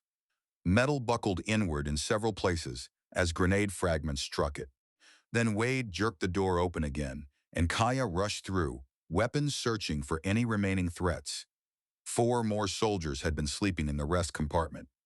The one Kaya had shot was on the floor. The others had died in their bunks. She retreated, swallowing down another wave of sickness. "Close it," she told Wade. Back at the entrance, Kaya signaled the others to come in. The bunker had seemed spacious before, but with 20 volunteers, Kaya herself, and the 2 dead watchstanders, it now felt cramped. The bodies were dragged away from the consoles, and Kaya pointed Tobin toward one of the vacated seats. He hesitated, then sat. "Get going." Kaya said Tobin had already told her he was no ghost nobody was, but he was good, very good. He moved quickly through the control displays and soon opened access routes into critical systems all across Balor's base. Ghost was right. "We're inside everything," he told Kaya. "Past all firewalls. Plant the malware bombs and be sure the timers for them are all set right." Tobin nodded. He inserted a data coin into a console slot, extracted the destructive software stored on it, and began seeding malware throughout every system tied into Balor's command and control network. 1 hour? Are you sure that's time enough?" "It should be," Kaya said. "I don't see any signs of problems at the big gun. Make sure their alarms there are disabled and their gates and doors unlocked." "Got it," Tobin said. "The big gun is wide open. Malware bombs planted. Timers are all set. 1 hour. Can you tell who is inside the big gun site?" "Hold on." Tobin swiped across several more displays, then stopped at one image. 2 people. From their outfits, they're technicians, not soldiers. Good. "Wade, you stay here with your 10. Make sure nobody shows up early and raises an alarm. Set the explosives we brought to destroy this bunker.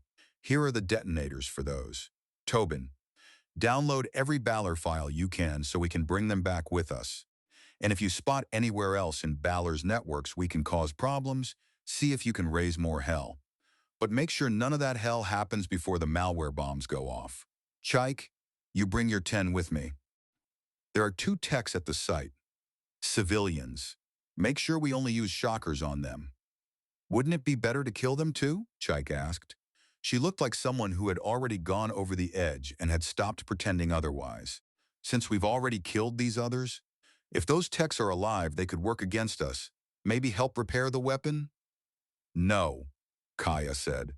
"We shock them, haul them out where they'll be safe and unharmed when the site goes up, and the civilians with this camp will know they are safe from us. The soldiers here will know that too. They'll be mad about their buddies we killed and mad that the civilians didn't get a scratch. That will drive a wedge between the civilians and military, even if there wasn't one before. Besides, there isn't going to be enough left of that weapon for anybody to be able to fix." "I don't know," another volunteer said. "We should take them out. Aren't they all enemies? I wouldn't shoot kids, but everyone from Balor." Kaya cut him off with a sharp gesture full of both authority and threat. "I don't conduct debates during a combat op. Let's put it this way. If anybody kills one of those civilians, or tries to kill them, I'll kill whoever fired. Does anybody want to try dodging my shots? No? Then follow orders. Shockers only inside the site. Make sure you've got your bomb packs. Come on."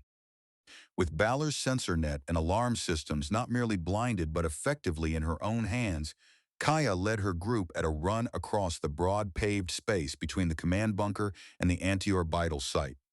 If they meant to destroy the big gun and still make it back to the winch before daylight, they had no time to waste. The rest of the base spread north and west beyond them, including the family housing and the squat rounded dome of the main power plant.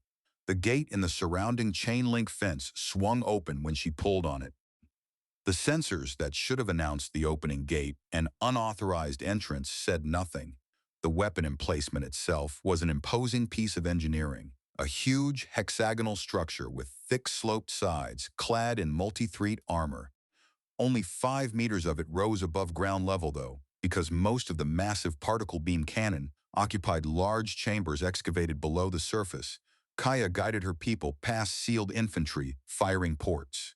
If soldiers had been manning it, the gun site could have functioned as a fortress against ground assault. And if every lock and alarm had not been tied to a central control net now being run by her side. She passed through a surface blast door that had already been opened for her, its great thickness rendered meaningless. Stairs descended to another blast door below, and that one stood open too. The pad in Kaya's hand displayed the layout of the weapon site, so locating the operating room tucked into one side of the armored structure was easy enough. The heavy hatch that should have sealed the room was unlocked and swung inward the moment Kaya tried it. Inside, one technician was slumped half asleep in her chair while the other sat watching a vid on a personal pad. Kaya signaled to the 4 volunteers carrying shockers, assigning 2 to each technician. The pair of shocks dropped both techs before either understood there was danger. Part of one discharge struck the vid-viewing tech's personal pad and burned it out. One volunteer who had previously served with Strathmore's police immediately set to work tying the technician's wrists and ankles, while others fastened gags over their mouths. Kaya looked to another volunteer. Greta? Greta slid into one of the empty chairs and began scanning the controls and displays. She was not a weapons specialist, but she knew enough about comparable systems to absorb quickly everything Strathmore's databases held on anti-orbital weapons of this type. Okay. No surprises, Greta said. You can plant the bombs. The pre-planned spots should work fine. Let's go, Kaya said. Most of the team followed her back out of the control room. On her pad, the marked bomb locations glowed. At each point they reached, someone carefully took out a bomb, set it in place, and then Kaya inserted the detonator and programmed the timer. We're putting these on the most critical parts of this site, she told the others. When these thermite bombs ignite, the thermite in them will burn at something over 2,000 degrees centigrade, melting right through everything they're on and everything under that. Can they put it out? Chike asked. Thermite? Yeah. If they've got the right stuff. There are special powders that can bind with the thermite, Kaya said. Other than that, no. I watched thermite burn out in the shell of a spacecraft once, full vacuum. It just kept going until the thermite had all oxidized. When they returned to the control room, Kaya found Greta entering commands with careful precision. Can you give me the right time for this? I'm going to power up the cannon so the power storage cells are at peak when the thermite melts into them. The explosion that sets off will destroy anything that the thermite hasn't slagged.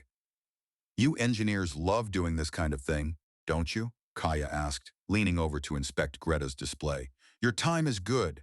Thanks, yeah. You know what they say. Engineering is like science, only louder. Greta rose from the seat. We're ready. It's all on auto.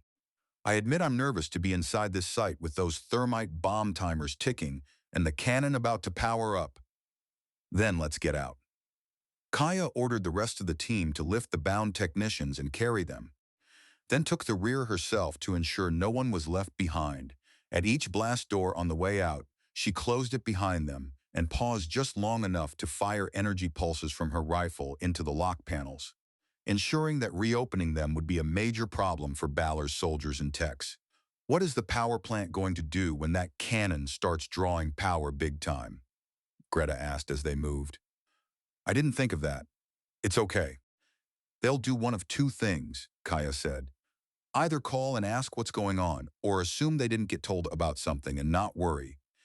If they call, they won't get any answer, as long as they spend another.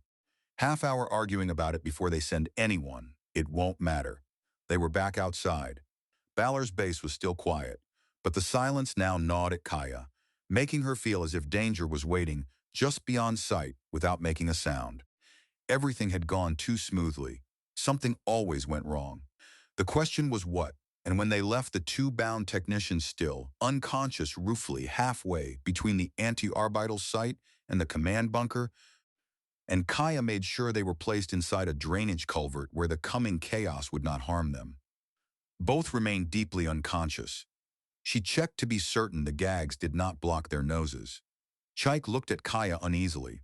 I know we're not hurting them, but what are the guys in charge here going to do to these two once they find out we've done so much damage?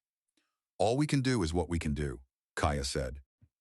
It did not surprise her that once Cheek had begun seeing the technicians as human beings, she no longer wanted them killed on principle. I'm sure not hauling them out of here with us. At the command bunker, Wade stood just outside the main entrance, weapon in hand, scanning the area. Are we ready? You tell me, Kaya said. All bombs planted. I just have to set the timer for the fuel-air explosive that will pop the top off this fixer-upper. Do it and get everyone else out here. Chaik, start leading them back to the tunnel entrance. You know where it is? Right. Listen up, everyone. Nobody relax yet. Stay in full alert mode until we get inside that tunnel again and are riding the PED back to the Wind G. Kaya waited, nerves tightening more by the second, while the last of the team cleared the bunker. Once Wade signaled all clear, she sent him after the others and remained a moment longer, watching carefully for any sign that alarm had finally broken loose. She checked the pad. 10 minutes remained before the malware bombs at remote systems and the physical bombs in the bunker and at the big gun began detonating. I cut this a little too close, she muttered, backing away from the bunker before turning and running to rejoin the others through the deceptively calm night. By the time she reached them, nearly everyone had already entered the tunnel. She waved the final two inside, then lowered herself in behind them while keeping her gaze fixed on the bunker. That was why she saw the ground vehicle pull up outside the command bunker. With her lower body already inside the tunnel, Kaya flattened her upper body against the ground and watched. 3 Balor soldiers climbed out, moving with the lazy, unhurried ease of people who expected nothing to be wrong. Faint voices drifted to her from the distance, too weak to make out, followed a moment later by unmistakable laughter. 5 minutes left. If those soldiers understood what had happened and moved fast enough, they still had time to disarm at least some of the bombs. Dugrengren Tonkergrain.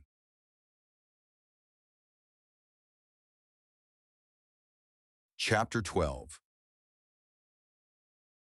Chaik, give me back the hunting rifle. Kaya lowered the pulse rifle toward the people, already inside the tunnel, snatched up the hunting weapon, rammed around into it, and hastily took aim. The rifle slammed against her shoulder when she fired. Had she been aiming at a single soldier, she might have missed entirely, but 3 clustered together made a much easier target. The muffled report softened by the suppressor, enough that it did not instantly sound like a slug thrower, made the Balor soldiers begin turning toward the noise. One of them dropped backward. The other 2 shouted and threw themselves flat. Less than 3 minutes. Get everyone seated on the PED, Kaya shouted, working the rifle for another shot. What would those 2 do next?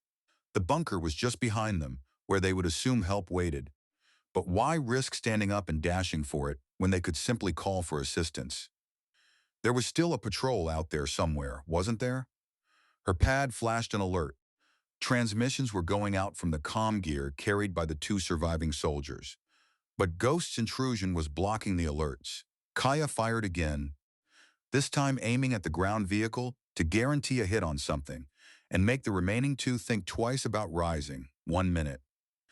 The big charges were about to detonate, and she was still far too close. She took aim once more and fired, preparing to withdraw, but not quite soon enough. Ghost's device chirped a warning. Damn! Stay down! Kaya yelled to her people, flattening herself prone with the rest of her upper body. A colossal crash rolled across the plain. The command bunker's heavy armored roof was launched skyward by the blast inside. Kaya caught a glimpse of the ground vehicle that had brought the soldiers there, being hurled aside as if swatted by something enormous. The two soldiers outside likely died without ever understanding what hit them. Then a still more violent chain of explosions tore through the anti-orbital weapon site as the thermite ate into the fully charged power storage cells, and everything inside the armored shell detonated at once. Ragged holes burst open in the protective plating, and arcs of burning thermite sprayed outward. The massive roof sagged downward into the wreckage below, while the orange-white glow of liquefying metal lit the night. Kaya pulled herself fully into the tunnel and shoved the dirt and vegetation plug back into place as best she could. Panic and destruction still raged outside, but the plug muffled most of the noise. In daylight, anyone searching the area would notice the disturbed patch marking the tunnel exit, but every minute before Balor located it would matter. The enemy soldiers, she expected, had plenty else to occupy them for now, but there was no reason to help them. The tunnelpede could retrace its route simply by being driven from the opposite end. Kaya climbed into the last position on it, trying to force herself to slow down and think clearly. Does everyone have their weapon? Are all weapons on safe? Wade, Chike, is everyone accounted for? Voices answered from up and down the pede, confirming that things were as good as could be expected, while explosions still shook Balor's base and made the tunnel walls tremble in a distinctly unpleasant way. Kaya suspected the newer blasts were now from software-controlled systems tearing themselves apart under the malware bombs.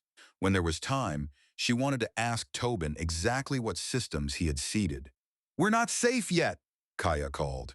"Get this thing moving. Maintain the best speed you can. The sooner we get back to Winji, the better." "Is this what being a Marine is like?" Chike called back.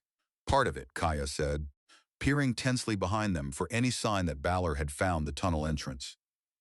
"I like it."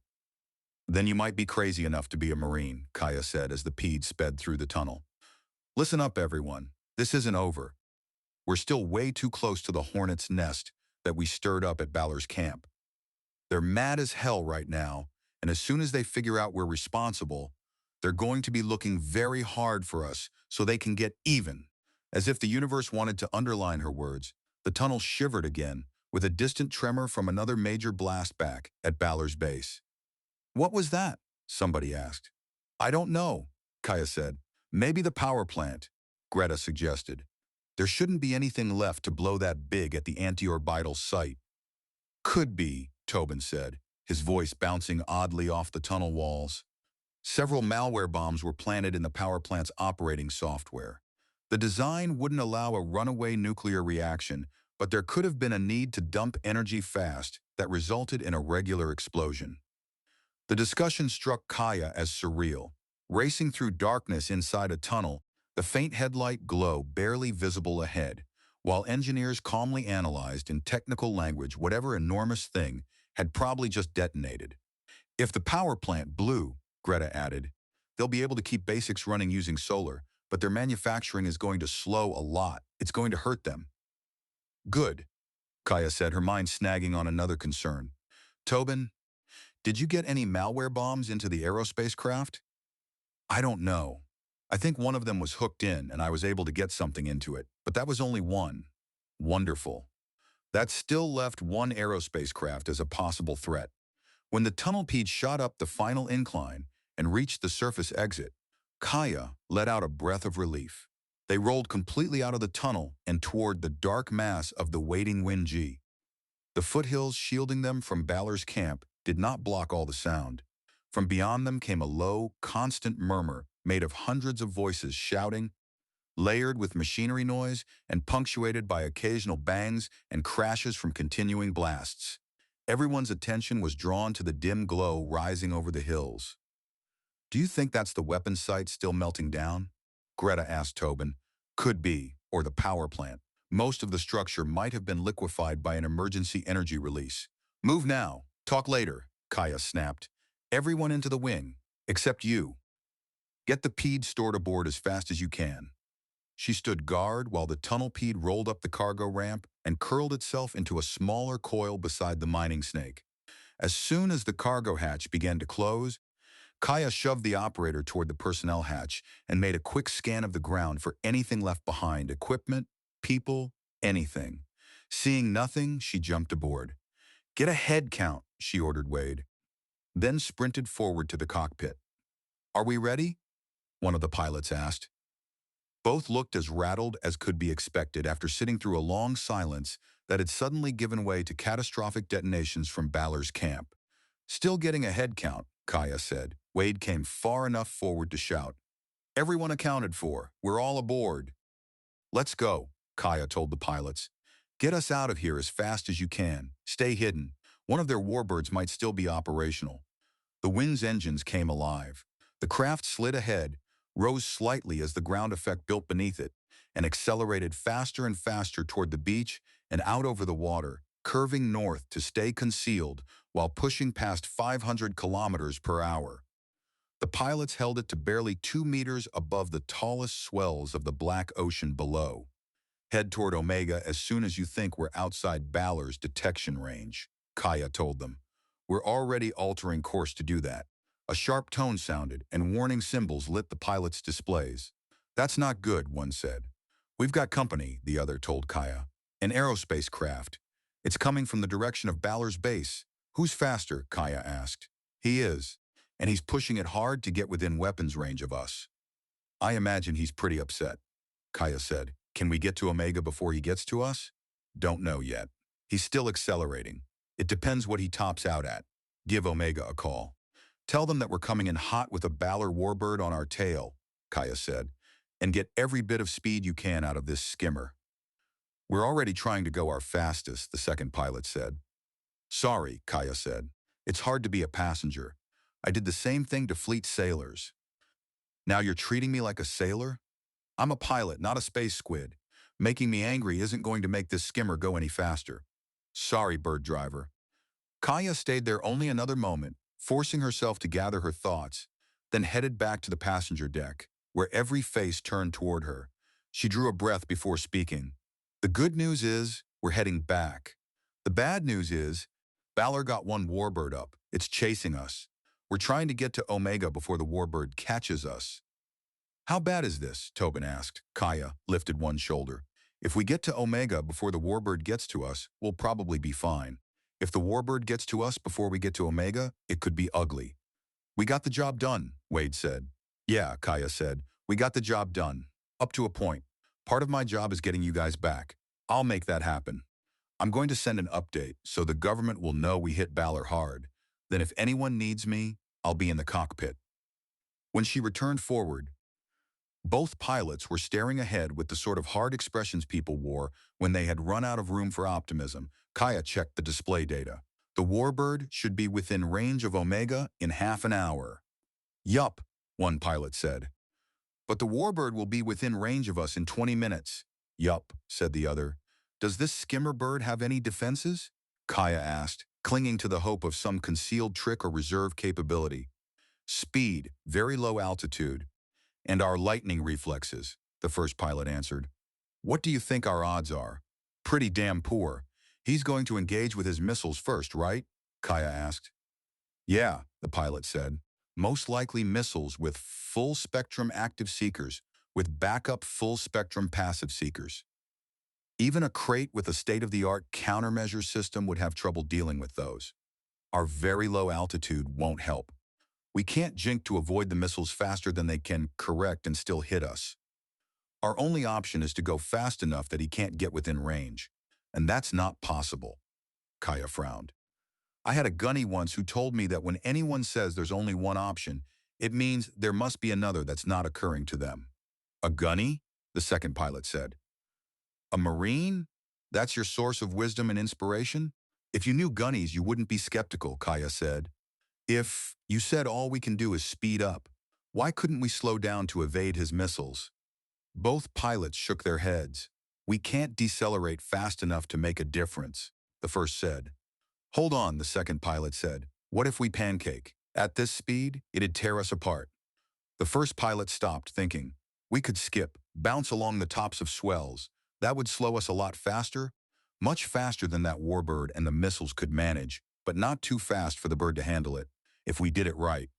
Well, yeah, if we did it wrong, the bird goes boom. If those missiles hit us, the bird goes boom, Kaya said. The first pilot looked sideways at the other. If we cut speed fast enough while the missiles are on final, they'll be aiming at a point well ahead of where we are. They'll try to compensate, but they'll be on a downward trajectory and going very fast without much altitude left. They'd hit the water, the second pilot said, somewhere ahead of us, hopefully. Of course, then we'd be going a lot slower, with that warbird rocketing up our tail. The first pilot studied the pursuit data. He's coming on real fast. If we slow down as much as we're planning on, he won't be able to re-engage us before he tears on past. Looks like a good bet, the second pilot said. What does he do then? He'd either have to shoot past us and swing back around, or climb almost straight up to shed velocity and tip back down and dive on us.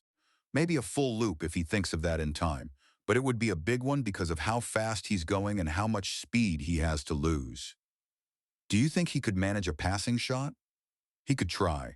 We're going to be throwing up a lot of spray while we're bouncing off the swells, though, and the missiles aren't going to impact that far ahead of us. The second pilot grinned. They go boom. We fly right into a big fountain of spray, and maybe our warbird thinks he hit us. He's going to have trouble figuring out what happened. Only for a few seconds, but at the speed he's chasing us, a few seconds might do the trick. The first pilot grinned back. Want to try? Why the hell not? Why the hell not? The pilot said. Then he looked at Kaya. Hey, Marine, if this doesn't work, we'll probably end up cartwheeling across the surface of the ocean, shedding pieces as we go. Since you gave us the idea, I wanted you to know that. Thanks, Kaya said. And if it does work, will we be able to get close enough to Omega before the warbird can engage us again? Maybe. That's better than no chance, Kaya said. So it is. Make sure your guys are strapped in back there. In about 10 minutes, we're going to see whether we can do this. Kaya carried the warning aft, then came back and strapped herself into her seat in the cockpit. Both pilots were taut with concentration now, sweat darkening their necks as they watched the warbird close. She kept silent, unwilling to distract them even a little. An alarm shrilled just as one of the pilots shouted, "Incoming! 2 of them!" "Hold on," said the other. "You going to call it?" Yeah, I'll call it. I'll cut the engines when you call it." On the display, Kaya watched the 2 threat icons for the missiles rush closer. The pilots held the wind-G steady as the alarm escalated. Red warnings flashed. "Danger," said a recorded female voice. "Incoming missiles. Recommend evasive action." "No kidding," the first pilot muttered. "Stand by ready," the second said. 10 seconds to impact, the recorded voice warned. Now, the wind-G dipped lower as the first pilot drove it down and the second killed thrust. Almost at once, a brutal jolt slammed Kaya hard into her restraints, and the wind-G bounced upward again. For several meters it hung above the waves while the pilots wrestled it back down. Then it dropped and skipped upward once more in a burst of spray. "Not too hard," the first pilot yelled as they fought to settle the craft again. The third impact lasted longer, the winds resonating with the harsh sound of hull against water. Looking forward, Kaya saw 2 objects slam into the sea just ahead. A heartbeat later, twin plumes of water erupted where the missiles detonated, and the wind plowed into the spray. The craft shuddered as the water struck its underside and wings, then steadied as the pilots poured thrust back in. "What's he doing?" the first pilot demanded while he stabilized the winch. "Already overhead," the second said. "He's climbing. Coming up. It's a loop. He's coming all the way around." The displays flared with warnings again. Kaya did not need help reading that. The warbird was about to complete the loop and come diving down at them for a second pass. "He's either out of missiles," the second pilot said, "or he doesn't want to waste any more. This looks like a gun run." "It's going to be real close," the first pilot said between breaths, checking how far remained to Omega. "Here he comes. Let's dance."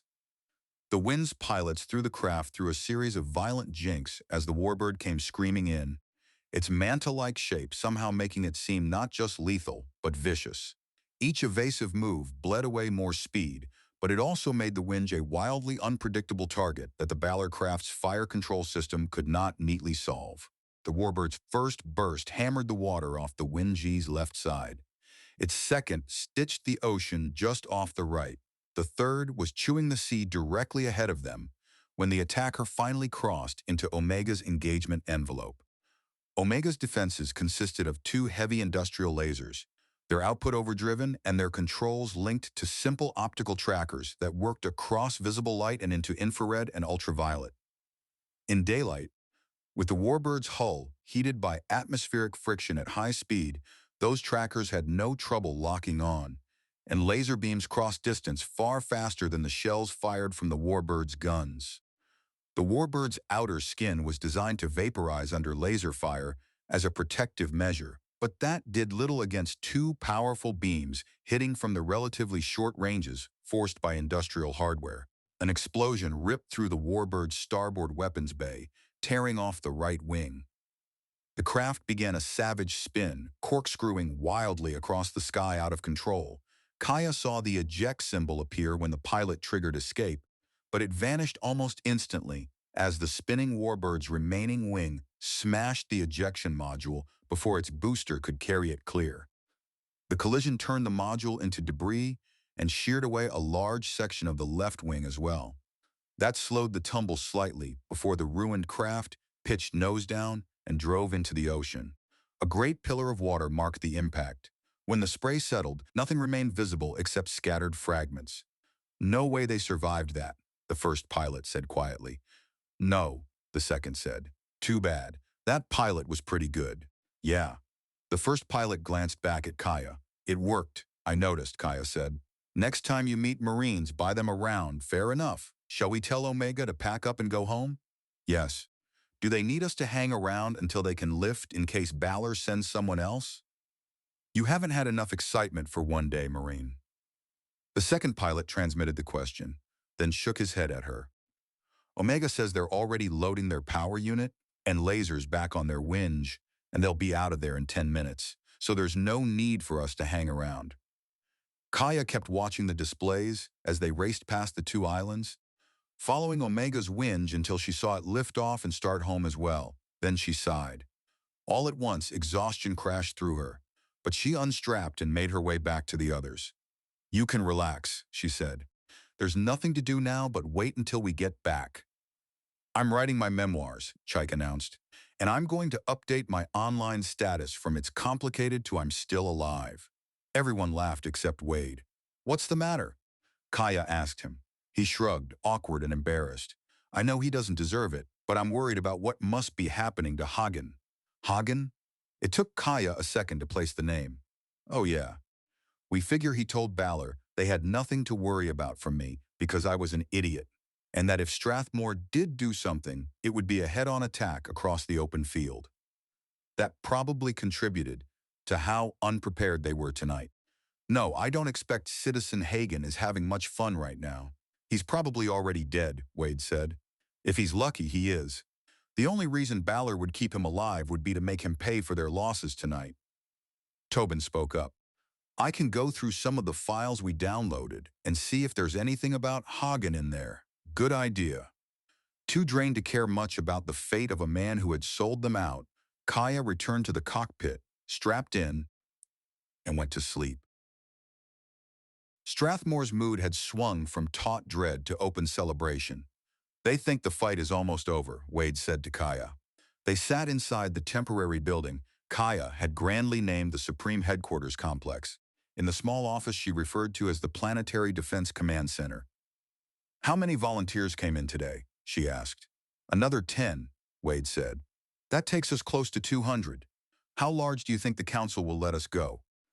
"I'll keep them informed and see when they say stop," Kaya said. "We're going to need those warm bodies.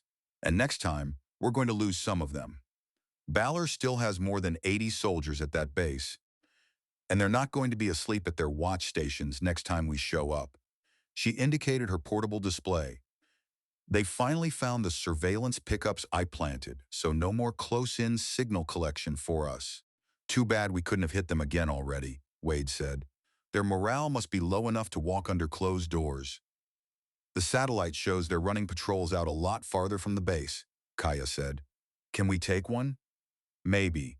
Their second warbird hasn't lifted since the raid. It might be down or they might be playing dead. Her alert chimed. Let's see what fan mail the council sent me. Hey, Gale is back. Showed up at the jump point 4 hours ago. That's good. We've got top cover again, Wade said. How'd their mission go? No details. Space squids send status reports as soon as they arrive in a system, right? So the council should know something. They must be worried about people tapping into our network. We did do that to Balor. Yeah, Kaya said, but the same people who tapped into Balor upgraded the defenses on our networks. I'll go over to the council for a face-to-face with Adrian Callister to find out how Gale did and let her know our current strength. Sure thing, Major Bryn, Wade said. Maybe they'll make you a colonel while you're there. I'm not sure I'm dumb enough to be a colonel. Maybe they'll just bust me back to sergeant. Ethan Harrow had transmitted a full report to the council the moment Gale returned to the Strathmore system. He had spoken with them again, as soon as the ship closed enough to the planet for near real-time conversation. Then he had taken a shuttle down for an in-person meeting with the council, which had gone on at exhausting length.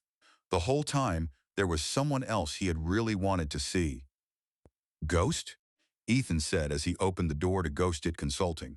She was there behind her desk, smiling at him. Kaya Bryn was in the office too, rising from a second chair that Ghost had finally acquired. Hi, Lieutenant Harrow. I heard you did some great work. Hello, Major Bryn, Ethan said. I guess you outrank me now, she grinned. I'm sure you'll get bumped up in rank soon.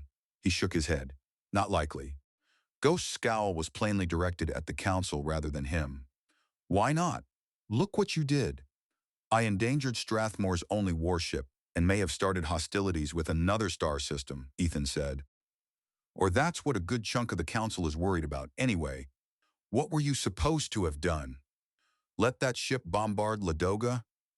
The council can't decide what I should have done, Ethan said, leaning against the wall. Or if what I did was done the way I should have done it. But you're the one who done it, Kaya Bryn said. Right. Speaking of stuff done, you did a real number on Balor here. We saw the damage from orbit. It's going to take more, Kaya Bryn said, and the darkness under the words was easy to hear. She was clearly worried that more would mean casualties. Ethan had half feared he would find her acting like Strathmore's savior, so it was a relief to see her still as grounded and practical as she had seemed at first meeting. We're here to help, he said. Did I interrupt a business meeting? Nope, Bryn said. Ghost and I were just discussing how vital it is not to put off important stuff when there's shooting going on. You never know when it'll be your last chance to tell somebody something, you know? I'll let you guys catch up. Ghost gave Kaya a look of weary exasperation as she went out, then motioned Ethan toward the other chair. Is the council really mad at you? The council? Ethan said as he sat. Doesn't know what it wants to do.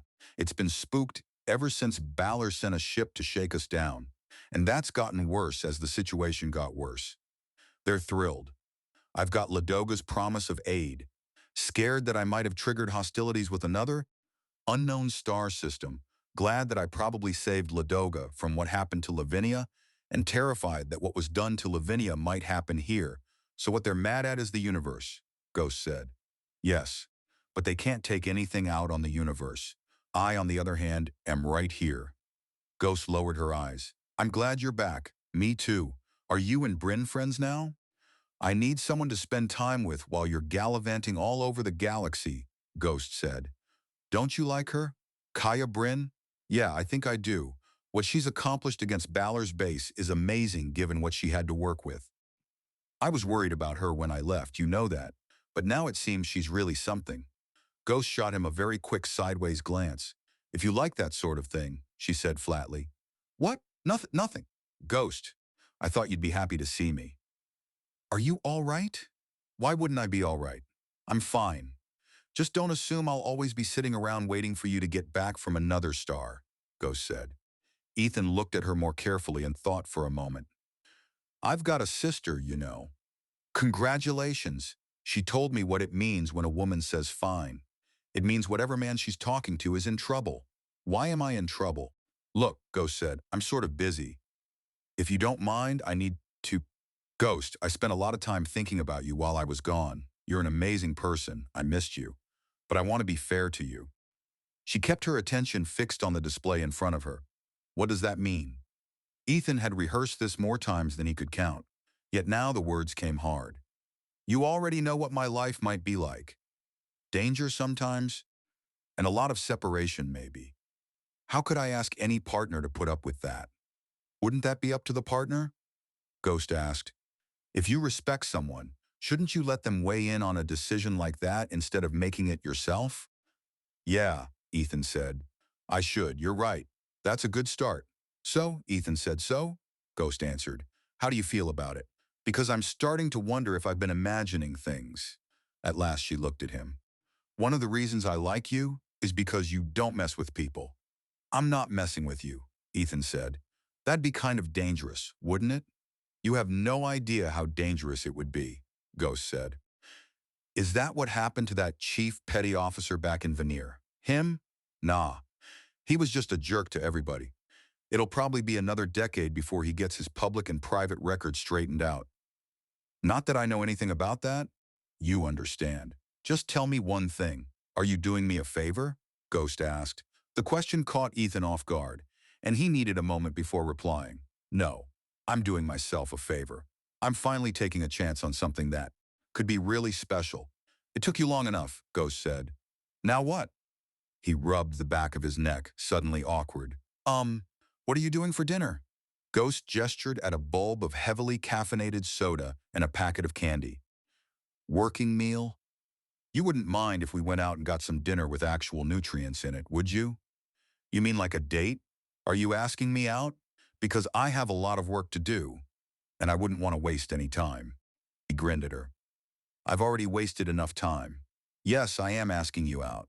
I just realized how much I've always enjoyed talking to you. You just realized that? She shook her head, looking exasperated all over again. You should do it more often then. Sure, we'll go out and get something healthy to eat if that's your thing. Oh, wait, there's something else I need to get out of the way first. Will it take long? Ethan asked. Nah. Ghost stood, crossed the short distance to him, bent down and kissed him, slowly, gently, and for a long moment. When she finally drew back, she straightened and smiled. I've wanted to do that for a while. You can do it again if you want, Ethan said, his mouth still tingling. Ghost laughed. Maybe after dinner. Balor had, naturally, begun placing sensors where they could monitor the ground behind the foothills. Kaya led another raid by Winge, all the while keeping a careful watch for the second warbird to take off, and her team found and destroyed Balor's remote sensors. They escaped again in the wind before Balor could get a force into position to strike back. The next day, Balor planted more sensors. Kaya led another raid and destroyed those too. Balor planted more sensors. This time, not everyone who rode out on the Winge came back on it. But with the sensors gone once more, Balor had no way to know that. Kaya lay as motionless as possible on the reverse slope of one of the hills. Balor's base was hidden on the far side, but sensors her team had planted on the hilltops the night before were feeding her a view of a patrol moving in this direction. There were 10 soldiers in the patrol, all wearing battle armor. 2 also carried sensor packs in addition to the rest of their gear. Their spacing was correct for a combat patrol, but the way they trudged along said nothing good about alertness or morale. Behind them, their base showed the scars of recent damage. 2 broad craters filled with slag, where the power plant and the anti-orbital weapon had stood, and a smaller crater marking the former location of the command bunker. With Strathmore's satellites once more in place overhead and maintaining constant surveillance, Kaya knew Balor was sending out large patrols every day, slowly grinding down its limited garrison. These particular soldiers had already done this job, twice replacing sensors destroyed by the same raiders who had wrecked so much of their base. Now they were doing it a third time, and they no doubt knew they would do it again and again, for as long as their commanders continued playing a contest of stubbornness with the enemy. Still, out here on the open plain, they at least would have felt safe from surprise attack. Kaya let out a breath, too easily able to imagine herself as one of them. She did not have to work hard to guess what they were thinking or feeling. The latest satellite feed had also shown technicians working on the remaining warbird. with panels removed and systems being replaced. The malware bombs must have destroyed a great deal of its equipment. It should not be flying anytime soon. She checked the status of the mortars that had been brought in during the night and emplaced behind the hills. Mortar tubes had been simple enough to produce. The rounds had required a little more effort, but nothing truly difficult. And the firing calculations had been easy for the engineers to load into the control pad Kaya held. The sensors her team had planted also fed into that same pad. A large red boundary marked the firing zone programmed for the mortars. No matter which route Balor's patrol chose through the hills, she would know the moment they entered it. Kaya signaled to the small team spread out to either side of her, giving the warning. Chike grinned in anticipation. Wade answered with a nod. As Balor's patrol moved into the marked zone, Kaya tapped the control to update the firing solution. She waited until every one of them was inside the red perimeter, then sent the fire command. Behind her, the 8 mortar tubes coughed, launching their rounds up over the crest of the hills and down toward the patrol. At this range, with the mortars firing on such a shallow arc, there was almost no warning. The patrol's armor detected the incoming rounds, of course. With no time left to run, all 10 soldiers dropped flat for the only protection the open ground offered. The mortar shells descended until they were 5 meters above the patrol, then burst, sending concentrated cones of shrapnel blasting downward. Kaya was in motion before the shells even burst, her 8-person team sprinting after her as she crested the hill and charged down toward the patrol. She caught sight of the detonations as she ran, saw dust kick up all around the Balor soldiers while the descending fragments struck hard enough to punch through the backs of Indra-built battle armor. The distance to the shattered patrol felt much longer than it was. Reaching them, Kaya immediately began stripping pulse rifles and grenades from bodies that no longer needed either, shoving the captured weapons into the hands of her team as they arrived beside her. Then they were running once more, racing back for the hills while the sensors in place there. Reported troops pouring out of Balor's camp. Kaya pulled up the command pad and transmitted another fire order. A second bank of 8 mortar tubes coughed from behind the hills, firing in staggered sequence and lobbing shells far beyond the range of the first group. Those rounds started detonating near the base itself, forcing the would-be pursuers to fall back. Balor had mortars as well, real military hardware, the sort that could be seriously dangerous. At maximum range, they could barely reach the near edge of the hills. Kaya's command pad chirped a warning that those weapons had opened fire, targeting her withdrawing team. "Even numbers! Drop the packs!" she shouted. "Everyone count to 5, then run to your left." The team members with even numbers dumped their backpacks. Kaya waited only until the last one hit the ground before triggering a third command. Charges leaped a short way into the air around them and burst, releasing thick clouds of full-spectrum chaff meant to blind sensors. The trouble was that the chaff blinded them too. Visibility collapsed into a dense haze as Kaya guided the team through it, everyone angling away from their original line of retreat while the cloud slowly settled. Behind her, she heard Balor's mortar rounds going off uselessly inside the screen. Another warning sounded.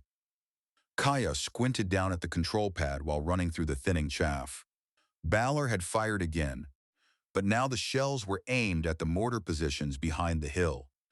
That was textbook counter-battery fire. But how had they gained the extra reach? They must have pushed some of their mortars forward in vehicles, moving them far enough outside the base perimeter to extend range. They could not safely leave those weapons exposed for long, not with Strathmore liable to spring some new trick. But for the moment, Balor's commanders were angry enough to accept the risk just to get shots at Kaya's force. Still, Kaya let out a quiet breath of relief. Balor had no way to know Strathmore's mortars were cheap disposable tubes and that every one of them had already fired its single load. Their barrage would hit nothing of value. Climbing the slope and threading through the low ground in the hills drew on every bit of endurance Kaya had left. Even so, she kept checking, pausing just enough to be sure every member of the team was still moving. The pad sounded again. More incoming from Balor, this time corrected back onto the team. "Odd numbers. Drop your packs." Everyone jog right on the count of 5. Once more, they staggered through a cloud of chaff, this time while heading uphill. When they emerged, Kaya counted only 7 figures behind her. Wade, lead everyone to the pickup point. I've already called the winch. She did not wait for an answer. Turning immediately, she plunged back into the haze, slowing enough to search as she moved. She found Chike down where the edge of a mortar blast had caught her, one leg mangled and pouring blood. Kaya dropped beside her, cinched a tourniquet high on Chike's thigh, drew a deep breath, then hauled her up across her shoulders and carried her into the hills as fast as she could manage. The wind, which had been holding just beyond the horizon, was already skidding to a stop near the rest of the team. Balor was still lofting individual mortar rounds blindly over the hills, which meant any one of them might land close enough to threaten the winch. As Kaya neared the craft, Wade shoved the others aboard, then ran back to help her with Chike. The winch had already started moving again by the time Kaya and Wade heaved Chike through the hatch and climbed in after her. A doctor had volunteered to accompany this raid. She directed them to place Chike on the craft's emergency bed, while the winch rattled across the ground and lifted a meter into the air, leaving Balor's shells behind. Kaya dropped into a nearby seat as the doctor and the bed's equipment worked over Chike, trying to keep her alive. Wade sank into the seat beside Kaya, drenched in sweat and drawing hard breaths. I'm getting too old for this, Wade said.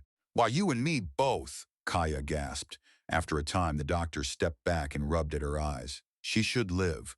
The leg is gone, though. Can you grow her a new one? Kaya asked. Maybe. There are still some bugs with that technology. If we can't make it work, there are prosthetics that are almost indistinguishable from the real thing. The doctor sat down as well. She's not going to be doing this kind of work again anytime soon, though. Thanks, Doc. It could have been a lot worse, Wade said. Next time it probably will be, Kaya said.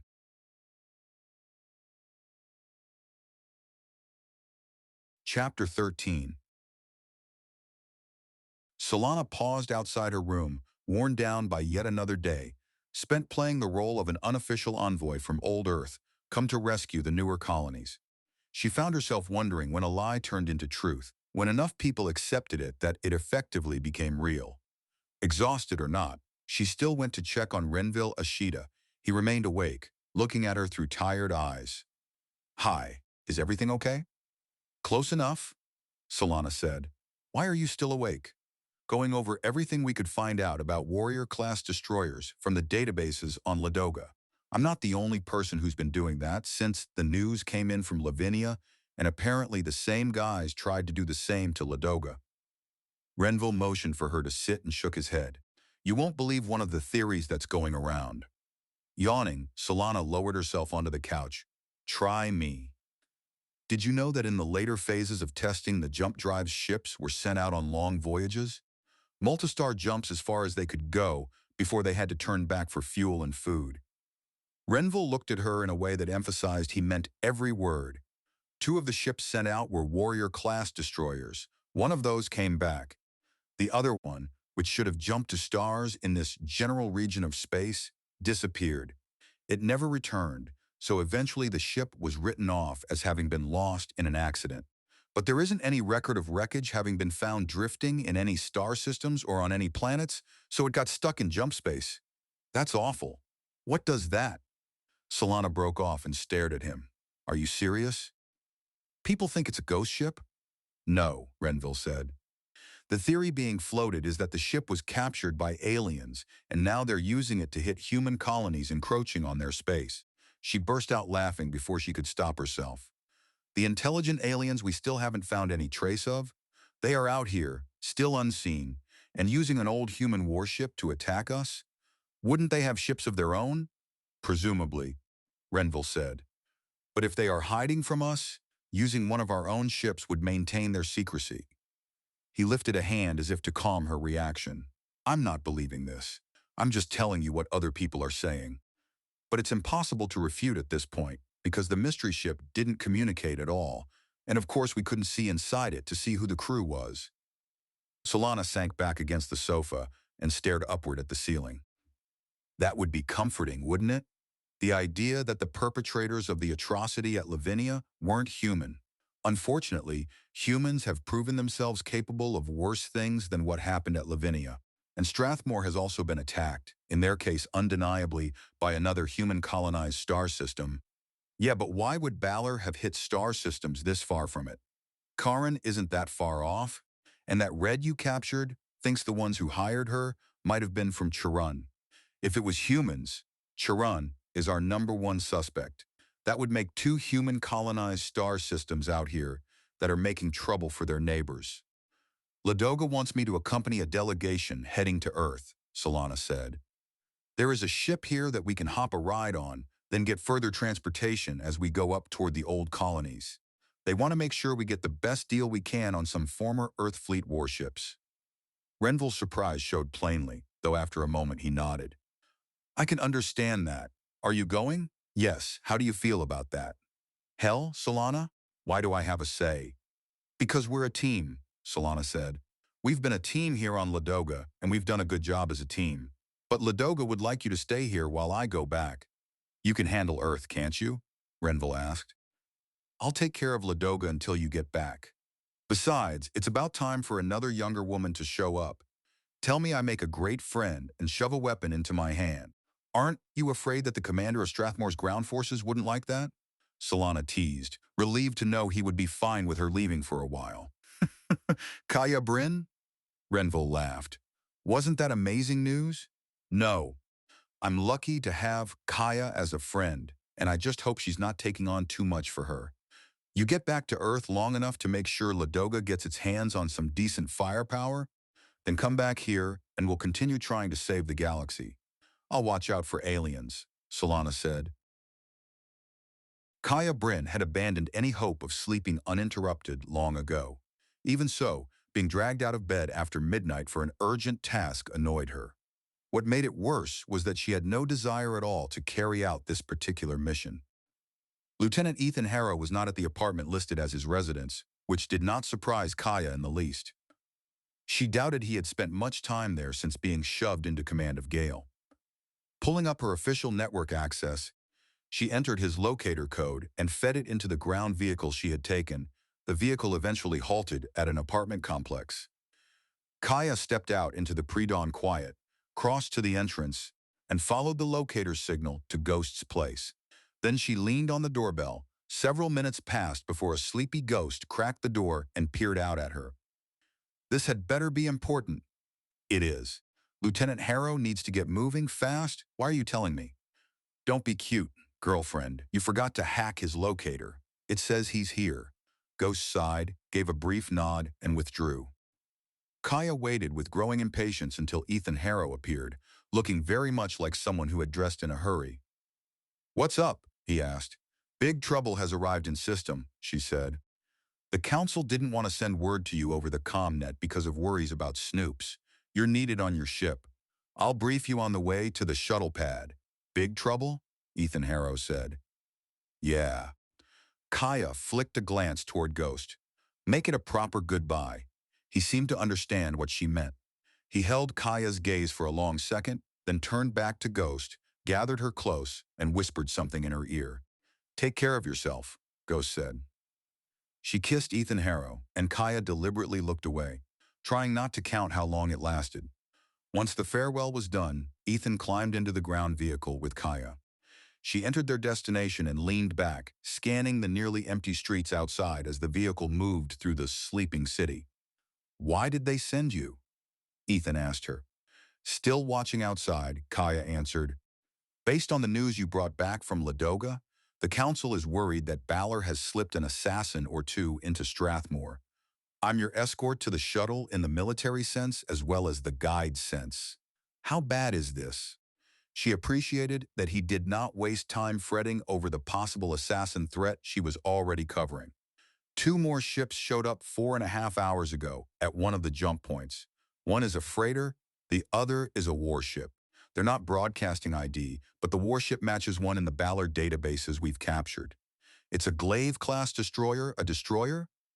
Ethan didn't sound pleased. What are my orders? Did they tell you? Intercept and stop by any means necessary. This time, Kaya briefly took her eyes off the streets and looked directly at him, making sure the message landed. The council is worried about what happened at Lavinia. They don't want it happening here. Intercept and stop? Ethan Harrow gave a short laugh that held no humor. I can intercept, probably, but how the hell do I stop him? A Glaive-class destroyer outguns and can outmaneuver the Gale. How do I beat a ship that is quicker and tougher than my own? Kaya lifted one shoulder. If you can't outgun them or outmaneuver them, then you have to outthink them. Sure, how do I do that?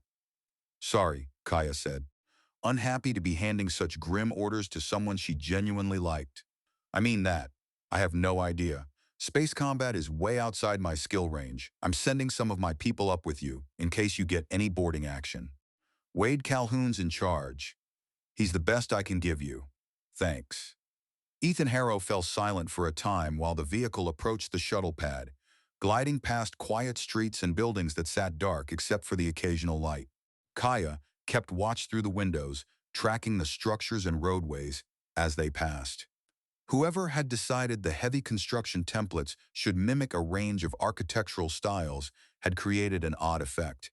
Every building was obviously new, yet together they made the city feel old, as though it had grown gradually over generations. Her eyes rested on one structure for a moment, as she imagined a rock dropped from orbit by the Balor warship smashing into that exact spot. Kaya, Ethan said suddenly, would you do me a favor? Probably, she said. Depends what it is. Though, keep an eye on Ghost for me. All right, sure, Kaya said. But whether she stays safe will be mostly up to your stopping that destroyer. I can't stop an orbital bombardment. I'll stop it, Ethan said, staring out the car window. The three words came out with the force of a pledge, but stopping it might cost a lot. If it does, please keep an eye on Ghost for me. Sure, Kaya said again, this time putting all the gravity she could into the answer. I keep promises to my battlemates. I'll make sure she's looked after. I'm glad you figured it out in time. Figured what out? Figured who out? Ghost. You two make a good pair. Ethan waited a beat before replying. I've known that for longer than I admitted to it. Isn't it funny how someone can be right there, and you don't realize it, and suddenly it hits you like a 10-kilometer-wide asteroid? I'll take your word for it, Kaya said as the vehicle eased up to the newly installed security gate around the shuttle pad.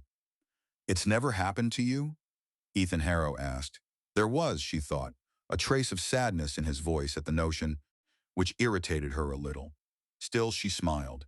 Nope, maybe someday. I'm not looking for it. Neither was I, Ethan said as Kaya cleared them through security. At least Ghost and I had the last few weeks. She accompanied him the rest of the way to the shuttle. Council member Adrian Callister stood waiting beside the boarding ramp. Lieutenant Harrow, have you been told the situation by Major Bryn? Yes, Ethan Harrow said. You have to stop them, Adrian Callister said.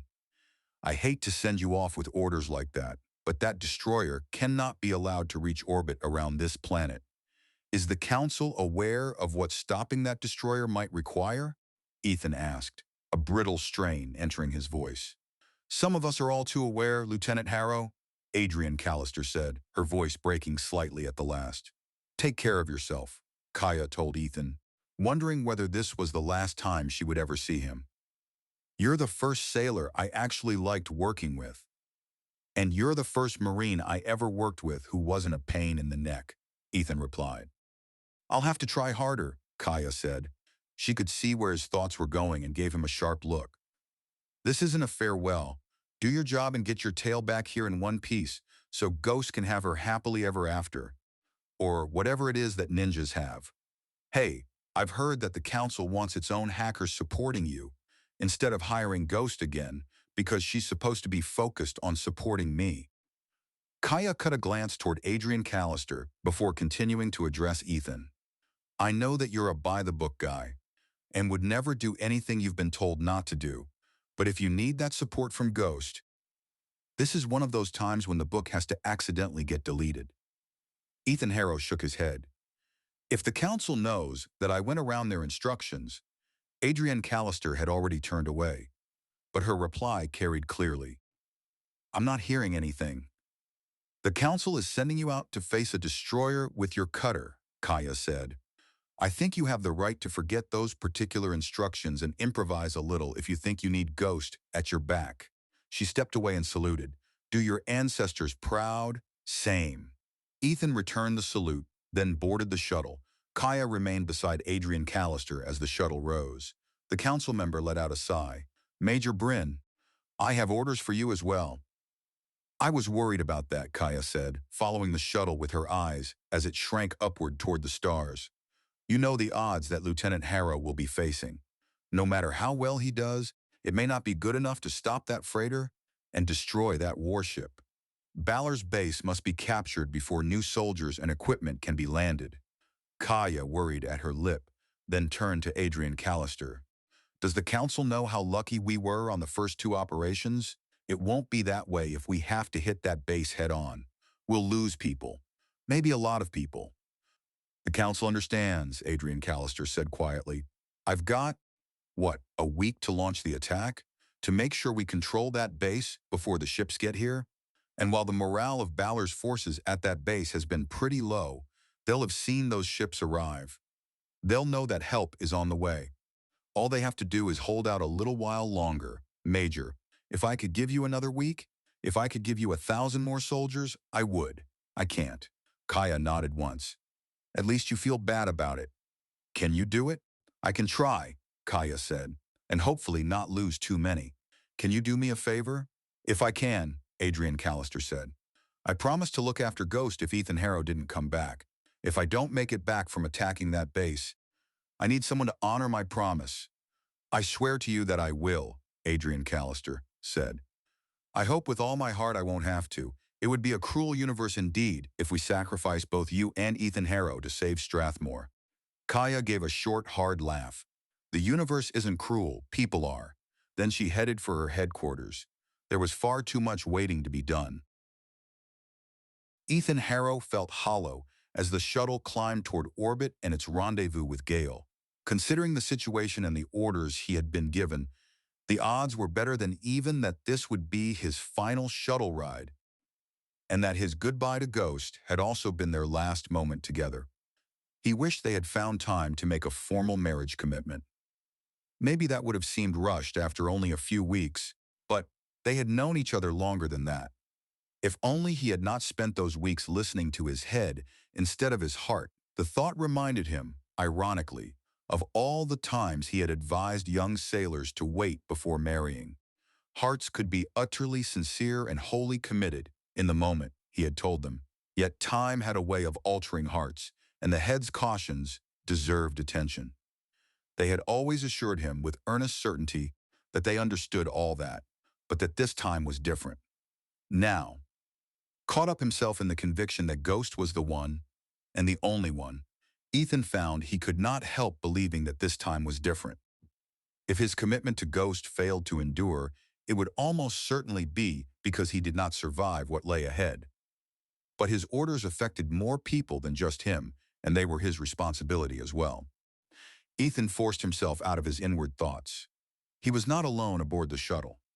12 members of Gale's crew occupied seats around him, many of them fresh volunteers inspired by Ethan's victory at Ladoga and Kaya Bryn's attacks on Balor's base. There were also 6 men and women he did not know. Every one of them carried a weapon, either a sidearm or a short-barreled rifle. Sergeant Wade Calhoun, one of the men, introduced himself when Ethan looked in his direction. Major Bryn told me you were coming, Ethan said. I'm glad to have all of you. Hopefully, your skills won't be needed. Wade smiled and gave a shrug. None of us have that much combat experience, Lieutenant, but we'll do our best. A Glaive-class destroyer ordinarily carried 64 crew and could take on more if necessary. Even with the half-dozen soldiers Kaya Bryn had loaned him, Ethan would have only 31 people aboard Gale. Major Bryn said you're good, and given the success you ground fighters have had, I believe her. I'm afraid that the accommodations aboard Gale will be a little cramped, though, and the food isn't the best given the limitations of the galley. Is there coffee? Yes, Sergeant. There's coffee. No matter what else we may lack, Gale keeps a decent supply of that on hand. I won't swear for the quality of it, but we do have quantity. Then we'll be good, Wade assured him. Once he was back aboard Gale, Ethan buried himself in preparations to get the ship underway.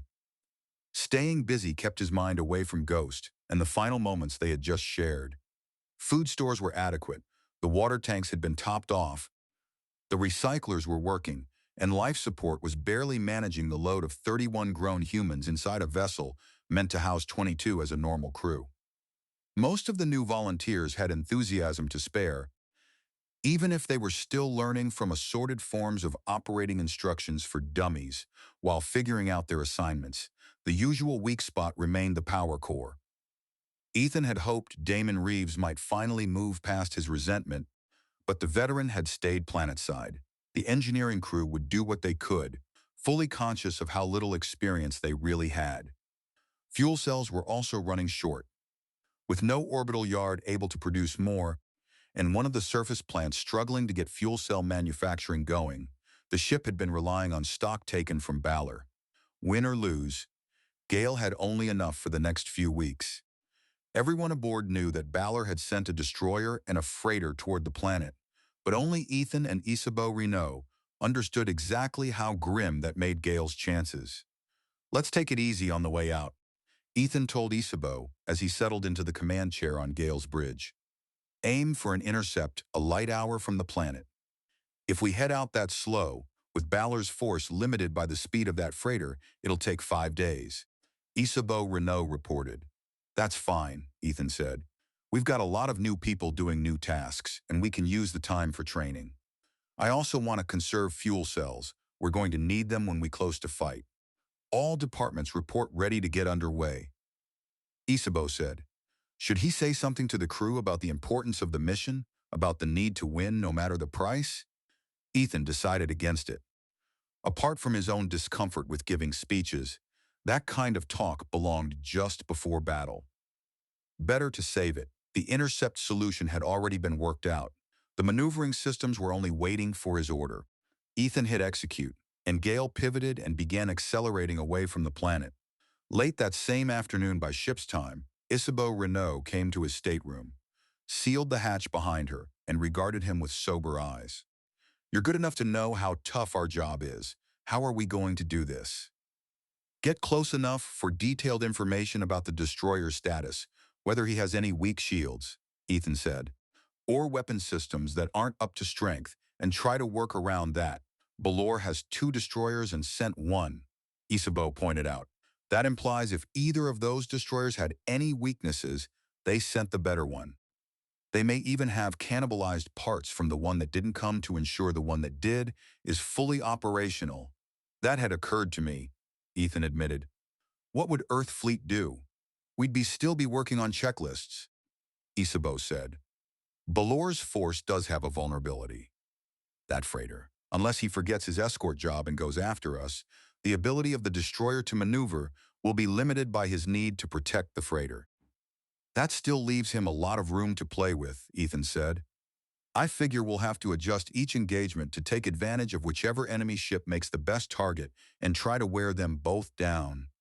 "That might be our best bet," Isabeau admitted. "We don't have any real good bets." Ethan nodded. "Can I ask you something personal?" "You can ask," she said, wary. "You and Flynn Mercer, he's obviously interested. He stayed up on Gale with you, while other crew members rotated down to the planet." "Flynn is nice," she said. "Yes, we're, friendly. And since I lack any official status aboard Gale, even though you've declared me an ensign, there aren't any rank barriers involved. Are you worried about it?" "No, not as long as you two stay professional on the bridge." Isabeau inclined her head. "If it gets that serious, I'll talk to Flynn about his transferring to a shore job." "I see you have a new picture," she added, nodding toward Ethan's desk. Ethan glanced at Ghost's image. "Yeah, does she understand the deal with this mission?" "Yeah, sorry. We'll beat them," Ethan said. Without much belief, but with all the force of wanting it to be true. "We'll do our best," Isabeau agreed.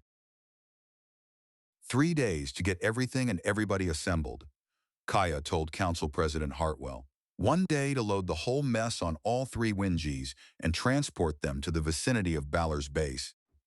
"I'm planning on landing the assault force late on the 4th day. But these aren't experienced Marines, and the Wingies aren't combat assault vehicles with armor and defenses. We won't be able to run off the vehicles and hit the base immediately. We'll strike probably early the next day. Council members Adrian Callister, Soren, and Prentice all looked uneasy. Council President Hartwell merely looked grim. That's the fastest you can do it? Yes, Kaya said. The fastest way to do it halfway right. I could just throw people and equipment on the Wingies and hit Balor's base by the end of the second day, but if I do that, it would mean taking something on the order of 50% casualties in the assault. We might be able to overwhelm Balor anyway, but you'd have to be prepared for heavy losses. I believe that we should defer to Major Bryn's judgment, Adrian Callister urged. But surely we can move it up at least a day quicker, Soren said. 50%, Prentice emphasized. Is a day quicker worth that? How many of that 50% would be dead as opposed to wounded? He asked Kaya. Since we only have light body armor that's been recently manufactured, Kaya said, and Balor has some powerful weapons, it would probably be close to an even split. 25% dead, 38 or 40 dead out of a total force of 150, Prentice said, glaring at Soren. If Major Bryn isn't being optimistic. Major Bryn has proven her judgment with 2 highly successful actions, Adrian Callister said. If she says she needs that time, she should be given it. You regard 4 days as the necessary minimum? Hartwell asked Kaya. Kaya shook her head, unhappy but resolved to speak plainly. The necessary minimum is something like a couple of months. We don't have that. It's going to cost us. I need 4 days to try to keep that cost down. Why can't we wait to see if Lieutenant Harrow succeeds? Prentice asked. If he does, the ground assault will not be necessary. We cannot assume that Lieutenant Harrow will succeed, Hartwell said. And if he does not, it very well could not leave enough time to launch the ground assault before Balor's reinforcements arrive. Taking their base on our planet wouldn't prevent Balor's warship from bombarding us in the same way Lavinia was devastated. We'd have the population of their own base as hostages, Adrian Callister pointed out. Perhaps Balor wouldn't care, but at that point, it would be the only tool left to us. You have your 4 days, Council President Hartwell told Kaya. Are you getting the necessary IT support? Marin Vance says Balor has really clamped down on their transmissions, Kaya explained. She doesn't think she'll be able to break in again in the time we have available, but she's doing her best. Ensure that she knows no other tasks should distract her from that assignment, Hartwell ordered. Kaya flicked a glance at Adrian Callister, who returned it with a face of bland innocence on that subject.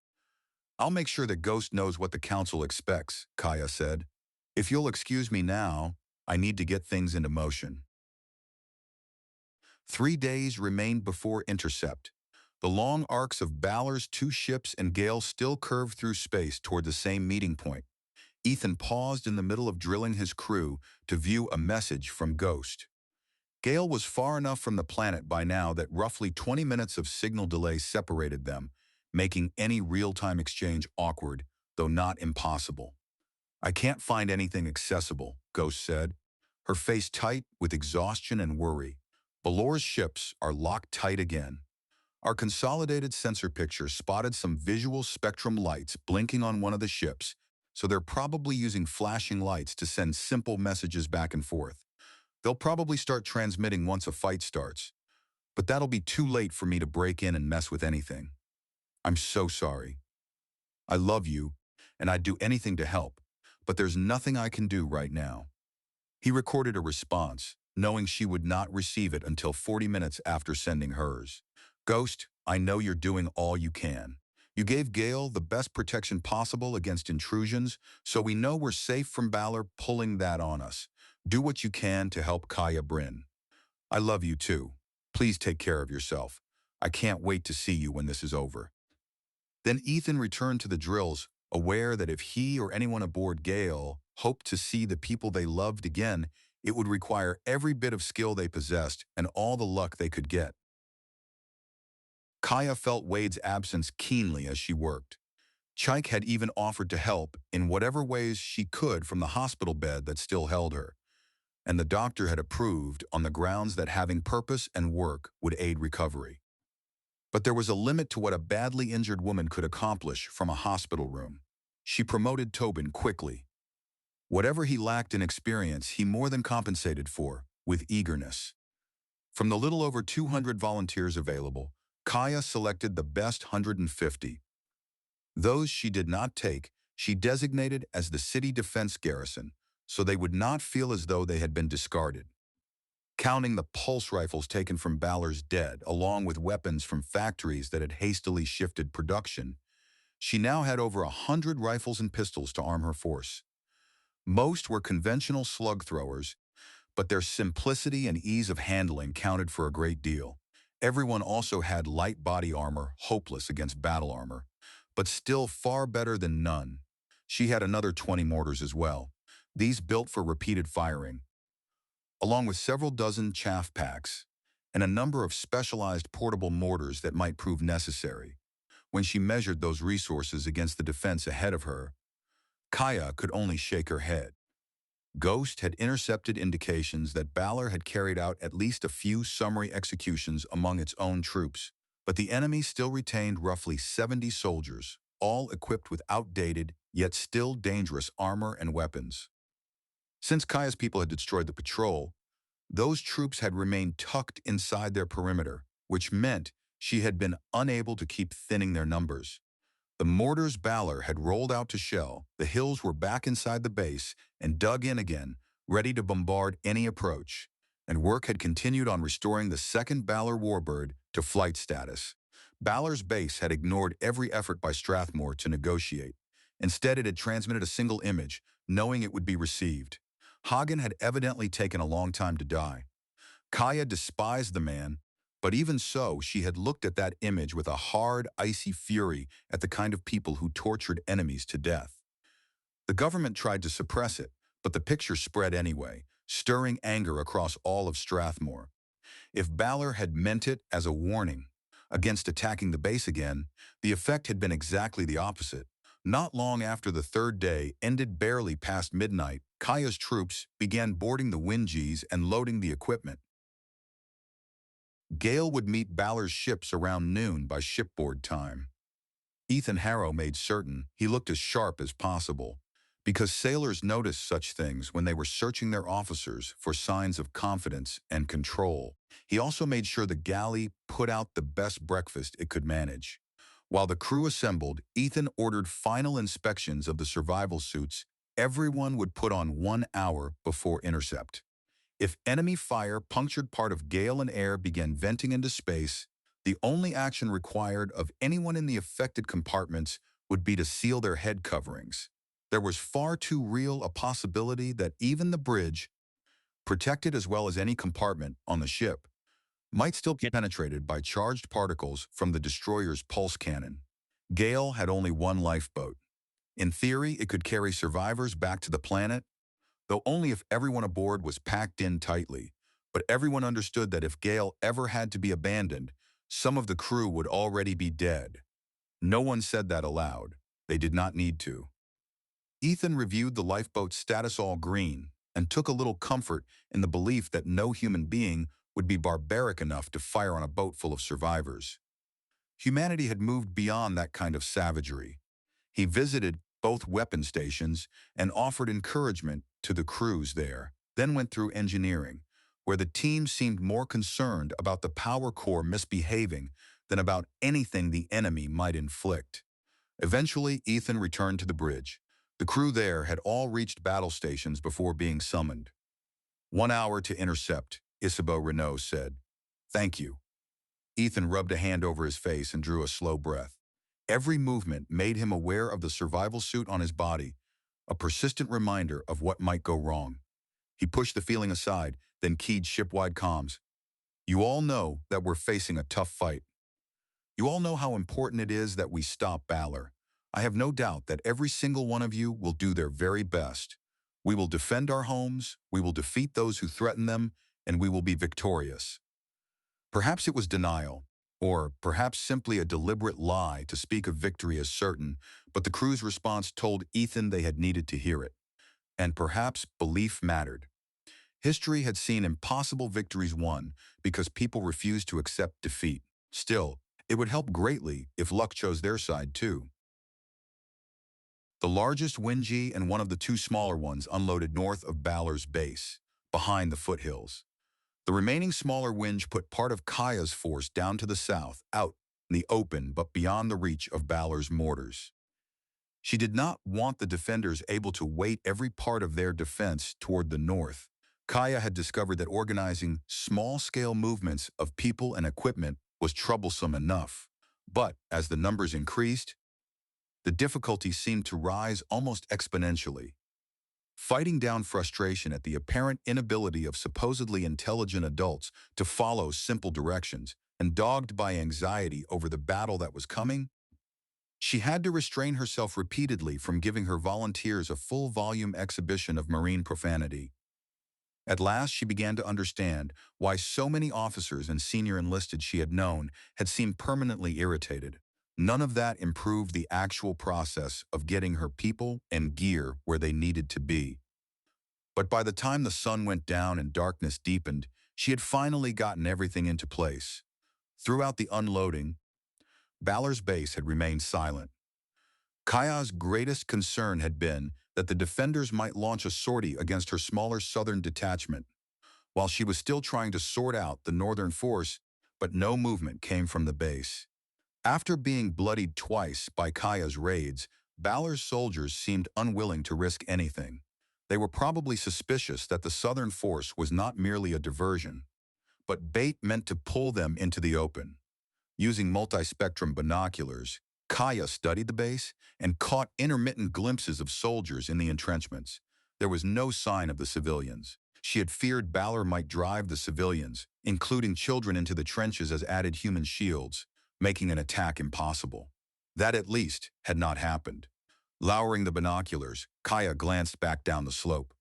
Diego, one of her newly minted sergeants, slid into place beside her and studied the base with wary eyes. "Why aren't we going to be attacking while it's dark tonight?" he asked. "It's too easy for things to go wrong in the dark," Kaya explained. "Even with infrared gear, which we don't have enough of. Look how confusing it was just unloading the Winjis.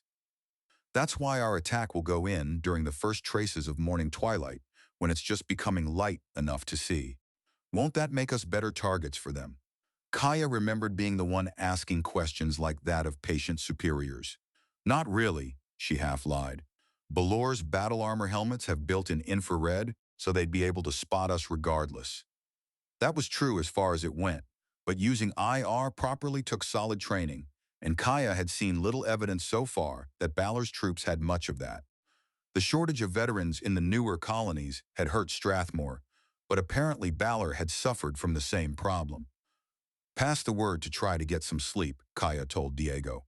"We'll be rousing everyone at 0100 to prepare for the assault." 30 minutes before Gale reached intercept with Balor's ships, Flynn Mercer called across to Ethan Harrow. "You've got a message. High priority, personal for you." Ethan fitted an earpiece and keyed the privacy settings so no one else could easily see what came up on his display. Ghost appeared, her face held rigid in the kind of effort at calm that only made the fear underneath more obvious. "Ethan, I know you're too far off to respond. Not even sure you'll get this in time. I've had no luck getting into Balor's ships. I know how bad this situation is. I've run simulations here, and I wanted you to know I understand what you're doing and why, and hope you come back. I'm actually praying to my ancestors for that. Can you believe it? But if you don't, I wanted to be sure you knew that. Well, that there are going to be people who have you for an ancestor. You and me. And they'll know what you did and why. I'll make sure our kid knows and passes it on. So do your best, and if you don't make it back, know our child will know who you were, and that I'll be thinking of you always until I see you again in the light beyond the dark." For a moment after the message cut off, Ethan simply stared at the display, his thoughts refusing to connect. Then he dragged his mind back to the present. If he ever wanted to meet that child, he had to focus on this fight. "Was it something important?" Isabeau Renault asked as Ethan took off the headset. "Yeah," Ethan said. "Very important." Balor's two ships had made no change in course in response to Gale's approach. Strathmore's only warship was coming in from slightly below and off to one side of them. But the destroyer had repositioned itself, so that Gale would have to face the enemy warship first before she could bring fire onto Balor's freighter. If Gale took time to swing around and attack from a significantly different angle, the destroyer could simply shift again and block that approach too. What sort of tactics does Earth Fleet call for in this kind of situation? Ethan asked Isabeau Renault. Use 2 warships in the attack, she said. What if you don't have 2 warships? The tactics all call for 2. That's the only answer I've got, she said. Earth Fleet's answer to the problem of how to do this with 1 ship is to say you should use 2. 20 minutes to contact. Ethan confirmed that Gale's shields were at full strength and that both the grape shot launcher and pulse particle beam were ready. But the destroyer's shields were strong enough to absorb the brief, hard blows Gale could deliver in a fast attack run, while the destroyer's own weapons carried enough punch to have a real chance of breaking through Gale's defenses. The freighter would be carrying reinforcements for Balor's troops on the ground and likely fresh heavy weapons as well. But it was the destroyer that could bombard the planet. Lock weapons on the freighter, Ethan directed. If we can damage it enough, Balor will either have to withdraw or the destroyer will have to reduce speed to a crawl to stay with it. Gale was closing at 0.1 light speed. Modern warships could manage twice that. The destroyer and freighter, still 1 light hour from the planet and moving inward, were making 0.03 light speed. Once velocities went above 0.06 light speed, targeting became difficult enough that hit probabilities dropped sharply. Reduce velocity to 0.03 light speed, Ethan ordered. Gale rolled as her thrusters turned her. Then her main drive ignited and began bleeding off speed hard. The inertial dampers complained with a rising whine, but they held, sparing fragile human bodies from being crushed by the forces involved. Revised time to contact, 40 minutes, Isabeau Renault reported. She had barely finished speaking when an alarm rang out. The destroyer is accelerating. He must want to hit us before we finish breaking our velocity. Hold it as long as we can, Ethan ordered. The destroyer had been drawn away from the freighter, but it remained the greater immediate threat. Weapons, shift target to the destroyer, then back to the freighter as soon as we've engaged the warship. We're not going to maneuver? Flynn Mercer asked. Dodge? Gale can't dodge a destroyer, Ethan said. We get in our best shot at it and keep going to hit the freighter before the destroyer can come back to hit us again. The freighter is transmitting, Flynn reported. Probably asking the destroyer why it's running off and leaving them, Isabeau commented. Revised time to contact with destroyer is 10 minutes. We'll complete braking maneuver in 8 minutes and pivot to face forward for contact. Good, Ethan said, watching the display. In planetary terms, the destroyer remained an enormous distance away. In space combat terms, it would go from far to near and back to far again almost instantly, with the actual close pass lasting less than a heartbeat. Input order to accelerate at 9 minutes. To what velocity? Isabeau asked. We'll hold acceleration for 30 seconds, long enough for Gale to pick up appreciably more velocity, then cut off. If the destroyer reacts wrongly to our changes in speed and vector, that might mess up his ability to hit us. But we'll still be slow enough to get good hits on that freighter. Gale's main drive cut out, and the ship rotated again, bringing her bow around to face the incoming destroyer. 1 minute to contact. Isabeau reported as Gale's main propulsion flared once more, now accelerating the ship instead of slowing it. The destroyer is adjusting vector to compensate.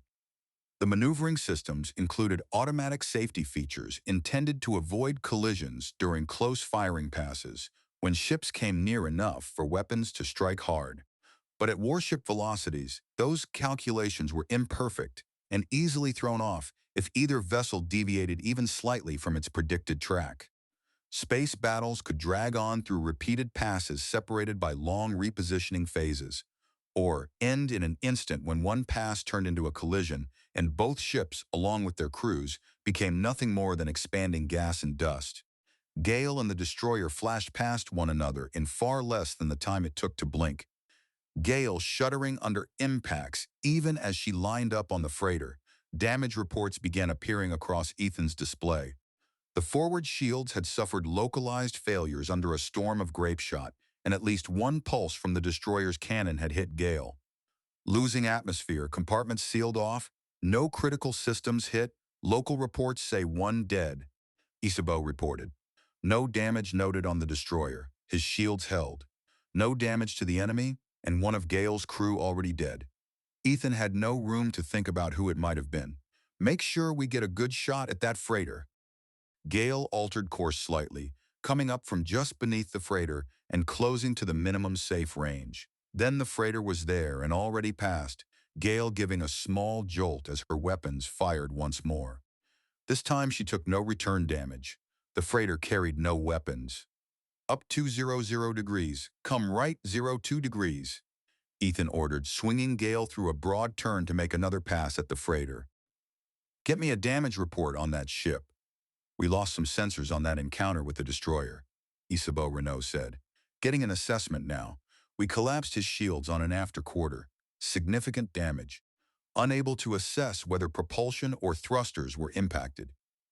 Far ahead, Balor's destroyer was curving back as well, though offset above and to the side, climbing to intercept Gale as she dropped again toward the freighter.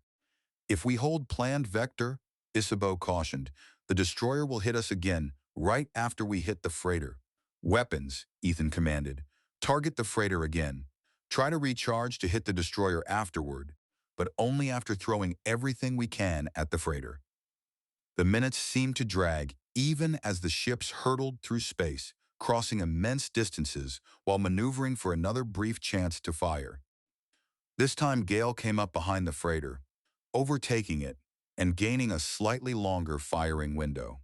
But before they could learn what that attack had accomplished, Balor's destroyer whipped past from the side, and the cutter jolted under fresh impacts. Come down 003 degrees, port 240 degrees, Ethan ordered. We've lost a thruster, Isabeau reported. Compensating, coming around. An updated readout on the freighter flashed across Ethan's display. 50% loss of main propulsion, damage to entire stern section, Ethan said. He's changing vector, Isabeau cried. The freighter was heaving into a turn so ponderous it made the warships look swift and graceful by comparison. Any guesses? Ethan pressed her. He's definitely turning off the vector for the planet. Still coming around. I think he's running. But Ethan knew the freighter would only keep fleeing, so long as Gale stayed on it. And with the destroyer circling back yet again, how long could he afford to do that? Lieutenant? Sergeant Wade Calhoun's face did not appear on Ethan's display, but his voice carried the stiff calm of someone forcing fear down. That last shot took out the lifeboat. Ethan checked the status display and saw the blinking red indicator. It's gone? No, most of it is still there, but there's a big hole through it. I plugged in and got status on nothing except the escape jet. Every life support system and control system on the pod is showing negative. I'm showing damage to the lifeboat, Isabeau reported. A shot from the destroyer went through its bay. Ethan fought down the urge to sag in defeat. The odds had been terrible from the start. Yes, he had forced the freighter to turn back for the moment, but the destroyer remained untouched and was already coming around for another attack. And now, by pure blind chance, a shot from the destroyer had punched through the lifeboat tucked inside Gale's hull. If this battle was lost, no one aboard Gale had any way left to survive. Dest gremlins conned, drines.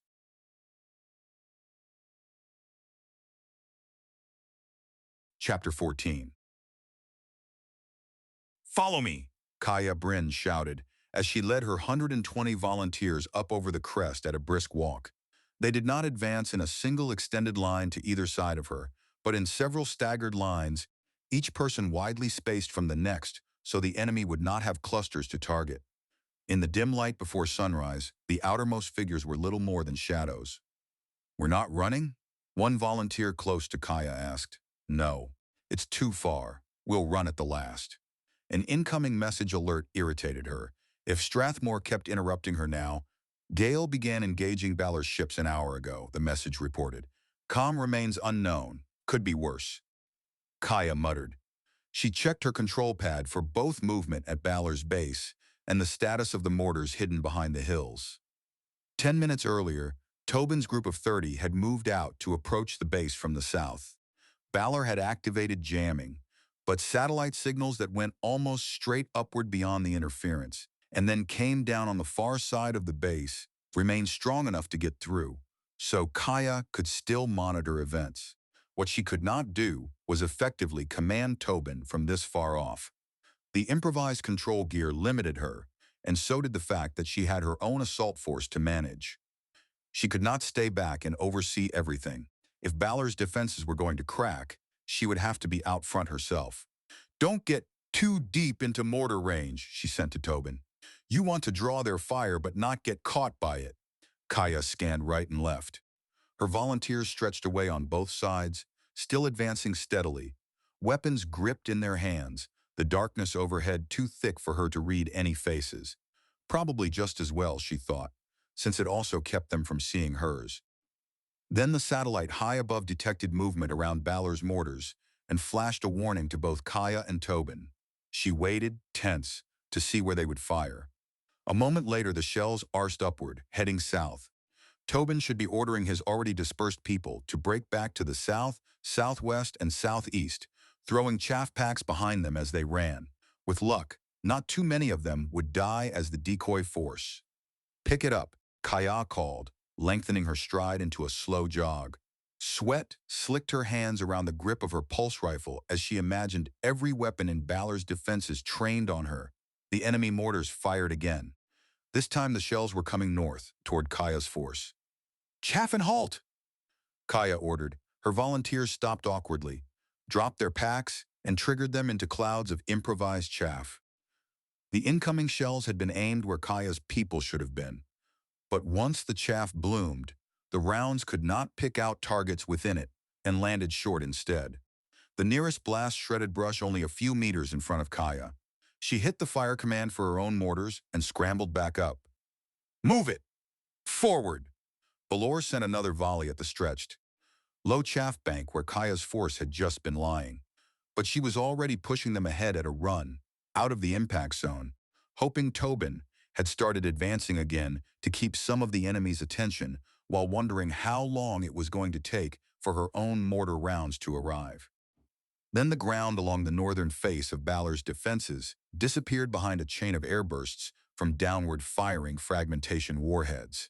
Immediately after, a line of improvised chaff clouds erupted over the entrenchments, cutting off their view of Kaya's attackers. She triggered the next command for the air crews waiting with the Wingies in the rear, ordering them to reload the mortars with more chaff so they could continue firing automatically. Another alert flashed with frantic urgency. The second warbird was taking off. Kaya saw Balor's last remaining warbird rise vertically through the chaff, then dart forward toward her advancing lines, its cannon already lashing fire into her volunteers. "Launch air defense," she shouted, expecting that if the warbird launched it would come in low and fast, and knowing that some volunteers lacked other useful weapons. Kaya had armed them with a device conceived by one of Strathmore's engineers. They jammed the bases of portable mortar tubes against the ground, angled them up toward the incoming aircraft, and fired. The warbird had automatic defenses designed to foil ordinary weapons, and armor skin built to shrug off hits. It had nothing prepared for the engineer's lunatic invention shells that opened into broad-spreading nets woven from thermite. Most of the nets missed. Two did not. They half-draped themselves across the warbird as they ignited, and once the thermite caught, the aircraft could not shake them loose. Burning strands ate through the skin and into the machinery beneath. The warbird broke off, rolling backward, but failed to complete the move before pieces of its nose and right wing began tearing away. As the craft lurched, the pilot ejected, flung backward as the chute snap deployed in a desperate effort to fill before the pilot struck somewhere inside the base perimeter.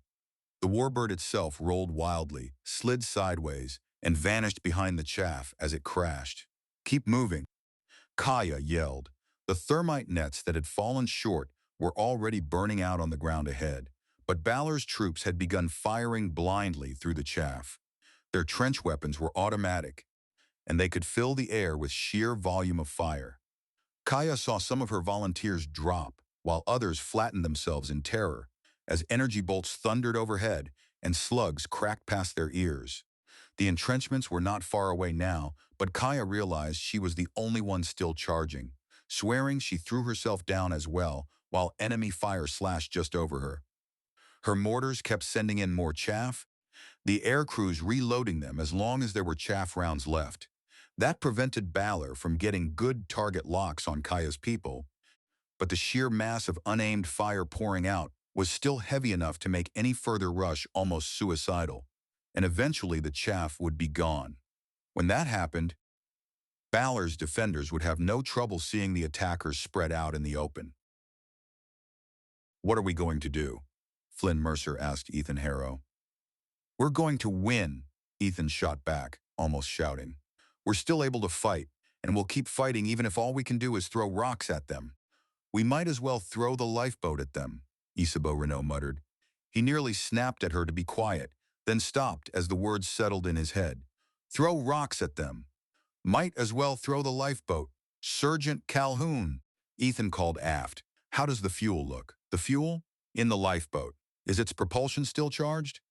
Uh, it looks okay, sir," Wade Calhoun replied. "Propulsion reads functional, but maneuvering systems show completely out." "Can the lifeboat still be launched?" Ethan demanded, one eye still tracking the diverging curves of Gale, the destroyer, and the freighter across space. "I don't know, sir. You need a sailor down here to check on that." Ethan turned. "Flynn, get down to the escape pod. It's damaged, but I need to know if it can still be launched, and if we can vector the launch. There should be a limited ability to vector the launch to optimize escape chances."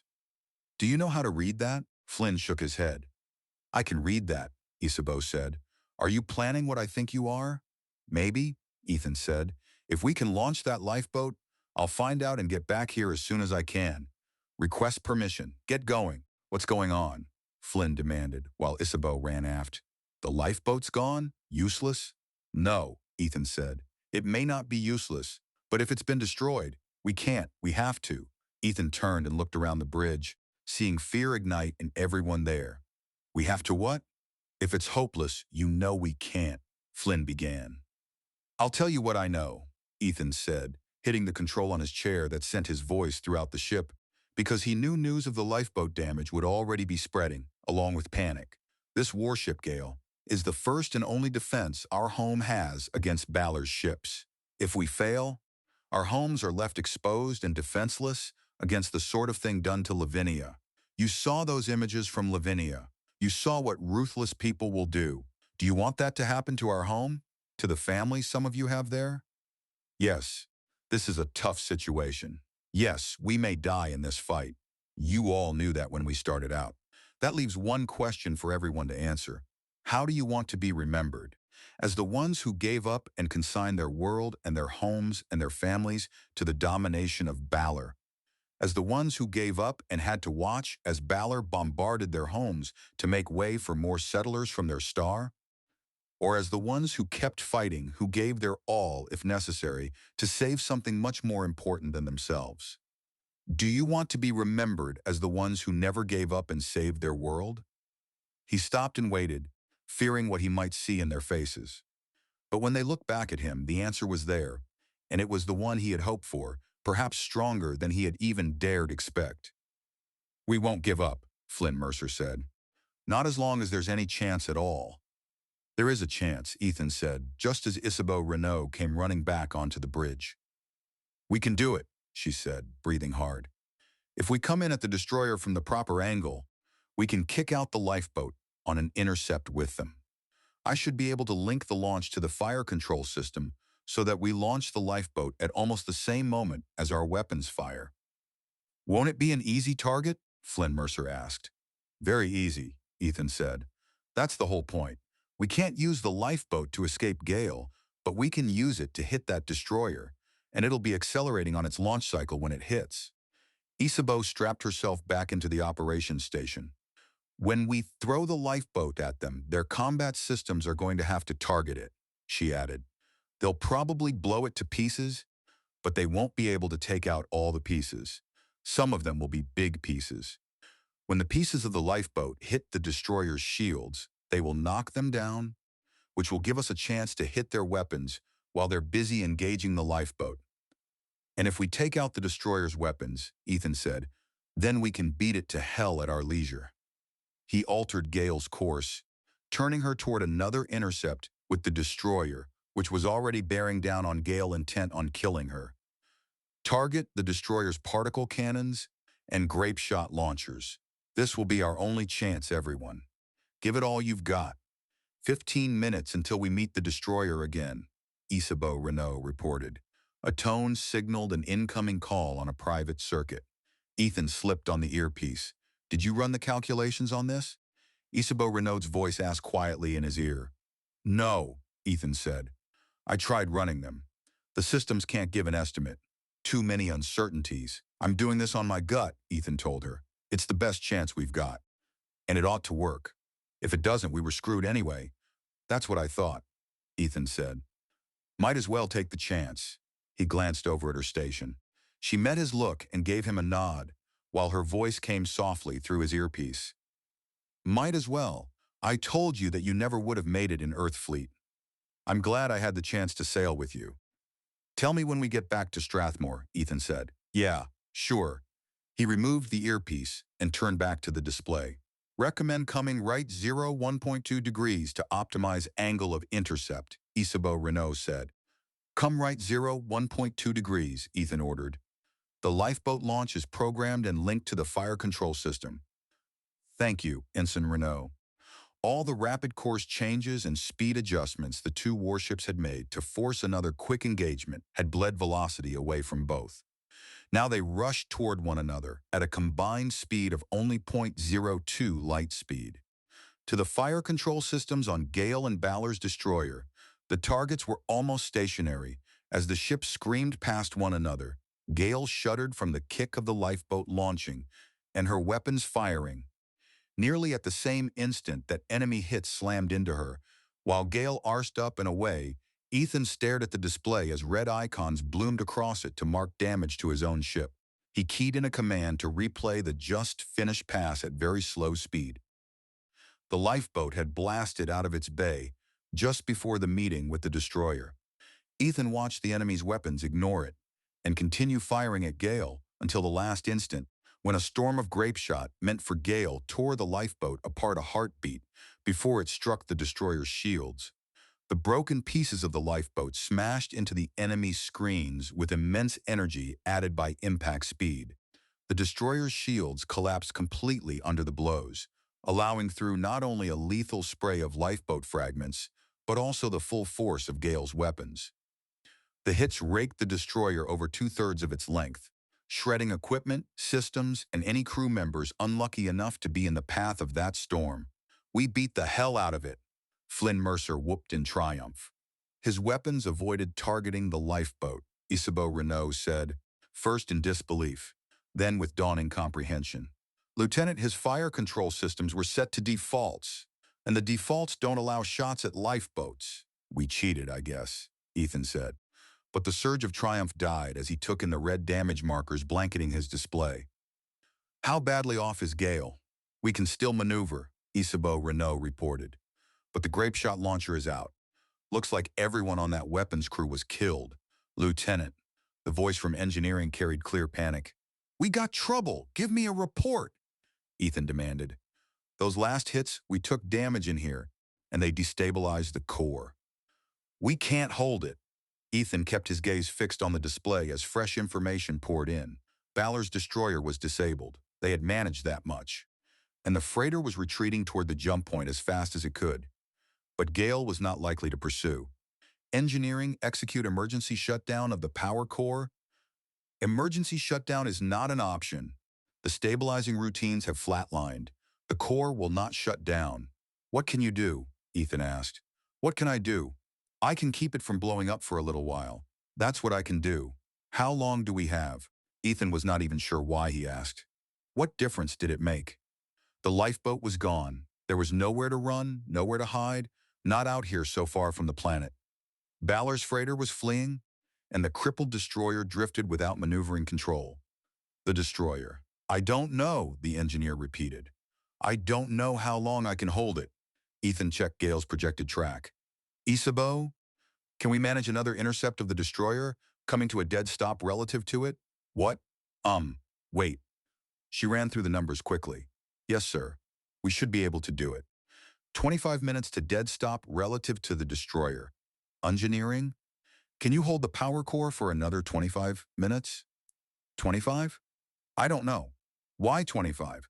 Because if you can hold it for 25 minutes, we've still got a chance to get out of this alive. Keep that core from blowing for another 25 minutes, do you hear me? Ethan keyed ship-wide comms once more. All hands, we are coming back around toward the enemy destroyer. It has been crippled, but our own power core is going unstable. Engineering says they cannot stabilize it, and it will blow soon. Our only chance is to board and capture Balor's destroyer. The boarding team will include the entire crew of the Gale. Everyone goes. Draw available weapons. Anyone whose survival suit is not yet sealed, get it done. And everyone but engineering proceed to the airlocks on the port side. Ethan paused and rubbed at his face. Ensign Renault, make sure the intercept with the destroyer is locked in and proceed to an airlock. All the rest of you, go now. Lieutenant Harrow, Isabeau Renault said. Excuse me, Captain Harrow. We don't want Gale exploding next to the destroyer. I recommend we set the ship's maneuvering controls to accelerate at full 10 seconds after we enter the command from Airlock 1. He looked at her, unexpectedly affected by her calling him captain. In the larger scope of things, with death so close, it was a tiny gesture, but at that moment, that sign of respect meant an enormous amount. I agree. Set the controls to accelerate after the command is entered at Airlock 1. Will that give Gale enough time to accelerate so we're out of the destructive blast radius before she blows? I don't know, Isabeau Renault said. Gale might blow up before we even reach the destroyer. Good point. Get the commands entered, then get to the airlock. I'll join you. Thrusters fired, slewing Gale around, while her main drive flared to bleed off speed. Her course bent into a steep diving curve, then eased into a flatter arc alongside the crippled destroyer. Ethan remembered a Marine once describing a combat drop as a roller coaster to hell. This felt very much the same. Done. Isabeau Renault reported. Are you coming? In a second. Get to the airlock, Ethan ordered. All hands. Everyone except those in engineering necessary to manage the power core should be at port airlocks by now. If you're not there, get there. For a brief moment, he had the bridge to himself. Ethan remained in the command chair, looking at a display alive with flickering damage warnings, feeling Gale shudder as her main propulsion strained to cut velocity. It seemed to him that the wounded ship was trembling with fear at the approach of death and yet still fighting to give her crew one last chance, and he felt an odd reluctance to abandon her. Gale had never been the largest ship or the finest vessel ever built, but she had been his, and she had fought as bravely as any human being could. But his crew needed him. They were waiting for him to lead them toward the last chance they had. And if he fought hard enough, if some miracle intervened, he might yet return to Ghost, and to the child he would never otherwise meet. He checked that his sidearm, the same pistol taken from Gale's former captain, was secure at his hip. As he left the bridge, he sealed his survival suit, then broke into a run toward Airlock 1, hoping the power core would hold together long enough for Gale to reach the destroyer. At any instant, the engineers might fail, and Gale might explode before the survivors could even throw themselves across to the enemy ship. By some measures, he and his crew would already count as dead, yet they were also alive. For the first time, Ethan truly understood the old paradox of Schrodinger's cat, neither living nor dead, a concept never meant to apply to people and their place in the universe. Now he understood it all too well, because he had become that cat, waiting to learn whether life or death had been chosen. He reached Airlock 1, where Isabeau Renault and a knot of crew members were waiting. Like much of the rest of the ship, this section of Gale had been pierced and vented, so the inner airlock hatch already stood open. 5 more minutes, Isabeau Renault reported. Engineering, Ethan called. How does it look? Like it could blow any second. If it happens, you won't know, because we'll all be gone just like that. Ethan switched channels. Airlocks, report in. Is everybody ready? Airlock 3 ready. Airlock 5 ready. Lieutenant, we've got a couple of wounded in emergency evacuation bags. We'll haul them along with us. Good, Ethan said. not wanting to hear how many of Gale's crew had already died. Sergeant, where are you and your people? Airlock 5, sir. Good. We're coming alongside the destroyer oriented to match him. Bow to bow, stern to stern. When you jump, you'll be boarding closer to the destroyer's stern. We need to take the engineering section and ensure the power core is either shut down or operating safely. Yes, sir. Is there any chance the destroyer's crew will try to blow the power core themselves? What? Ethan needed a moment to follow the question. You mean deliberately overload the power core and destroy their own ship along with us? No, Sergeant. That's crazy. No one would do that. Understood, sir. See you on the destroyer after we've wrapped things up. Sergeant Wade Calhoun's steady tone gave Ethan some reassurance. He turned to Isabeau Renault and switched to a private circuit. What do you think our odds are? She shook her head. It depends. Does the destroyer still have an outside sensor picture that will allow them to see us coming and prepare to defend against boarding? How many of their crew died during that firing run, and just how insanely lucky can we be? So we've got a chance, Ethan said. Yes, Captain, we've got a chance. You don't have to call me Captain. Yes, sir, I do. You earned it. She checked her wrist display. 2 minutes. We should open the outer hatch so we'll know the moment we can jump. With Gale decelerating so hard, there was no point in anyone poking their head out of the outer hatch to search for the destroyer ahead. It would look like only another point among the endless scatter of stars and distant bodies. Here we go, Isabeau Renault warned. 1 minute. Everyone stand by to jump, Ethan ordered. Engineering, how does the power core look? Bad, really bad. The engineer's voice carried so much fear it might as well have carried the smell of sweat with it. How many of you are still back there? Ethan asked. Just me. The engineer hesitated. I don't know how long it'll hold when I head for the airlock. Ethan stared ahead, weighing the choice. Did he leave the engineer behind to buy everyone else a better chance? Or honor the loyalty of someone who had stayed to help the rest? I need a plain and straight answer. Once you leave the core, how long until it blows? Give me a number. Within 5 minutes. That's just a wild guess, but it's the best I got. Ethan made the call. Leave now and get to the nearest airlock. You've got 40 seconds. On my way. We're here, Isabeau Renault called. Ethan looked through the airlock and saw the barracuda form of the destroyer suddenly hanging only 20 meters away. Gale had matched vectors perfectly with Balor's crippled ship. So, for these few instants, the two vessels seemed to drift side by side like neighbors in adjacent berths. Boarding party away, Ethan ordered, holding Isabeau back with one outstretched arm. All hands jump. Ensign Renault. Watch for the last engineer to jump from airlock 5. Hit the command for Squall to get out of here, then follow. He'd better jump real soon, Isabeau warned. Kaya Bryn ducked as another storm of fire ripped through the fading chaff that still shrouded Balor's entrenchments and the air above her force. Tobin had managed to get a signal through, saying he was trying to push an attack to draw off some defenders, but nothing had come from him since. And there were still far too many defenders in front of Kaya, with far too many guns. To her left, someone screamed. Another volunteer hit. She knew immediately there was no real cover out here. Her volunteers pressed themselves into the scrubby ground and shot desperate looks in her direction. She could not decide. Staying put felt hopeless, but trying to pull back would almost certainly mean still more casualties as her people had to rise to run. But if she gave up, Major Bryn. The voice came without image. The improvised comm system was struggling just to force any signal through. The volume surged and faded, with bursts of static as Balor's electronic warfare systems tried to jam it completely. Here, Kaya growled, angry at being interrupted. Request status. She barely stopped herself from answering with profanity. Unchanged. Do you think you still have a chance to take the base? Kaya shook her head at the stupidity of the question. Maybe. You have to take the base, Major. It is our only remaining option. What does that mean? Kaya demanded. We have been watching the engagement in space. Balor's warship may have been badly damaged, but our ship blew up. Kaya stared at the enemy positions ahead of her, barely registering the fire cracking over her head. Say that again. What happened to Gale, the ship? Gale blew up an hour ago. We haven't been able to spot the lifeboat. The gale blew up. The entire crew must have died. Damn, then Wade was dead. All of them were. Lieutenant Ethan Harrow, too. Kaya wondered who would have to tell Ghost. No, she knew.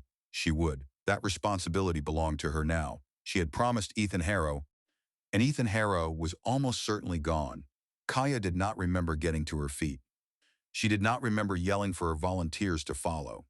But suddenly she was moving, driving forward at the emplacements that were still sending shots past her. Blind fire through the thinning chaff rattled the air around her as it tore by. One energy pulse scorched the light armor over her left upper arm. A slug struck her upper torso armor and ricocheted upward, the impact breaking something inside her, but she barely registered it because she was already yanking out a grenade and throwing it at a heavy weapons bunker. The grenade slipped through the firing slit, and secondary blasts ripped through the bunker. Then there was a low duracrete wall in front of her, and soldiers crouched behind it, shooting into the haze until they saw her and jerked in shock, trying to swing their weapons around. But Kaya was already firing. Two defenders dropped to her left. Twisting as she fell prone, she shot again to the right and killed a third nearby soldier while other rounds slashed over her. She was on her feet again when the enemy fire wavered, ignoring the pain flaring in her collarbone and the sudden stab in her hip, running down the trench line, killing one more, then two more. Ahead, someone in battle armor was signaling like an officer, so Kaya put two close-range shots into the faceplate and dropped that one too. Her finger locked on the trigger as one of her own volunteers came tumbling into the trench and spun, searching for more enemies. More volunteers were pouring in now, racing beyond the entrenchment and into the base itself, firing at scattered Balor troops who were throwing down their weapons and either running or lifting open hands in surrender. Kaya turned slowly, taking it in. At the point where she had first broken into the trench, her people were streaming over the lip, grabbing prisoners and chasing the defenders who were still fleeing. Enough! A Balor soldier stumbled toward Kaya, voice cracking. He had no weapons, his faceplate was open, and his eyes were wide with terror. Enough, we are done. No more. Surrender the entire base, Kaya said, her own voice sounding strangely metallic and inhuman in her ears. The entire garrison. Now, it is done. I have broadcast the order. No more. They had won. Shouldn't she have felt something at that? Kaya suddenly had to catch herself on the trench edge as her hip failed beneath her. She looked down and saw blood running along the outside of her leg. Damn. She wondered why there was no pain there, and why she felt nothing at all, even while her own people shouted in triumph around the base they were securing. Ethan set himself in the airlock and launched toward the destroyer. For a few seconds, there were no choices to make, no commands to give, only the silent flight between ships. His mind ran anyway. The captain was supposed to be the last person off a ship. But this was not abandoning ship. This was an assault, and he needed to be in the assault, not trailing behind it. Besides, he would probably be dead in one form or another within minutes, and no one would ever know the difference. What anyone would know was that he had gone down fighting. He hoped Ghost would understand. The destroyer was close enough now that Ethan twisted to glance back at Gale, hanging there like a bomb ticking toward detonation. A wave of figures in survival suits was drifting roughly level with him, and two more had only just launched from Gale 1 from Airlock 1 forward, one from Airlock 5 aft. He turned forward again just in time to see the side of the destroyer flare bright as Gale's main drive ignited, the warship accelerating away from her escaping crew and from the crippled enemy vessel that represented their final hope. Then came the strange, disorienting sensation of falling onto the destroyer directly ahead, and he hit hard enough to blast the air from his lungs. He had remembered to keep his hands spread, so the gecko gloves would grip the enemy hull and keep the rebound from throwing him back into space. He stayed frozen for a second, breathing loud in his own ears. Two of Gale's crew landed close by, one of them carrying a heavy portable cutting torch. While the other steadied the torchbearer, the tool flared alive and rapidly burned an opening through the destroyer's lightly armored hull. Ethan was just about to pull himself inside when another light blossomed far brighter this time. as though a small sun had ignited somewhere beyond the destroyer. Gale was gone, but she had survived long enough to give her crew their chance. Ethan drew his sidearm and swung himself into the destroyer, scanning the interior. Vibrations trembled through the ship from somewhere aft. Sergeant Calhoun must have gotten in back there. Shakshas in survival suits came fast from forward, all armed with hand weapons. Ethan, who was the most heavily armed in his little group, turned sideways, leveled his pistol, and fired with the cool rhythm of a range session, trying not to think about the fact that these were not targets. The defenders had been surprised. Two dropped from Ethan's shots before the others tried to answer with fire. He kept shooting and held their attention while the rest of his group rushed them. Then the destroyer lurched. More vibrations hammered through the hull, and Ethan knew Gale's final shockwave had reached them. A hit slammed into him and knocked him backward, leaving him stunned. He staggered up and saw the red warning icon glowing on the limited display inside his suit. Isabeau Renault had joined his group and slapped duct tape over the hole in his suit. "Important damage control tool," she said to Ethan. "Can you keep going?" "I don't. Yes." Ethan shook his head hard, forced his thoughts back into order, and followed Isabeau into the chaos ahead in the passageway. The destroyer's crew had already been shaken by the devastation inflicted on their ship and had taken heavy losses. Gale's surviving crew attacked with the desperation of people who had nothing left to lose, and that gave them a savagery Balor's crew could not match. Ethan shot one more defender, then another, while his people killed several others. One of Ethan's remaining crew fell in the fight before the defenders broke and ran. "Stay on them," Isabeau Renault yelled. "Don't let them recover and regroup." She drove the attack onward, sprinting after the retreating defenders with most of the boarders behind her, while one of the others remained with Ethan to help keep him moving. As Isabeau passed a hatch, it snapped open. She had just enough time to recognize the threat and not enough to turn or evade. A shot struck her and hurled her across the passageway. The destroyer crew member who had fired made the mistake of jumping out into view, not realizing Isabeau had only been slightly ahead of the others. Before that defender could shoot again, one of Ethan's people ignited the torch and burned straight through the enemy's suit and through the defender's chest.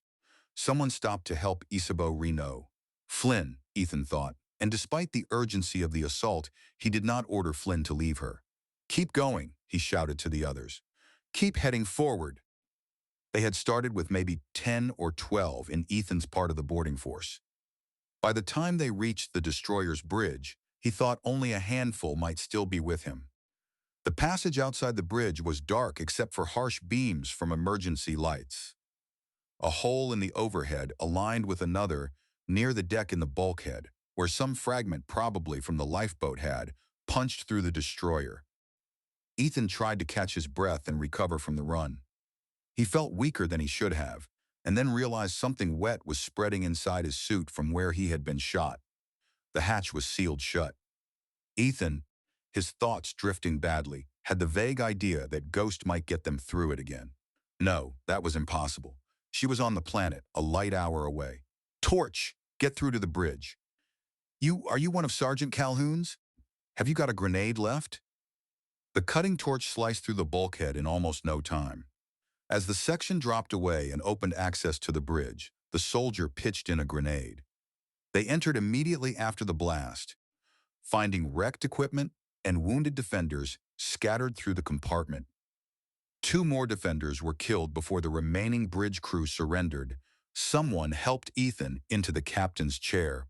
He tried again to draw a full breath and wondered dimly why his chest felt so tight and why it was so hard to hold on to a single thought. A voice was talking to him. "Lieutenant, we've captured engineering. We think there are still a few of the destroyer's crew out there, but the ones who are left all seem to be surrendering." He had trouble making the woman's face stay in focus. "Where's Sergeant Calhoun? Have you heard from him?" He's dead. But we have the ship. We control this destroyer." "Damn." Ethan tried to think. What came next? What mattered now? "I need a comm circuit. We need to let Strathmore know that we took this ship and they are safe." A connection was offered to him. Voice only, but that was enough. "Strathmore, This is Lieutenant Harrow.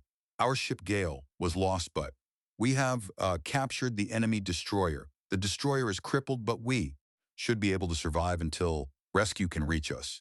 Get another ship here to take us in tow. Ending with out felt wrong somehow. Too bare, too casual. His crew had earned more than that. There was a phrase he had heard recently. Maybe that would serve. My crew fought in a manner that honored their ancestors. Honored their ancestors, he repeated, growing dizzier with every word. Harrow. Out, sir? Lieutenant? He's in bad shape. Didn't you guys notice the hole in his suit? Get that medic we captured up here. The voices around him blurred into meaninglessness. He was too tired to care what they were saying anymore. A darkness deeper than open space was filling him, and at last he surrendered to it. Kaya sat atop a bunker and watched with detached dullness as her volunteers searched the captured Baloran troops, making sure none still concealed weapons. Balor had lost another dozen soldiers in the assault, reducing the original 100 down to roughly 50. Through the open faceplates of their battle armor, they looked at her like men and women staring at a dragon that had just eaten their friends. Major, Tobin said. The easy grin he usually wore was gone, replaced by grim seriousness. It looks like we have 10 killed and a dozen wounded. I'll have to pull another muster to be sure. Thanks, I appreciate it, Kaya said. That's better than I expected. You did a great job. Tobin looked confused and close to tears. Tina and Rolf died. They had been part of his diversion group, Kaya recalled. You did your best, she told him. It hurts, he said, sounding lost and young. It's going to hurt, she said. It won't stop hurting ever, but you can live with it. We both can. We'll both have to. Yes. He straightened up and saluted her. Kaya remembered how absurdly pleased Tobin had once been just to learn the proper way to salute. Wincing from the pain in her wounded hip and moving stiffly because of the field dressing on it, she rose, tried to return the salute with her right arm, winced again when her broken collarbone objected, and finally gave the best salute she could manage with her left hand. You did good, she told Tobin. Major? Major. Kaya turned toward her control pad at the thin, distant-sounding call and, with a third grimace, this one from irritation reached for the headset. Major, Council President Hartwell, transmitting from Strathmore, sounded jubilant. Yeah, Kaya said. Exhausted by the battle and the losses, and irritated that anyone safely far from the fighting felt entitled to sound celebratory. What is it? We just heard from Lieutenant Harrow on the enemy ship. The crew of the Gale captured the enemy destroyer before their own ship blew up. She blinked, certain for a moment she had misunderstood. They're alive? Most of them, Hartwell said, some of her enthusiasm dimming. I think some died. But they captured the enemy warship and damaged the enemy freighter, and it is fleeing back to the jump point. We won in space as well as on the land. What a glorious day for the people of Strathmore. How the hell? Kaya looked up at the few clouds drifting across the blue noon sky, trying to get hold of what she had just heard. Ethan Harrow is alive? His ship was about to blow up, so he captured the enemy ship? Yes, Major. That is what we think happened. Kaya began to laugh. She simply could not help it as she stared up at the daylight sky that hid the stars. He should have been a Marine. What? Lieutenant Harrow. He's crazier than I am. He should have been a Marine. She drew a deep breath. Tell him I said that, and tell Ghost he made it. Why would Ghost? Never mind. I can do it. Can you patch me into the city commnet? That would have been impossible while Balor's jamming was still active, but now it ought to be simple. Yes, Major. I'm told that can be done. Voice only. Congratulations again from the Council and people of Strathmore. Wait, all right. You can call. Kaya keyed the contact and waited for Ghost to answer. I already heard. Ghost said in a voice stripped of feeling. I was listening in on the official comms. No, you didn't hear, Kaya said. No, you heard wrong. That's it. Your boy is okay, Ghost. He made it. The ship. Ghost began, her voice abruptly faint. Yeah, it blew up. But he captured the enemy ship before it did. I guess he wanted to get back here pretty badly, huh? He. Ghost could not get the words out for a moment. How about you? I'm all right, Kaya said. A little banged up. We won here, too. What kind of hacker are you that I have to tell you everything? Kaya Bryn, if you are lying to me, it's all true, Ghost. Kaya looked out over Balor's base at the lines of surrendered troops. I guess somebody likes us. I guess, Ghost said. Excuse me, I have to go light a candle. Discrin.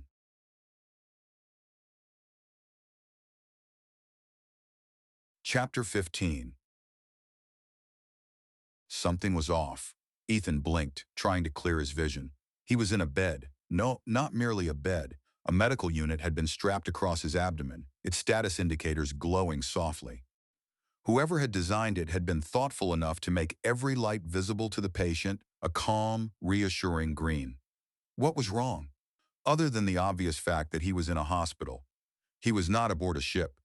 This was a building. But hadn't he been on a ship? Hey! Ethan turned his head and found Ghost sitting beside the bed. She looked utterly worn out, but she was smiling. You look awful, Ethan blurted, his mind still clouded and slow. You ought to see yourself. And I wouldn't look like this if I hadn't spent the last few days sitting by this bed, waiting for you to wake up. He stared at her. What happened? How did I get here? They managed to get you into a medical hibernation unit long enough for the ship from Ladoga. What ship from Ladoga? The ship from Ladoga, Ghost repeated, smiling at him with patient amusement. It jumped in several hours after you'd captured the destroyer. Just an armed freighter, but Ladoga sent help just as soon as they could spare it. To return the favor to Strathmore for the heroic actions of the heroic Lieutenant Ethan Harrow, who saved Ladoga. Once they'd intercepted you, they towed the destroyer into orbit, and a shuttle brought you down to see if we could save your reckless life despite all your attempts to throw it away. That was too much information to absorb at once. Ethan shut his eyes, then snapped them open again, suddenly afraid Ghost might be gone if he looked away too long. But she was still there, solid, real, not some fevered illusion. I don't know how many people we lost. From the crew of Gale, did we lose a lot? Ghost dropped her gaze and bit her lip. I can get the names for you. Later, Isabeau Renault. I saw her get hit. Yeah, you also have to think about how many you saved. From your crew and here on the ground by stopping that destroyer. That's really big, Ethan. How many you saved? She looked back at him, trying for a smile as she rested a hand on her lower abdomen. And you need to think about our little fork here, who is going to have both of us around. That's kind of important, right? I wouldn't have wanted you guys to be alone, Ethan said. I was afraid that, the words failed him. Emotion and memory closed his throat, and nothing more would come out. Hey, Ghost said, her own distress showing as she tried to comfort him. We're okay now. We're safe. Strathmore is safe, and Kaya's okay. Did you know that? She captured Balor's base. Kaya says she's going to make you an honorary Marine. He tried to smile back, though the effort barely felt real. I guess that's better than any medal, though Strathmore doesn't have any medals to hand out. They need to make some so they can give you one. No. Ethan shook his head at her. His heart was hammering, and his breath felt short as the boarding action came back to him. The fight through the destroyer, the dead on both sides, all the fear and feeling he had forced himself not to face while it was happening. I don't deserve any medal. Those should go to people like Sergeant Wade Calhoun. Oh, hell, somebody told me he was killed. And Isabeau, if they deserve medals. The medical unit lights flickered and a heavy wave of sleepiness rolled over him. It's giving you sedation, Ghost said, to keep you from overexerting. Relax. You've earned the rest. He did not resist. He let the sleep take him, grateful that Ghost was here, that he was here, and unwilling to think about the ones who were not. Flynn Mercer came by the following day, worried about Ethan's condition and carrying an unmistakable burden of grief of his own. I wanted to make sure you were okay, Ethan. I'll live, Ethan said, though he had no idea how to ask the question whose answer he already suspected. Flynn looked away and his voice grew rough. Isabeau died. I don't know if anyone's told you. A fresh darkness seemed to settle over Ethan's thoughts. No, damn. I am so sorry, Flynn. Flynn, Mercer said, still not looking at him. He stood silent for a few moments, trying to regain control, then jerked his chin slightly toward Ethan. I wanted you to know I'm not going to stay on with the volunteer crew. I mean, there's no ship anymore unless they get that destroyer fixed up. But even if they do, I don't want to go up again. I'm going to go back to working the kind of job I signed up for with the colony. I understand, Ethan said, feeling painfully inadequate in the face of Flynn's grief. You've already done a tremendous job and you've taken a serious loss. No one could ask more of you. If you ever need anything, Flynn, you just let me know. Anything. We'll always be shipmates. Sure, Flynn Mercer said, finally turning back toward him. You too. You saved us, you know. We'd have all died out there, and Strathmore would have been helpless. All of us who were out there know that. Hell, I was ready to give up. I know if you could have, you would have saved. Everyone. If you ever need me, you just tell me. Deal? Deal. Ethan watched Flynn Mercer leave by himself, wishing there had been some slight change he could have made, some different choice or moment that would have let Isabeau Renault walk out beside Flynn. Yet perhaps, in a way, she always would walk beside him, a memory of a future that never came to be, one that would remain with Flynn no matter what else his life held. Much later, Ethan woke again to find council member Adrienne Callister standing in the room. Please sit down. Adrienne Callister took the seat beside his bed. For the first time Ethan could remember, she did not bother to hide her anger. Did I do something? Ethan asked. Everything you should have and more, she said. I have some news from the council. The council has voted to formally thank you for your heroism in repelling the attack on this star system by Balor. The resolution expressing their thanks will be made part of the public record for the star system of Strathmore. Thank you, Ethan said, not knowing what else to offer but feeling that silence would be wrong. For what? Adrienne Callister asked. It was the least they could do. I mean that literally. They did the least possible. There will be no tangible sign of their thanks, nothing that would have incurred any expense on their part. Ethan blinked a few times, tried to shrug, discovered the med unit across his abdomen made that awkward, and settled for a nod instead. I didn't do anything hoping for some reward, he said, and that was true. Some part of him did feel disappointed, but he would not openly admit it. He had never liked people who chased decorations. Why do I think there's another shoe about to drop? Another ship has arrived at Strathmore, Adrienne Callister said. It included among its passengers a representative of individuals on old Earth. He carried with him offers for star systems here in the down and out. If Strathmore was willing to employ former officers and sailors of Earth Fleet, they would themselves arrange the purchase of their former warships, decommissioned destroyers, and enter the service of Strathmore. That sounded good, didn't it? Ethan made one more attempt to shrug and gave up again. Why are you saying that like you're giving me bad news? As part of the agreement, a Commodore Aldrin will become head of Strathmore's new fleet. He has glowing fitness reports from Earth Fleet. That's nice. I guess I've been expecting something like that, Ethan said, and he had because he had only been a lieutenant in Vayner's fleet and could hardly expect to leap straight into greater rank and command. Even so, it did not feel good. What are they offering me? Adrienne Callister did not answer. She only looked away. Council member Callister, Ethan said, aren't they offering me something? I mean, I think I did a good job on Gale. Adrienne Callister looked back at him. You did an amazing job on Gale. That creates problems for those worried about the impact of professional militaries on a free society and whether or not military heroes might reach for political power. What? Ethan felt as bewildered as he had the moment after being shot. The representative of the former Earth Fleet crews made it clear that all officer positions on the ships were to be considered taken since the former Earth Fleet commanders wanted people they knew. The council accepted that condition over my objection. Oh, only your objection? I thought Councilmember Soren would... Councilmember Soren saw an opportunity to quickly acquire 2 warships for Strathmore. Councilmember Soren is perfectly willing to sacrifice other individuals in pursuit of what he considers worthy goals, Adrienne Callister said. Bellicose people tend to be like that. Sticking up for you would have meant creating problems with the deal to get the warships. He was already eager to send you into life-and-death situations. Why would he hesitate to sacrifice your career? Ethan's thoughts churned, and all he could manage was another nod. What's happening to me then? The council is willing, in light of your past service to Strathmore, to offer you a position in fleet support. Fleet support? Liaison for military matters. Adrienne Callister paused. Liaison from fleet staff to council staff. Duties to be defined. They want to make me a gopher? Ethan asked, too shocked to think straight. That's it? The guy who gets the coffee at meetings?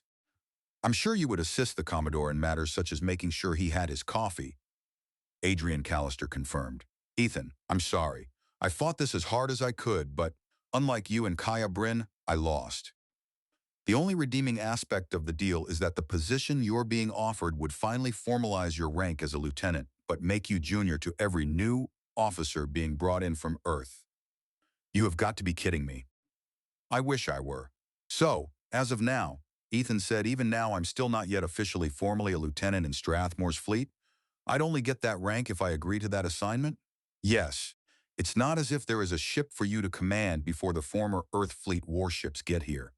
That destroyer you captured is hopelessly damaged. Ethan heard himself laugh.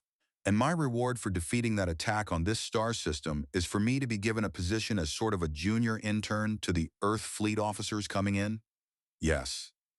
He thought of Isabeau Renault, an Earth fleet veteran, choosing to call him captain. Ethan's mind settled then, the confusion resolving into two clear paths. Choosing between them was easy. Council member Callister, can you please inform the council for me that they can go to hell? I hereby, formally and officially, resign any informal assignment I had with the council. They can take their official offer and stick it somewhere uncomfortable. Adrian Callister gave him a nod. I expected you would say that. And, to be honest, I was hoping you would. You got outmaneuvered politically, Ethan. There's no shame in that. And considerable pride in knowing what you accomplished with the most minimal of resources. I assure you that you will always have at least one true friend on the council as long as I am a member. Thank you. What about people like Isabeau and the others who died? That's still being debated, Adrian Callister said. They'll probably get a monument, a memorial, in a prominent place. I'm going to insist on pensions for surviving family members. Good, Ethan said, and meant it. They deserve that. But Isabeau Renault didn't have any family members here. Adrian Callister sighed. I don't know what else we can do for her. She died fighting for us, which should count far more than anything else about her. If someone can break the codes protecting Isabeau Renault's personal files, they might at least learn who we should tell on old Earth. I'll ask Ghost to do that. Isabeau Renault was important. I don't just mean in the things she did, also in what she talked to me about. I didn't understand how important my example might be, but she made me think about that. Strathmore will be the better for it. Adrian Callister inclined her head, her expression thoughtful. The official histories may not note her contribution. They may not note yours since they'll be written by a military bureaucracy yet to come into existence. I encourage you to do what you can to keep the memory of her role alive. And as for you, Ethan Harrow, you still have your life and a future to chart your own course, and that means more than any monument, as I'm sure you realize. Strathmore owes a lot to you, even if it prefers at the moment to brush under the rug just how badly you were supported and equipped while saving everyone else. If you need anything, let me know. I'll pull whatever strings I can. He was still lying there afterward, looking up at the ceiling when the door opened again and Ghost came in with Kaya Bryn. Hi, Ghost, he said, already feeling better just from seeing her again. I've only been gone an hour, Ghost said, smiling as she bent down to kiss him. Ethan kissed her back. Adrian Callister stopped by. I already heard, Ghost said. Ethan looked over at Kaya Bryn, who was favoring one leg and wore a light cast over the upper right side of her body and arm. I haven't seen you since my shuttle lifted for Gale. How are you, Major? Are you talking to me? Kaya Bryn looked behind herself as though searching for whoever Ethan meant. I don't see any majors around here. What? Ethan stared at her while Ghost sat beside him and took his hand. You too? Are they hiring Marines from Earth Fleet? Nope, Kaya Bryn said. Mind if I sit down? It just seems a simple former enlisted Marine like me ain't up to the job of running anything big, especially since what Strathmore is standing up will be ground forces, and not Marines, who are a real pain in the neck sometimes, or so I've been told. There were some complaints that I ran a little roughshod over people while trying to get that big assault on Balor's base done in a few days like I'd been ordered to do. What the hell were you thinking? Ethan asked, surprised to discover he could joke about it. Beats me, Kaya said, putting on a baffled look. Apparently, some of the time and effort I spent trying to defeat Balor should have been lavished on sucking up to council members and being polite to production managers. I guess I should have been doing that too. Did they offer you anything? Oh, yeah, she replied with contempt. They're planning on hiring veteran officers from Indra and Susano, but those officers are going to need support. So they offered to make me a sergeant again. A junior sergeant, of course, Kaya added, in a support role. Getting coffee for the boss? You got it. What about you? Ethan flicked a hand dismissively. Coffee gopher, with a rank of lieutenant, but otherwise pretty much the same deal offered to you. Kaya Bryn gave a snort that sounded casual, but Ethan heard the anger hiding underneath it. We should have expected it. The gratitude of kings and all that. Still sucks, though. I'm really sorry, Ethan told her. You deserved better. You both did, Ghost said. If someone had broken into private discussions among members of the council, she would have learned that a lot of them thought that they should have defended Strathmore and weren't happy that someone else had done the heavy lifting. Making too big a deal of what you two did would just emphasize how little the council had prepared and how little you had to work with. That'd be awkward, you know?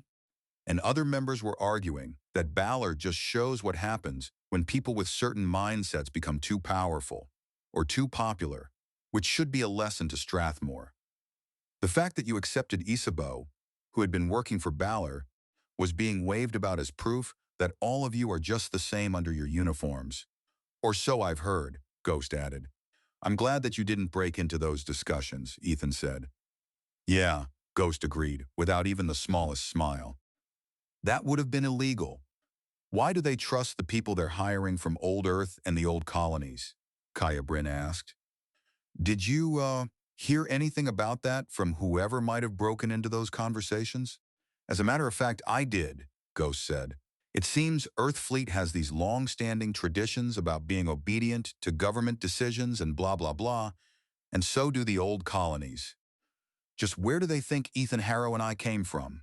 Kaya Bryn asked. Somewhere dark and dangerous, I guess. Isabeau Renard lectured me about how important it was to support the government, Ethan said, feeling the bitterness rise again, but they slam her memory in private anyway. Oh, Ghost, I turned down the offer from the council. I'm currently unemployed. Really? Ghost lifted her hands in exaggerated dismay. Whatever will we do if I'm the only one hauling in paychecks? Ethan looked from her to Kaya Bryn. All right, I can tell you two are not saying something. What is it? Kaya Bryn grinned. While you and I were positioning ourselves for those great job offers, your lady Ghost here was working on something that might help take the sting away. Ghost beamed at Ethan. The contracts are being let for operating the main orbital facility. The biggest pieces of it are being towed in after being built at a shipyard at Hancock and should show up within the month.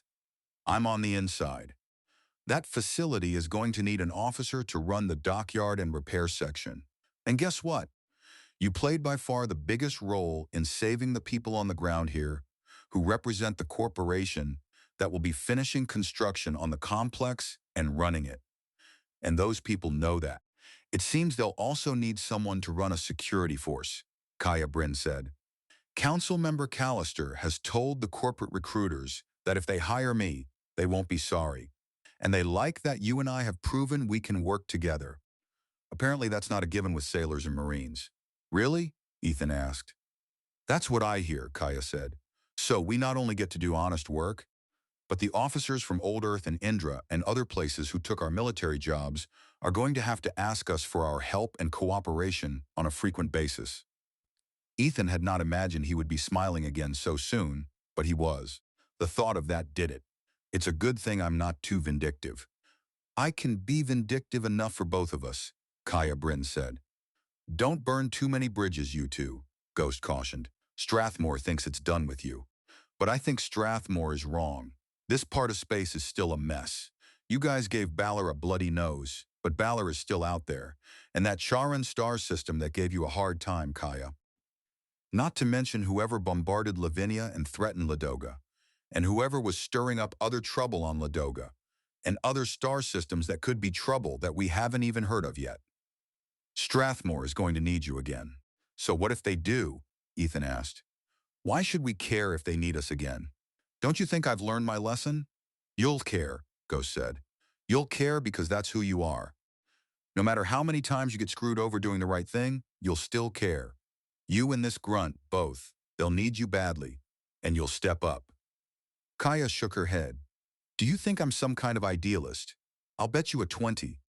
Right here and now, that never happens. 3 years later, Senior Dock Officer Ethan Harrow glanced up from his display when the door to his office on the orbital facility opened, expecting another fleet officer come to demand or plead for priority access to a repair berth. Instead, Captain Kaya Bryn of the Security Division stood in the doorway, extending her universal wallet. I owe Ghost a 20. What? Why do you owe my wife a 20? Haven't you heard? The Falcon was blown apart, along with Commodore Aldrin and half the crew. All hell is breaking loose, and guess who the Council is asking for help?